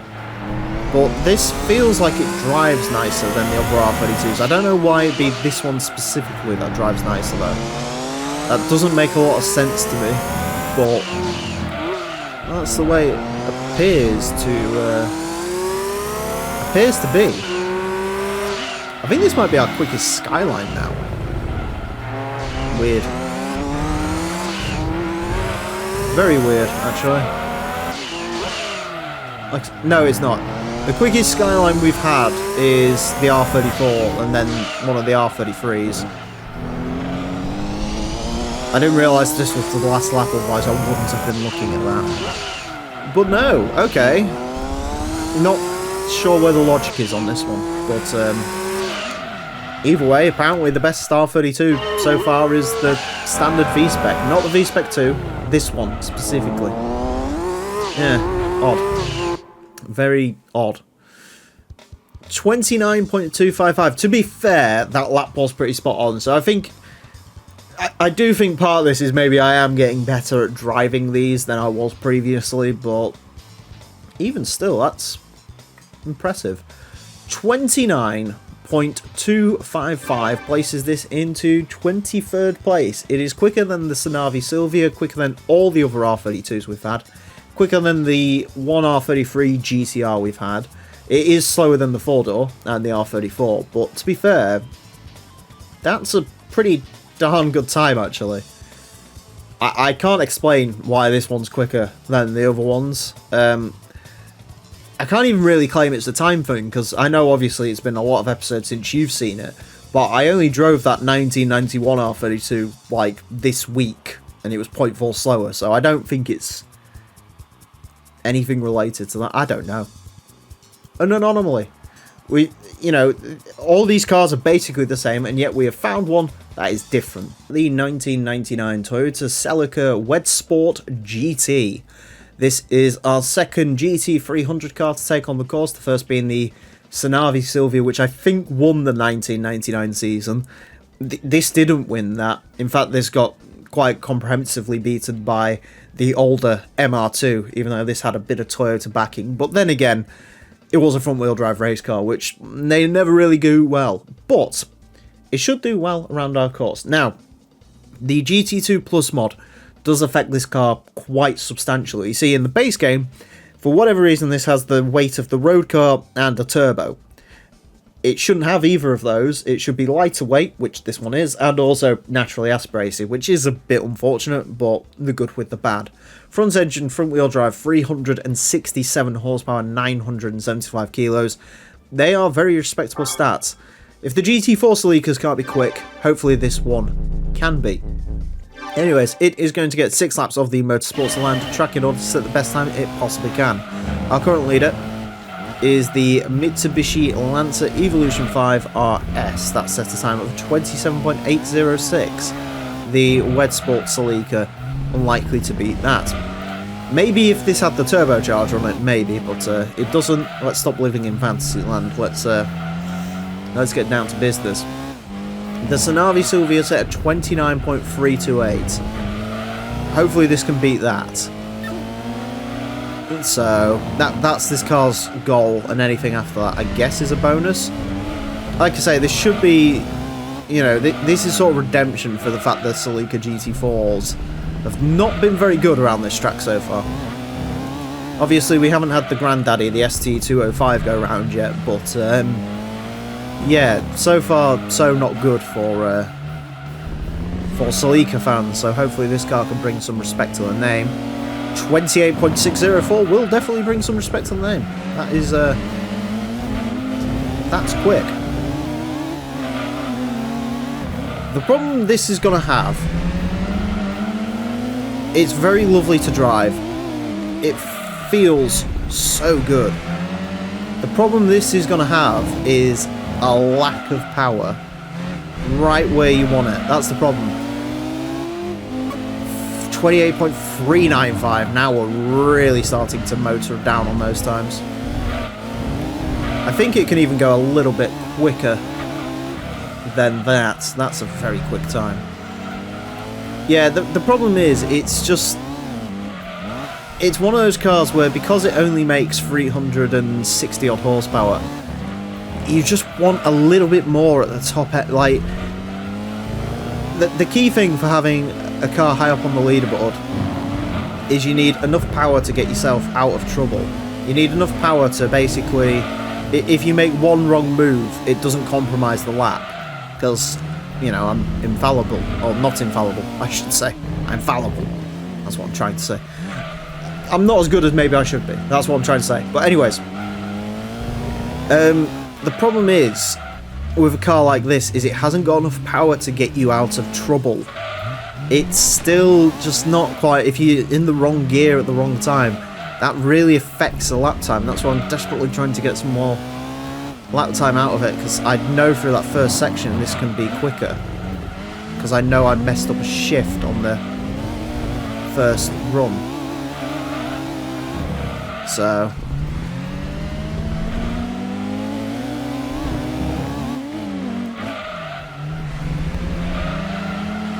That's too much wheel spin out of that corner. That is... Unfortunately, there is a little bit of lap time in there, but it's not that much. That being said, take a bow. That is by far and away the quickest front-wheel drive car we've had. Perhaps the quickest we'll ever have. I think the only other front-wheel drive race car in this game is the FTO, Travio, Tampon thing. Whatever it's called. Yeah, I mean, the lap time says it couldn't go quicker, but I think it could. I think there's a little bit in there, but if the splits want to flatter me, then I guess I'll just let it happen. Anyways, a 28.395 puts it into 7th place. It beats what was one time our leaderboard leader, the Daihatsu Storia, quicker than an Evo 5 GSR, quicker than the quickest Impreza we've had, quicker than the TVR Cerbera, quicker than the CLK race car, quicker than Del Sol LM, quicker than Toyota GT1, don't tell Toyota. Yeah, there's not much quicker than this, there really isn't, and it does drive really well. I've just noticed on the sort of screen where it's going around here, the rear tyres look ridiculously inflated. But no, it's really, really, very, very, very good. Honestly, it's terrific, but I just would like a little bit more power. I'm telling you, this with like 40 more horsepower and a turbocharger, you could be looking at a leaderboard killer.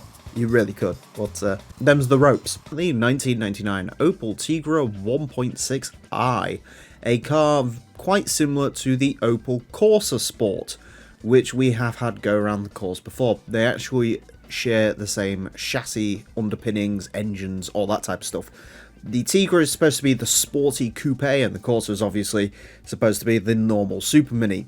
Now, this, of course, being Europe GM in the 90s, it didn't quite work like that, and the Tigra actually weighed about 150 kilos more than the Corsa, from what I remember. So, yeah, the sporty coupe thing didn't really work. The handling is technically by Lotus. We'll see if that helps it or not. If it's anything like any of the Lotuses that we've had go around the track, probably not.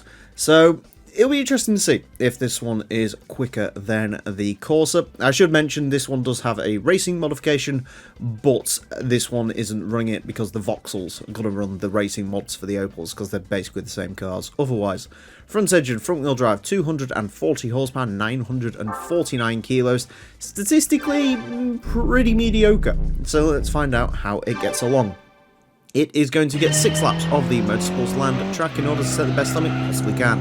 Our current leader is the Mitsubishi Lancer Evo 5 GSR, which is at a time, I believe, of a 27.806. This is obviously not going to beat that. Opel Corsa 31.4. Admittedly, that car did go around a very, very long time ago, so it'll be interesting to see how this competes. We have had a strange relationship with the European Super Minis. Either they're very sort of mid, or they actually turn out to be ridiculously quick. Stuff like the Fiat Punto, for example, which is one of the quickest front-wheel drive cars we've had go around here. So, it'd be interesting to see. I sort of, in a weird way, I hope this does alright. I actually don't dislike the Tigra, I'll be honest. I think it looks much better than the Corsa. I actually don't even particularly dislike the hardtop one that they made later on, which was basically a Corsa convertible. I think it just looks a lot more aesthetically pleasing than a Corsa. It's also quicker than a Corsa, apparently. But, yeah, I mean, I wouldn't own one, definitely not, and it's still got the same cookie-cutter interior that the Corsa has, which means dreadful, as all the South Americans watching will now try to execute in the comment section. But, yeah, I mean, I don't know, I always looked at these and I thought they were quite a curiosity. Obviously, the Vauxhall/Opel version of the Puma, which was Ford's small coupe turned silly crossover now, because that's the way the world's going. I'm surprised the Mocha isn't called the Tigra, actually, come to think of it. But maybe they just don't think that car has any form of legacy, I don't know. Now, one interesting thing to mention between the Opel and the Vauxhall versions is this car is running NA Stage 2, I believe, and you do have the option of Turbo Stage 2. Both of them make exactly the same amount of power. They both make 240 horsepower. So, I figured will be a bit interesting. We'll use the NA tune in the Opel and we'll stick the turbo in the Vauxhall, and we'll see what the actual difference is between the two, because I think that could be quite interesting. In terms of handling, this is one of those front-wheel drive cars that is actually quite oversteery. I can't quite remember how the Corsa handled. From what I remember, it wasn't bad. This is quicker, significantly quicker than the Corsa, but also I think the Corsa actually made less power than this did, even though they share engines because of Gran Turismo logic. But yeah, it's a tricky car to drive. It's quick, it's just a bit trickier than a Corsa, so I guess that's the trade-off you make. I think this could be a little bit quicker. I did have a collision with the wall on my fastest lap there, but I don't think there's much in it. And to be fair, that is a very impressive time for this car. 30.860. That is, well, it's beating a lot of stuff it maybe shouldn't. Let's put it that way. Yeah, on the whole, I mean, it's not actually awful, to be fair. It's a lot quicker than you expect. I'll be interested to see how the turbo in this functions, because I think with a turbocharger this might even be quicker because the power delivery would be a bit better. Yeah, I think maybe there's 0.1 in there looking at that Sector 2, but I don't... it's one of those cars where, I'll be honest, as much as I did collide with a wall, I don't think there's much left on the table for it. But, yeah, impressive to say the least. A 30.860 places it into 82nd place. It is the quickest Opel that we have had. It dethrones the Astra. It's only very slightly slower than the Honda Civic Type R, quicker than the Alfa Romeo 166 Twin Spark, quicker than 200 SX, Mercury Cougar, which is the most powerful front-wheel drive car in the game. As I mentioned, it's quicker than the Astra, BMW 320 Ci. There's a lot of cars that this is quicker than and probably shouldn't be. It does lose out slightly to the Citroen Saxo, EG Civic, Mark IV Golf.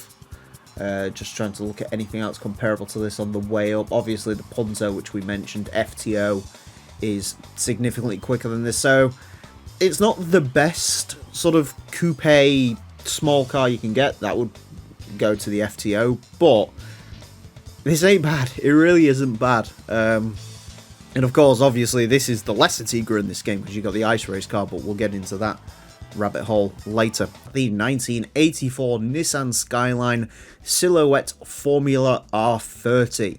This is a certified Gran Turismo icon, if ever one did exist. Part of one of the legendary money-making schemes in this game, where if you win the final race of the 80s Sports Car Championship, which you can do in your first car, you get this. And then you can either take this to Gran Turismo All-Stars or sell it for 125,000 credits. Personally, I'd take it to the All-Stars because it's actually a pretty decent vehicle around a normal track. But will it be quick around our track? And that is the question.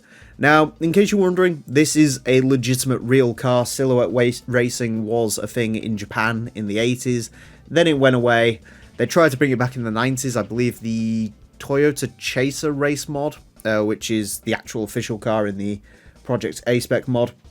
That is, well, was supposed to be sort of one of the cars that was a concept for the series, but it never really took off. Anyways, front-engined rear-wheel drive, 563 horsepower, 1,005 kilos, a lot of torque. I think this might be a little bit undrivable, but we'll see. It is going to get 6 laps of the Motorsports Land track in order to set the best time it possibly can. Our current leader is the Mitsubishi Lancer Evo 5 RS, which had a time of a 27.806. This car is unlikely to beat that, but should be quick. In terms of where this might end up, GT500 Skylines, we've had the Calsonic, which was one of the first, no, it was actually the first GT500 car to go round. We haven't had one since, so that might be a little bit of a bad benchmark, but the 29.6 was the time for that car. So if this can be controllable and we can get somewhere around there, we will be grand. A little bit of throttle modulation. I did, the most recent episodes I recorded a while ago have started going up, and a lot of people in the comment section are pointing out the fact that yes, there is actually a way to modulate throttle in Gran Turismo. 29.2, that's not bad. Yeah, there is actually a way to do it. Of course, there's the thumbsticks, although if you do drive with the joysticks, if you use those for acceleration and braking, I don't know what's wrong with you. I don't think you can be helped. And there's also like a way in Duck Station to get the throttle modulation to work with the triggers, so you can sort of, I think it's like a weird thing where you can basically convince the emulator, or well, what you are supposed to be emulating, that the triggers are actually like the analog sticks or something like that. I'm not too sure how that works. I do know it's possible, there's like tutorials on it and stuff, but obviously it is far too late in the series to start using that. I wish I'd known that before, because I could have made myself look like an absolute driving god with some of these cars, but alas, you know. It also goes a little bit against what this series is supposed to be, you know. This is supposed to be a little bit of a case of, you know, it's scientific, but it's also supposed to be rudimentary, because the whole, you know, this series started out with me playing the PlayStation 3, sort of putting a PS1 game into a PS3 and doing it that way, so I tried to make it as accurate as possible. Obviously I'm using a 360 controller, which isn't accurate, but you know, you could reasonably use standard hardware and somewhat emulate what I'm doing here. That's sort of the point of the series, which is interesting. I know that does sound like something I have just made up to purely cover my ineptitude with discovering about the trigger thing, but I promise you that's somewhat accurate. Not going to get the good launch out that final. I think that could have gone quicker, but only a little bit. I'm not going to lie, I don't think there is a significant... Maybe you could get it into the 28s, but it would be a scraping into the 28s. It would not be full-blown break-in, if you will. So, but it's certainly not done bad, as you'll find out, especially for an old-timer. Yeah, I mean, to be fair, the sector times on there don't really show a whole lot, do they? So that's interesting. Anyways, a 29.213 will place this car into 23rd place It is slightly slower than the 4-door GTR and the R34, but other than that, it is the quickest Skyline we've had. Beats the NSXR LMGT2. It, of course, beats out many of the Skylines, Silvia. Beats out the Evo 4, Subaru Impreza Sedan version 3.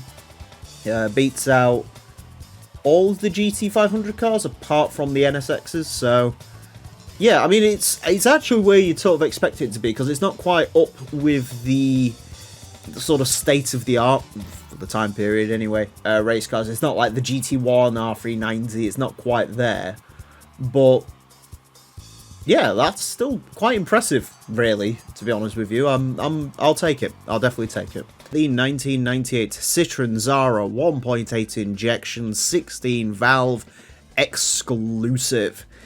Now, if you ask most people to think of a car from Gran Turismo 2, they'll pick the Skylines or the Vipers or something like that. Me, when I think Gran Turismo 2, I think of the Citroen Zara 1.8i 16V exclusive, because this is one of the very first cars you see in the game if you go through arcade mode and choose Class C. So for that reason, I've always sort of associated this car with GT2. I really like it, and it's made me really like the Zara in real life. Yes, I know this is quite a boring looking car, but underneath it's a Peugeot 306, which is quite a good chassis, although apparently not by Hot Lap Classic standards, but we'll get there. I just really like it. I don't know why. I know it's bland, but it's just peak 90s car design for me. I really like it. I got quite upset when they facelifted this because I didn't think it looked as good. Anyways, this car comes in this fantastic gold colour, and statistically, it ain't a rocket ship. Front engine, front wheel drive, 266 horsepower, 1025 kilos. I should mention the GT2 Plus mod restores the racing modification for this car. For those of you who don't know, this is actually technically supposed to have a racing mod. It's a more close to real life version of the Zara rally car. I'm electing not to use it because I wanted to use it in its standard 5-door guise, because when I think Zara, I think standard 5-door guise. Anyways, it is going to get 6 laps of the Motorsports Land track in order to set the best time it possibly can. Our current leader is the Mitsubishi Lancer Evo 5 RS. Need to get used to that. Set a time of 27.806. The Zara is unlikely to beat that. The Zara, in its sight, should be the Peugeot 306. We had that go around. It was one of the very first cars that went round. 31.7 for the standard car and a 31.5 for the rally version of it. So, if you can beat its stalemate, then we'll claim that as a victory for the Zara. As I've discussed before, European hatchbacks in this series, they've been doing either really well or Peugeot 306. So, it'll be interesting to see how this gets on. I hope it does well. I need some justice for the Zara. If you're a big fan of the Zara, let me know in the comment section, because I am. I really like this one. Not the Zara Picasso, that was a joke. And again, the sort of facelifted Zara, that's when the Zara actually became like successful in rally and stuff, which I get why people might resonate more with that, and that was the one that they carried into GT4. They had the Zara BTR as an option, but yeah, when I think Zara, I think of this sort of the dowdy face from the 90s, before it had that, I guess it was the Zara Picasso that did actually start that sort of new corporate face for Citroen, and then obviously that extended onto the cars like the C5 and stuff. But, I mean, maybe it's me as a kid, but I think in the 90s, I think Citroen had some really good looking cars in the 90s. You know, I like the look of the Zara, which again is slightly controversial. I like the Xantia. The Xantia is a really good looking car. I really want a Xantia. Maybe not his and her Xantias.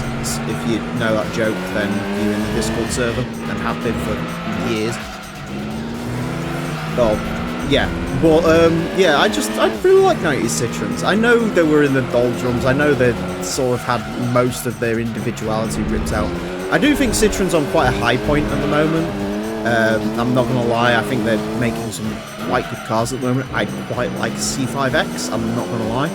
So I hope Citroen can one day rise again, because Citroen's my favourite of all the French manufacturers. I know I definitely have a longer relationship with Peugeot. But I just like Citroens. They're just, I don't know, even when they're not that different, they're still a little bit out there and weird. And they value comfort, which is something I very much value in a car. Anyways, the Zara is pretty much everything I expected it to be. It is an average car to drive. It's not bad, it's not brilliant. Rear end can come out on it a little bit. It is definitely better to drive than the 306 was, which is nice. It's across the line, 30.853. Okay, never mind. To be fair, there was a bit of a cheeky corner cut in there, but I was about to say how unbelievably average this car was, and then it just, final lap, boom, put that straight in. That creates a problem because it creates a tie, but we'll address that in a second. Fantastic. Yeah, 30.853. I wish it would have been a little bit quicker because, like I say, now we've got a tie, but never mind. It is also tied with something you won't expect, so we'll get to that in a second. Yeah, good car. Actually, to be fair, you know, pretty average car, but not bad. 30.853 places this in to 82nd place. It ties with the Roof CR4, but as I've discussed before with ties, the car that set the time first is going to be the one that gets to go above. So, in this case, the Roof CR4 and the Citroen Zara, same car, perfect. Quicker than a Civic Type R, quicker than the Opel Tigra, quicker than the Alfa Romeo 166, Mercury Cougar, BMW 320, Ford Focus. Yeah, it's a pretty good time. That absolutely blitzes the 306, although, as I said, the 306 was one of the very first cars to go around. Does lose out slightly to the Citroen Saxo, so it's not the quickest Citroen that we've had. Civic, Integra, Golf, Mark IV. Yeah, that's a lot quicker than I expected it to be. I was firmly ready for a 31.1, which would have put it where all the other average cars go to die, like the Neon and, well, the Phaeton, Accord, stuff like that. But no, it actually put a little one out the bag late on in that, which is cool. The 1994 Subaru Impreza WRX Sedan. This is a car which surprised me. The GT2 Plus mod actually corrects quite a major issue, as it turns out, with this vehicle. This had, in the base game, it has the engine of the 94 wagon, and the wagon has the sedan's engine. And it turns out, in this era of Subaru, that the WRX sedan and the WRX wagon had two different engines. So, or maybe not engines, but two different power outputs, significantly. So, originally this wasn't going to run with a race mod, and I was just going to compare it to the wagon and laugh at it a bit. But, no, it turns out it actually makes more power, so we're going to take it seriously. And then I found out it came in purple. So we can continue on our weird tradition of strange Subaru colours. Fantastic. Statistically, it is actually quite strong. Four-wheel drive, 464 horsepower, 1,050 kilos. Decent amount of torque. Imprezas are good around here. Let's see how good this Impreza is around here. It is going to get 6 laps of the Motorsports Land Track in order to set best time possible can. Current leader is the Mitsubishi Lancer Evo 5 GSR, set a time of 27... RS, sorry. Set a time of 27.806. I don't know why I keep messing that up today, but here we are. The 94 wagon, where did that end up on the leaderboard? I'm going to try and read the leaderboard while I do this. WRX Sedan 96, 29.4. I think the wagon was like... I have no idea. Where has that wagon gone? It went somewhere. Anyways. So, I'd say we are looking for mid to late 29s out of this. That is going to be the benchmark for this one, but we'll see. Quickest Impreza we've ever had, I believe, was a 29.3. That was one of the later sedans. So it'll be interesting to see how this gets along. So far, so okay. I don't know why my brain just... my brain just instantly went blank the second I got to our last corner. So that sort of ruined that run.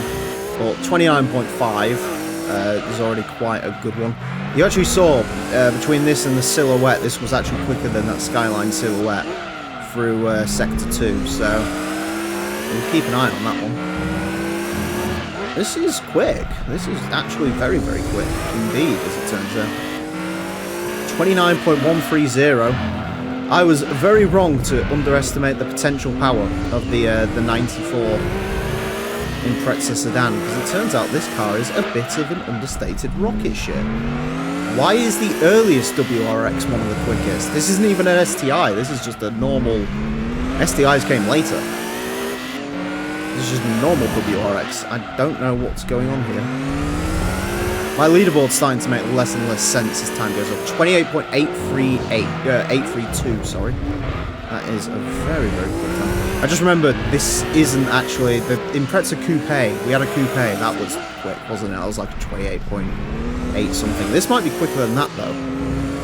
Can you tell it's been a little while since I recorded the Hot Lap Classic? A little bit rusty on the old commentary.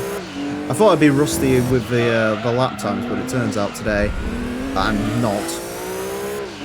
In case you're curious about this, I do do a little bit of a warm-up session, not in any of the cars that I'm going to like test on the day, but I usually do like a car that I've done in a previous run. I'll compare whatever lap time. I don't want to stare into that. Damn, I think this could have gone a little bit quicker. Yeah, I usually just have a quick run out in a car that I've already used, a couple of cars I've already used, try to do a few different drivetrains and just find out what sort of times I can set. And then, you know, if I'm absolutely rusty as hell on that day, I won't do a recording session. But it turns out today I'm alright, and a 28.832 definitely proves that. That's quicker than I expected, I will be honest. I've also just changed my mind again. The quickest Impreza we've had is a sedan version 598. That's the quickest Impreza. I don't know why my brain just forgot all of the last few Imprezas that have gone round. I suspect there's a little bit more time in there, but I don't think this would have gone beyond a 29.7. I don't think this would have been testing the times of the version 5 that we've had go around, or even like the Evo 5s or anything like that. I don't think this is a car that's quite that quick, but that's still very impressive. 28.832. That will place it, 28.832, into 15th place. It is slightly quicker than the Impreza Coupe WRX Type R STI version that we've had go around. Quicker than the GTOs, which are very quick cars. Quicker than the Chaser LM, a bunch of Skylines. Does lose out very slightly to the Toyota GT1 race car, CRX Del Sol, CLK race car. Like I say, a couple of Imprezas, a couple of Evos are quicker than this, but that's very, very impressive from this Impreza, even if my brain was dying as we drove around there for whatever reason. Yeah, that is a very good, respectable lap time. Like I say, I genuinely did not think the 94 WRX was going to be anything to write home about. I didn't even think we was going to be running race mod, and as I mentioned, I thought I was going to compare this to the 94 wagon, which, in case you're wondering, I have just found is about a second and a half slower than this. But no, turns out this is actually quite brilliant. So there you go. The 1998 Vauxhall Vectra GSI 2.5 V6. It is our second Vectra to go around the track. We've had the SRI 2 litre, but this is the mighty 2.5 V6. I do jest, but to be fair, this is the one with the BTCC race mod, which is quite good looking. So we'll give it a pass, although it is still a Vectra. Interesting to note, this mod fixes, the GT2 Plus mod fixes an issue this car has, where apparently it has the wheel and tyre sizes from the SRI, so they fixed it to the proper GSI. And the mod's also fixed it so the Opel Vectra GSI doesn't actually exist, but we'll get to that later. Yeah, interesting to say the least. Statistically, this is quite healthy. Front engine and front wheel drive, 326 horsepower, 1,177 kilos. Should be interesting to see how this gets along. It is going to get 6 laps of the Motorsports Land track in order to set the best time it possibly can. Our current leader is the Mitsubishi Lancer Evo 5 RS, which set a time of a 27.806. The Vectra, no. So, in terms of where this car's going to go, well, most front-wheel drive saloon cars end up around the 31.1s. We've had a lot of them. Primera, Alfa Romeo 166, Honda Accord, Even the 2-litre Vectra we had go around, they're all in that sort of ballpark. Now, admittedly, none of them quite have the same amount of power as this one does, and of course this has a racing modification, unlike that previous Vectra that's gone round. So, it'd be interesting to see. I think this might end up cresting the late 30s. I don't expect it to go beyond that, although we will see. Because the thing is, this is still, at the end of the day, the Vectra. It isn't quite the stripped-out monster BTCC car. It is just a Vectra. 30.654, never mind. Alfa Romeo 156 was a blissfully quick car. I think that was like 30.080. I hope the Alfa Romeo is not threatened by the Vectra, but I mean, if it is, that's one hell of a story, I guess. That's something. I'm sort of curious how all these BTCC style cars get along, because there's a lot of them in the game. You know, you got the Vectra, the Accord, which we have had the 97 Accord go around. I think that was like a 31.1. You know, the Laguna, Mondeo, all that sort of good classic super touring stuff we've got to go around. Unfortunately, this is the race mod. This car uses the 99 livery, I think. I've decided to go with the red. The Vauxhall version comes in either red or this really strange muted blue, which I don't like, so we're not using that. There's sort of like a damper version of the blue Red Bull uses on its F1 cars. And then there's the Opel version, which does look better and it has the green, but as I mentioned, the Opel Vectra in this mod has actually received quite a significant change, which we'll get to later on. This actually drives alright, to be fair to it. It's not bad. It's not what I'd call brilliant, but it's not bad. It definitely wouldn't be my choice for BTCC cars, and there's certainly touring cars in this game which make far more power than this, which we'll get to. Although they do all sort of hover around this 300 mark, so they are actually quite close to each other. The corner entry there got messed up quite badly, so that's unfortunate. But this is a very quick front-wheel drive car. You'll see in a second when we do the leaderboard. I don't know if this would be quicker with a turbo or not, because the actual power delivery on this isn't half bad. Like, you can actually see in terms of speed, it's not that far off that WRX we had last time out. 30.486. That's damn. I was hoping I could take the piss out of this because it's Vectra, but no, that's put it in somewhere really funny actually. We'll see that in a second. But yeah, overall that's a surprise. That's a good car, that actually. Definitely better than 2-litre. What is life anyway? I'm praising a Vectra. What's wrong with me? Anyways, apparently it could even be a little bit quicker. That shows you. To be fair, that second lap was very good, but Sector 1 wasn't. Would this have challenged the Alfa Romeo? I don't think so. I think it would have been right around sort of Honda Civic Ferio, Mitsubishi FTO, sort of that far up.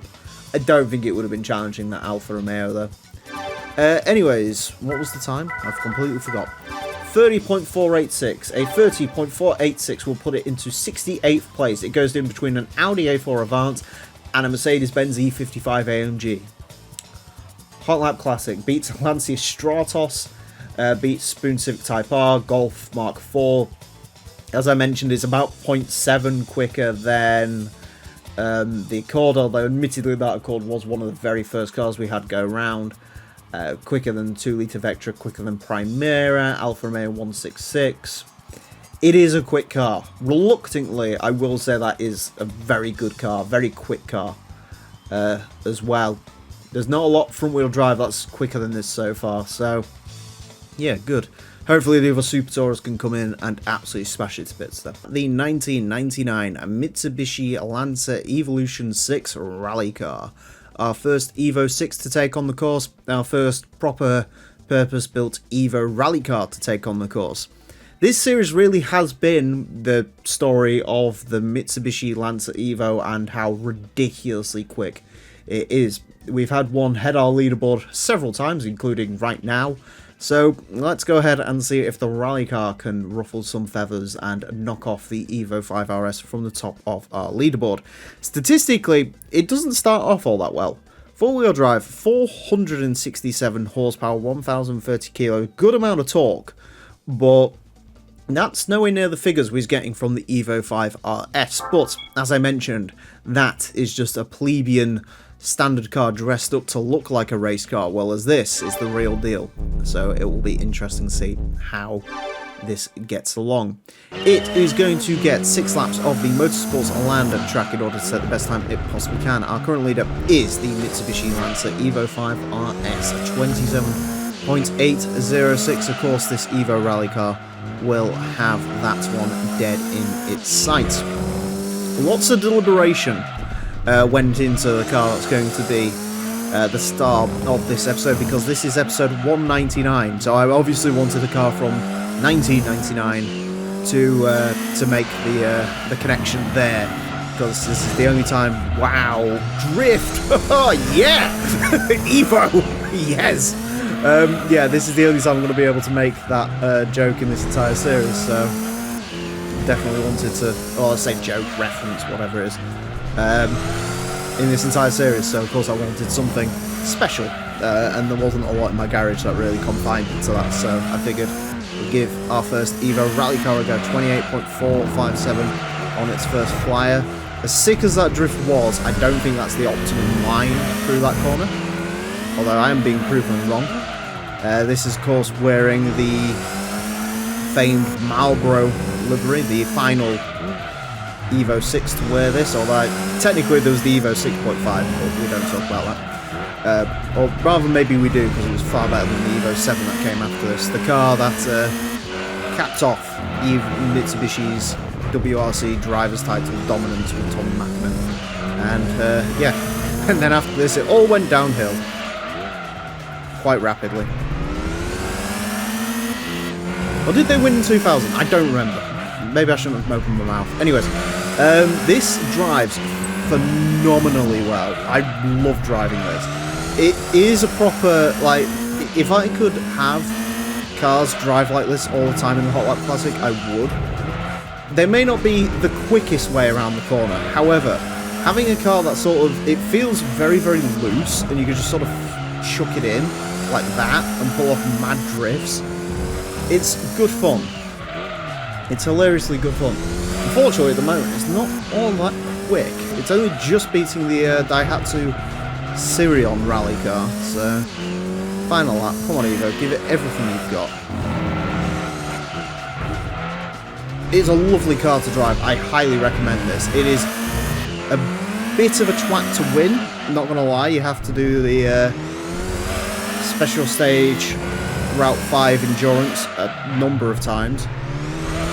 And eventually you'll get this. That was a very cheeky desperation corner cut right there. Alright, come on, final corner, throw it in. What you got? 27.718, it's done it! I will admit that corner cut was cheeky, but we have a new leaderboard leader. Wow, that took a lot to get that lap out of that. Yeah. That was a bit of a desperation corner cut. I'm not sure how I feel about that. But nevertheless, it has done it. It has just about done it. You can't pull anything more out of that. You really can't. That I gave it everything, and it gave me everything back, and I am, yeah, I'm happy with that. 27.718. We'll place this into first place on our leaderboard. It knocks out the Evo 5 RS, replacing it with yet another Mitsubishi Lancer Evolution. Hopefully, the next car that claims the top of the leaderboard won't be an Evo, but I can't make any guarantees on that because these cars are heroically quick. Beats that, beats a Nissan R390, RS200, Ford GT90, Evo 5 Mines. Yeah, it's a quick car. Beats Daihatsu Storia rally car by quite a substantial margin. That's a very good car to drive. I really, really like that car, to be fair. Nothing's been a more deserving leaderboard leader than that, because that is very, very good to drive. And I guess it's a taste of things to come from the Evo 6, because the other Evo 6s are going to be a lot more powerful than that. The 1999 Mugen S2000. This is a car that was cut just before the release, but it is fully functional and was added with GT2 Plus. Admittedly, you probably don't really recognise this one was cut, because you might think there's already a tuned S2000 in this game. Yes, there is. It's the Spoon model. For whatever reason, the Mugen one, I guess Polyphony decided there's too many S2000s in this game. Not sure. I mean, there's only 4 if you count this one, so I don't know how they came to that conclusion when they've got 41 Skylines, but nevertheless, here we are. Front engine and rear-wheel drive, 370 horsepower, 1,103 kilos, and a Honda amount of torque. This car is going to get 6 laps of the Motorsports Land track in order to set the best time it possibly can. Our current leader after the last episode is the Mitsubishi Lancer Evo 6 rally car, a 27.718. This is obviously not going to beat that. It's our first S2000 to celebrate episode 200. As I mentioned in the last episode, obviously 199, I wanted something from the year 1999 for that, and I thought for this episode, I always like to stick in a sort of cup car or something like that every sort of milestone episode, or something really, really fast, either or. So this time around I've decided on this S2000, which isn't very quick, but it is an interesting car for certain. I quite like the S2000. I mean, obviously I'm a big Honda fanboy, of course I like the S2000, but I just think this is probably the best open top car ever made, and probably ever will be. I'm trying to think of anything else I like more than the S2000, really. It's just got one of the great engines of all time. I can't remember the engine code, but it revs ridiculously high, as you can see in this one. The cut-off for the red line is about 9,750 RPM. I know with tuning these things can be absolutely monstrous. Of course, Hondas in the 90s were known for their excessively high red lines, and the S2000 really does encapsulate all that. On top of that, it's a really, really good looking car. Obviously, one that's got a lot of heritage, really. I mean, it's just an absolute classic in my mind. No wonder these things go for so much money. Maybe, you know, if it's me buying, I'd probably prefer a TVR Chimera, purely because a car like this is one of those that you're sort of scared to drive, which I know sounds weird considering I say I want a TVR, but like with TVRs, there's loads of them and they're pretty static on the values. These are going up like every day. I'm feeling something like nice S2000s can be like 30 grand cars now, and so you would be a little bit worried about, well, using the car as it's intended. And the whole point of the S2000 is to use and abuse it. But yes, if it was up to me, I would very much like an Imola Orange S2000 in my life. If anyone wants to make that happen, then go for it.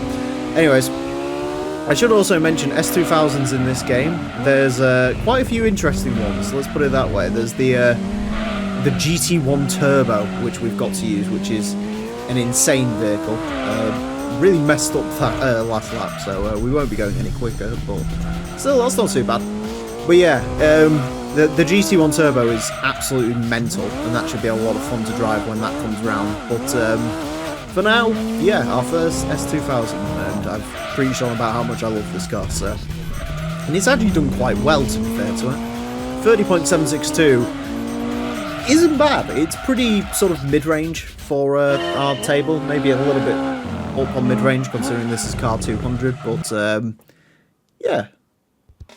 On the whole, I enjoy driving that. I don't think it would go much quicker, I'll be honest. I think the thing that hurts the S2000 a lot, and what I'm expecting to hurt all the ones that go around here, barring the GT1 Turbo, is the power delivery is all obviously right at the top of the red line.